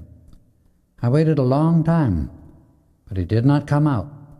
At last I was about to go to the door when it opened, and two tall, fine-looking men and the beautiful woman with Gaylord came out. They went down to the lobby, passed quickly through, and entered a waiting auto. I saw Gaylord was very pale, but poised and calm. They drove rapidly away. I jumped into a taxi and followed, giving the driver orders to keep them in sight. Their car arrived at a pier from which a transatlantic liner was sailing. They went aboard at once. I made inquiries and found that the boat was to leave at 10 o'clock for Cherbourg. I was positive by this time that Gaylord was being forced to accompany them, so I went direct to the transportation office, and after considerable argument and tipping, finally secured passage. I wired Rayborn of my sailing and sent a letter explaining. I provided myself with a grip and clothing, boarding the steamer at 9:30. I asked the magic I Am presence to see that my stateroom was near Gaylord's. Not knowing the name under which these people traveled, I secured a passenger list and asked the I Am present to show me which staterooms they were in. My attention became focused upon 4 names, and the inner light corroborated my feeling. I looked up the location and discovered that one of them adjoined mine. I made it my business to watch and listen, and was rewarded the second morning about 4 o'clock by hearing voices, and among them at intervals Gaylord's in an undertone, just barely audible. I put my ear close to the wall, and using all the power of the I Am, so that I might miss nothing and be able to give him assistance if necessary. There was evidently some argument, and very determined pressure was being brought to bear upon him in several ways, for at last I heard his voice raised to a pitch that indicated he was giving an ultimatum that did not work to their advantage. At last he spoke so loud that anyone passing outside could hear him. "No," he was saying, "I will not intercede for your accomplices, even if you kill me." "We shall see," replied a man's deep voice, "when we get you in the hands of our assistants in Paris." In those few words enough was revealed to show they were trying to force the release of the others who had just been seized in Washington. I sent a wireless to Rayborn to be silent and wait, that I had learned the necessary details.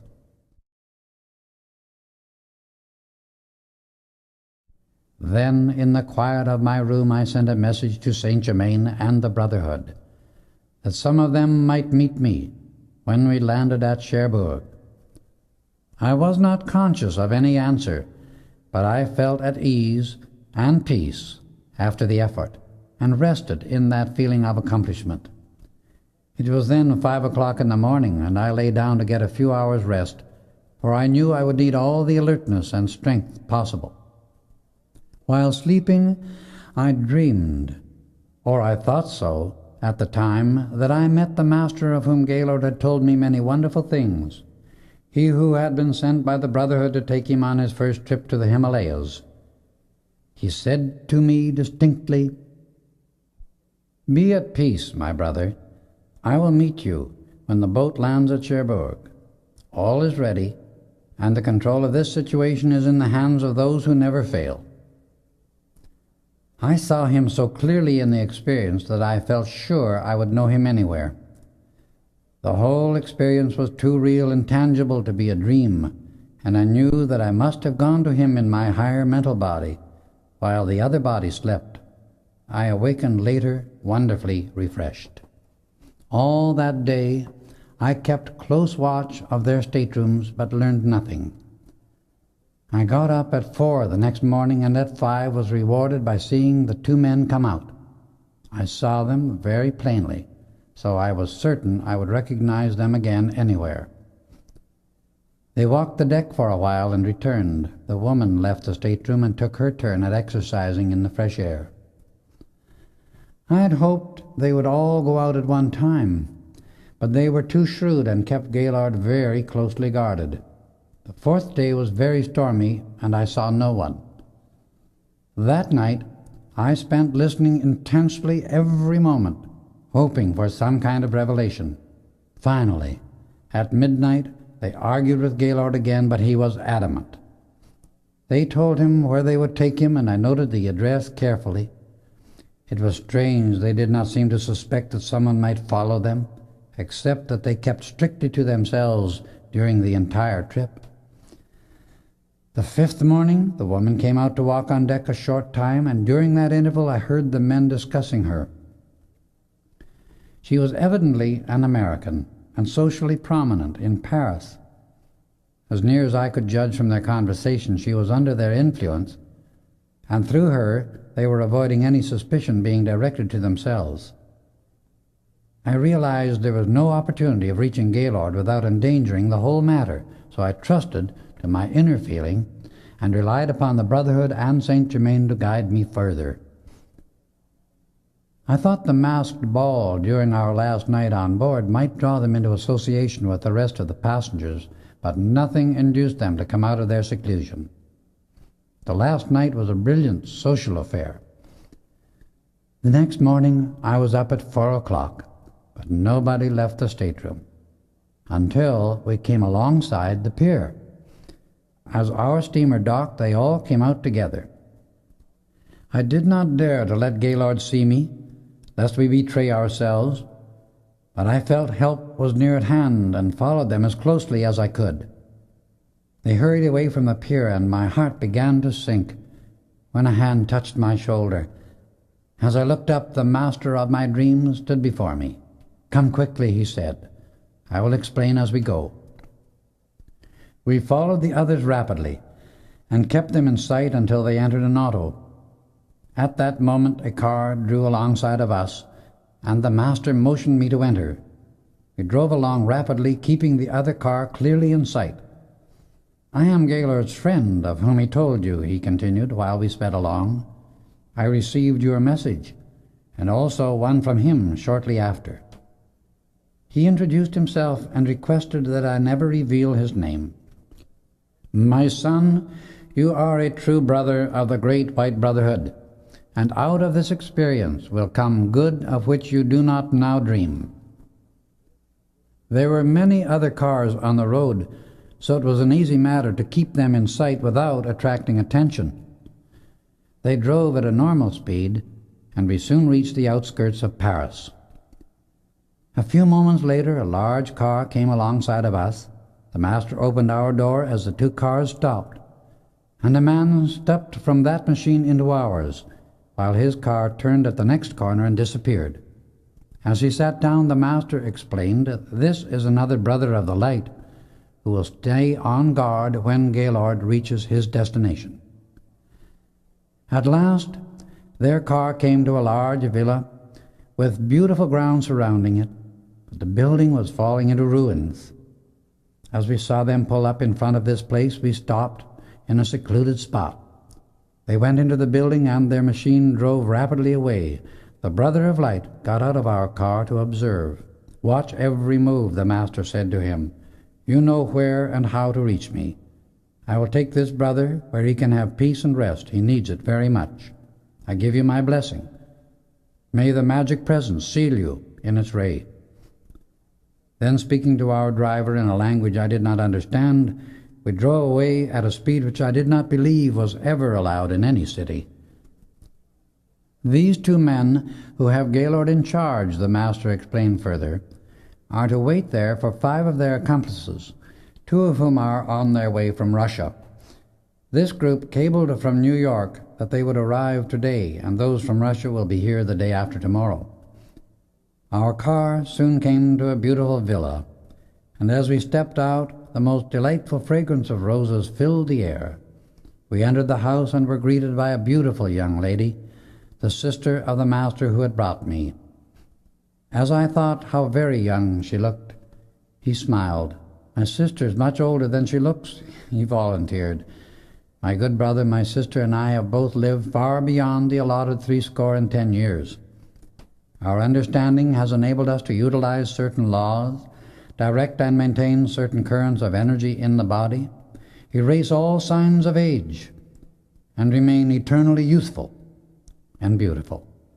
I have retained this body for 310 years, and my sister for 300. You see, from the human standpoint, we should have passed through the change called death long ago. But that reaper has no terrors for us. It can never touch us now. We have had the benefit of the atomic accelerator in the Cave of Symbols in your beloved America. You are surprised that we have been there? Why? We saw you and your friends in that marvelous retreat quite recently. The joy and marvelous love your hearts sent forth was one of the most beautiful and encouraging experiences we have had in many years. In the near future, we shall be there again to complete the raising of these bodies into that eternally perfect state of the ascended masters. Then we can come and go freely as they do and work above all limitation. Of course, you understand that after having been given the benefit of the wonderful accelerator, it is imperative that the student maintain always a constant state of conscious harmony, no matter what the condition may be within or about him. Once this assistance has been given to the outer self, it must keep that power flowing through the body from the mighty I Am Presence. To some students this is quite a struggle, but it will be short if one has real determination to hold to the great light. Come, we are forgetting the joy of hospitality. I will show you to your room, and as soon as you have refreshed yourself, we shall dine. He showed me to an exquisite room and bath, and I could not help but notice how these great ones, who are the carriers of the light, always are surrounded by beauty, harmony, and perfection in every part of their special activity. I remarked about this once to Saint Germain, and he replied, "When life is lived as it was intended, all is peace, harmony, beauty, opulence, and happiness. To conquer the desire to feel or express inharmony shuts the door to inharmony. Therefore, it cannot act within the personal self nor its environment. It is a joy to know that humanity has the strength to do this and thus receive the untold blessings of life." We had dinner, and the master urged me to go to my room to sleep until called. I obeyed and was awakened at 7 o'clock in the morning by sweet chimes sounding through my room. They thrilled my body, as if a charge of electronic energy had come through the sound. I dressed quickly and joined the master and his sister in the drawing-room. I felt so wonderful it seemed as if there were no such thing as being weary. Much had taken place during my rest. Word had been received that the tools of the sinister force were arriving to join their accomplices the following day. All must be in readiness to act quickly, the master explained. The Brothers of Light, who are members of the French Secret Service, have been instructed to be thoroughly prepared, and that there must be no publicity about the seizure of this group. You can imagine my joy when 2 days later, as I entered the drawing-room, Saint Germain greeted me serenely and as graciously as usual. A moment later, as the master and his sister entered, a dazzling light flashed through the room. "Come," said Saint Germain, "all is ready. Let us go." As we approached the rendezvous, there was not a movement or sound. Saint Germain went up to the door, extended his hand, the lock clicked, and the door opened noiselessly. He led the way, as though familiar with every detail. He approached massive double doors and again extended his hand. They fairly flew open, so great was the force he had focused. Before us stood the 7 tools, Gaylord, and the woman. As we entered, the 7 drew weapons, and for a fraction of a second the battle was one of mental forces. Suddenly, a circle of blue flame surrounded them. Their hands dropped to their sides, and the brothers of the Secret Service entered.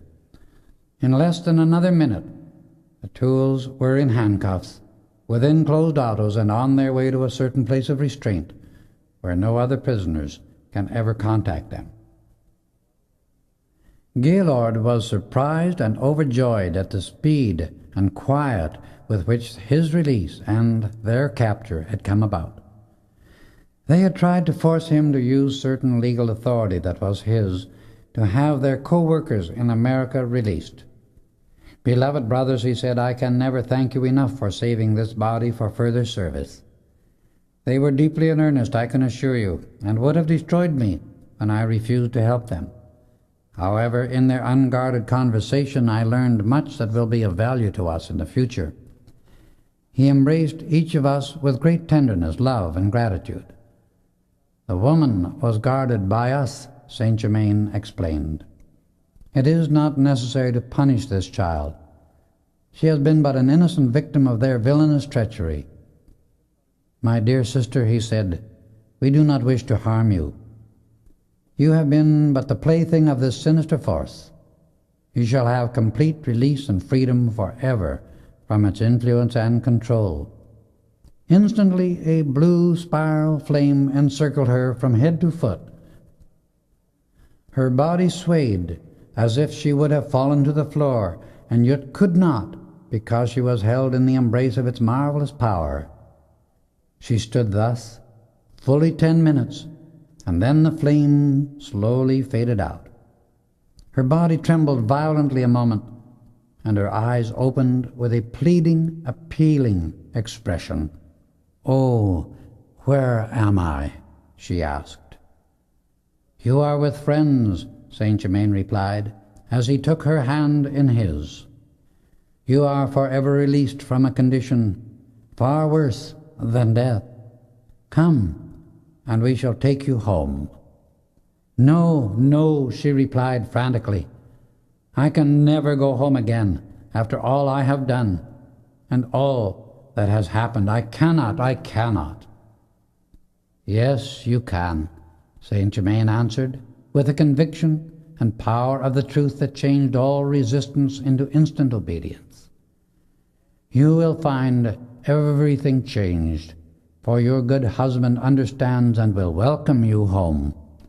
Your daughter, an invalid who has suffered so much, shall also be restored, and your home will be a happy, wonderful place once again."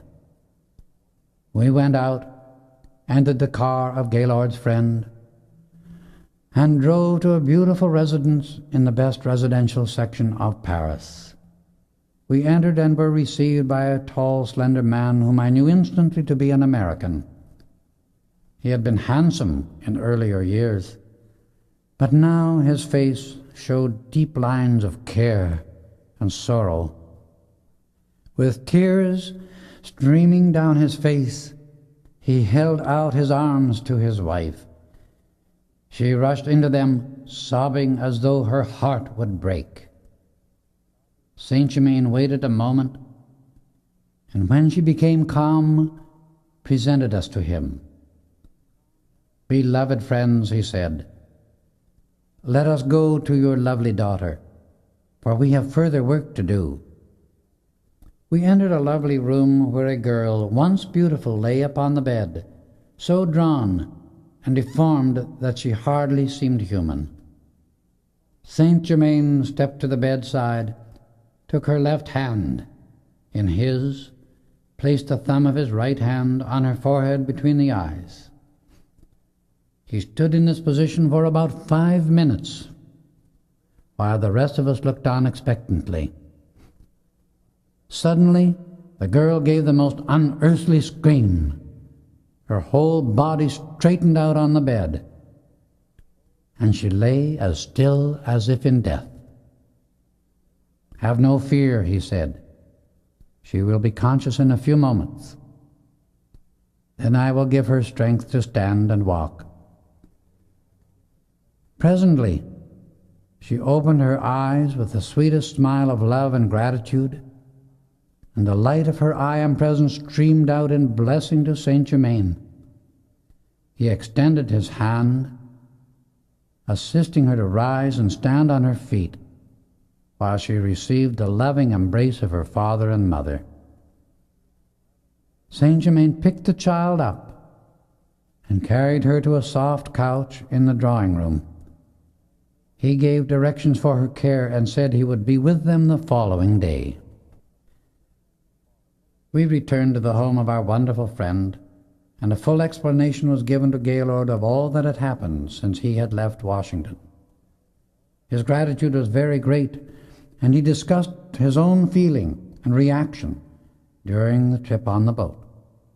The only feeling I had during the entire experience, he explained, was to trust wholly in my mighty I Am Presence and the great White Brotherhood.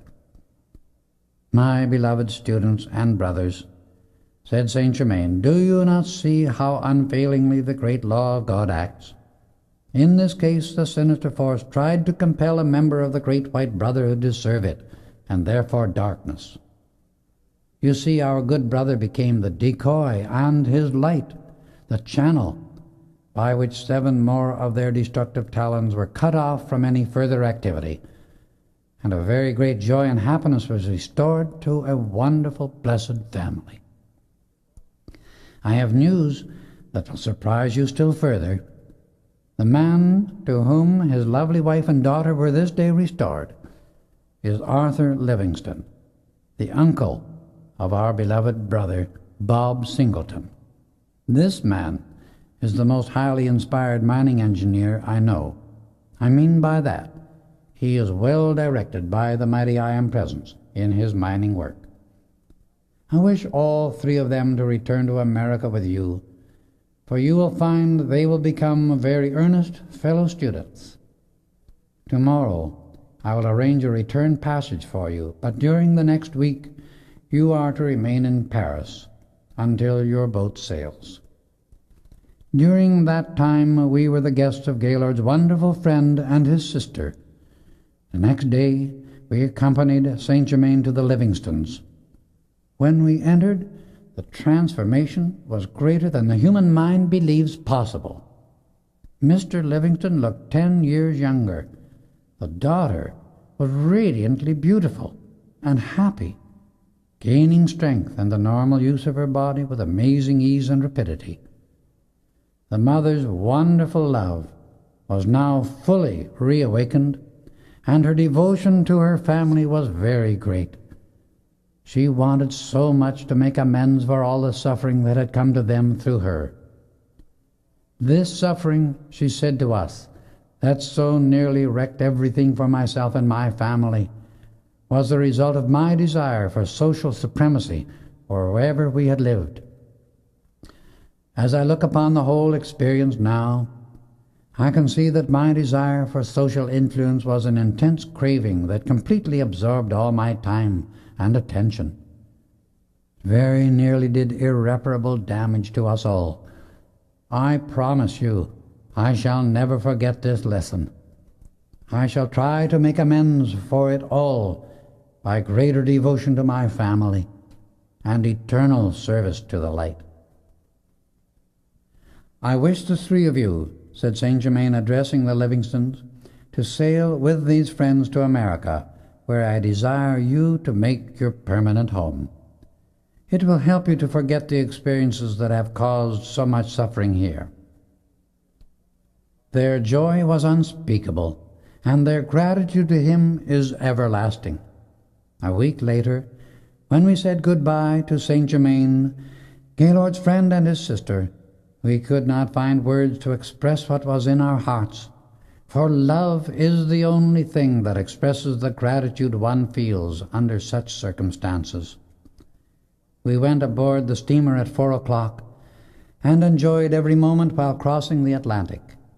Gaylord asked me several times to relate with full details all the experiences we had passed through, and after each story his only comment was, "How marvelous! How wonderful!"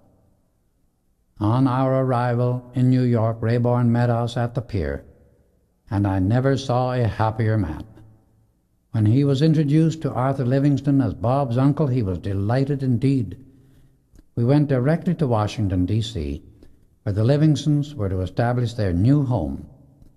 Thus does the Great White Brotherhood ever continue to bless humanity in this marvelous silent manner, and through its unconquerable power and intelligence forever fulfill the law of the eternal. The light of God never fails. Chapter 8. The Conquering Power. Our return with the Livingstons to Washington, D.C. was followed by many weeks of pleasant study, while receiving the great wisdom of our beloved Saint Germain.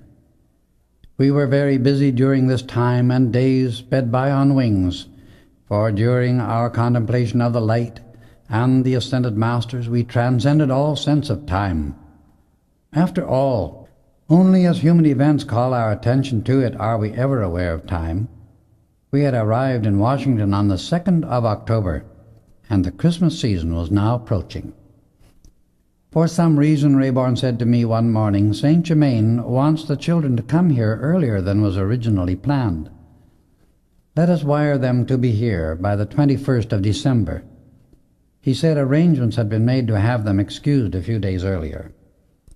He did not say why he wanted them, so I did not presume to inquire. We sent the wire, and late in the afternoon of the 21st they all arrived. Bob's train came in half an hour ahead of the others. We all went to the hotel where Nod and Pearl were given the suite of rooms Saint Germain had engaged. During the evening, with a twinkle in his eyes, Saint Germain asked the four of them to sing a certain group of songs. "I sent for those songs and have been practicing them for 3 weeks," Bob announced.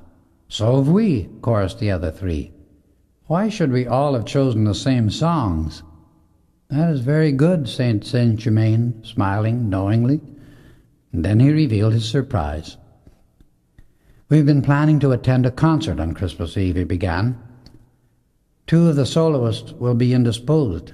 I know the man in charge of the entertainment, and at the opportune moment I shall offer to supply the artists to take their places." Bob looked at him in positive fright. "I've never appeared in public in my life," he said. "I should be scared to death." "Bob, do you not have confidence in me?" said Saint Germain, as he stepped up to Bob and put his hands on his shoulders. "Of course, I have all the confidence in the world," he answered, as his eyes filled with tears. "Then leave it to me," Saint Germain replied. "All fear will be gone when you awaken in the morning. Be at peace." The next morning at 10 o'clock, a telephone call came from his friend in charge of the concert, who was in great distress because 2 of his soloists had been taken ill and were unable to appear. "Be at peace. I think I can help you out," Saint Germain replied. "I can send you a quartet, 2 of whom are splendid soloists." The manager knew that he understood what was needed, but did not know he was an ascended master. However, he accepted the proffered assistance without question. He made the announcement that a quartet would appear in place of the soloists. Christmas Eve came, and the great auditorium was packed to capacity. As the curtain rose, there were exclamations of appreciation here and there in the audience, as a gorgeous fairyland scene was revealed before them. Saint Germain kept in touch with the manager at intervals, and all felt a curious state of expectancy, feeling that something unusual was about to take place. The feeling grew stronger as time passed. The other artists sang, and then came a sort of hush. The second curtain lifted, revealing a marvelous setting of Bethlehem in the background, with a brilliant star shedding its wonderful radiation over the entire scene. Just at this point, an airplane in the shape of a great white bird floated down and landed mid-stage. Out stepped the quartet in beautiful Arabic costumes. They first sang Holy Night, and the audience compelled them to repeat it. Then Nada sang a solo, Light of Life, We Look to Thee. The enthusiasm of the audience continued to increase as they showered applause upon her. The quartet sang the next number, Master Jesus, We Follow Thee. The fourth number was Rex's solo, In the Light, I Rest Secure.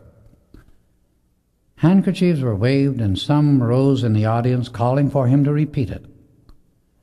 The quartet sang again, and then the manager stepped to the front of the stage and announced his surprise for the closing number. Allow me to present our guest artist of the evening, he said, singing I Come on the Wings of Light. Prima donna Nada. We all gasped with surprise as the mother of Nada and Rex entered, wearing a gown glittering with jewels. Her own beauty far transcended that of the gown she wore. The applause and greeting from the audience was tremendous. She raised her hand for silence. The audience responded instantly, and she began. She sang with tremendous power and glory as her radiation was released to flood out over the audience and the city of Washington in blessing. From there it has spread like a mantle of peace and comfort over America and the earth.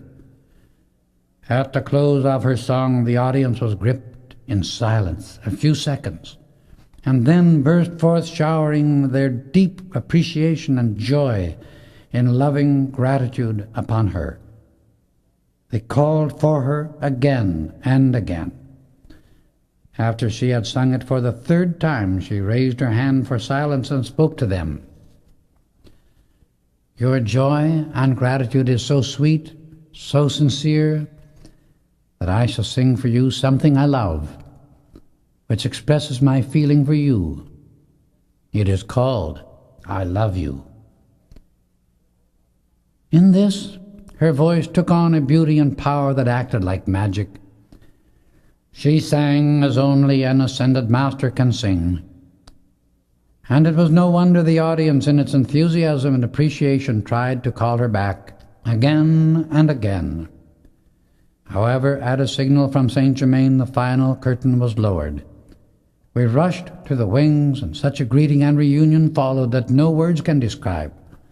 Rayborn was almost overcome by his joy.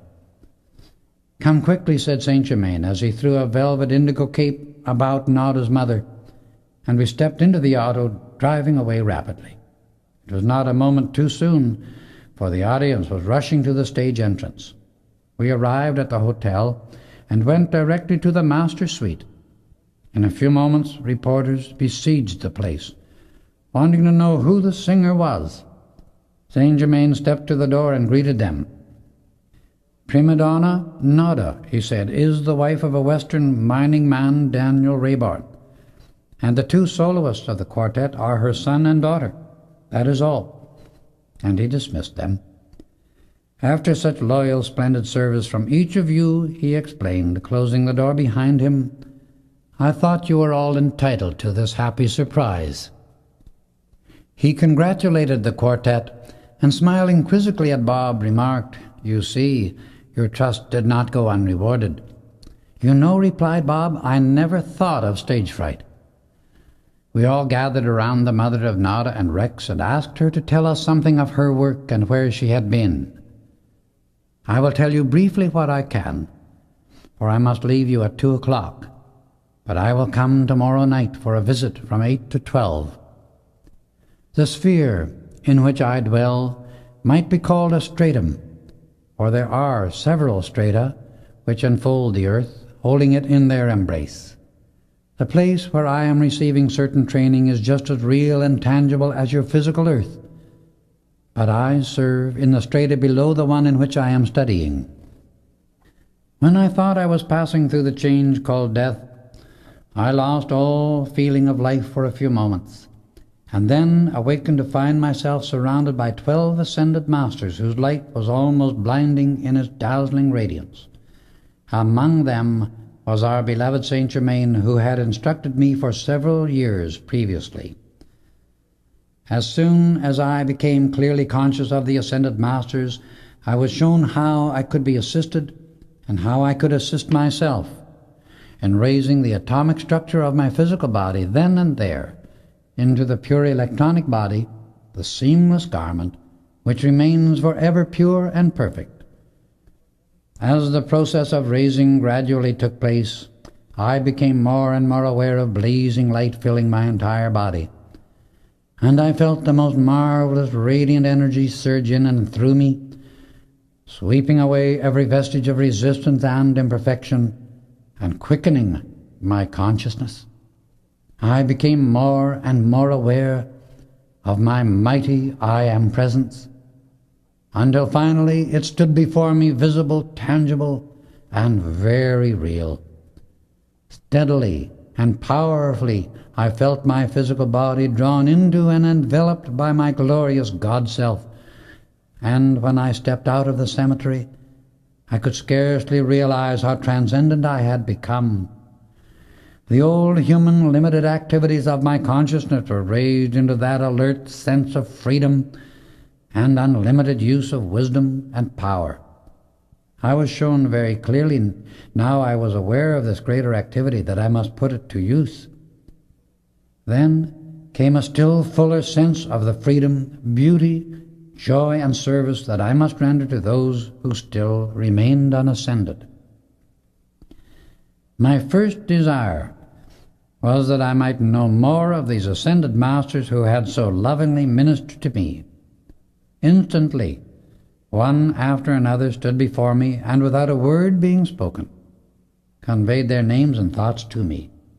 With this marvelous thought language, there came certain attendant pictures in color and the true interpretation of them. This communion by thought was just as clear as human beings now use by the spoken word. In fact, much clearer, for there can be no mistake when thought contacts thought. Misunderstandings come about through the use of words, for after all, they are but receptacles to convey thought and feeling. When thoughts and feelings are not limited by words, many imperfections and much resistance disappear entirely. At one time, during a former golden age, mankind still had the full use of this inner communion by thought, but as the personalities looked away from the light, the substance of their bodies became denser, until it reached the condition of the physical atom of which the human body is composed today. This substance vibrates at too slow a rate for thought to pass through. Hence, words or sounds which could register in this lower rate had to be used as a means of communication. Even today, the individual could again draw forth this same perfect way of communication by releasing a ray of golden white light from within his own magic I Am presence by conscious command, visualizing its passing through the brain structure from the electronic body. This wave of greater light would increase the vibratory rate of the atoms of the physical body to the point where thought would register and be comprehended without the spoken word. Thought waves are always being catapulted, as it were, upon the flesh of the body, both from within the individual's own consciousness and from the thoughts of others. But how many people comprehend that fact enough to read the thought whose impact is felt? Mental telepathy is a slight part of this activity, but how many people can interpret the thoughts received and know from whence they come? It was weeks before I ceased to marvel at this wonderful threefold means of inner communication through the sight, the thought, and the feeling. The glorious freedom of the Ascended Master is so marvelous that we long for every human being to understand and enjoy that same great happiness. This is the final crowning glory of all human activity, the ideal and reward for which all human experience is sought and endured.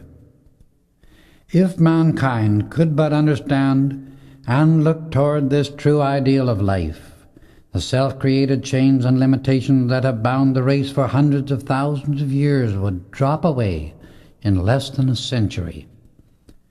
It is the determination of the ascended masters that the light which is the ancient wisdom shall flood the earth and its inhabitants now, and whatever cannot stand the radiance of that light must disappear as mist before the morning sun. The law of life of the whole universe is the law of light, and before its blazing glory and invincible power, all discord and chaos are consumed. My first experiences that seemed to me so marvelous proved to be but fragmentary compared with what has been revealed since my ascension into this far greater and more wonderful activity of life. Please keep this fact clearly in mind, that in the ascended state, each revelation of more expanded activity always contains the attendant wisdom and power for its right use. This is a never-ending joy and wonder to the sons and daughters of the light. After I had become somewhat adjusted to the new condition, Saint Germain took me to the place for which I was best fitted, where I assimilated the new experiences for a short time. After this, I was given the benefit of illustrated instruction. Then I began to enter into my real activity, my true service. One of the ever-increasing joys of the ascended state is that as we study any particular condition, it is always accompanied by illustrations of the exact activity we are to use, and there can never be any mistake, for the end is seen in the beginning. However, this remarkable means of illustrated instruction does not occur below a certain state of consciousness, which can only be known as it is attained. It is a definite, positive feeling and knowing. You, beloved ones, do not realize how fortunate you are in having the blessing of the wonderful atomic accelerator, one marvelous result of the love and work of our blessed Saint Germain. Great has been his love, his service, and the gift of himself to humanity. The beauty and rapid progress of each of you is due to your sincere and intense gratitude.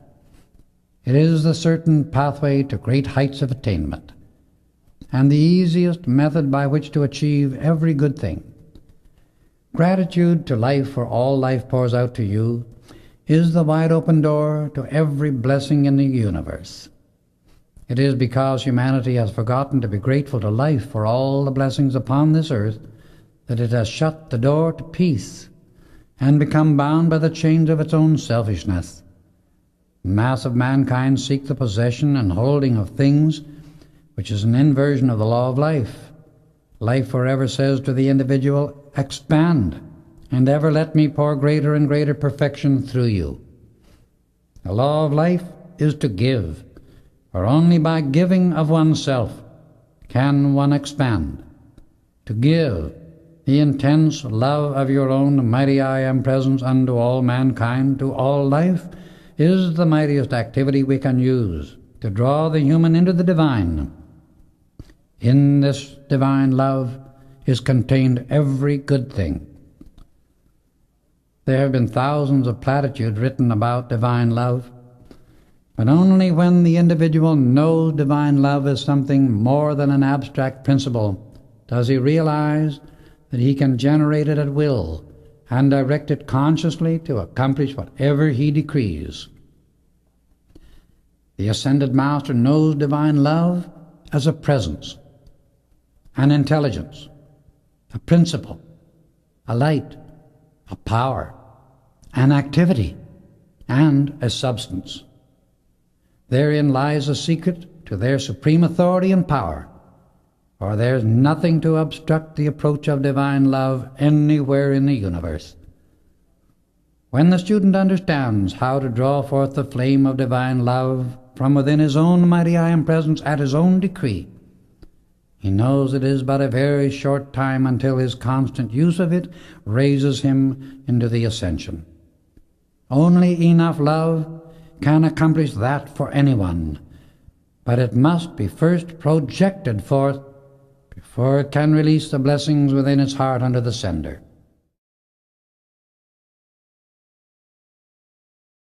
Divine love, being the eternal, is the unquenchable, invincible, unconquerable presence of the I Am, and therefore master of all.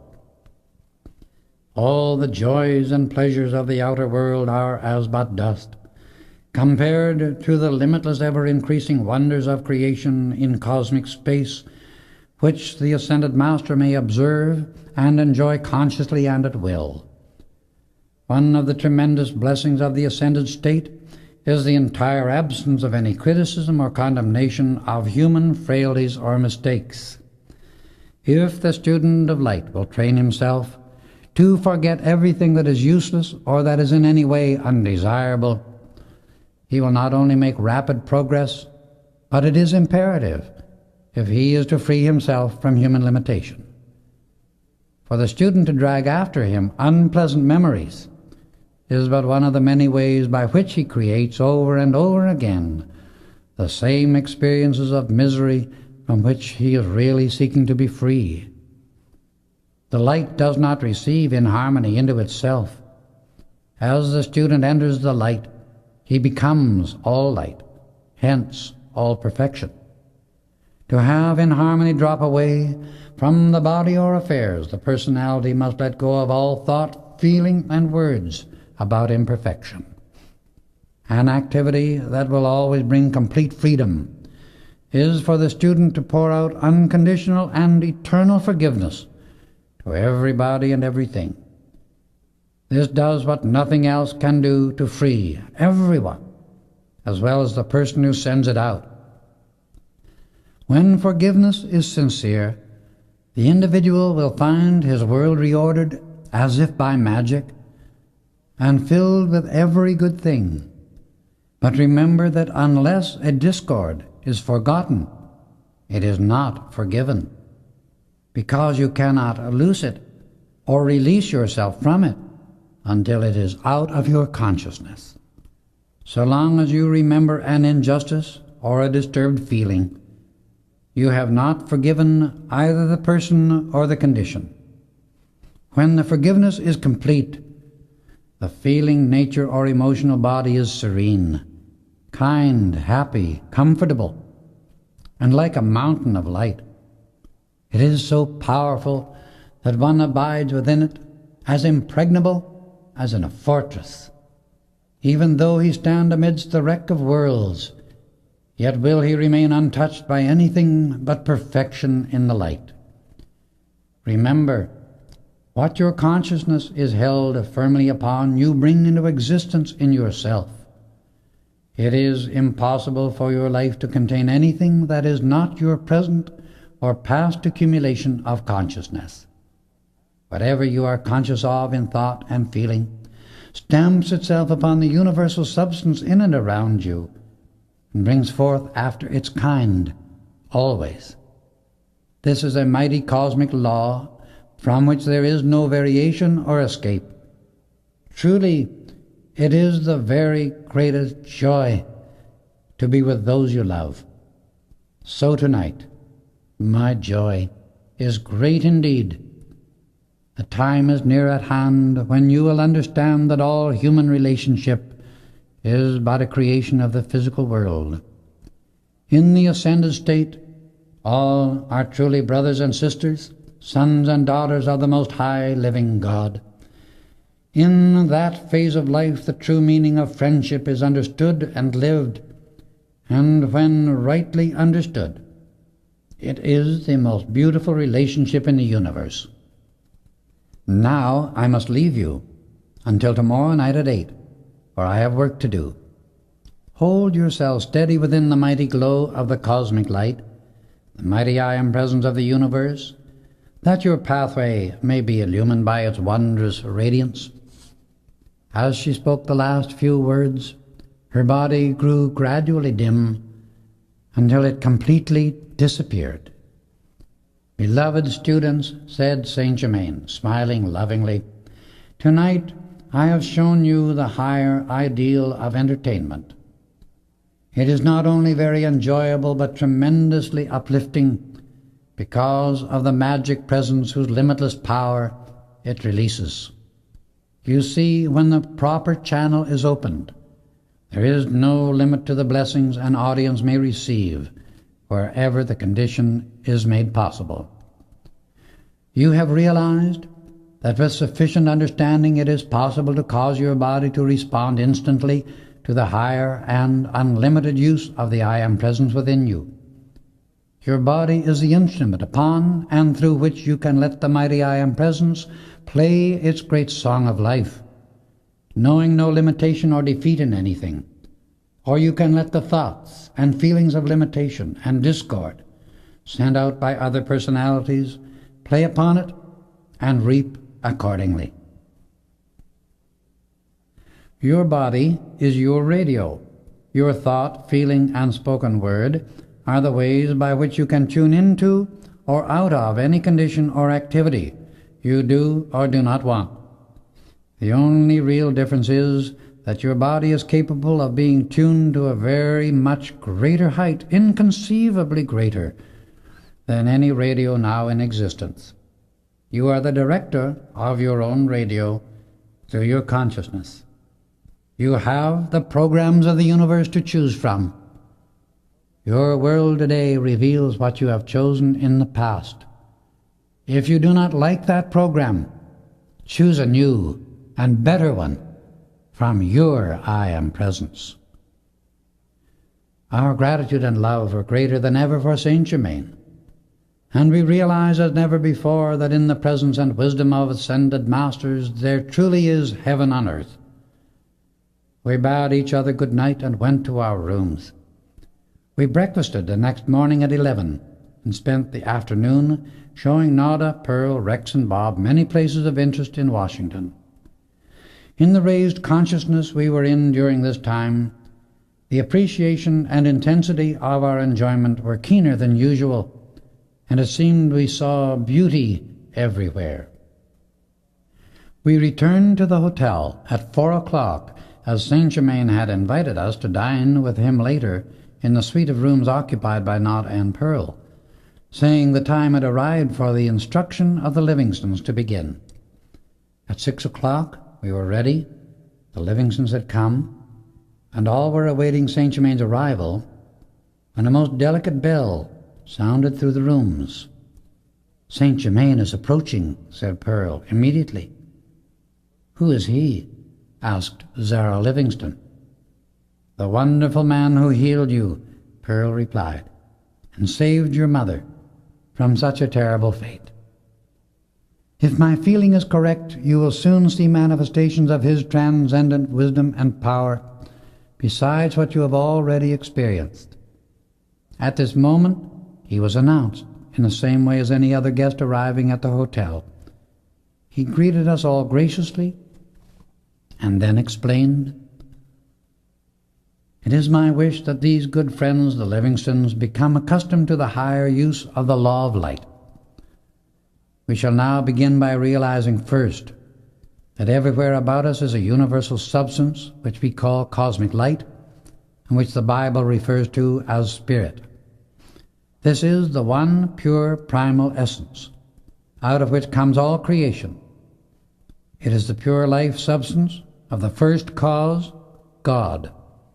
This is infinite, and we may draw upon it at any time for anything we can ever require. This pure electronic light is the great limitless storehouse of the universe.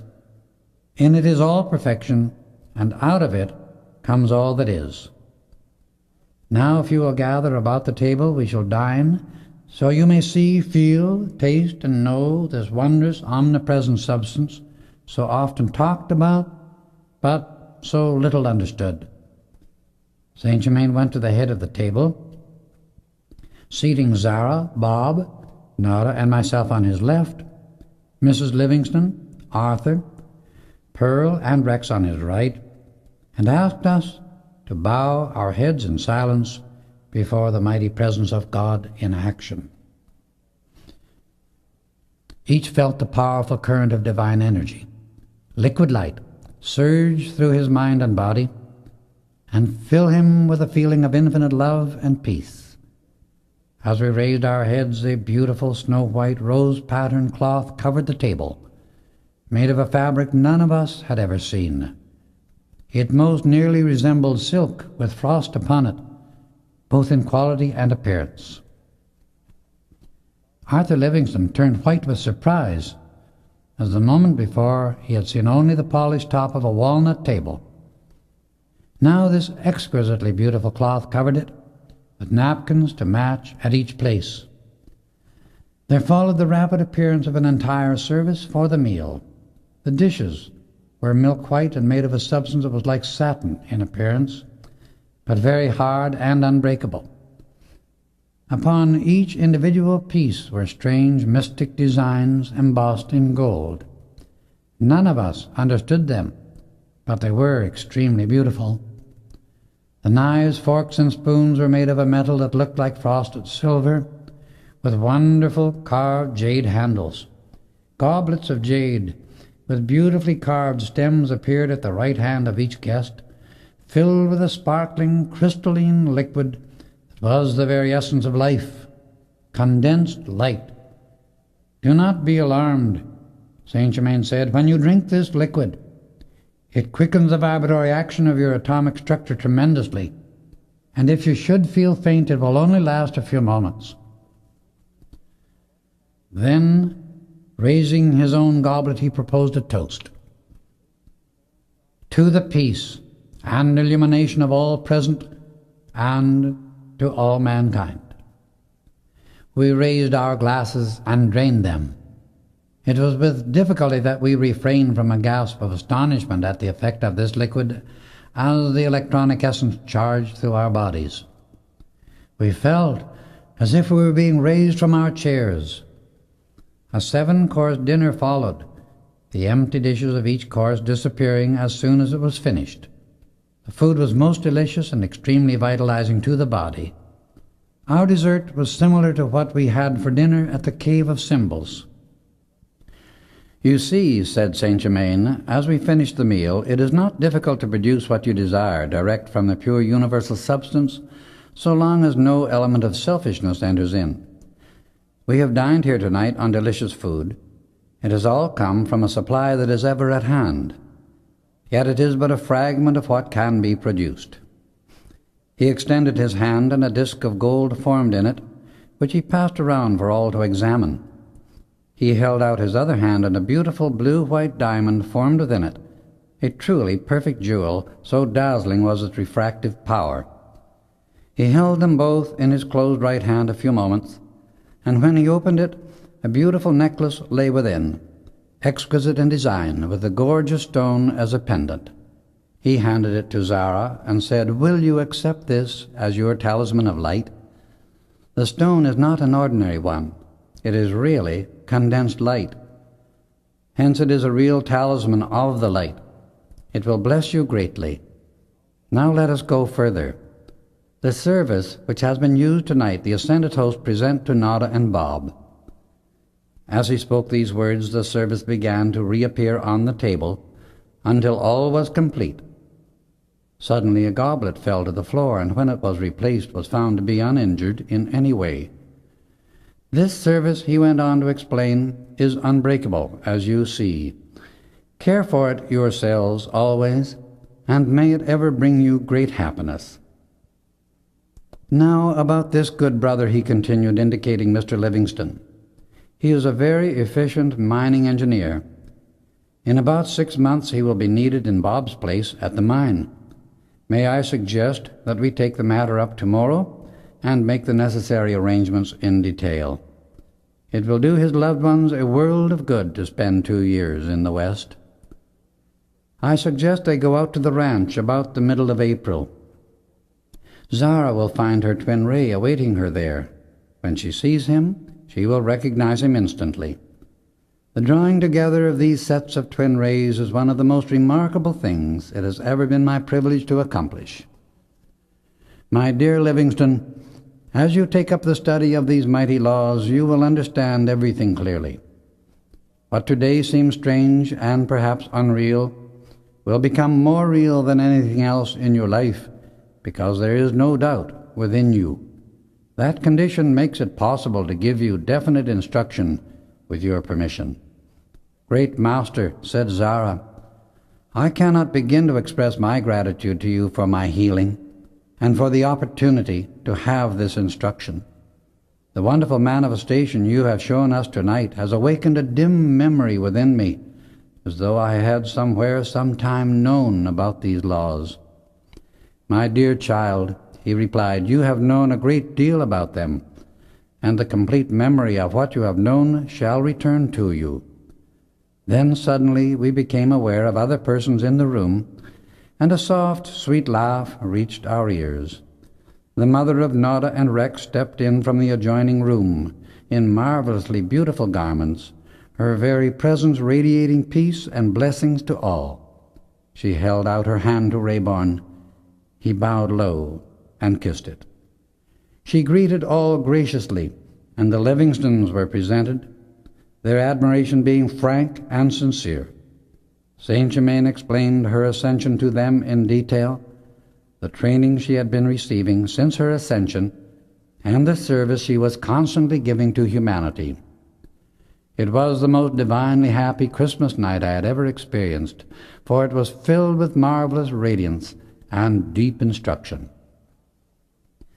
At 12 o'clock, the Mother Nada bade us good-bye, until we should all meet again in the Cave of Symbols in July.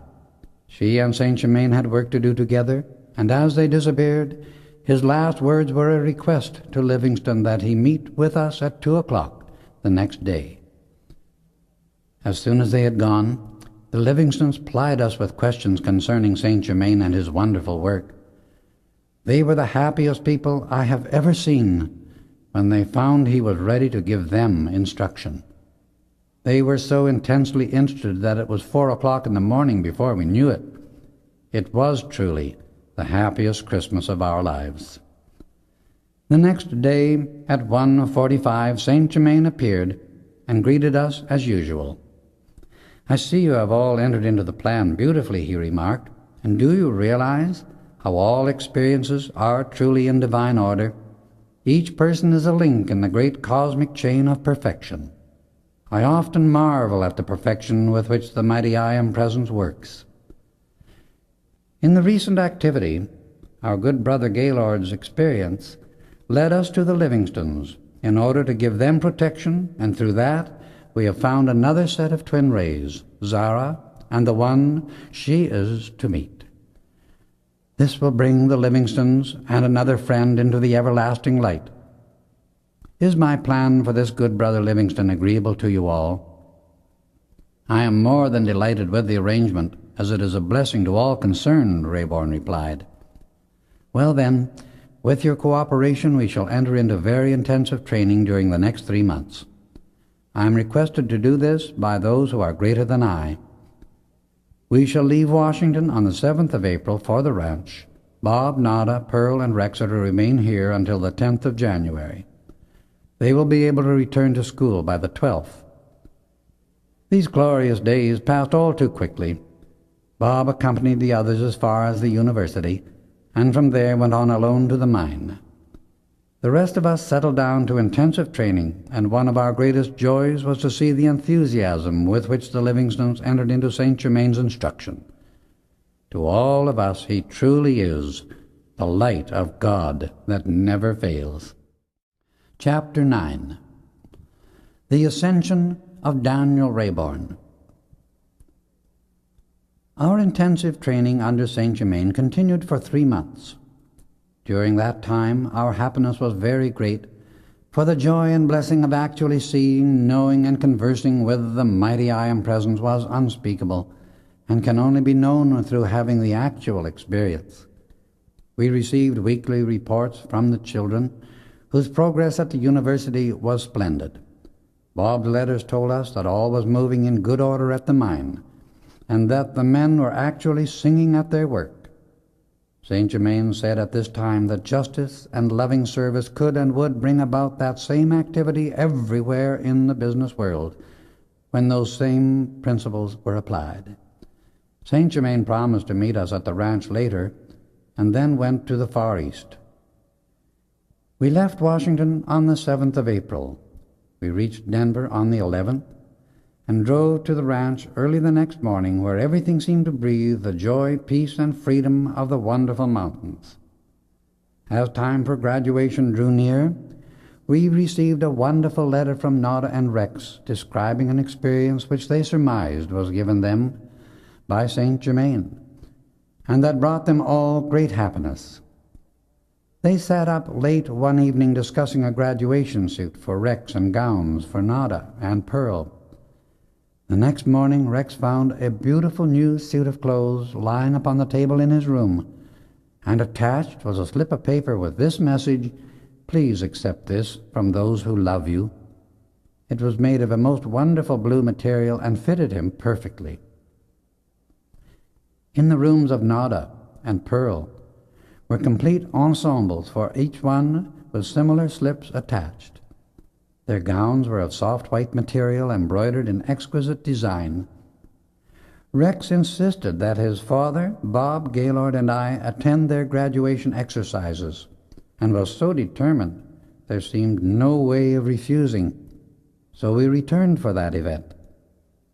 This university had a benefactor whom the public did not know, but we began to suspect him to be Saint Germain.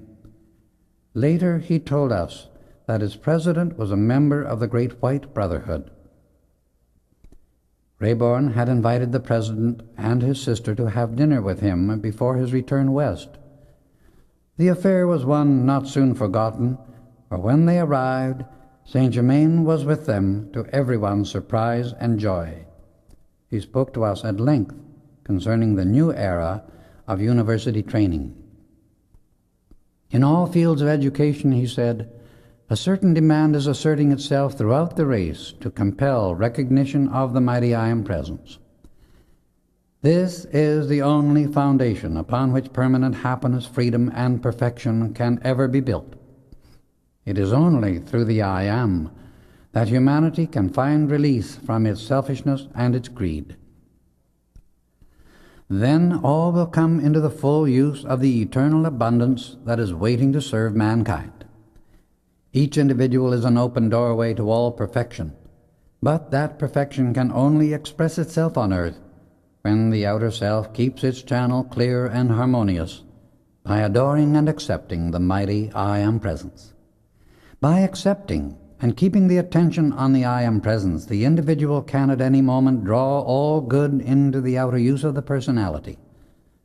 Thus he can call forth into his being and world all the good he desires. But the greatest power that this truth places at the command of the personal self is the use of divine love as a presence which goes before it and adjusts all outer activities, solves all human problems, and reveals the perfection that must come forth upon earth. Divine love, being the heart of infinity and of the individual, is an ever-flowing intelligent flame that releases energy, wisdom, power, and substance without limit. It will release boundless blessings to all who will harmonize their own personalities enough to let it come through. Divine love is the reservoir of life and the treasure chest of the universe. It automatically draws to the personal self every good thing when the outer activity of the mind acknowledges the I Am Presence and keeps attuned to divine love. Then all achievement is accomplished without struggle or strain, and all creative activity becomes the continual expansion and enjoyment of perfection. The more one studies life and contemplates perfection, the less he struggles with people and things, and the more he adores the God Presence. For one that worships perfection must of necessity become that upon which his attention rests. When mankind fills the outer activity of the mind with thoughts and feelings of perfection, the bodies and affairs of humanity will bring into the outer that order and perfection also. The more we understand life and perfection, the simpler all becomes, until we have to do only one thing and do it all the time: fill our thought and feeling with divine love always. Life never struggles, for that which struggles is the consciousness that attempts to limit life, and is but the interference with the perfection which is forever trying to come through. If the personal or outer self will just let life flow and keep at peace, the manifested result will be perfection, the divine way of life fulfilled. Many who start earnestly to attain this understanding become discouraged and discontinue their search, because they are looking for things instead of enjoying God, by adoring the beauty and power of the great light for itself only. If we seek the light because we love to adore the light, results are absolutely certain to follow, and we are then putting God first, which must be if the personal self is to be kept in its right relation to life. Late the following afternoon we bade our friends goodbye, exchanged good wishes, and boarded the train for the west. The attendants whom St. Germain had provided for Nada, Pearl, and Rex in their apartment while at the university disappeared as silently as they had come. Their entire association was an example of what it means to know, to dare, to do, to serve, and to be silent. Our train reached Denver at 4 o'clock of the third day after graduation, and early the next morning Nada, Pearl, Azara, Bob, Rex, and I left on horseback for the Cave of Symbols. We reached the summit of the mountain about 11 o'clock, and Zara was happy in the extreme. She excused herself, saying she wanted to be alone for a while. In the meantime, the rest of us prepared lunch. Later she returned, and the light in her eyes was brilliant. "I have had a strange experience," she replied. "I have seen the God of this mountain. He is a wonderful being. Such majesty, wisdom, and power I have never imagined before in anyone. He is at least 8 feet tall, and is God of this sacred mountain, as he calls it. He is known as the god Tabor. He told me he would have much to do in helping us all in the near future. Everything around here seems so familiar, as if I had been here before. He said I had been here in very ancient times. I do not fully understand what he means, but I feel as though I were just about to remember something important in the past. He explained that one day I would enter the heart of this mountain and receive of its eternal life and wisdom, but not until after 2 years had passed. He asked me to be at peace, that all might come about in divine order, and said that I had entered the great stream of life that would carry me on to eternal perfection. "My dear sister, you are indeed blessed," said Nada, going up and embracing her fondly. "Just trust the mighty I am present within you, and all will be revealed at the right time. Now come and have lunch." "I should be glad to eat with you, but I feel a strength within which I have never experienced before," she replied. "I am so grateful that you brought me here today. You are so wonderful to me. I deeply admire the scenic beauty, but this inner glory surpasses everything in my life. God bless you, my beloved friends." Then all understood why we had been impelled to come to Table Mountain. Lunch finished, Rex suggested we go down the opposite side of the mountain, that Zara might see the amazing color effects of the more rugged scenery, and pass the entrance to the Cave of Symbols. As we came to the entrance of the cave, Rex stopped his horse. "Come," he said, "let's go in." "No, no," cautioned Zara, her face turning white. "We may not enter now. Please let us return home." We realized she was being directed from within, and did not press things further, but turned our horses homeward. When we reached the ranch, Rayborn told us that he had received a message from St. Germain for all of us to meet him in the tower room at 8 o'clock that same evening.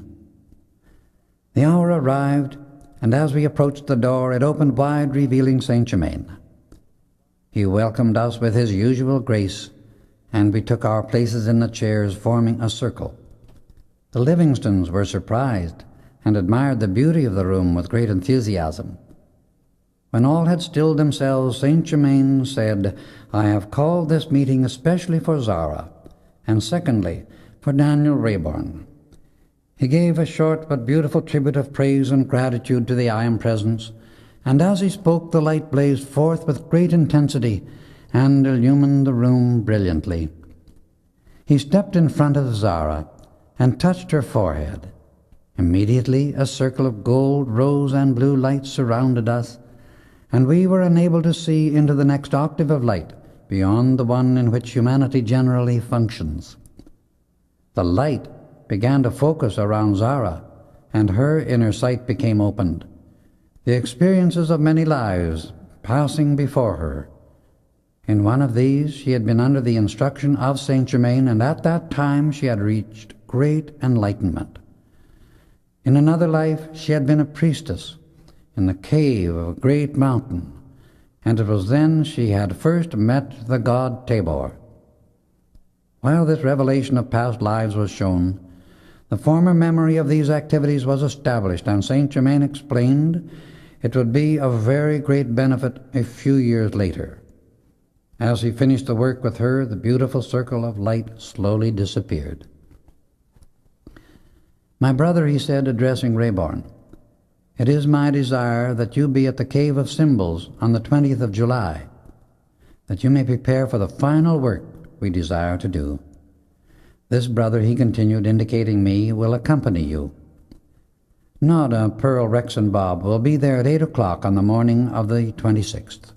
Gaylord is to leave tomorrow morning on work for the Great White Brotherhood in South America. This preparatory work is invaluable to all, for as yet you have not the slightest conception of what it is doing for you.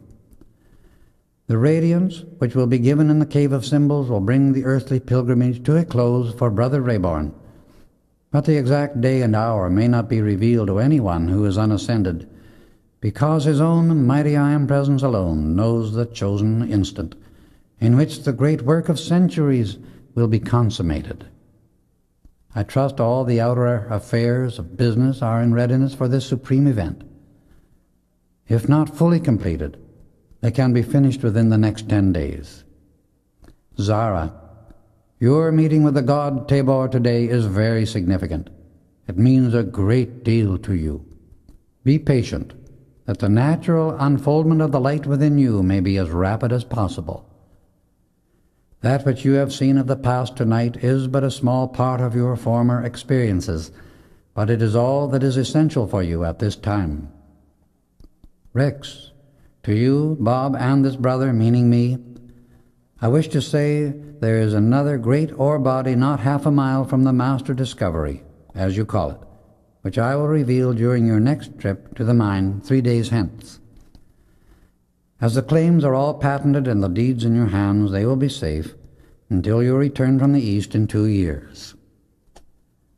By the time the rest return from the Himalayas, our beloved Livingstons will be ready to meet you again and take certain steps that will lead to their complete freedom.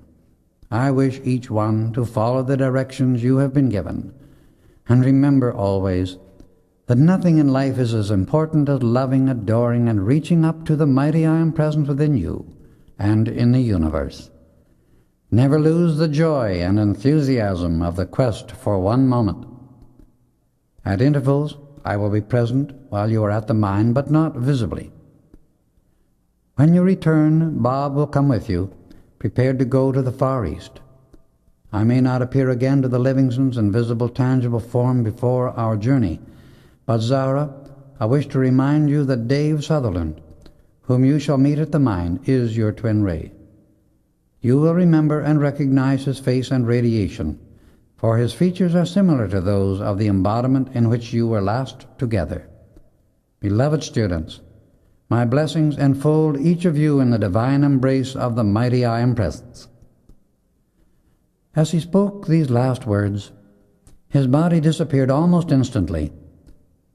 We made the trip to the mine with the Livingstons on the morning of the July 7th, and when we arrived, Bob told us Saint Germain had left a note saying that we were to arrive at 8 o'clock that evening.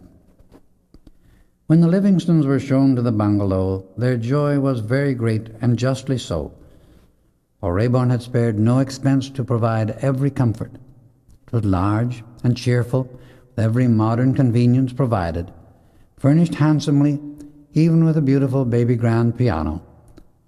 I have never seen greater or more sincere appreciation, and when we met at dinner, Zara threw her arms around Raeburn and kissed him, expressing her gratitude again and again for the wonderful blessings he, in his great love, had bestowed upon them.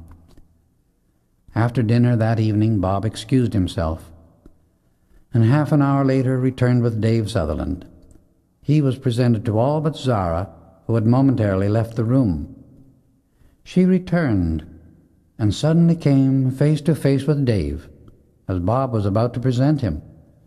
We were all watching intently without appearing to do so.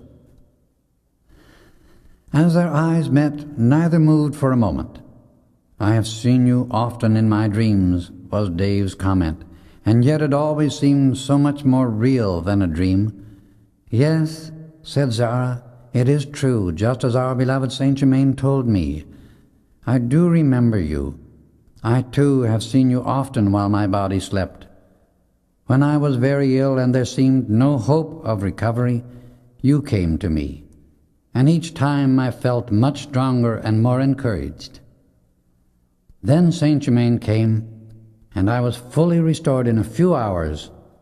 I will tell you all about that later." Every eye in the room was wet with tears as the reunion of these twin rays occurred.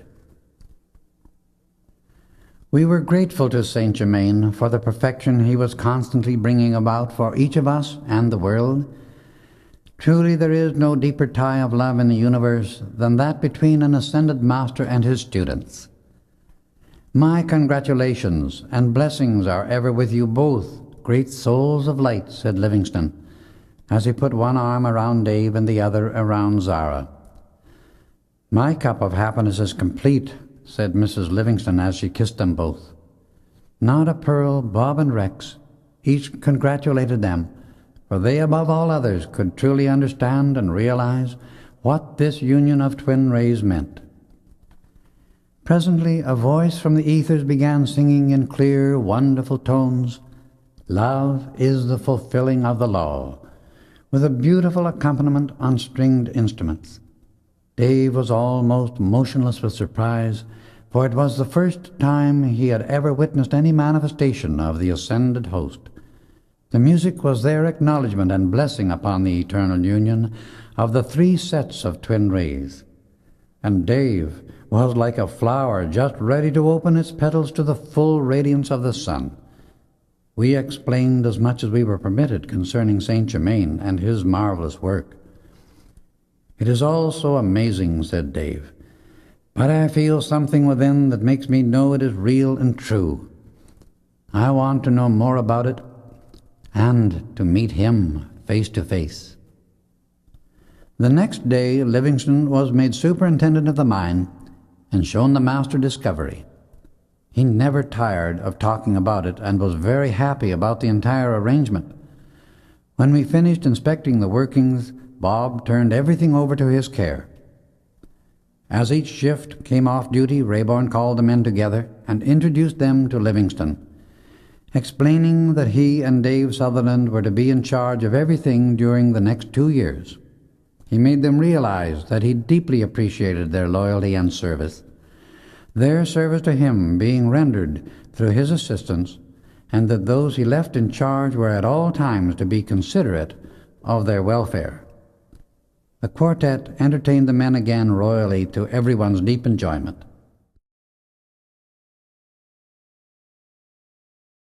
That night, just as I was retiring, a slip of paper floated to the floor at my feet. I picked it up, and on it was a message from Saint Germain for Bob, Rex, and myself.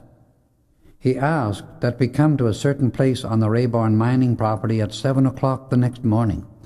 We obeyed, and on our arrival the electronic current charged me from head to foot. All heard distinctly, spoken audibly, the words, "All calmly sit down in a triangular form." Focus the attention of your minds upon the mighty I Am present within, and hold it there firmly. In a few moments, I stepped out of my body, and as I did so, passed through the cosmic veil. There stood Saint Germain, in glorious, dazzling radiance. He greeted me in his loving, gracious way. "Come," he said, "we shall now enter the earth, where I shall not only reveal the great deposit of gold of which I told you, but the way the God of nature and the God of gold work together in perfect harmony to produce the precious metal that mankind intuitively loves to use for service and adornment. When I speak of the God of gold and the God of nature, I mean the pure and perfect intelligent beings that handle the forces in these realms and direct them consciously. The God of nature draws and directs the magnetic currents of the earth, and through intelligent manipulation produces certain definite results in and upon our planet. This activity is real, exact, and is performed according to law, as accurately as a chemist works in his laboratory. The God of gold draws, manipulates, and directs the electronic currents from our physical sun. These currents are drawn within the earth's crust to a certain depth, as ribbons are sometimes drawn through lace. This tremendously concentrated electronic energy, by being combined with the magnetic force from within the crust of the earth, reacts upon it in such a way as to slow down the rate of vibration. The radiation from gold is absorbed by both plants and human beings and utilized for many purposes. As I mentioned to you once before during your experiences in Unveiled Mysteries, the emanation from gold is a powerful, purifying, and energizing action within the human body and in nature. In all golden ages, the metallic form of gold was in common use by the mass of mankind, and during these periods their spiritual development reached a very high point of attainment. One reason for the chaos of the present time is because the gold in the commercial world is being hoarded, instead of being allowed to flow freely among mankind and carry its balancing, purifying, energizing activity into the commercial life of the race. The hoarding of gold in great quantities means an accumulation of inner force, which, if not released within a certain time, will release itself by the overcharge of its own tremendous inner power. Saint Germain then drew me closer into his radiance, and the inner activity of the earth was revealed. Before us stood two transcendently radiant beings, one drawing and directing the magnetic currents of the earth, and the other those of the gold which had been formed within the earth's crust. The one whom he called the God of nature was a being of glorious beauty and power. His body was fully 6 feet in height and clothed in garments of green, gold, and pink. They looked as if they were made of a self-luminous substance. An aura of intense blue surrounded his head, and rays of light poured forth from the heart, head, and hands. The ray from the right hand was green, and that from the left pink, those from the head and heart being white and gold respectively. The being whom Saint Germain called the God of Gold was enveloped by such a dazzling golden light that it took several seconds before I could look at it steadily enough to see further detail. His garments, too, were of light substance, but the rays that extended from the head and hands were of fiery gold. The rays from the heart, blazing white, and the aura, which extended fully a foot around the head, looked as if made of single rays of white lightning. The existence of gold, Saint Germain continued, in white quartz is its purest formation within the earth at the present time, the white quartz being the residue, so to speak, from the magnetic currents, and the metallic gold being the lowered rate of the electronic substance from the sun. This is the reason for its being spoken of occasionally as a precipitated sun ray. That phrase is nearer the truth of what actually takes place than men dream. Now watch. Here the two beings directed the rays of light through their hands, to a cavity in the rocks, into which a small quantity of gold had run through a connecting fissure when in the molten state, evidently caused through volcanic action. The intense heat had sealed the fissure with molten granite, thus hiding the entire vein leading into the cavity. This particular ore body, he continued, at its highest point is about 200 feet below the surface. From a geological standpoint, it could not and would not have been discovered. After you return from the Far East, it will be opened up, and one day the ore will be used for a special purpose, so that mankind may be blessed and enlightened. We continued to watch these two beings as their projection of the light rays caused the gold within the cavity to expand and glow, as plants do in sunlight. "We have been here about 30 minutes, remarked St. Germain as he turned away, and we came back again to my physical body. Rex and Bob looked as though in a deep sleep. A few moments later, when they opened their eyes, I explained to them what had happened. Their mission being different from mine, the revelation and instruction they received was of a more individual nature, yet they had retained full consciousness during the experience and had been shown part of the same activity I had been observing. We returned to the bungalow at 8 o'clock for breakfast and described our experiences to Nada, Pearl, and Rayborn. It was then he told us we were to return to the ranch on the 10th. The evening of the 9th was full of music and joy, in which the Livingstons joined, for we were not to be with them again for 2 years. Our drive home was uneventful, and the next 10 days Rayborn spent in closing his business activities, giving everything to Nada and Rex. His holdings were very large, and his great fortune placed his 2 children among the wealthiest of our western country. Surely no 2 people were ever more worthy to be custodians of God's riches. On the evening of the 19th, we all assembled in the tower room, where a surprise awaited us. For as we opened the door, it was already illumined by a soft white light. When we had become very still, Rayborn rose to his feet and poured forth a prayer of praise and thanksgiving, in deep gratitude for the good that had been his, ending with a farewell blessing to all his earthly possessions for their great service to him. We then entered into deep meditation and received great assistance and illumination. After our meditation, we returned to the music room, where the quartet sang for about an hour. Then Rayborn embraced each of his loved ones and went to his room, as he and I were to leave early the next morning for the Cave of Symbols.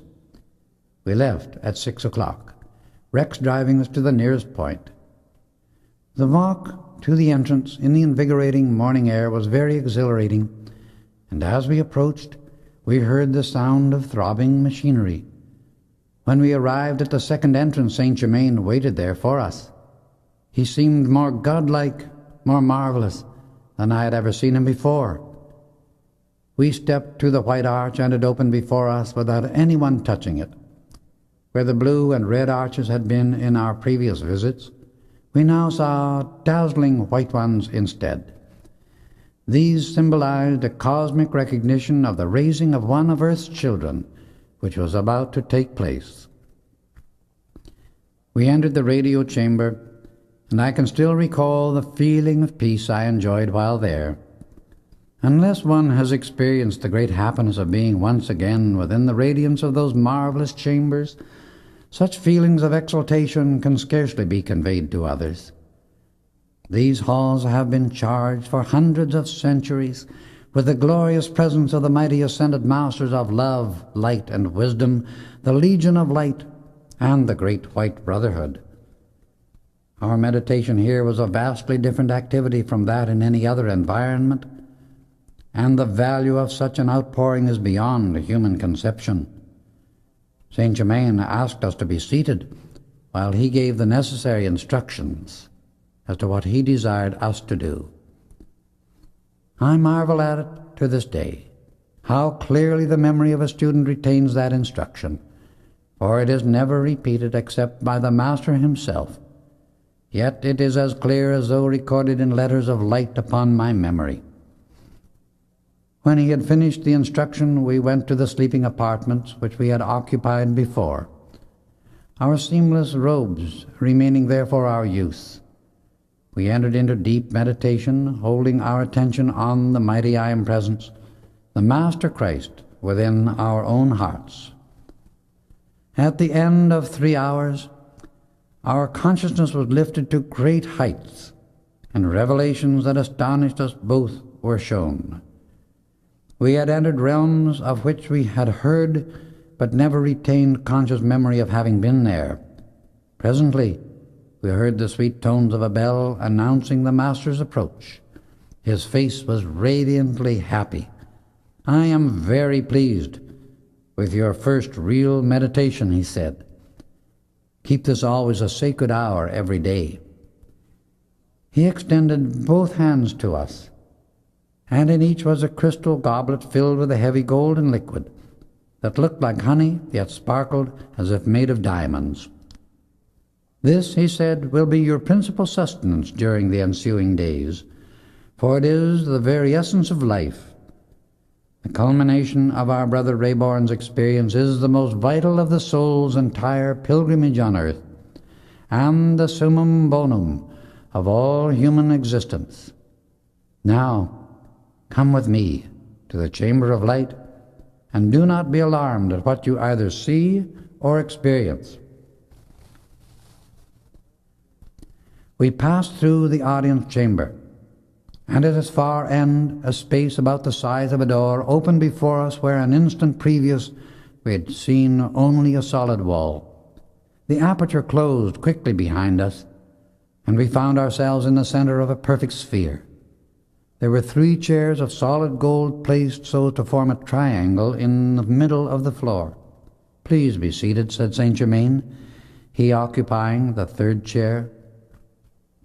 The chamber was filled with a soft glowing light, and this began to steadily increase in both intensity and movement until we became conscious of its amazing velocity. Tongues of flame began to dart forth from the surrounding light, penetrating our bodies with an astonishing effect, in which we felt electrons entering and charging our minds and bodies with their tremendous energy, yet the sensation was one of delightful coolness. As this continued, we felt and saw the light within us rise and expand, until in a few moments the most delightful fragrance of roses filled the entire sphere. It grew stronger, and then we became aware that it emanated from the light within ourselves. Suddenly the essence of the roses condensed, and we lay upon couches of roses of very exquisite colors. Our experience brought an exaltation to our consciousness that no words can describe, and produced a feeling of deep peace. There was nothing imaginary about this whole experience, for the perfection that exists within pure electronic light is without limit, and by the proper understanding of its manifestation it can and will take any form and quality that an ascended master chooses to impose upon it. The glorious feeling of peace, happiness, and bliss we experienced obliterated all idea of time, for the inner and the outer activity had become one complete unit of harmony, focused for the time being by Saint Germain into the absolute purity and perfection of the one great light, the mighty I Am Presence. Gradually the velocity of the light changed, growing less and less, until it shone with the soft radiance of moonlight on a placid sea. To our astonishment, we found the roses real. Although they had come out of the light, they did not disappear with it. After this experience, I could easily understand why the rose has been used throughout the ages as the symbol of the soul, and why the radiation from an ascended master so often has the fragrance of a rose. "You shall come here, my brother," said Saint Germain, addressing Rayborn, "every day at this hour, but the remainder of the time you are to be alone." When we returned to the audience chamber, I realized we had been in the chamber of light for more than 3 hours. Yet it seemed only a few moments. Saint Germain gave us another cup of the golden liquid as nourishment for the body. "Now go to your chambers and sleep," he instructed, "until I call you." Wherever we moved, the wonderful fragrance of roses enveloped us, and scarcely had we lain down until we were sound asleep. Each day this marvelous work went on until the arrival of Nada, Pearl, Rex, and Bob on the 26th of July. When greetings had been exchanged, they commented upon the soft radiance and fragrance of roses that surrounded my body continuously, and were very happy about this part of my attainment. During the 27th, many of the ascended masters came, singly and in groups, until all who were to take part in the work had arrived. At 11 o'clock that night, we were escorted into the electrical chamber, where the marvelous atomic accelerator was waiting to receive another of God's children and send him forth into his eternal freedom, a son of light, a true image and likeness of the mighty I Am Presence. As we entered the chamber, the light within it was intense, yet it held tiny points of more dazzling light that darted to and fro in the atmosphere continually. Rayborn seated himself in the chair, and the 24 present formed a circle about the accelerator, Saint Germain standing directly behind him, and I just in front. Nada, his twin rays, stood within the circle. When all were ready, Saint Germain commanded the individual attention of each one to be held steady upon the presence and the supremacy of the I Am, and that of the Master Jesus. Suddenly, like a flash of lightning, a circle of the most intense, dazzling white light surrounded us, drawing steadily toward the chair, until it was only about 10 feet across. The light within Daniel Rayborn expanded and met the circle of light without. As they touched, he began to rise slowly to a distance of about his own height above the accelerator, the light within him continuing to increase. Nada, his own twin ray, rose also and drew toward him, passing within the smaller circle of light. They met in divine embrace for a moment. The next instant, the face of the Master Jesus shone out in an aura of gold, pink, and blue above them. Inclining their heads toward us and smiling radiantly, they looked upward as a great ray of intense white light descended, enveloping them both in its protecting radiance, blessing their glorious union and hiding them from our sight, while they passed beyond all care and limitation into their eternal perfection of being, clothed in bodies of everlasting light, the robe of immortality that shines brighter than the sun at noonday. Thus did another mighty master presence of the great I Am enter into cosmic service, as the celestial chorus sang its anthem of eternal praise and victory, unto the light of God that never fails. Chapter 10. Closing Experiences and Our Journey to Arabia. "Our work here is finished for the present," said Saint Germain, as the singing came to a close. "Let us now go to the great chamber and dine." We had just become seated at the table when Daphne appeared at the great organ, and Arion stood beside her with a most wonderful violin. They began to play, and a soft globe of iridescent light formed near the ceiling, out of which came a most glorious tenor voice, singing "In the Name of Christ We Reign," whose melody and lyrics were tremendously inspiring. Saint Germain felt the question in our minds as to who the singer was, and in answer to our thoughts replied, "You shall one day see this cosmic singer face to face." Daphne greeted the children rapturously, and asked the quartet to sing to the accompaniment of the organ and violin. We enjoyed a glorious hour after the music by renewing our acquaintance with those present, some of whom we were to meet again in the Far East. It was nearly daybreak by the time the other guests had gone, and we five were alone with Saint Germain. "Retire now," he said, "and get your needed rest, so you may return home tomorrow afternoon." The next day the bell awakened us at 11 o'clock, for we were to meet with our beloved Master in the great chamber. As we came near, we noticed the great doors were already open, and the interior was lighted as brilliantly as the noonday sun. We had never experienced this effect of interior sunlight before. "Why are you still astonished at these things?" asked Saint Germain, aware of surprise. "You know every conceivable thing can be accomplished in the ascended state of consciousness. These things are always possible and are produced with absolute certainty and perfect ease.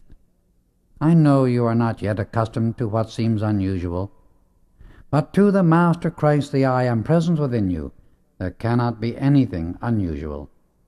Try to realize this fully, so you too can live in the ascended Master consciousness and come into the knowledge and the use of this same transcendent freedom.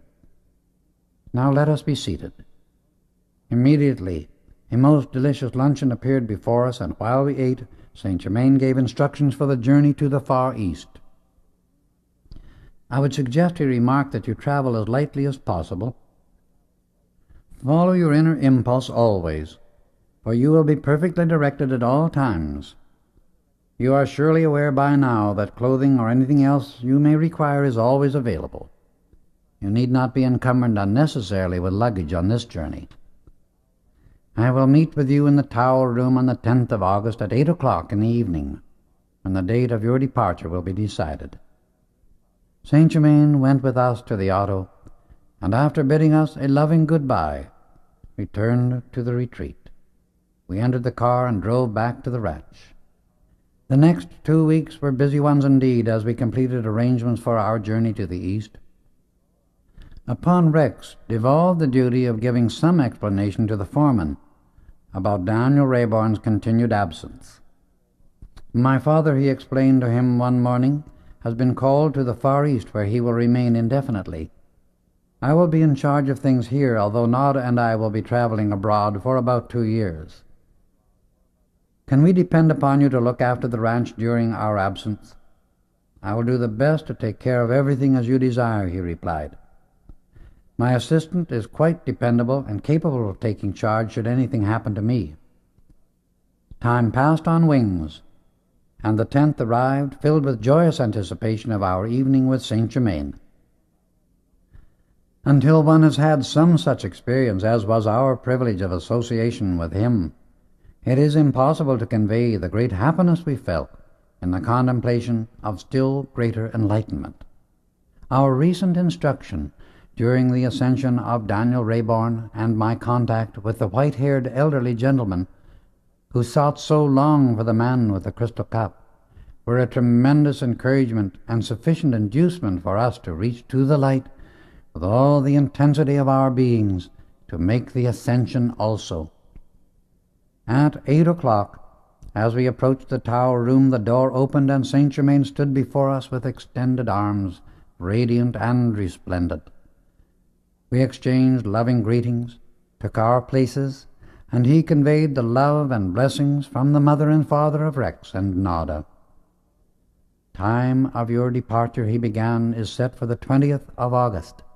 I think it would be well if Rex, Bob, and this brother," nodding to me, "make one more trip to the mine before leaving for the East, in order to give strength and encouragement to the Livingstons. I had not intended this when you left the mine, but I think it the part of wisdom to see them once more.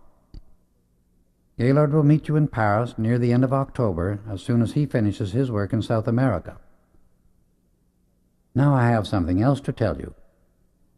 The outer entrance to the Cave of Symbols has been closed, and unless one had been there, it would not be possible to locate it again. Certain individuals did discover it, and were planning to take a research party there. It has been necessary to prevent that, You see, beloved ones, we have all power and limitless means within our control by which to guard and protect whatever needs our protection. I will give you certain instructions for your immediate use, and then I must leave to meet with the South American branch of the Great White Brotherhood. After indicating what was needed, he raised his hand in blessing and with a radiant smile was gone. Bob's enthusiasm kept pace with his advancement. It was one of the most wonderful things I have ever experienced to observe how his intense longing for the full ascension focused his attention upon the light with uninterrupted joy and determination. Nada and Pearl were expressing the great wisdom of the mighty I Am Presence as the expansion of the light increased within them. It was most apparent in their eyes. We drove to the mine on the 12th and arrived there at 6 in the evening. All were surprised except Zara, who said she knew we would visit them again before leaving for abroad. We left early the next morning and returned to the ranch, knowing our visit would be a sustaining strength to the Livingstons. I shall never forget our last night in that wonderful ranch home where so much happiness had come to all of us, and where events of such paramount importance had occurred that affected the life of each one so vitally. I felt a strong impulse to go to the tower room for a farewell meditation. It grew so strong that I asked the rest to join me. As we approached the door, it opened to admit us, and within there was the same soft, beautiful radiance that hallowed it with a sacred presence, a peace unspeakable. The door closed behind us, and involuntarily I dropped to my knees in the greatest praise and gratitude I had ever known. Suddenly, my feelings found expression, and the words poured forth from my I Am Presence, giving voice to the deepest outpourings of my soul, in phrases far beyond my outer ability. As I finished, Bob uttered a prayer of such beauty that it thrilled everyone. The others felt the same impulse and expressed their feelings from the depths of their hearts. Surely that outpouring of our love and gratitude must have reached into the very heart center of creation, it was so intense and sincere. As we finished, the light in the room became perfectly dazzling. Suddenly a strong, masterful voice spoke from the ethers, saying, "All is well." In following your prompting to give expression to that inner feeling of praise, you have contacted great heights, as well as great ascended beings. This will bring you blessings untold. The peace of the cosmic Christ enfolds you and carries you forth on wings of light until you have reached eternal perfection. Slowly the light diminished until only a soft radiance remained. We silently left the room, knowing we were under the loving, watchful care of mighty powers of light, of which as yet we had very little conception. A deep, unspeakable radiation of love and heavenly joy went from each one to the others as we retired to our rooms. We left by train early the next morning and arrived in New York a few days before we sailed. While enjoying many things of interest there, we felt a tremendous inner appreciation for the Statue of Liberty. "What a wonderful symbol that is," said Nada. "And how few ever stop to realize what it means. It is really a focus of spiritual power, guarding the shores of America. The torch held high represents the light of the mighty I Am Presence, which reveals the way and sends its rays of love and peace unto all mankind. The majesty and power of the figure itself is a marvelous expression of the great presence which carries the light, and not only guards and sustains America, but all of mankind who truly seek the light. It is as though the spirit of America held the light high in silent greeting to the figure of the Christ that stands high on the towering Andes in South America.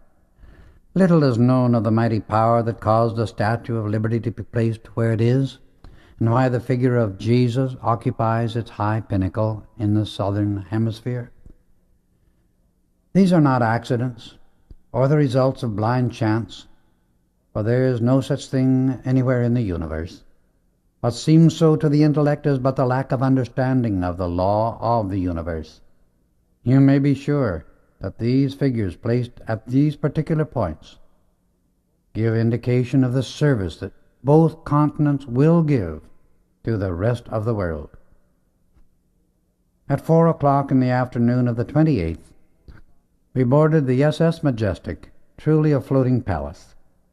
The tugboat towed her out toward the open sea, and as she began to plow her way through the mighty deep, we stood watching our goddess of liberty fade from view.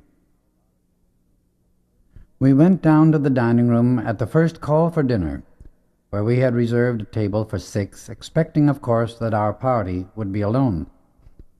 We had just finished ordering when the steward brought a beautiful young lady to our table. As I looked up, imagine my astonishment when before us stood the pupil of the head of the Council of France, at whose home we had spent a week before returning to America with the Livingstons. It was she whom I had first contacted as the veiled sister, and who was Gaylord's twin ray. She greeted me cordially, and as I turned to present the others said, "You may call me Leto." After greeting her, they expressed their joy and delight for her presence.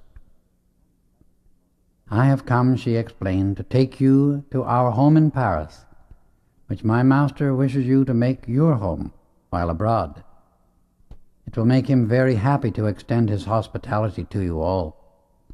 We joyously accepted his invitation, knowing it to be a part of the divine plan Saint Germain had arranged for us. To add to our happiness, we found her suite next to that of Nada and Pearl. When opportunity offered, I explained to the others that this little lady, who looked not more than 17, had used her present body over 300 years.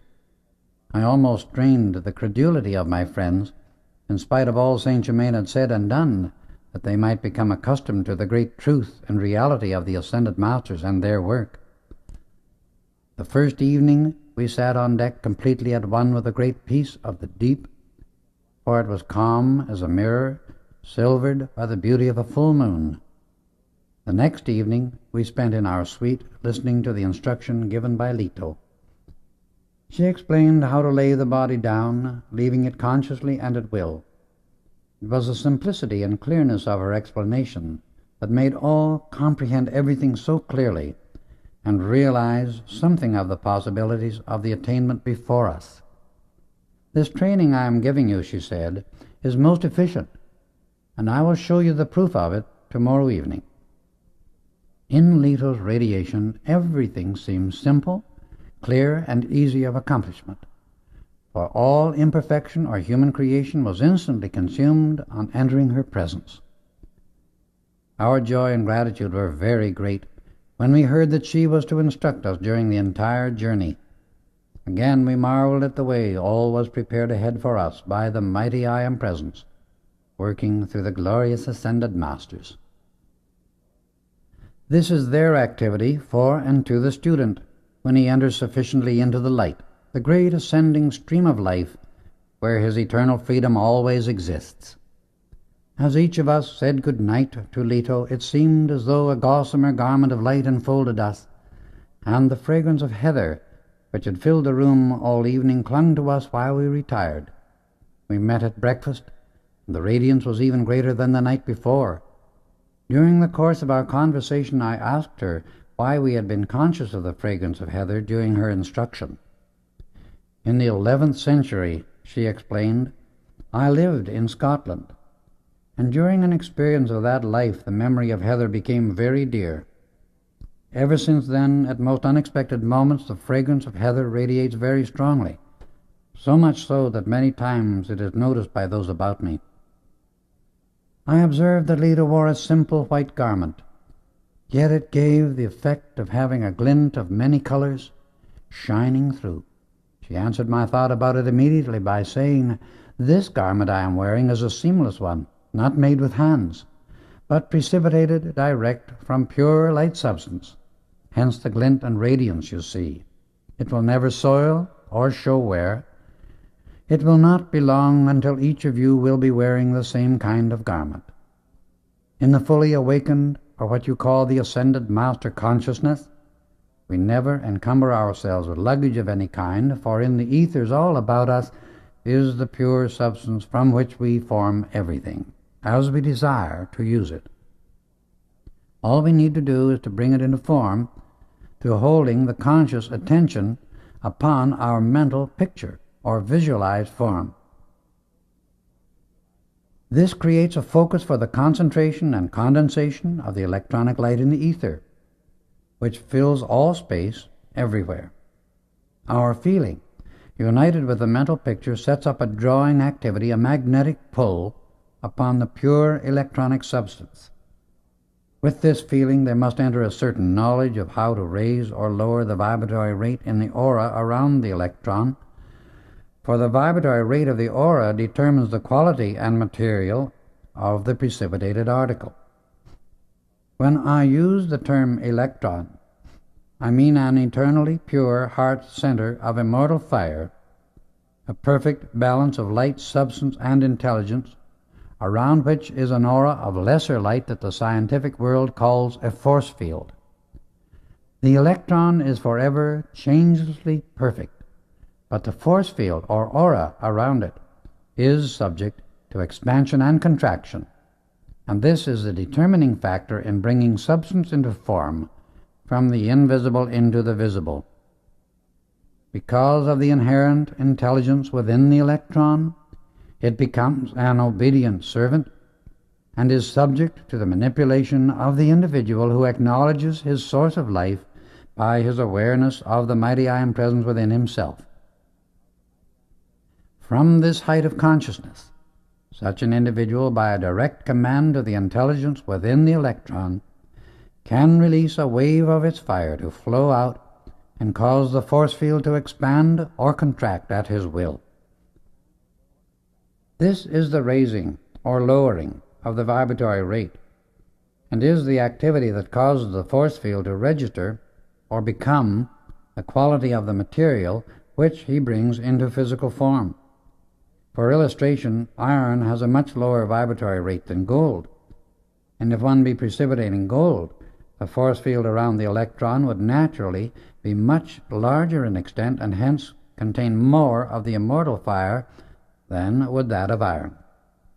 In bringing about this sort of manifestation, the vision and feeling must be held steady to produce quick results. It is the work of the student to master himself and maintain the conscious control and direction of the energy within his own mind and body, so that he is able to govern the flow of its power through the channels of sight and feeling to a definite objective and hold it there until the receptacle, which is his mental picture, is filled full of the living luminous substance from the universal fire of life. This instruction is for your use, and you must apply it if you wish to attain any degree of mastery. For only by use of the knowledge we already have can we utilize that which is still greater. No one can ever attain any degree of mastery except through the operation of the great inner law of the I Am. The greatest of all fundamentals is to remember forever that from the lowest to the highest being in the universe, the only presence and power which can move or do anything constructive is that conscious intelligence which acknowledges its own being and manifestation by decreeing I Am, followed by whatever quality that being desires to bring into outer existence. It is the Word of God, through which all creation takes place, and without it, creation does not take place. Remember, there is only one power that can move through creation, and that is the mighty electronic light existing everywhere and interpenetrating all manifestation. The individual who can say, I am, by that acknowledgement of his own existence, must accept the responsibility of his own decrees. The great creative principle is everywhere present, the same as the use of the multiplication table. but it takes the individual's acknowledgement of his I Am Presence to set into action and fulfill his plan of life, which is perfection, or perfect balance.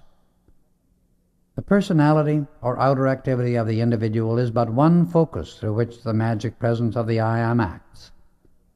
If the energy of the mighty I Am is qualified by thoughts and feelings that consider only the appetites of the flesh body, the perfect balance of the individual's vehicle is not maintained, and is like a wheel off center. Hence imperfection and discord is expressed. But if the individual considers the perfect balance and makes his decree include the whole instead of only a part of his universe, he will only follow his acknowledgement of the I Am Presence and the release of its power by decrees that maintain the perfect balance. Any decree of life that accepts less than limitless perfection is not the plan of God, and will continue to destroy the forms in which it is focused until the decree of full perfection is expressed.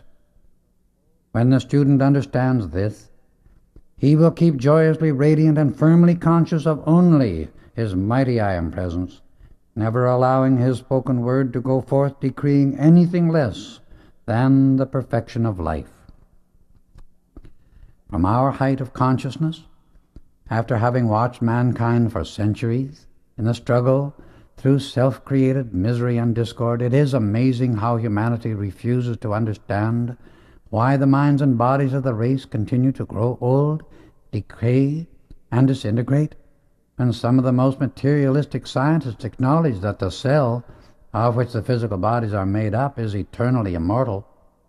The cell contains within it the power to eternally renew and sustain itself, because there is perfect balance in all its parts. If left to its own activity and sphere, it will continue to maintain that perfection. The wonder to us is that the race is content to go through the experience of death while all the time clinging to youth, beauty, and life, and yet refusing to keep harmonious enough to let it be maintained. A student who will stand at one with his I Am Presence, accepting and decreeing only its perfection and great inner power, will release its flow through the outer activity of mind and body and produce whatsoever he decrees. To be able to come and go from the body at will is a necessary step in the student's freedom that will lead to many greater attainments. A part of my service to humanity is in teaching individuals how to do this, a work for which I have a deep love and natural ability. I am able to convey this idea to others so they too are able to go forth and comprehend life in a greater measure. Within 2 months, you will be able to come and go from your bodies consciously, as easily as you now come and go from your home. At first, I will assist you until you understand and fix the operation in your consciousness. Then you will be able to accomplish what you desire entirely by your own effort. We rarely find several individuals ready for this instruction at the same time, but because you four are 2 sets of twin rays working together, is this unusual condition explained. Let us enjoy the sea breeze, the beauty of the night, and the perfect weather which we shall have while crossing, for there are never storms or disturbances where there is a focus of the great white brotherhood. Each member is a definite focus. I have work to do now at a distance, so must leave you until 4 this afternoon, when I will return and be with you at dinner. I have always enjoyed travel at sea, but this voyage was more than enjoyable, for our association and work with Leto kept us constantly aware of the God presence. Later in the day, I had occasion to chat for a few minutes with the captain, and he said during his entire 15 years on the sea, he had never had a more marvelous voyage. I could have told him why, but it was the part of wisdom to remain silent. As we were taking our places at the table for dinner, Leto returned and joined us, saying, "I have joyous information. Splendid things have just been accomplished for the blessing of humanity. I tell you this much that you may rejoice with me, but later you shall know the full details of it, probably when we arrive in Arabia." It pleases me that you have been able to keep your consciousness so well focused upon the magic presence of the I Am. Tonight, before our work begins, I want you to enjoy the sunset with me, for you shall not have another such opportunity for 50 years, due to certain cosmic activities which as yet you do not understand. Leto had chairs placed on the top deck where we would be undisturbed. When we were all comfortably seated, she continued, "You remember that Saint Germain said to you, the sun of this system is to the whole system what the heart is to the human body, its currents of energy being the bloodstream of this system of worlds, the ether belt around this earth being the lungs, through which the currents of energy, constantly pouring forth, are ever purifying the body of the earth. The sun is also the head or father of this system, through which this mighty energy is constantly generated by the mighty intelligence focused there, from glorious ascended beings who have charge of and govern that activity. The sun is not hot, as scientists think. It is as cool and 1,000 times more refreshing than the gentle zephyrs of the most delightful summer evening. It is only as the sun's currents of energy pass through the ether belt of the earth that they become heat. The sun is the electronic pole and the earth is the magnetic pole. The ether belt is the element through which the currents are diversified. The Christ mind is embodied in great beings upon the sun, similar to the way it is here on earth.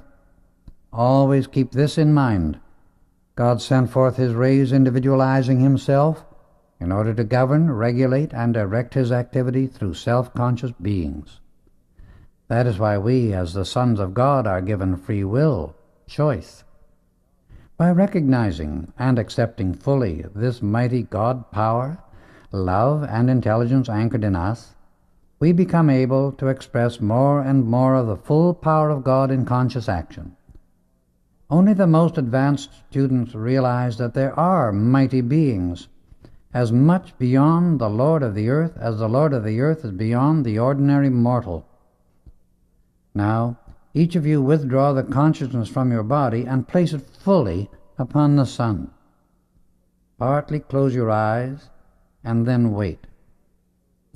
We sat very still for almost 20 minutes and then went forth as a group, Leto leading the way. She became dazzling and radiant.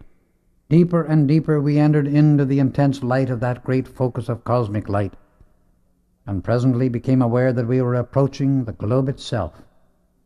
The radiance which it emitted gave one a feeling of great exaltation with a glowing sensation of peace and power. The nearer Leto drew, the brighter became her radiance. We then approached a magnificent city called the City of the Sun. Within it were wonderful perfected beings like ourselves, except that their bodies were slightly larger than those of our humanity. But their radiance and beauty were transcendent beyond words. Presently we found ourselves receding. The glorious city began to fade from view. The indescribable light grew less. And then we heard Leto speaking, commanding us to return with her. With a sudden shock, we were conscious again of our physical bodies. "A grand success," she said smilingly. "I have brought this about that each may bear witness to the others of what you have seen, for in this is tremendous strength. The concept which mankind has that the sun is a focus of great heat is absurd and infantile. The truth is that the tremendous rays of energy which it sends forth to its system of planets are not heat rays at all, but rays of electronic energy, which only become heat as they contact and penetrate the atmosphere of the Earth. The atmosphere surrounding our planet is a force field produced by the rays of magnetic force sent forth from the center of this planet, and when the rays of electronic energy from the sun touch these, we have the phenomena in our atmosphere that we call heat and light from the sun. We enjoyed the twilight on deck until 7:30 and then went to Leto's stateroom. We took our places in 5 reclining chairs, which she had provided for our use, in which the body was perfectly poised and at ease. Then Leto began her instruction. "Focus your attention on the heart for a moment," she explained. "Then raise it to the top of the head. Keep it there without change, and let the following be your only thought. Mighty I Am Presence, which I am, now take charge in full mastery of this body. See that I go and come from it consciously and at will. Never again can it bind me or limit my freedom."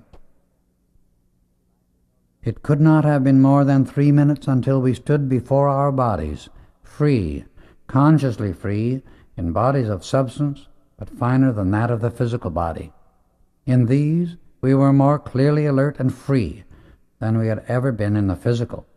"Come with me," said Leto, and instantly we passed out of the room over placid waters and went direct to her home in Paris.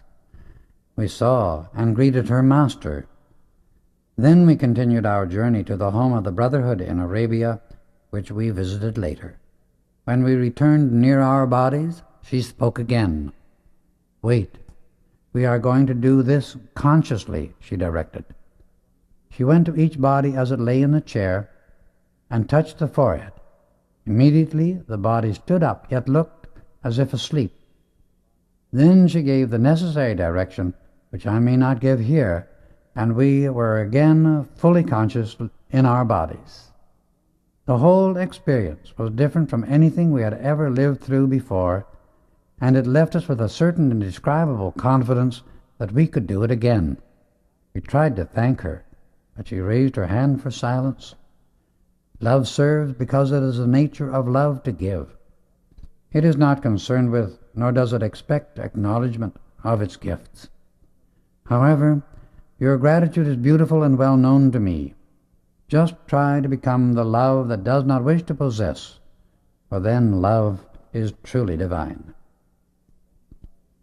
The following days were filled with joy and beauty, repose and peace, as we watched the sunlit waters by day, and at night the wonderful moonlight, until one's very being breathed praise and gratitude for the happiness of just being alive. The boat docked at Cherbourg, and following Leto as she led the way, we went to the waiting autos and were driven to Paris, Pearl and Nada riding in her car, and Bob, Rex, and I in the second one. When we arrived at her home in Paris, her master greeted us in his gracious, courtly manner. "It is our great joy," he said, "to have you make this your home as long as you wish. And we want you to feel just as free to come and go as if you were in your own home in America."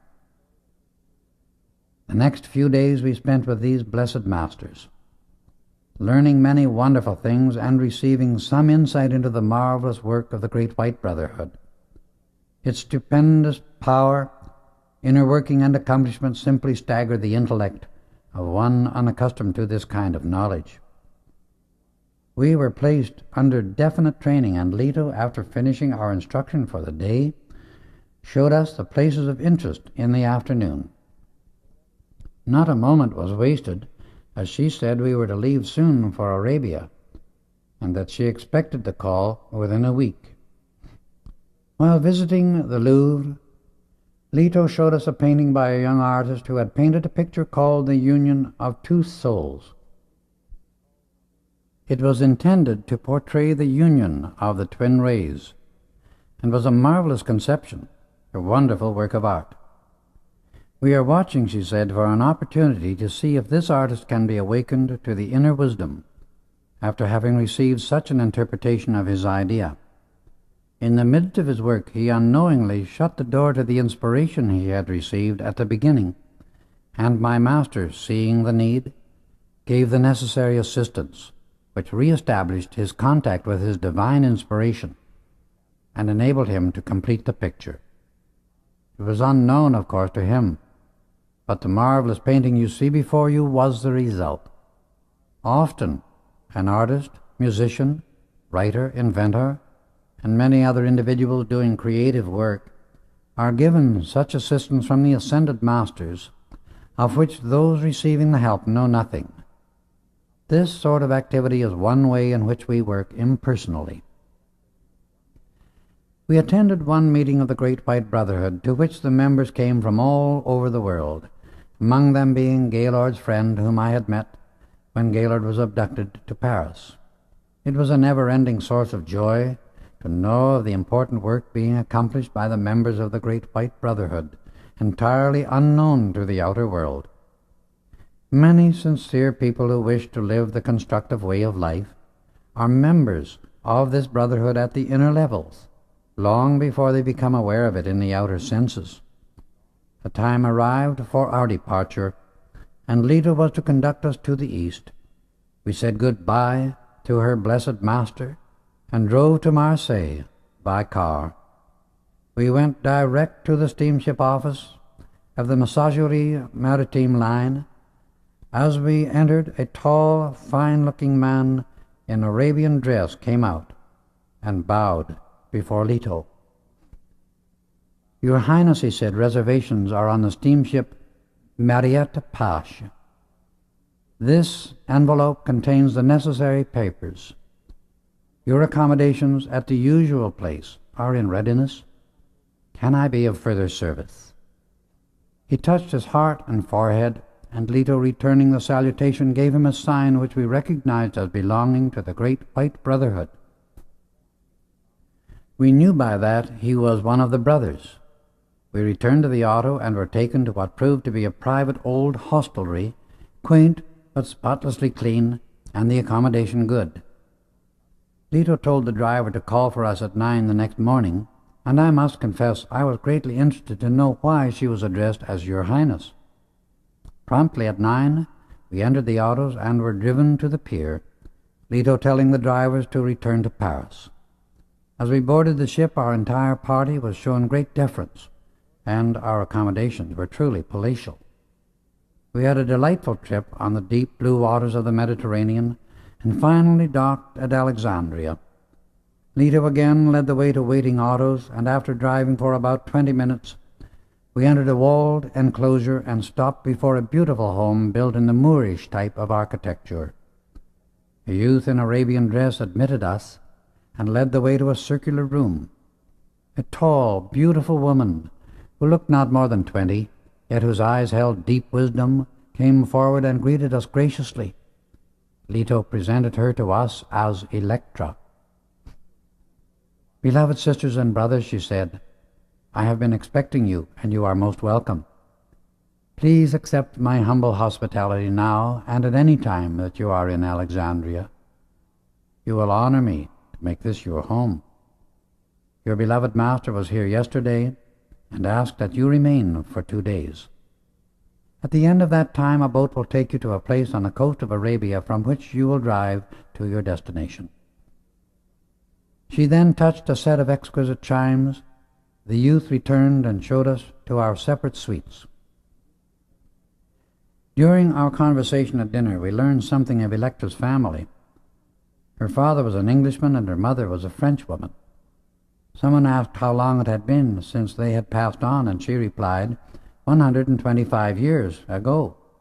"You see," she continued, "I am not as far advanced as your wonderful escort, but I have attained enough dominion to eliminate time and space."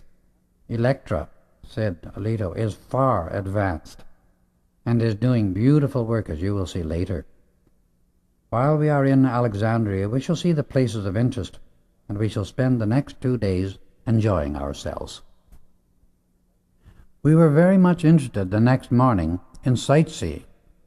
When we stopped at a certain jeweler's stall, admiring the beautiful jewels and the exquisite workmanship of their settings, the old jeweler made a deep bow, and in salutation touched his heart and head, asking to see Rex's and Bob's rings. He was very silent for a few moments, and then, looking steadily at them, remarked, "My brothers, you have done me a great honor. Only once before have I ever seen such jewels. They are condensed light. They are living gems. You are blessed indeed." As we thanked him and turned to go, he asked the blessing of the Most High God upon us. The second evening after visiting the old jeweler, we were listening to Electra describing her experiences when a sealed envelope dropped out of the atmosphere directly at the feet of Rex. He opened it anxiously and found a message from our beloved Saint Germain. In the morning it read, "A yacht belonging to one of the brothers will take you to a certain port, from which you will proceed by auto to your destination in Arabia. Your mother and father send greetings and love to all."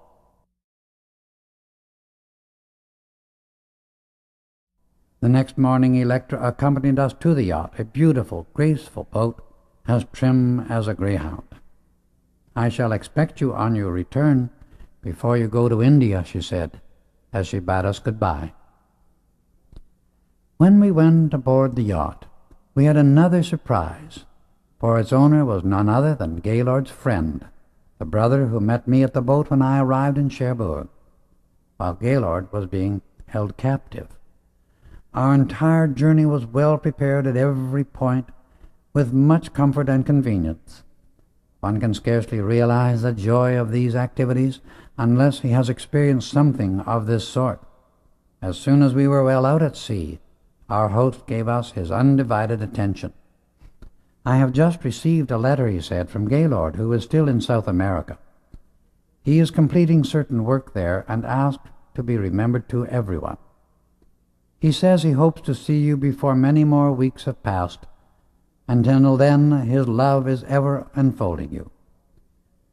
We thanked our host for the message from our friend, for whose welfare we felt deeply concerned. Our trip through the Suez Canal was delightful, and there was so much of divine tradition attached to the Red Sea that we expected to feel a thrill in passing through it. We had repeatedly experienced such wonderful things that we half anticipated the waters to divide and the scenes of long ago to appear in the ether. As we recalled the miracles of that time, our host instructed. "Miracles," he explained, "are but the result of a mighty, omnipresent cosmic law set into action consciously by one who accepts his divine authority and understands its use. The laws governing any kind of manifestation which the human mind considers supernatural are as natural and unerring as the motion of a planet. All activity from the electron to the greatest suns in space is under the control and exact operation of law, sent into operation by self-conscious, individualized intelligence.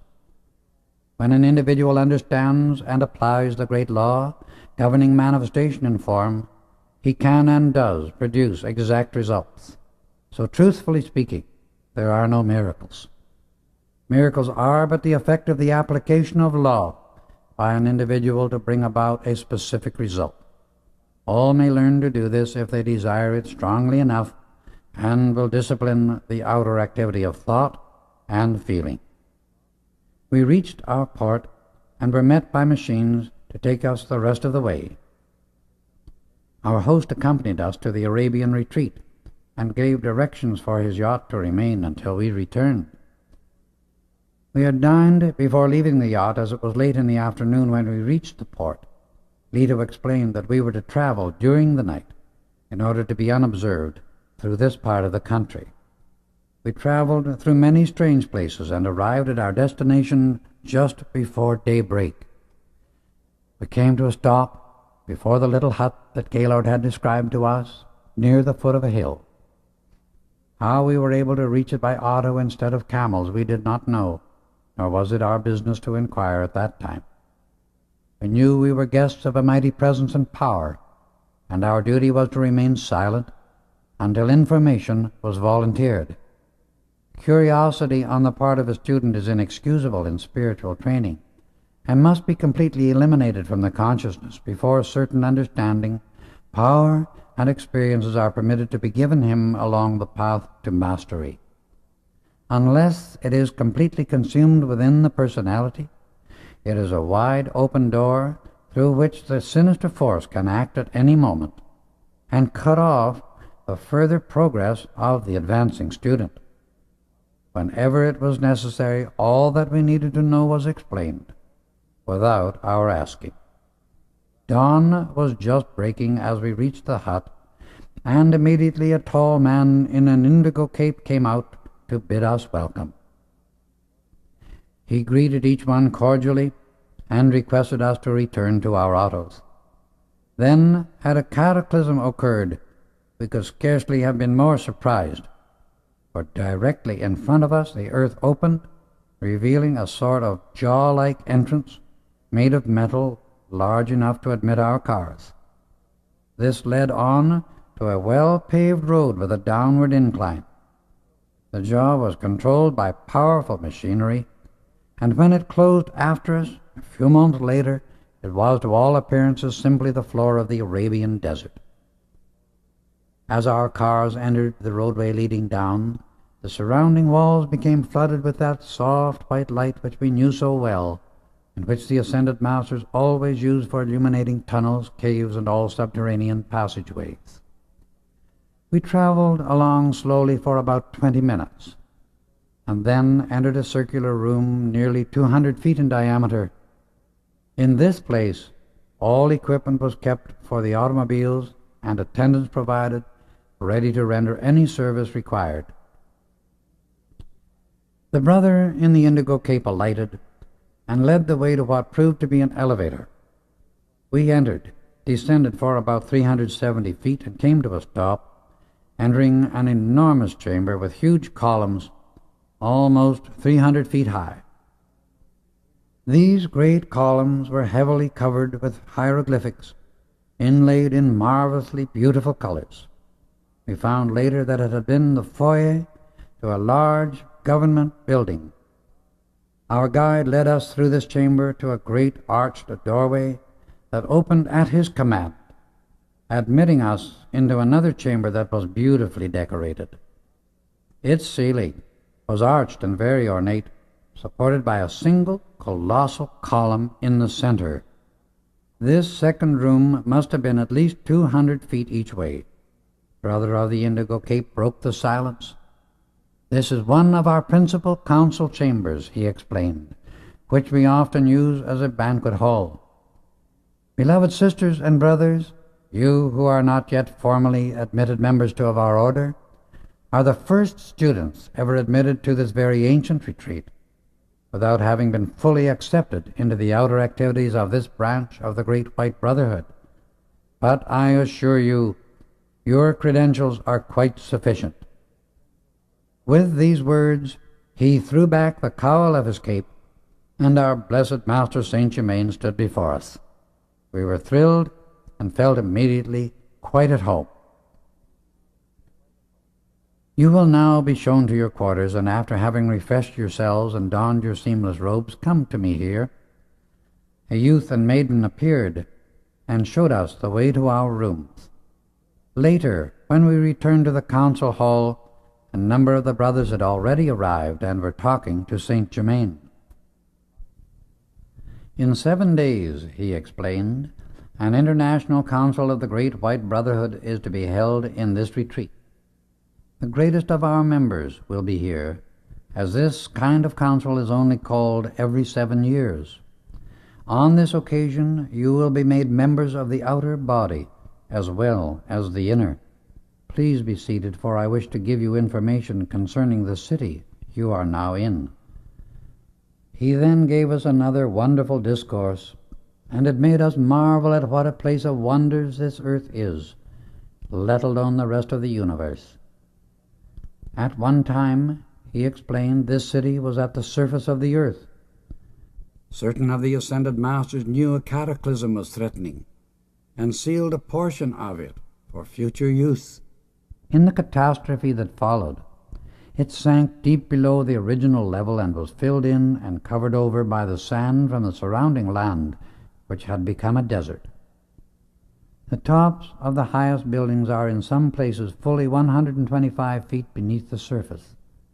Air passages have been kept open and always give perfect ventilation.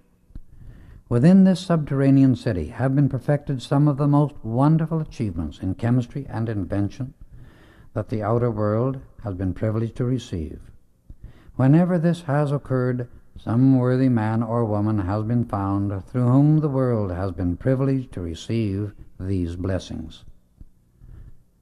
There is here much of vital importance ready to be brought forth for the use of humanity when it is the part of wisdom in the judgment of the ascended masters to give it out. Again, there will be another great cataclysm that will rend the surface of the earth, removing from further self-created destruction those human beings who have the ignorance and presumption to say there is no God. Those who are so bound by their self-created darkness that they destroy the very symbols on earth of what is good, true, uplifting, and enlightening, must, because of the very darkness of their own minds, be prevented from creating any further discord upon this planet, and from influencing others by their own mistaken concepts of life. Whatever and whoever denies God, the source of all life and light, can only exist as long as the energy which they have already received can sustain them, because the moment an individual, group, or nation denies the very source of life, that instant the inflowing stream of life energy is cut off, and it can only continue to function until the force which has already been accumulated becomes exhausted. The collapse and self-annihilation of these is inevitable. Denial of life and light cuts off the sustaining energy, while acknowledgement of life and light releases it and lets it flow through the body and mind that makes the acknowledgement. The great law governing all form, or the law of cause and effect, tolerates man's iniquity to man only so long. When that iniquity is directed to the Godhead, or source of life, retribution is swift and certain. There is an automatic purifying and balancing process within all life, and when any outer activity opposes itself to the cosmic law of forward motion and ever-expanding perfection, which is always pressing from within outward, then the hour arrives when all opposition is swept aside and annihilated by the onward moving impulse within life itself.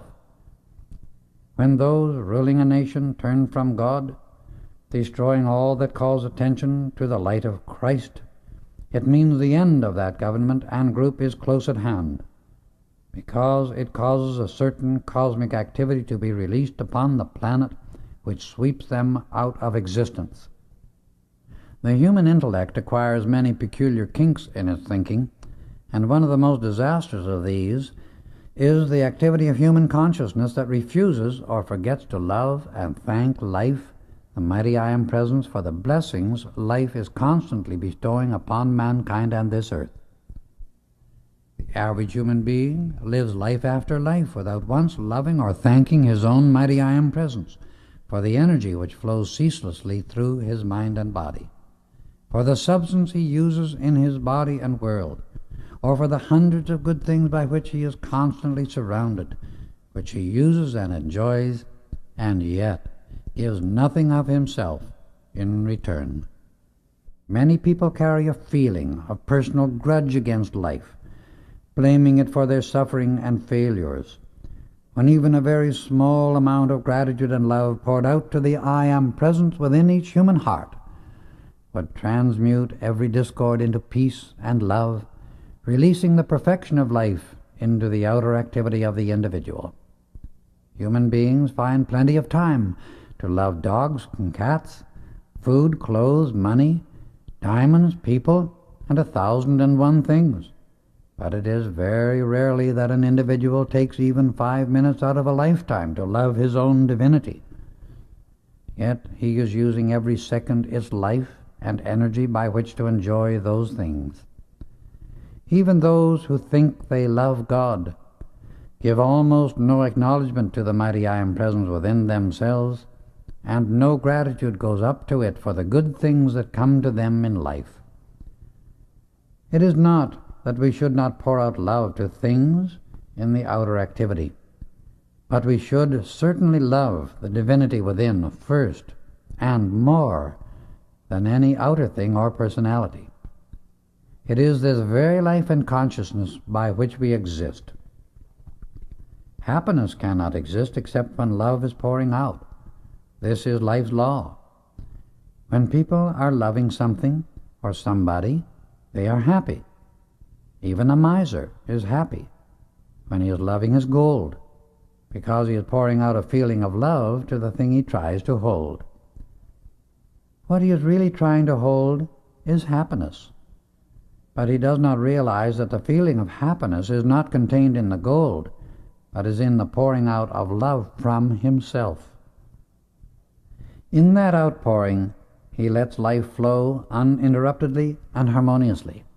However, having received all good we ever used from the mighty I Am Presence which builds each physical body, the first and greatest outpouring of our love belongs always to our own individualized flame of God, the mighty consciousness of life within us, which enables us to acknowledge our own existence and source of all life when we say, I am. In those words is all of God, and nothing in human experience is really important, but all of God. When the individual accepts, acknowledges, and feels all of God, he is happy. He has all good, and then he lives in the Father's mansion. Is it possible for anything to be more important or greater than all of God? Only with the understanding and feeling of this can mankind break the chains of self-created limitations. Now you must rest, and then it will be my privilege to escort you through this underground city, where you will see the brothers at work. I make but one request, that no detail of this work be revealed without permission from the highest master in charge. He bade us good night, and we went to our quarters. These had been constructed similar to the Greek and Roman type of architecture, yet they were far older. The room assigned to me contained a built-in Roman bath, the most beautiful thing I have ever seen of this kind. Everywhere the atmosphere was laden with the fragrance of flowers, usually roses. In the morning we were awakened by soft music played on instruments of a most unusual type, and the effect upon our bodies can hardly be described, for it gave one the feeling of ease and freedom, as if a pressure of some kind were being released. The sensation continued to increase, and while we were clearly conscious of some change going on within us, yet we did not realize to what extent our inner bodies were being attuned. The curious thing about the whole experience is that when we compared notes with each other, all had been effected in a similar manner. As we entered the council chamber, Saint Germain and Gaylord's friend greeted us. Saint Germain asked us to be seated, and breakfast was served immediately. The first thing that appeared was most delicious fruit. Then came what he called sun cereal, over which was a substance like honey and whipped cream. Several other dishes were served, and we finished the meal with a steaming hot drink that took the place of coffee, but was not like anything physical I have ever tasted. Even after our many experiences, it always seems so marvelous to me to have things appear at the conscious command of these blessed ascended masters. Everything came directly from out the universal substance the instant they desired it. Food, clothing, gold, anything and everything they wanted. They are all the word master implies. It is the only description that does them justice. They are glorious and majestic always. As we arose from the table, I heard Gaylord's friend address Leto as Your Highness, and again I wondered why that title was used in a retreat. She turned to me and explained most graciously, My brother, whom you have met, inherited the title of Prince Rexford, and I that of Princess Louise. Mine has clung to me through the years for no particular reason. That is why I am often addressed as Your Highness. Forgive my curiosity, I replied, as I realized how keenly aware of my every thought and feeling these ascended masters were. Come, said Saint Germain, we shall go first to the television chamber. We followed him, and soon came to a great circular chamber. In the center of the room stood an enormous reflector, surrounded by a maze of electrical apparatus, at one side of which was a large dial. This room, said Saint Germain, is insulated in a special way which enables us to make observations of very great accuracy. By means of this instrument, through focusing the dial upon any given point on the surface of the earth, we can see instantly any place or activity occurring at any distance. Notice, I shall direct it to New York. He turned the dial, and we saw as clearly as if we had been in Manhattan the Grand Central Station, Fifth Avenue, and the Statue of Liberty. Then turning the dial to London, we were shown Trafalgar Square, the Houses of Parliament, the British Museum, the Bank of England, and the River Thames. He turned it again, and we saw Melbourne and Yokohama, and we were able to observe everything as clearly as if physically present. This wonderful instrument, he continued, has been in use in this retreat for more than 100 years. Come now into the adjoining room. It is the radio chamber. Notice the intense stillness. The walls, floor, and ceiling are covered with a precipitated substance that makes it absolutely sound and vibration-proof. He stepped to the instrument that stood in the center of the room and directed it to New York. We immediately heard the sound of the traffic, and as we listened more closely, we could hear clearly and distinctly the conversation of individuals passing on the street. Distance made no difference. This instrument, he said, will soon be in use everywhere. Now let us go to the chemical laboratory, where some of the brothers are at work upon many wonderful inventions. Here ways have been discovered to counteract destructive gases, chemicals, and activities of various kinds that the sinister force and its unfortunate pawns might try to use against humanity. For it is positively known in certain quarters that feverish efforts are constantly being made to produce various substances that are of a very destructive kind. The brothers in this retreat work to neutralize all such activity. Every time the misguided members of mankind make the discovery of a more than ordinary destructive agent, the chemist making such experiments always loses his body when his diabolical work reaches a certain point, for the destructive quality he desires to use upon the body of mankind reacts upon his own. Next, we visited the cosmic ray chamber. This room, explained Saint Germain, is lined with pure metallic gold. The brothers of certain advancement who work here are taught how to distinguish the difference between the various rays, and to direct and use them for stupendous good. The great ascended masters are constantly watching in the world for those students whose attainments will permit them to take up this work. When Bob understood this phase of their activity, he became most enthusiastic. "I would love to serve in this manner," he exclaimed. "We shall see," said Saint Germain as he smiled knowingly. "Among those who are working in this room, there are 7 of the brothers and 3 of the sisters who are just completing their training in the use of these rays. At the coming council, they will be allotted their field of service in using this activity, for which training in many lives has fitted them. Now we shall visit the Chamber of Art, where 20 of the brothers and 10 of the sisters are being trained in a new kind of art which they will bring forth into the outer world. They are being instructed concerning the secret of imperishable colors and shown how to produce them. Within the next 20 years, this new form of art will find its way into the life of humanity and bring with it a tremendous uplift. From here, we shall go to the Chamber of Music. It is a most beautiful place, I assure you, and the perfection of the instruments is truly remarkable. Saint Germain led the way, and we entered with great anticipation. "This is a new metal for band instruments," he continued, showing us certain alloys, "which gives an unbelievably delicate tone. Here are 3 new materials for making violins. As you will see, one looks like mother of pearl, one like frosted silver, and one like Roman gold. The musical instruments of the new age will be made of materials like these." One of the brothers played these instruments for us, and human ears have never been blessed by more beautiful sounds. Each was distinctly different, but all were so beautiful there seemed hardly any choice between them. In rooms adjoining the chamber of music, beautiful musical compositions were being written and prepared so the brothers could project these magnificent harmonies into the consciousness of musicians working in the outer world. Some of these brothers, said Saint Germain, will come into the outer activity and work in the capacity of teachers, while others will serve from the invisible side of life. We are now entering the chamber of state.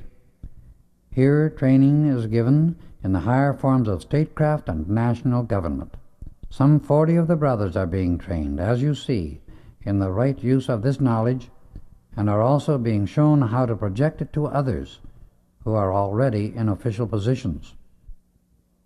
That is, wherever the sincerity of the official will permit.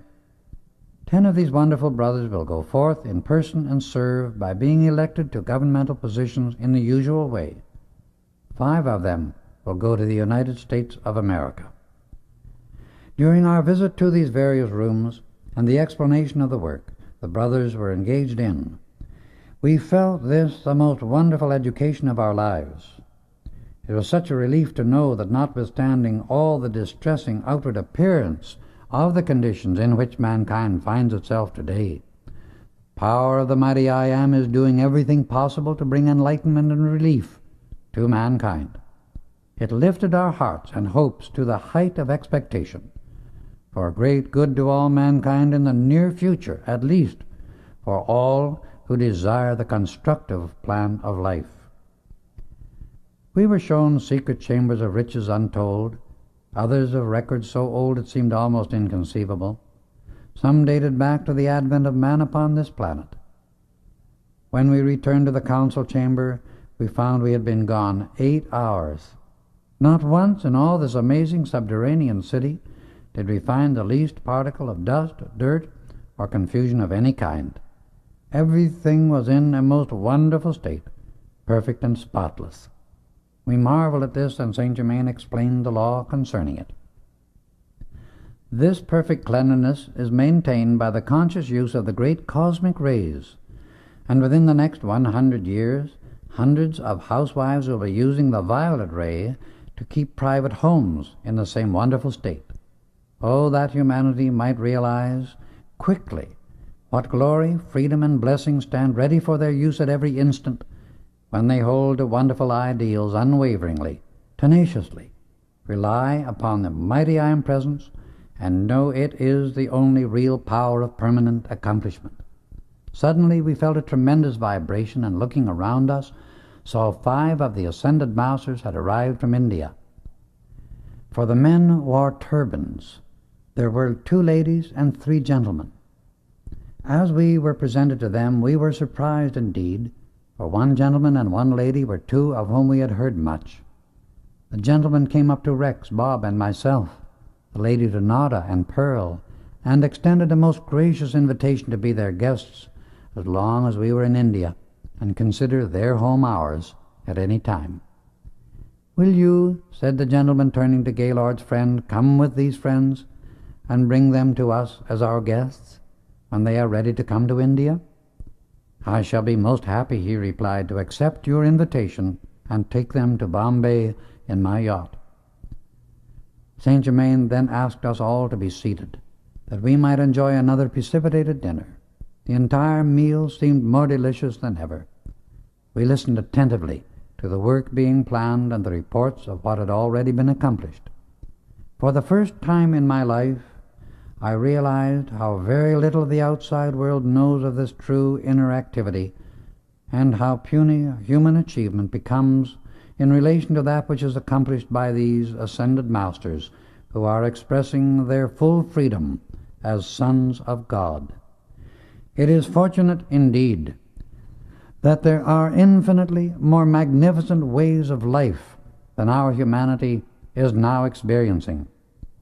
When one can look away from his own mental concepts long enough to get a perspective of his own intellect in relation to the rest of the universe, he really begins to learn something of importance. We all need to take mental journeys that will stretch our mental muscles and realize that each human intellect is only one out of approximately 3 billion souls in incarnation upon this earth. Our earth is one of the smallest in our solar system.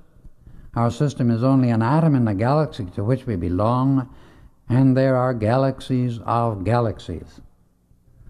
When the student thinks of this occasionally, he will no longer be able to accept the conceited theories and egotistical opinions of intellects that scoff and doubt the existence and marvelous manifestation of perfection which these ascended masters constantly express. The personality of anyone is only of as much importance in the magnificent scheme of life as it is obedient to the mighty I Am Presence by letting perfection expand into the outer activity of the individual. Otherwise, the personality is only a barnacle in the universe, using substance and energy without building anything permanent. Time sped by on wings under the intensive training we were receiving from these great perfected ones, until the day came for the great international council. The brothers and sisters kept arriving at intervals from every part of the world, and when the meeting was called at 7 o'clock, more than 200 guests were present, most of them being chiefs of the various councils. When all were in readiness, we bowed our heads in silence and awaited the arrival of the great presiding master. Suddenly, a great oval of dazzling light appeared at the head of the main table, and as we watched it steadily for a moment, a man's form gradually became visible within it, growing more and more definite and tangible as he lowered the vibratory activity to manifest in our octave of consciousness until his body became clearly visible, perfectly tangible. His face was truly magnificent, glorious and radiant to behold, the eyes dazzling, and his whole being luminous from head to foot with the majesty and power of his mighty I Am Presence. The first tones of his voice sent an electrical thrill through my body that I shall never forget throughout eternity, as he said, "Beloved ones, be seated." After listening to a brief report from certain of the brothers, he commended them, and then, in a very brief manner, gave directions for their continued work. When he had finished, he turned to us, saying, "We can use many more who are at a point where they are ready to be trained in the understanding and use of the great cosmic rays of light. It is my privilege to inform you that we have 10 with us who are ready, if it is their desire to take up the work." All was intense expectation as he asked those whose names he called to stand if they were present. Then he went on. Nada, Pearl, Leto, Rex, Bob, Electra, Gaylord, and his beloved friend, Nada, and Daniel Rayborn. Beloved sisters and brothers from America, this event brings very great joy and is of much importance to the great white brotherhood. You are to be congratulated, as well as the brotherhood, that this has become possible. Within a short time, you will go to India for a stay of 10 months' training, and then return here to finish it. You will be instructed in the use of these mighty rays, and through their use you have an opportunity to give a transcendent service. On the 4th day from today, you will return to Alexandria, and there Electra will join the party. From thence, journey at your convenience to Bombay. Your beloved host will conduct you to your destination. Is there the slightest objection on the part of anyone chosen for this work? If so, speak now. We all joyously accepted and expressed our gratitude for the opportunity to serve in this way to the best of our ability. There was a great deal more under consideration at that time, which was of great importance, but I have not permission to record it here. The meeting finished, and we spent an hour meeting the other members present. Our friend from India presented us to the presiding master, and I shall never forget the power that shot through my body as I shook hands with him. It seemed as if I were lifted completely off the floor. One of the brothers from South America brought us greetings from Gaylord, whom he had seen 2 days previously. The entire council was a perfect manifestation of great decision, supreme wisdom, and limitless activity. Presently beautiful strains of music were heard in the atmosphere, and all turned involuntarily toward the Master. He raised his hands, giving his blessing to all present, and as he did so he rose from the floor. The oval of dazzling light enfolded him, and he disappeared. Never in all eternity will I ever forget that first visit to the Arabian retreat of the Great White Brotherhood. 4 days later we left this marvelous haven of peace, light, and wisdom, with the love and blessing from all its members, whose loving service to the great I Am present in themselves and in all humanity is the most wonderful activity in life's experience. We made the trip back to the coast of Arabia by night, where the yacht awaited us, and a few moments after we went aboard we were gliding swiftly through the Red Sea on the wings of the night. The next morning we breakfasted on deck in order to watch the sunrise, for in that part of the world it is truly a most glorious spectacle. The evening of the second day we arrived at Electra's home in Alexandria, and found she was fully aware that she was to serve with us in using the great cosmic rays of the light of God that never fails. Chapter 11. The True Messenger of Divine Service. Late one afternoon we were returning with Electra from a drive along the shore of the Mediterranean, and had just entered the door of her home when a sealed letter dropped at Rex's feet. He picked it up and, opening it, read, "My beloved children, leave tomorrow morning for India. All is in readiness, and we are happy to welcome you. Saint Germain." Our host of the yacht had not been with us during our sightseeing trip in Alexandria, but when we arrived at the pier he greeted us joyously with the news that we had been assured of a calm, delightful voyage. We again passed through the Red Sea as we sped swiftly on our way to one of the greatest centers of spiritual light and power on this planet.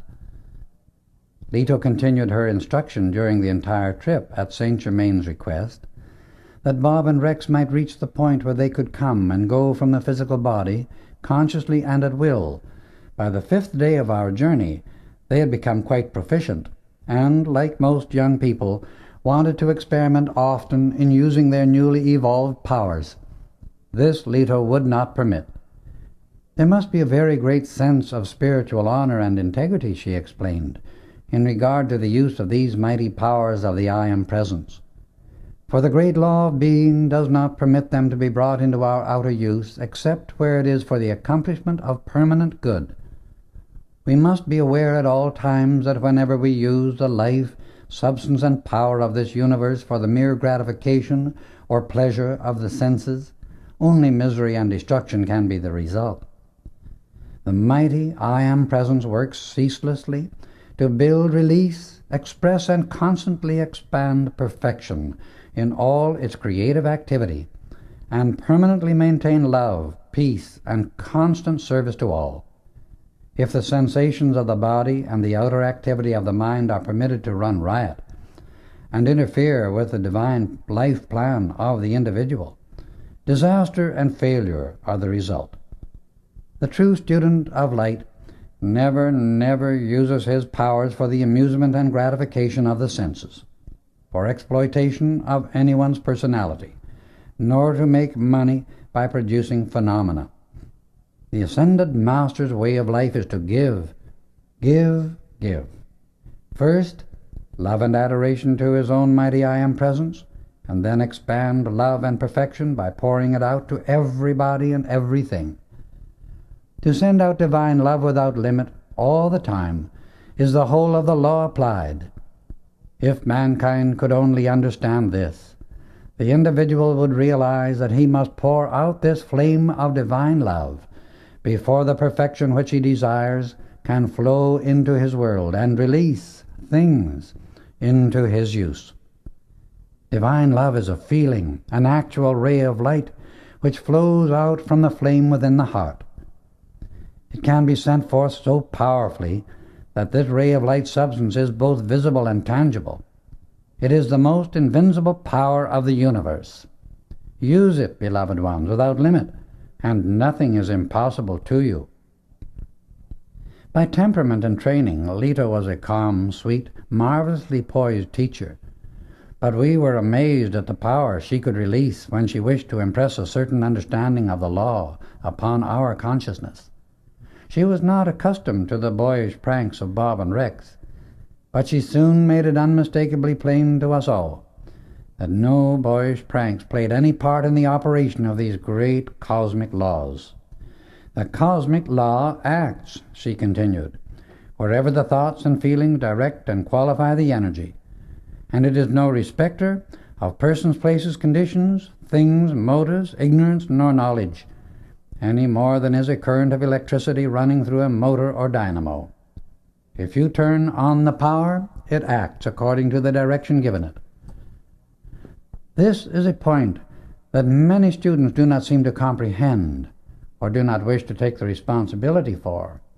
But the truth of the law is the only thing with which we are concerned. Our work is to put the exact truth of the law before humanity. If they refuse to understand and obey it, then their suffering must increase until the human side breaks its shell of obstinacy and selfishness and lets the mighty presence of the I Am control all, according to the perfection of life. Therefore, never joke in thought, feeling, or the spoken word about the powers of the Godhead, for to do so without exception draws heart-breaking experiences into your world. Therefore, govern your outer moods with an inflexible will whenever you use the powers of the mighty I Am Presence. In order to manifest the greater expressions of the I Am Presence, the individual must become aware of and feel that presence within himself, and know that the very life energy which beats his heart and breathes through his lungs is constantly flowing into his physical body from his electronic body. His electronic body is projected into space from the very heart center of the cosmic life of the universe, which you have heard us refer to as the great central sun. This pure life energy flowing ceaselessly into the mind and body of the individual is the triune activity of the Supreme, acting everywhere throughout infinity. It is intelligence, substance, and energy, the one universal light out of which comes all manifestation. It is subject at all times to the conscious direction and use of the individual with self-conscious, individualized free will. The minerals, plants, and animals do not have the control of this activity, for only the flame of the Godhead is endowed with self-directing free will. The more attention one gives the mighty I Am Presence, the more he will learn of the vast realms of wisdom that stretch before him. The more he realizes the immense responsibility and limitless opportunity that are his, the more should he ask the mighty I Am Presence within his own heart to teach him all things.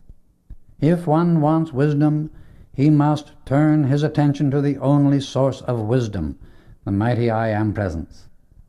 Only by acknowledging the I Am can the first impulse be given which releases its wisdom into the outer use of the individual. It is by acknowledgement that the first wave flows forth to release it into the physical activity. Otherwise it remains forever quiescent within the consciousness of the I Am. The release of it can only come at the command of the self-directing will of the flame of God. Learn to call forth these God attributes and activities from the very heart of the universe, and then use them in love to bless all mankind. If you will do this, there is no height you cannot attain, and no gift you can ask of life that life will not release to you, when you understand what part of you says, I am, and you are willing to use all to bless life everywhere with love. Use the understanding of the I Am Presence that you now have, and persist in loving, in blessing life everywhere, and you will open wide the floodgates to freedom, the realms and activities of the limitless, the natural world and life of the ascended masters. Use the wisdom you now have, and more will come, as surely as your heart beats and your mind thinks. At dinner on the evening of the 7th day of the voyage, our host announced that we were to reach Bombay late the next evening, but we were to remain aboard until the following morning. Bombay is one of the most beautiful harbors in the world, and as our yacht came alongside the pier, we were greeted by the Indian master, Shananda, to whom we were presented by our host. We drove to the railroad station, where we were conducted to a private car, every convenience being provided for us until we reached our destination. It was here only that the outline of our stay in India was given. First, we were to go to Calcutta and remain there 2 days while certain work would be given. The trip to Calcutta was delightful, and although the days were very warm outside, we were not aware of it in the train. We passed many places of great scenic beauty, and shortly after leaving Bombay, we missed Bob. We started a search for him, and as we entered his compartment, realized he had left his body. Leto warned us immediately. "Do not touch his body," she said, "for he has gone with the Master Shananda." For a few moments Nada had a hard struggle to command herself and keep at peace, for this was the first time Bob had gone forth from his body without previous preparation. However, she soon controlled her feelings and became at peace. In about 2 hours, Bob came walking into the observation car in which we had all gathered. He was as serene as could be, but the rest of us immediately asked concerning his experiences, and of course wanted to know where he had been. We could get him to reveal nothing, and finally he said, "Each of us is to keep his experience strictly within his own consciousness until the end of our destination, and then we are to compare notes." That afternoon Nod and Pearl were gone about 2 hours. The next morning Rex and I left our bodies. Each of us had experienced practically the same things, for we were being trained in accurate observation. Shri Singh, the brother who had taken Shananda's place, was delighted in every way, but very silent. Yet when he did talk, it was always for some very definite purpose.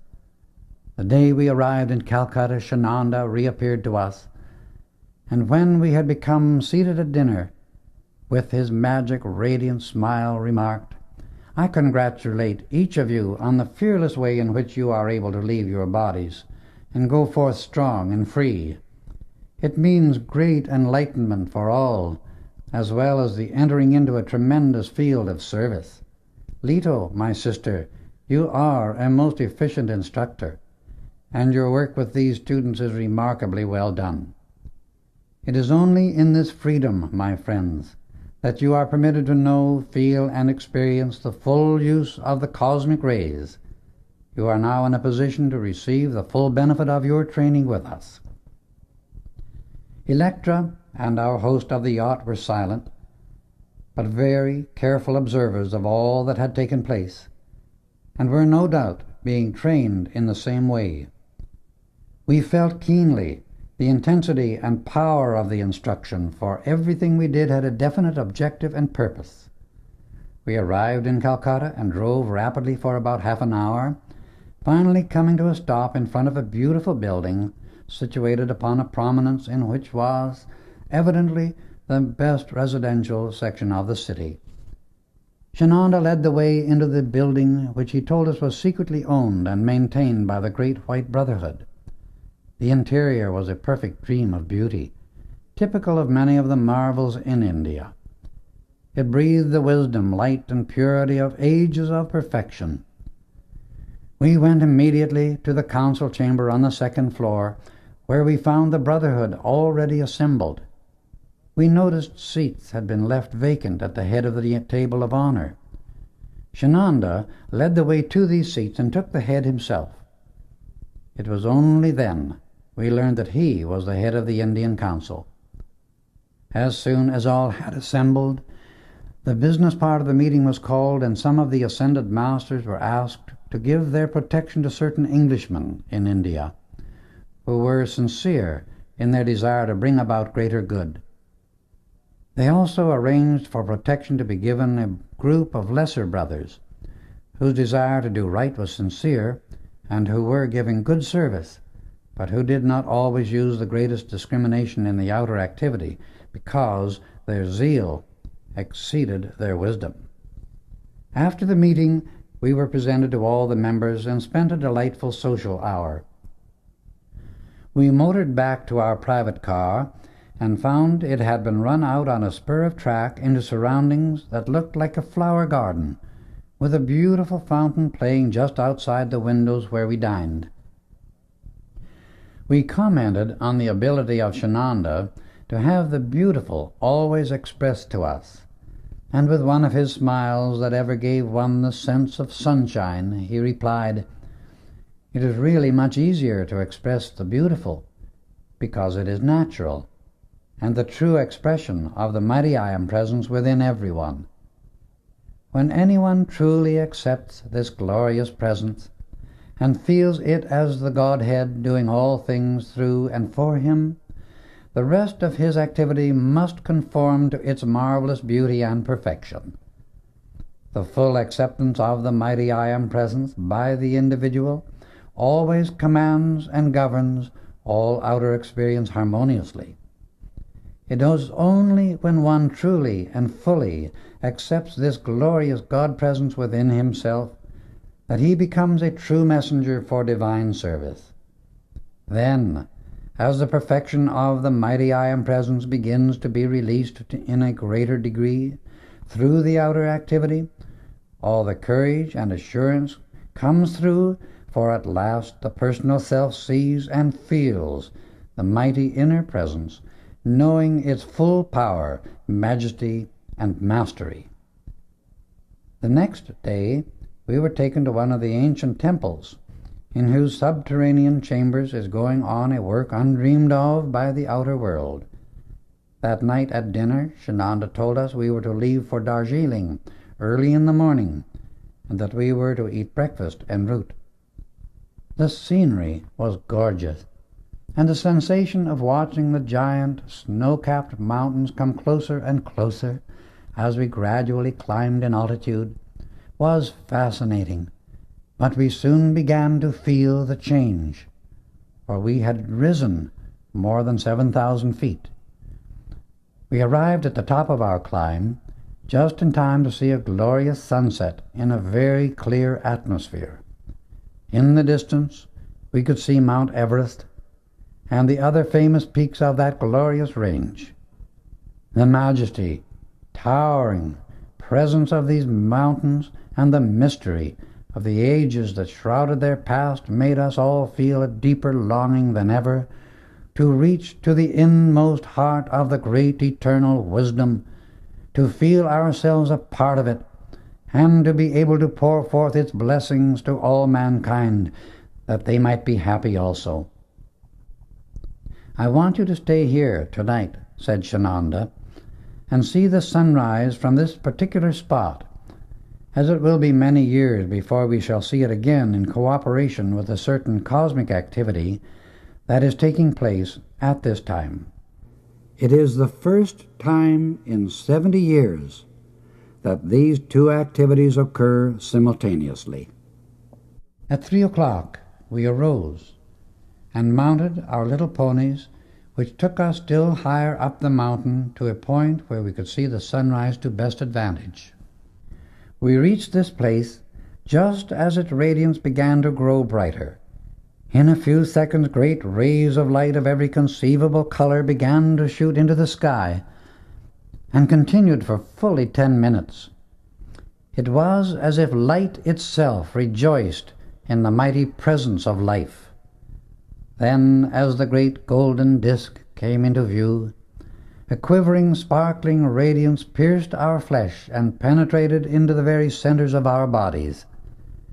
Never before had we experienced any such sensation from sunlight. The vivifying effect lasted for hours, and the glorious feeling, The beauty of the scene left with us still floods over me as I recall the experience.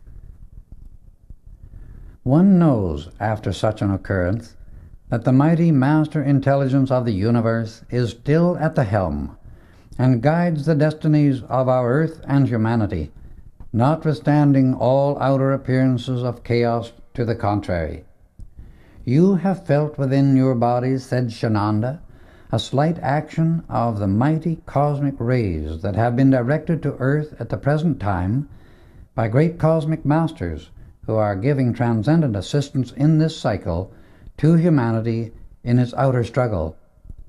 Their outpouring is a radiance of love, courage, and strength to the race that sustains the individual during this period of change, and so illumines his inner bodies that it enables the mighty I Am Presence to release more of its perfection into and through the outer self. Those of you who are to receive training in the use of these rays will be enabled to focus great streams of light essence and consciously direct them, pouring forth blessings to mankind through great currents of healing power and harmonizing streams of love. Few are ready to be taught how to control and use these mighty rays, but all for whom it is possible are being prepared now. These great streams of condensed light and pure substance can be drawn, qualified, and sent forth again to produce a definite result, as easily as a searchlight reveals the scenes it passes over. Come now, we must return and go to the home of the chief of the Council of Darjeeling. We went back to our ponies, which took us to Darjeeling, and thence we were driven by auto to a beautiful home built upon one of the lovely hills surrounding the city.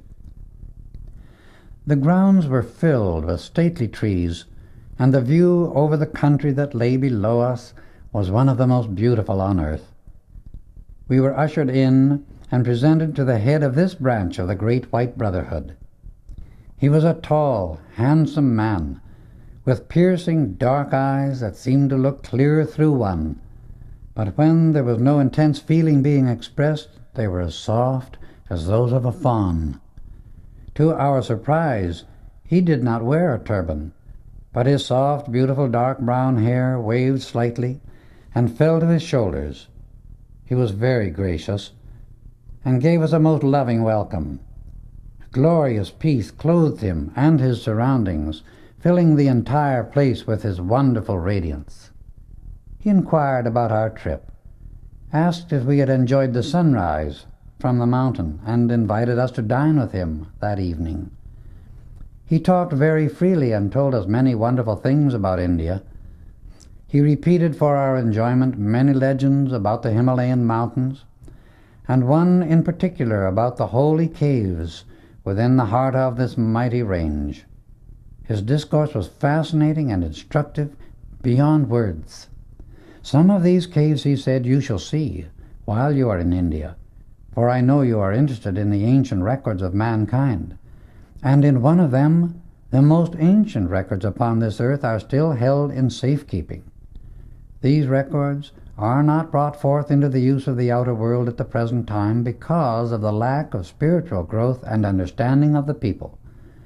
The race has a restlessness and critical feeling that is a very destructive activity, and these feelings find vent through fanatics of various kinds, whose understanding of life and this magnificent universe is so narrow and childish that they seek to destroy whatever does not agree with their own petty notions of what has been or ought to be the infinite plan of creation.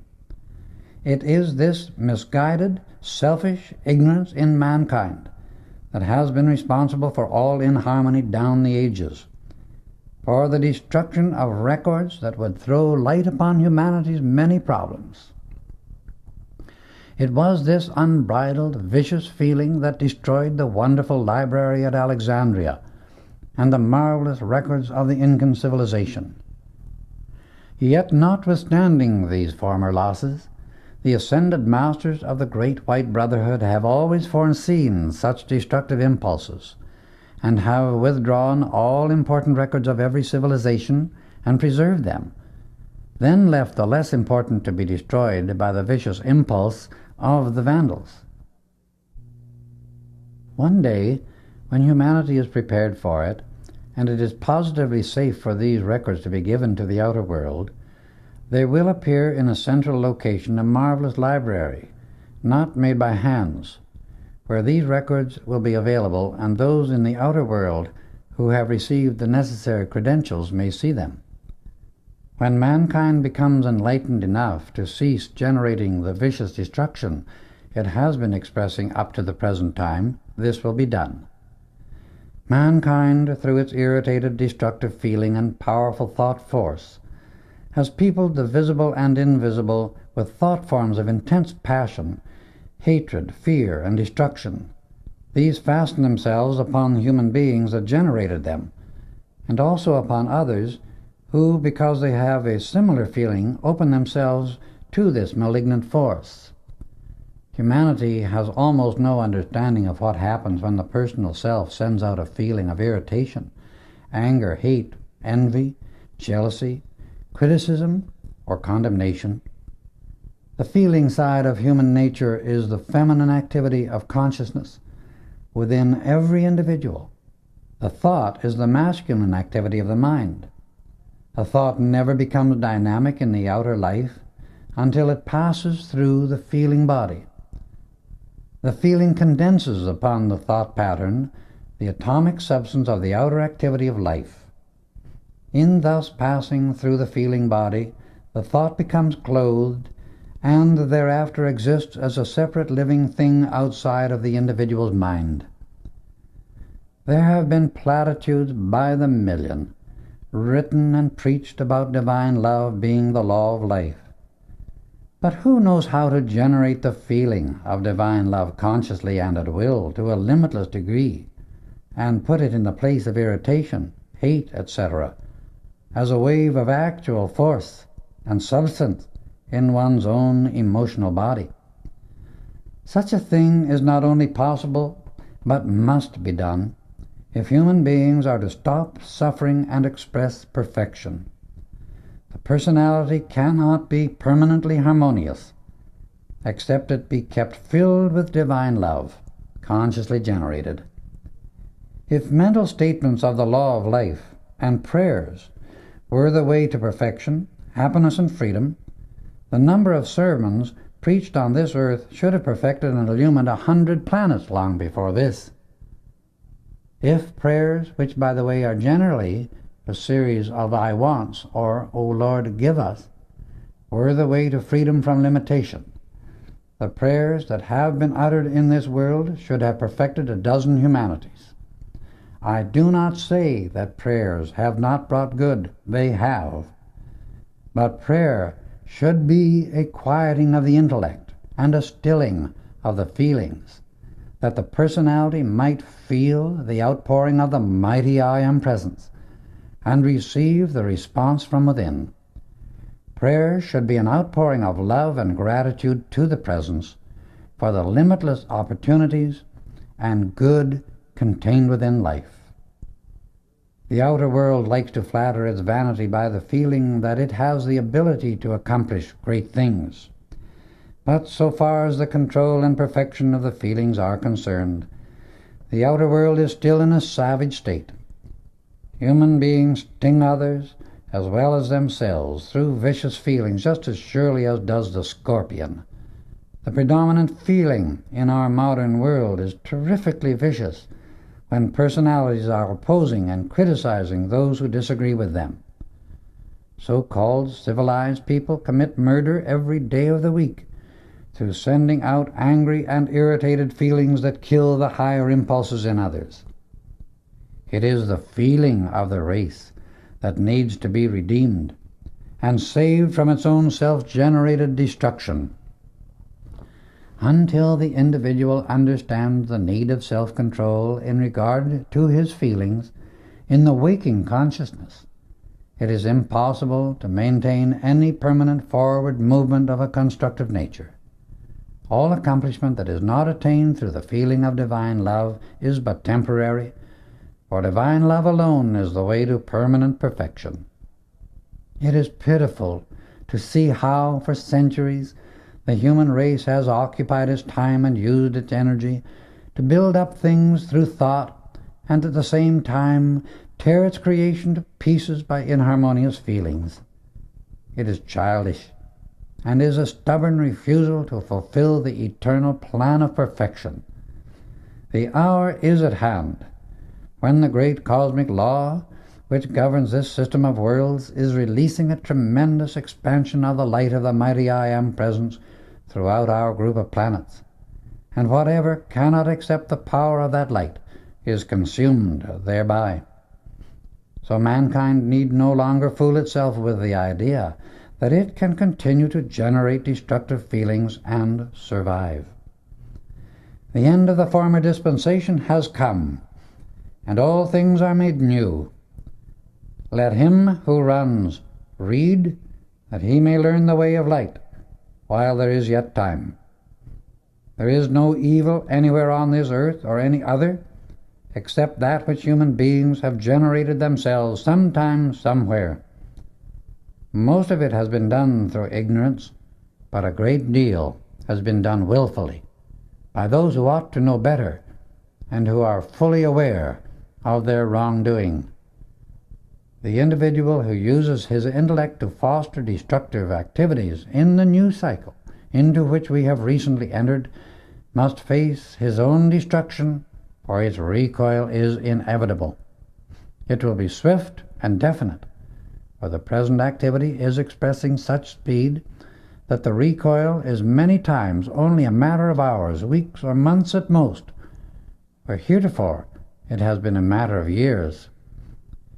The ascended masters work ceaselessly to have humanity understand and see this, and the work of our messengers is to get this truth into the consciousness of mankind as clearly as possible.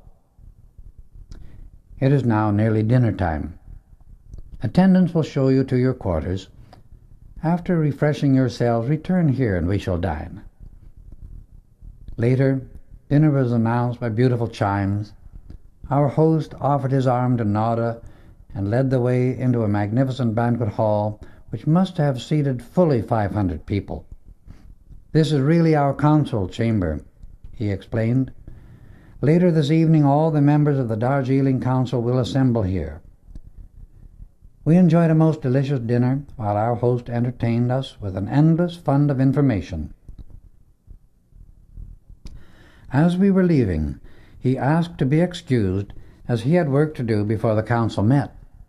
Our host, said Shananda, in whose care he had left us, is a brother of great wisdom and power, but the very embodiment of gentleness and kindness.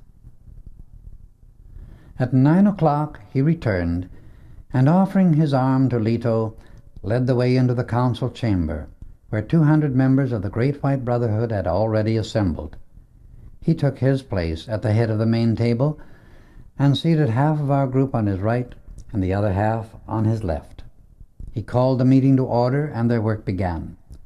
We were thrilled again and again as we listened to the solution of many important world problems, especially some of those which were holding the attention of Europe at the moment. He then assigned certain duties to many of the brothers. The meeting adjourned, and we were presented individually to many of the members. We'd been enjoying the social activities for some few moments when I noticed that Rex was laboring under the strain of some intense excitement. He watched one of the members closely for some time, and then went quickly and boldly up to our host. He informed him there was a spy in the room, and pointed out the individual. For an instant, it seemed as if the power within the chief would crush him. But Rex was clothed in a divine dignity that never flinched. "That is a grave charge," said the chief. "It will require proof." At that moment, the man in question came up to Pearl and realized instantly that he was being watched. He reached into the folds of his robe, drew something forth, and raised it to his mouth. Pearl seized it as quick as a flash, and Bob, who stood near, with one leap, pinned the man's hands behind him in a grasp of steel. "Search him," said Pearl as our host stepped forward, and Rex, without waiting for authority from anyone, went through the spy's clothing like lightning. He found all the proof they needed of his activities as a spy. As the chief came forward and saw the name on the papers Rex handed him, he was surprised indeed, for the spy, who was an educated Afghan, had been sent into India by a government that breeds only destruction, and had ferreted his way into the outer ranks of this council to obtain information which he had been using against them. At a signal, one of the brothers stepped forward and led the spy from the room. "Brother Rex," said our host with a gracious smile, "you have served the cause of light well, and rendered our brotherhood a blessing of tremendous import. There has been a leak in some of our activities recently. Tell me, how did you become aware of his operations? He has been deceiving us very cleverly." "My attention," replied Rex, "was drawn to him by the inner power of my I Am Presence, and as I watched his eyes, I knew he was practicing some kind of deception. It all happened so quickly I hardly knew in the outer activity of my mind what was occurring. If it had not been for Pearl, my twin ray, we would have been too late. Outwardly, you three may not have known what it was all about, but the mighty presence of the I Am has acted with unerring decision. You see, my beloved ones, how the twin rays can act with the speed of lightning in perfect unison when the great inner presence is allowed to have full control. My sister and brother," he continued, as he extended his left hand to Pearl and his right one to Rex, "you will be able to do splendid work for the mighty I Am Presence, the great white brotherhood, and humanity, and I bless you for that service." "What is to be done with the spy?" asked Pearl. "The man knows what he must do," replied the chief. "Let us forget it ever happened. We shall always remember your service to the brotherhood." By this time most of the guests had left, so we bade our host good-bye, for we were leaving Darjeeling in the morning. We did not stop again at Calcutta, but went directly through to Benares, the sacred city of the Hindus, and one of the oldest cities in India.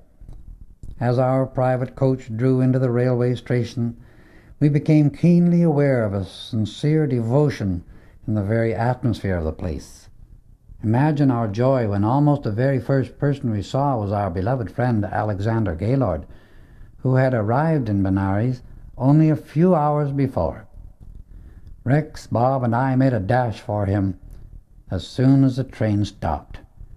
When his friend, the owner of the yacht, came up to greet him, they looked into each other's eyes with a deep love and understanding born of centuries of association. As Leto, Gaylord's twin ray, approached, he extended his arms and held her close to his heart. Shananda then presented Electra. "We are to be guests this evening of one of the oldest councils in India," he said. "It is to be purely a spiritual feast, devoted entirely to the guests. All members of the order are to wear their seamless robes.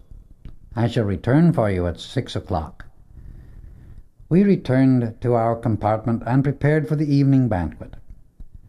When Shananda returned, he was accompanied by his sister Nadja, a beautiful young girl, or at least so she appeared, to whom we were presented. We were driven to a beautiful building on an elevation overlooking the city. As we approached the entrance, involuntarily we expressed our joy at the beauty and exquisite surroundings of the scene we gazed upon. As we passed through the entrance, we entered a rotunda of pink marble, veined with soft green, in which there were 7 white marble pillars. The effect was warm, delicate, and very beautiful. Nadja led the way to the dressing rooms where we donned our seamless robes, and then conducted us toward a great arched doorway that opened at our approach, admitting us into a large, magnificent council chamber made entirely of white marble and elaborately decorated in gold. There were no lighting fixtures in the place, yet it was filled by a soft white light that was wonderful. This great hall seated fully 500 people, some 200 having already arrived.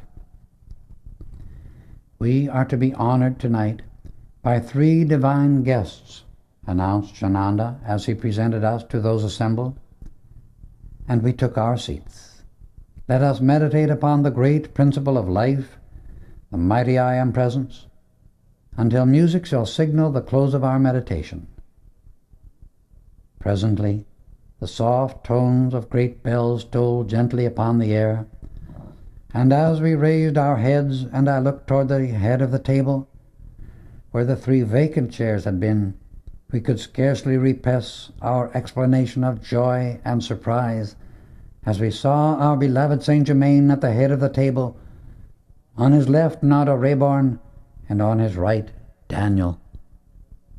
Everyone in the room rose in honor of these blessed beings as the guests of honor.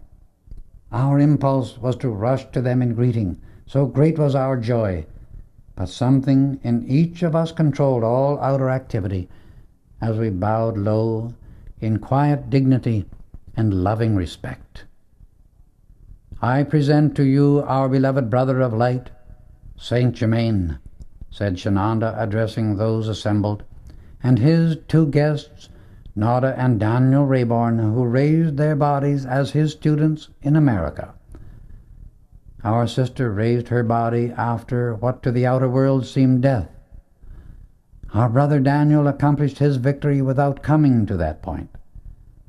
At the close of this explanation, the light within and about Shananda blazed forth in a dazzling radiance as he continued, "Our blessed brother and honored guest, Saint Germain, will have full charge of the evening and will conduct the rest of the work." Saint Germain, in his usual loving dignity, bowed in acknowledgment of the greeting and replied, "We shall have a banquet tonight served from the cosmic kitchen. Many of you have heard of these activities, but have not seen nor experienced the actual manifestation. In the great cosmic treasure house surrounding you is an omnipresent substance from which is produced everything the heart desires. The beautiful banquet tables had jade tops, so no linen was supplied to cover their magnificence.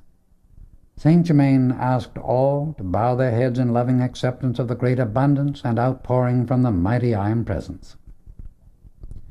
As he finished his acknowledgment to the source of all life, the service for the meal began to appear. The plates, cups, and saucers were made of pink china decorated with delicate moss roses. The silver knives, forks, and spoons had carved jade handles, and tumblers of carved jade filled with a golden sparkling nectar appeared at the right hand of each guest. Then followed a tiny loaf of bread about 2 by 2 by 4 inches appearing upon each plate. The food for each person came individually, as if it had been ordered separately, for everyone received that which he most desired until all were served abundantly and were satisfied. Next came many kinds of luscious fruit in great golden containers, and for dessert, a kind of fruit whip appeared in crystal dishes. The entire banquet was served without the clatter of a single dish, and at the close Saint Germain arose and addressed the guests. "The great ascended masters," he began, "have wanted you to see, know, and partake of food which is produced direct from the omnipresent cosmic substance. This substance is what has been explained to you as the pure electronic substance which fills infinity, and out of which all forms are created and all manifestation produced. This limitless substance about you everywhere is yours to manipulate, to mold into form without any limit whatsoever, when you hold close enough and sincerely enough without interruption to the mighty I Am Presence in you. This glorious angelic being and power, which is the real you, who is constantly pouring its energy into your physical brain and body, is God individualized at your point in the universe to mold this cosmic substance into whatever form you decree. To the human beings who do not or will not recognize the mighty I Am Presence, the use, joy, and freedom of this great bounty by direct precipitation remains unused, because their feeling of fear, doubt, hate, anger, selfishness, or lust builds an impassable wall around them, shutting out the power and perfection of the light which would otherwise come through. The great, all-wise Creator of perfect form everywhere throughout space builds those forms according to the pattern of perfection, which is another name for the law of divine love. This always means the orderly, harmonious way of attraction. The feeling of doubt, fear, etc., is a rate of vibration which shatters form and scatters substance. Hence is diametrically opposed to love, harmony, and order. To the individual who acknowledges the mighty I Am Presence, takes a determined stand with it, and continually maintains a feeling of divine love in the personality, to him all that you have seen done tonight is possible of accomplishment, right now in this lifetime. This banquet has been given for your encouragement, enlightenment, and strength. The power of precipitation used here tonight is within every individual. I assure you it is no myth. Turn to your own mighty Master within. This will enable you to acknowledge the I Am. Continually turn to it, that its mighty power may be released and the ascended Master wisdom come forth, directing your every activity.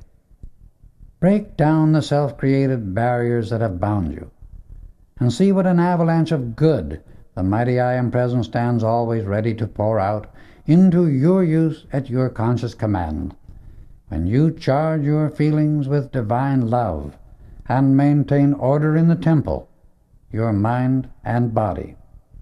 Our good brother Daniel Rayborn has something which he wishes to tell you. As Rayborn arose, we felt a thrill pass through the whole room, and for more than 30 minutes he poured forth marvelous wisdom with a force that seemed to burn the very words into the consciousness of everyone. He spoke with a conviction that could only come from one who had more than human power. Shananda said a few words in praise and gratitude to our wonderful guests, asking them to be with us again soon.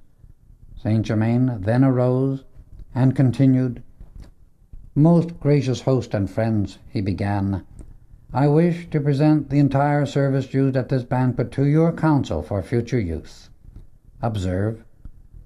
Instantly all the used service began reappearing on the tables as clean and fresh as if it had never been used.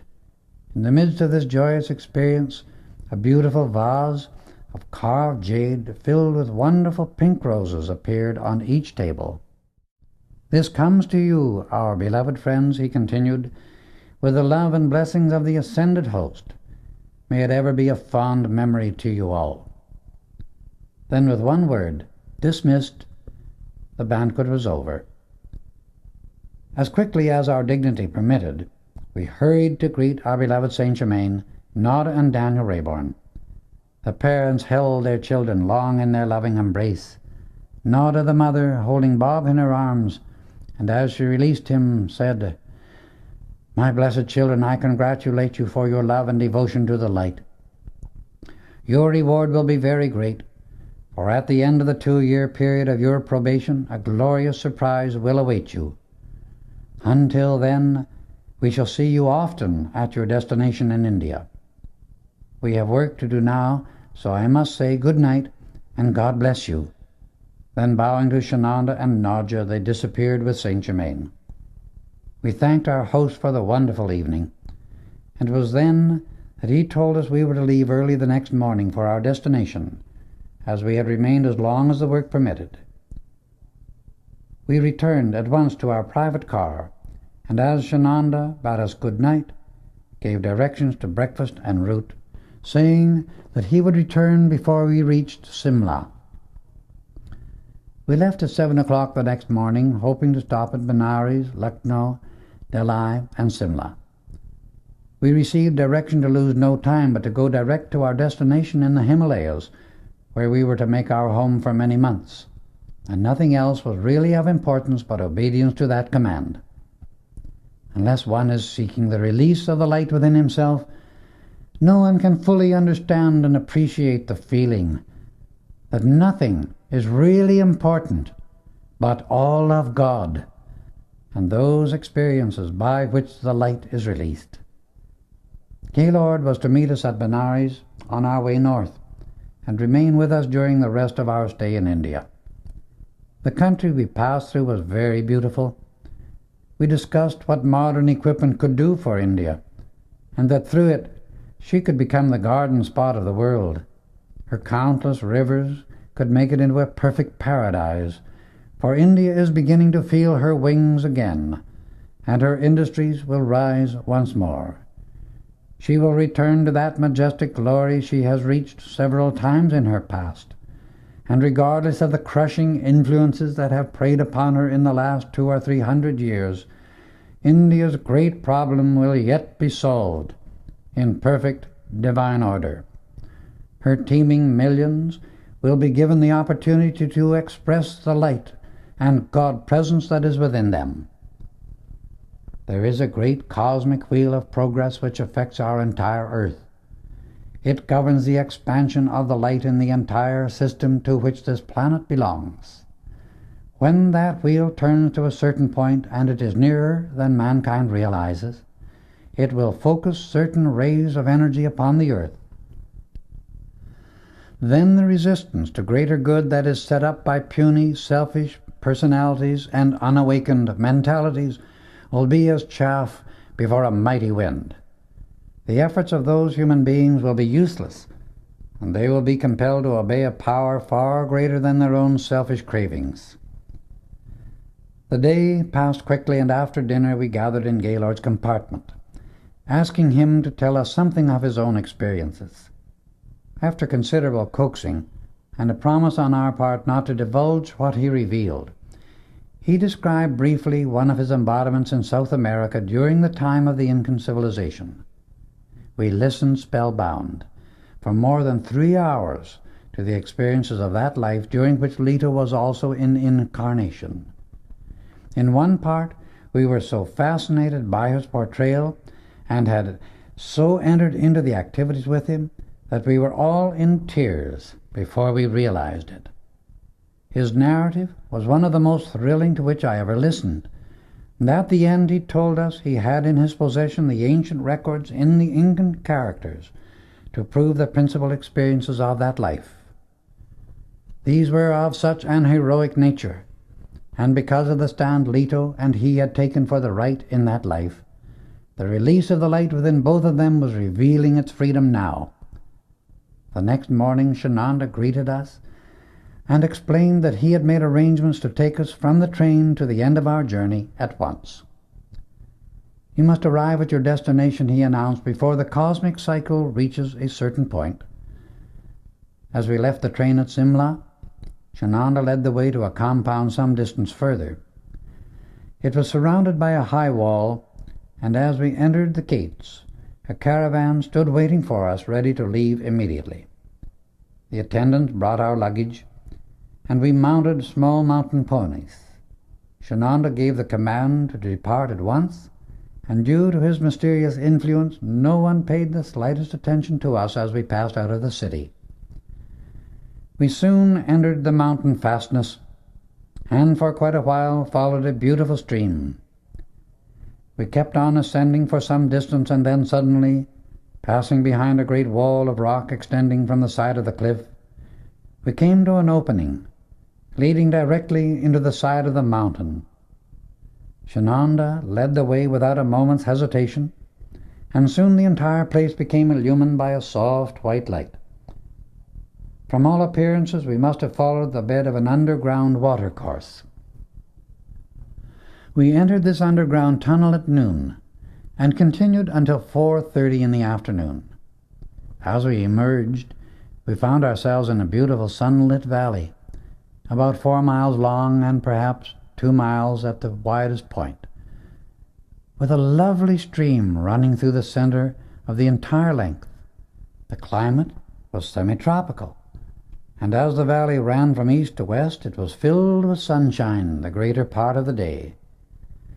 The north wall was a sheer cliff hundreds of feet high, and at the west end played a waterfall that looked like a bridal veil. The most rare, luscious fruits and vegetables grew in lavish abundance. I was wondering whether this was the place that Gaylord had described in telling us of his former experiences in India, when he answered my thought, "No, this is not the place I mentioned," he said. "We are far from there." As we came nearer a great building, I called out involuntarily to the others, "This is the Palace of Light." And much to my surprise, Gaylord replied, "Yes, that is true. It is so known by all who enter this retreat." As we came to the entrance of the grounds, the beauty and grandeur of the entire setting sent a thrill through us of love and admiration for the place. We dismounted, and attendants took charge of the caravan, leading the animals to a group of smaller buildings half a mile away across the stream. Shananda led the way to the entrance, and as we came near, the beauty of the building held us spellbound. So magnificent was its architecture and workmanship. It was built of pure white onyx, 4 stories high, having a great dome in the center. As we came up the steps, the tones of a beautiful bell announced our arrival and welcomed us as guests of the retreat. In a moment, the great door opened and Nadja stood there to greet us. Shananda gave us one of his magic, radiant smiles in enjoyment of our surprise. "This is our home," he commented happily. "We welcome each of you, for it is your home, as long as you desire to stay, and whenever you wish to come. You will find silk robes and undergarments in your rooms," he continued, "which you are to wear while here. They will not soil nor wear out, so have no fear in wearing them." We were shown to our quarters on the second floor, overlooking the valley. They were a dream of beauty, exquisite, comfortable, and provided with every possible convenience and luxury.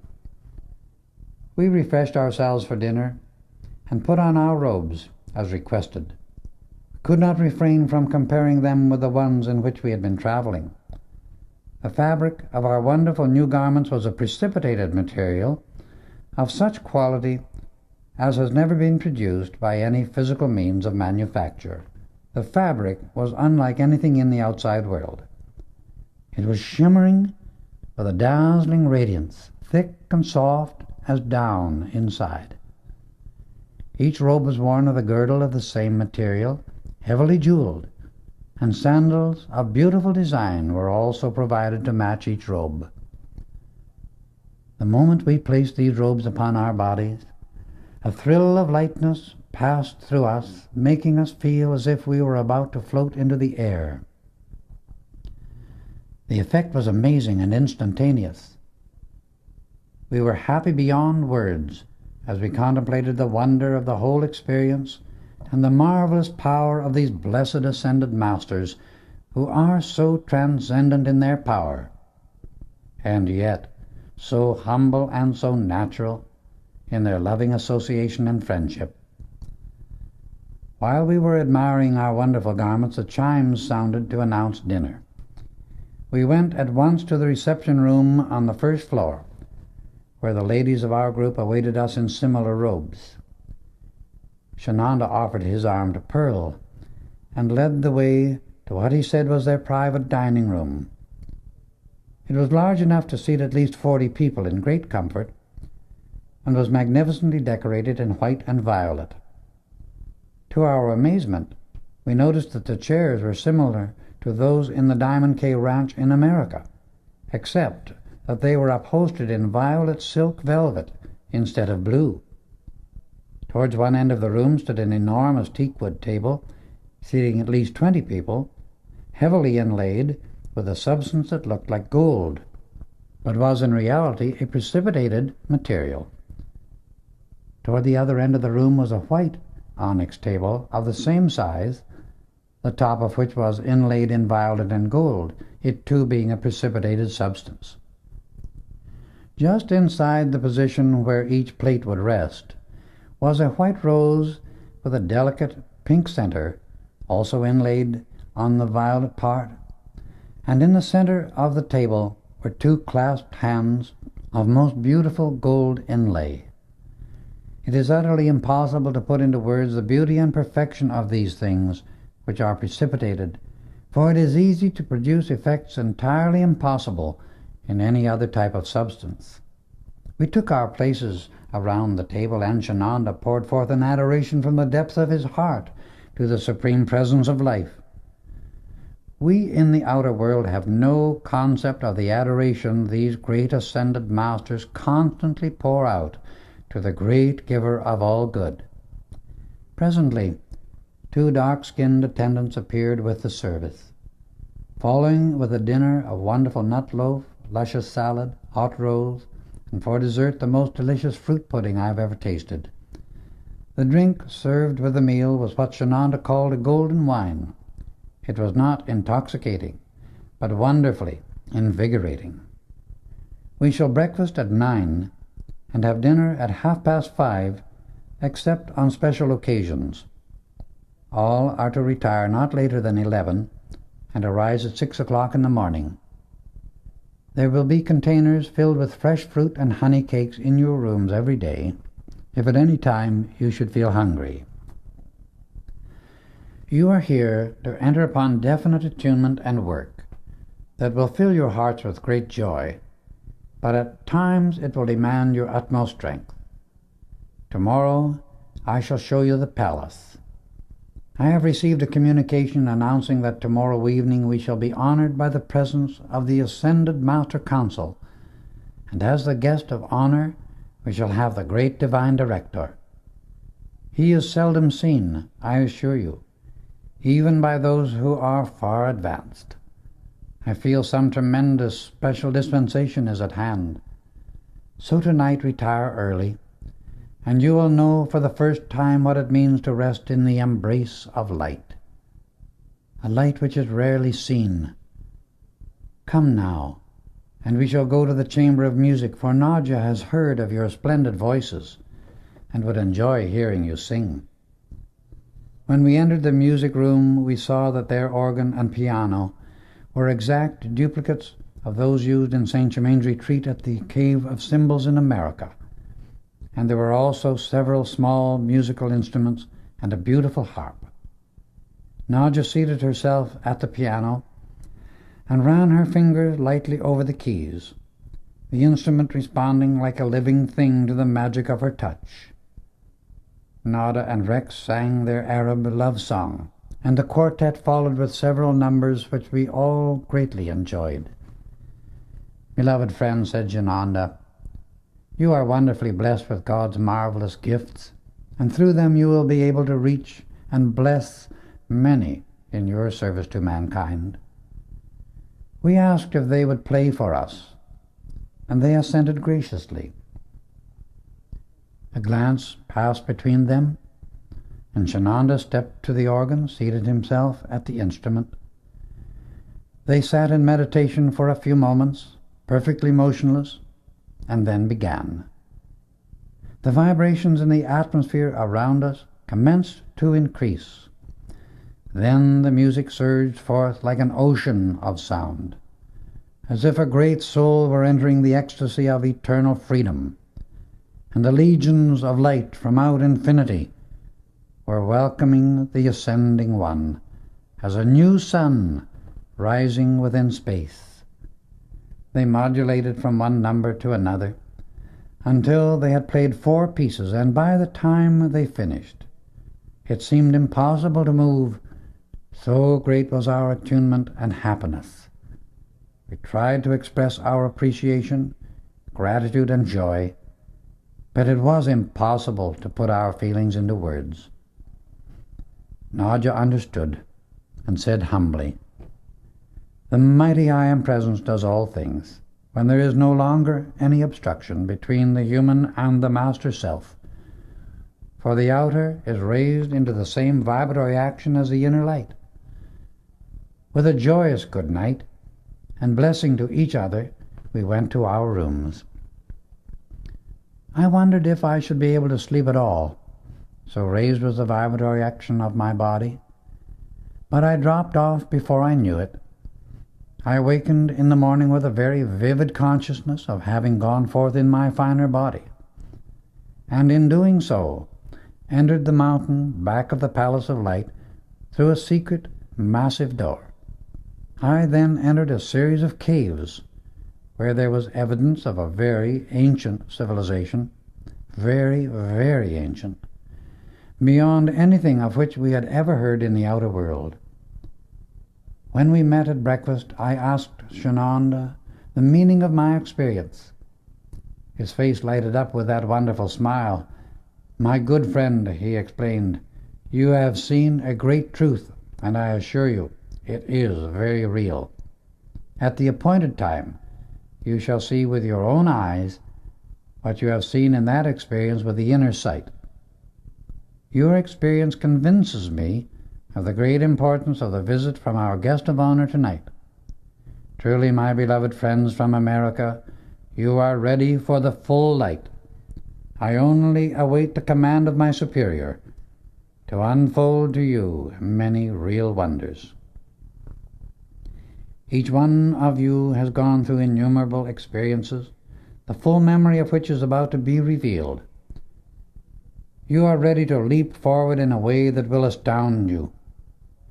Come now, if you are ready, and I shall show you many of the marvels that we have in this retreat." We went first to the dome in the center of the building, and instead of it being an ordinary observatory, we found it to be what Shananda called a cosmic observatory. It was filled with many instruments of which the scientists of the outer world know nothing. One of these was an absorption reflector, which drew the image of the desired object through the etheric rays and then reflected it to the observer. It was a simple thing in its construction, but not in the quality of the substance of which the instrument was composed. Shananda explained at this point that the etheric rays and those which are being called the cosmic rays by the scientists of the outer world are not the same.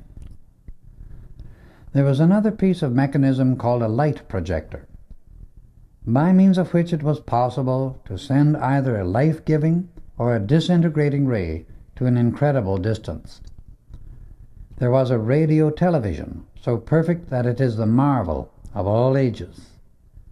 After observing several other inventions in this room, we went downstairs to the next floor, where we saw great council chambers seating 700 people. The walls of this room were of a beautiful milk-white onyx, with the most marvelous blue trimmings. On the floor was a thick carpet of the same wonderful blue. There were no windows, and the room occupied almost the entire floor of the palace. Here again were beautiful chairs like those we had seen in the dining room, but upholstered in the soft, rich blue that trimmed the rest of the room. At the side was a dais, on which stood an altar and a golden chair. It was the most perfect thing one could imagine. The main part of the altar was precipitated gold, but the top was made of another precipitated substance, the shade of blue that borders onto violet, the substance itself emitting a silver radiance because of its luminosity. Around the edge was a border of gold, about 2 inches wide. The chair carried out the same design as that on the altar. The seat was upholstered in blue and had a high back extending well above the head. We then proceeded to the rooms on the ground level, which were devoted to electrical and chemical laboratories for experimental purposes. We were passing about the central point of the west wall on this floor when I stopped suddenly. "Here is the place where I entered the caves last night," I said to Shananda, while I was in my finer body. And with a very intense, serious expression on his face, he asked, "Do you see any door or entrance?" "No," I replied, "but it is there, and I know it." Then with a smile, he looked at me rather quizzically. "You are right," he remarked. "It is there, and I am glad you are certain in your convictions. Be patient, and you shall see all." We then returned to the great reception hall. How is it, I asked, that other students and people do not see the entrance to this place and find their way into such a paradise? If you were to go to the entrance, he replied, you would not find an opening of any kind. Yesterday, after we entered, it was sealed again, so that it looks now like a solid wall, and so far as protection is concerned, it is as impenetrable as the wall of the mountain itself. For more than 20 centuries this valley has remained just as you see it today. Man can, by the use of the light rays or cosmic currents of light, through the mighty I Am Presence forever annihilate time, space, age, inharmony, and limitation of any kind. Discord is really the first wave or starting place of limitation. With perfect harmony maintained in the individual's consciousness, the door to God's kingdom of perfection, the activity of life without any limitation, stands wide open forever. Now come with me, he continued. I shall probably strain your credulity considerably, but you shall learn much if you so desire. All of you have heard about the Arabian Nights' tale of the magic carpet. I shall show you that the legend is true. He led the way out of the palace onto a beautiful lawn in front, where we saw what looked like a copper plate, about 14 feet square.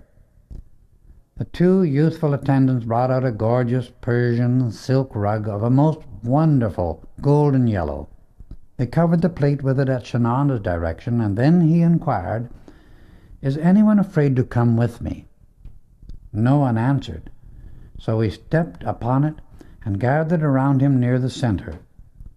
He immediately engaged us in a very animated conversation, which was quite unusual for him, and in a moment we all began to feel lighter and lighter. We glanced down, saw that we were leaving the earth, having risen about 20 feet in the air, and were floating smoothly along in the atmosphere. We continued to rise until we were about 50 feet above the ground, and then floated near the waterfall, which was glistening and glorious in its beauty. We continued on, drifting out over the valley and enjoying its enchanting loveliness. "Now, if you are ready," continued our host, "we shall view the mountains." We continued to rise until we were fully 11,000 feet above the palace. The scenery that lay below us was perfectly entrancing, and the peaks of the snow-capped mountains glistened in the sunlight like diamonds. We had become so absorbed in the view and Shenandoah's conversation that we had become oblivious to temperature and our mode of transportation, yet we were perfectly comfortable and did not feel any change of either altitude or climate, our host holding us all in his aura, which controlled everything within it, thus causing all to experience only his own glorious perfection. We circled around, returned to the palace grounds, and descended. As we stepped off the plate, our beloved host laughed heartily at our comments and surprise, enjoying greatly our exclamations of happiness. "My beloved friends," he explained, "I assure you there is nothing mysterious nor unnatural in what you have just experienced. It is all according to simple, immutable, eternal law, which every individual may set into action without any limit if he but will." "Why did we not feel the altitude?" someone asked. "In God's perfect kingdom, which means the I Am Presence, wherein there is only perfection, the feeling of harmony, there is no awareness of change in either altitude or temperature.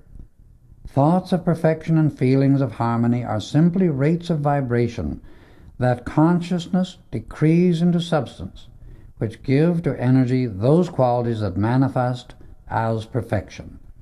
Perfection cannot exist without love, for it is the highest rate of vibration in the universe, and it is the highest and most powerful activity and controls forever all that is less than itself.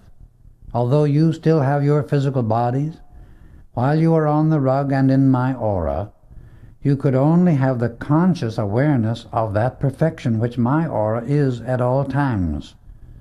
For all ascended masters send out only the vibration that is the tone of divine love. Hence, all else must become obedient to our consciousness and the perfection of our love. The next step for you will be to learn how to turn the cosmic key and light your way wherever you wish to go. The key is within you. The light is within, and also all about you. Now return to your rooms and meditate upon the dazzling, fathomless mind of God, the mighty I Am Presence that is within you. We obeyed, and never have we found meditation so easy and so wonderful. At 5:30, beautiful chimes sounded throughout the building, announcing dinner.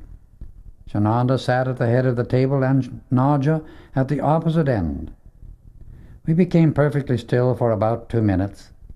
Then an oval of golden light with a shade of pink became visible and encircled the table, enveloping our heads throughout the entire meal. It produced the most wonderful feeling, and as we finished dinner, Sananda gave certain directions for us to follow. Now return to your rooms, he said. Lie flat on your backs with arms outstretched, and for an hour do not move a muscle. Then bathe, anoint your bodies with the liquid light which you will find provided for your use, and put on your precipitated garments. We obeyed, and when the liquid light touched our bodies, no words can ever tell the thrill of energy and the peace we experienced. As we finished and robed ourselves in the marvelous garments, we could see the soft white light radiate from our bodies for fully 3 feet, from which emanated a most wonderful rose fragrance, yet each one was distinctly individual in the particular quality of the rose odor poured forth. Just as we finished, the chimes sounded, calling us to the reception room. As we entered the room, we noticed the light about the ladies was similar to our own, except that around Leto, Electra, Gaylord, and his friend, the radiance was much brighter and extended farther than ours. At 7 o'clock, said Shananda, we shall go to the great council chamber. He led the way and seated us facing the altar, placing Leto and Gaylord in the center, and the rest of us on each side of them. Shananda took the end seat on the right side, and Naja the last one on the left. Seated directly behind us were our beloved master, Saint Germain, Nada, and Daniel Rayborn, surrounded by 200 of the ascended host. In a few moments, a soft white light with a touch of pink illumined the entire hall, and Jananda asked us to enter the deepest meditation of which we were capable, adoring the mighty I Am Presence within our own hearts. We became very still, and into that stillness entered deeper and deeper. We remained in this silence for some time, and then we heard the tones of a most wonderful voice that thrilled every atom of our minds and bodies. We opened our eyes and saw standing before us a marvelous being. This great, glorious presence was the embodiment in perfect balance of all transcendent qualities, both masculine and feminine, and held focused forever under his conscious command the wisdom and power of eternity. This majestic being stood fully 6 feet 4 inches in height, with wavy hair falling to the shoulders that looked like sunshine on gold. His robes glittered with points of light, like great jewels that flashed continually with the tremendous radiance of the power held under his control and obedient to his conscious direction. The girdle encircling the waist was a mass of sapphires and diamonds, and from it hung a panel to a few inches below the knees. This also was a mass of jewels. These jewels, as we afterward learned, were a condensation of light, and one can imagine the rays that blazed forth constantly, pouring out the tremendous power focused within them. This glorious, majestic being has become known to us as the great divine director. He is the great cosmic master under whom Jesus, Saint Germain, and the master Kutumi Lao Singh were trained. And his great love and far-reaching care often enfold many of their students now. No words in any language can do justice to this majestic being, and when his students speak of him, they are as humble before his mighty light as we feel before them. Oh, that the people of America and the world might know more of these great blessed beings, and share the joy that lifts me beyond the outer self. As he began speaking, he gave the cosmic sign of the ascended Master, saying, "Beloved children of eternal light, great is the rejoicing of the ascended host at the call of this meeting. These blessed ones before me are ready for our assistance, for their bodies can now be raised, and they shall enter their true freedom. Beloved Saint Germain, you have patiently, lovingly guided and instructed these children of light through the centuries, and your work shall bring its reward, for it is most nobly done. Is there another willing to bear witness that they are ready to enter the light?" Shananda immediately arose as our sponsor and replied, "Most High Master, I bear witness as to their readiness." And the great divine director continued, "Then we shall give them bodies such as have not been manifest before upon earth, that they may stand before the world a living example, revealing the fulfillment of the law of love and light. These shall be similar to the bodies of the ascended masters, yet they shall retain the appearance and some of the outer activities of the highest type of mankind. Under their control shall come the unlimited use of the cosmic energy and the direction of the mighty light rays. They shall minister unto humanity side by side with their beloved Master, who has so lovingly brought them to this point. Henceforth, I receive you all into my eternal embrace of light. The 2-year period that is usually required I now set aside. In 2 days you shall acquire what under the former activity would have taken 2 years to accomplish. Remember, in the I Am Presence, there is no time nor space. It is all-wise and all-powerful, and through it we shall remove the atomic obstruction forever. Brother Shananda, take them to the Cave of Light. They are to remain there for 2 days. You are to anoint the masculine bodies 3 times a day with liquid light, and our sister Nadja will do the same for the feminine bodies." As the great divine director finished speaking, a ray of dazzling crystal white light streamed out from his forehead and swept the head of each one of the students. Then it withdrew into his body. Instantly, this was followed by a very intense, soft, golden ray that poured out from his heart, sweeping the heart area of those before him and again returning into his own body.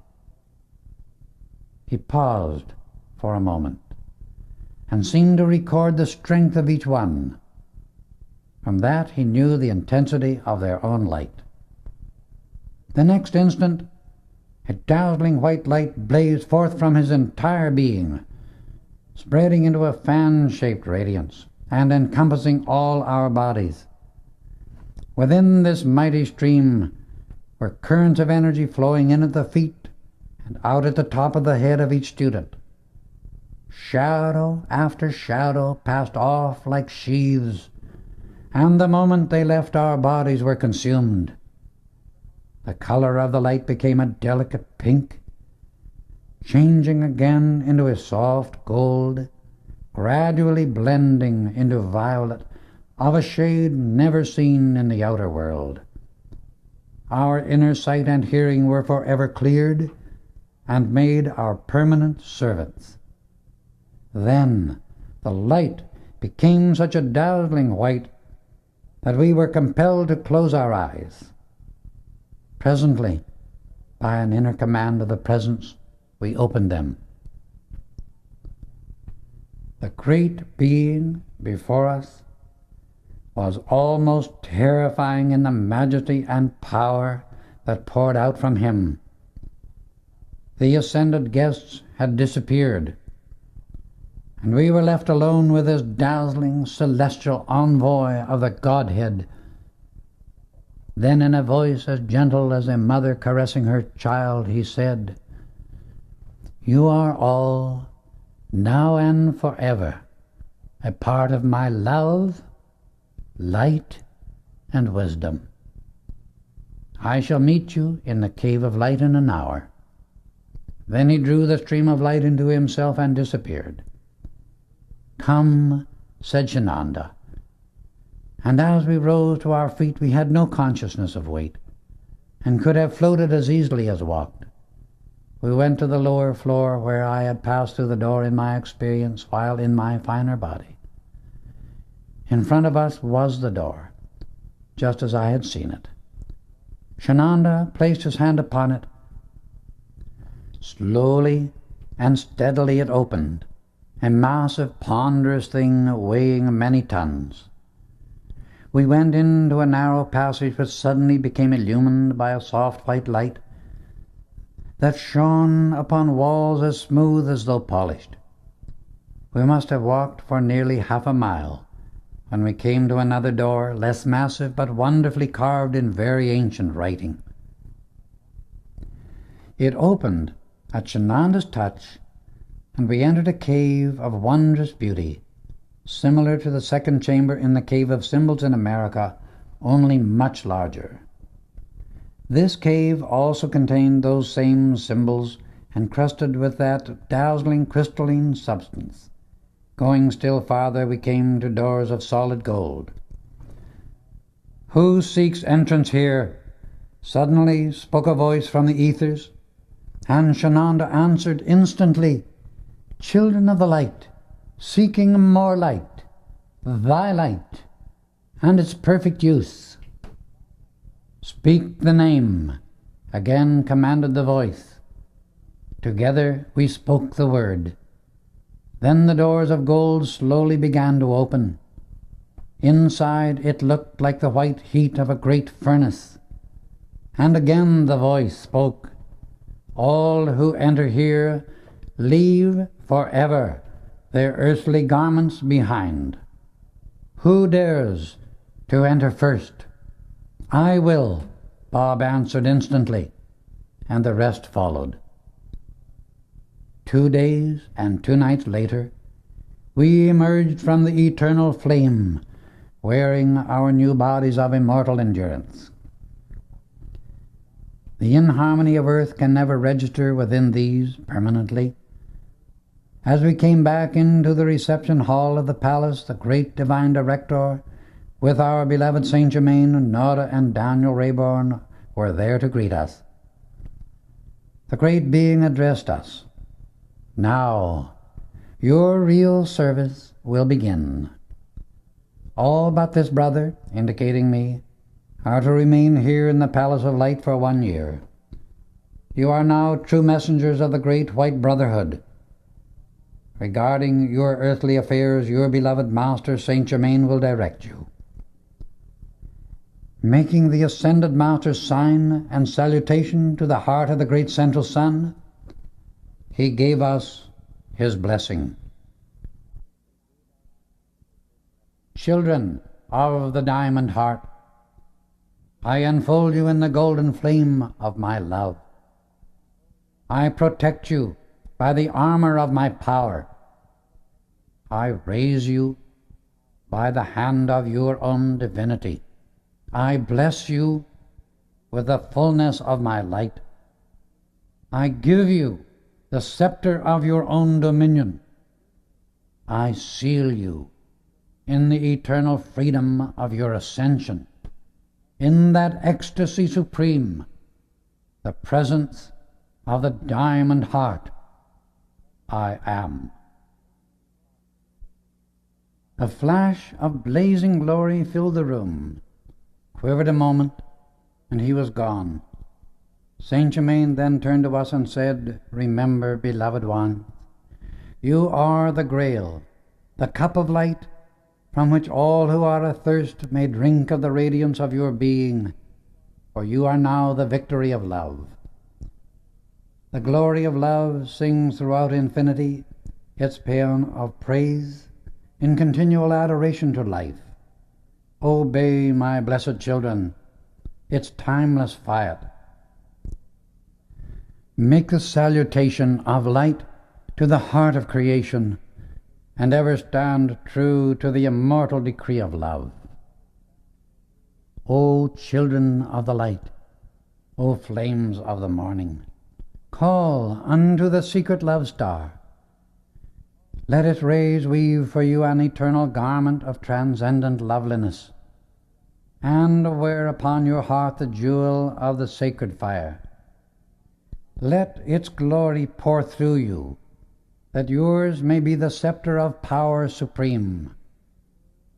Speak only the decree of love, that perfection may be everywhere. Listen to the sound of its voice, that all may hear the song of joy. Gaze only upon its light, that the flame from the 7 Elohim may rest upon your forehead.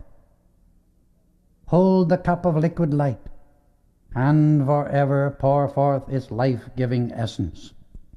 Then the rays from the diamond heart shall illumine your pathway, and when the Night Commander raises his sword of flame, you shall pass through, and stand face to face with your own divinity, upon the very altar of life.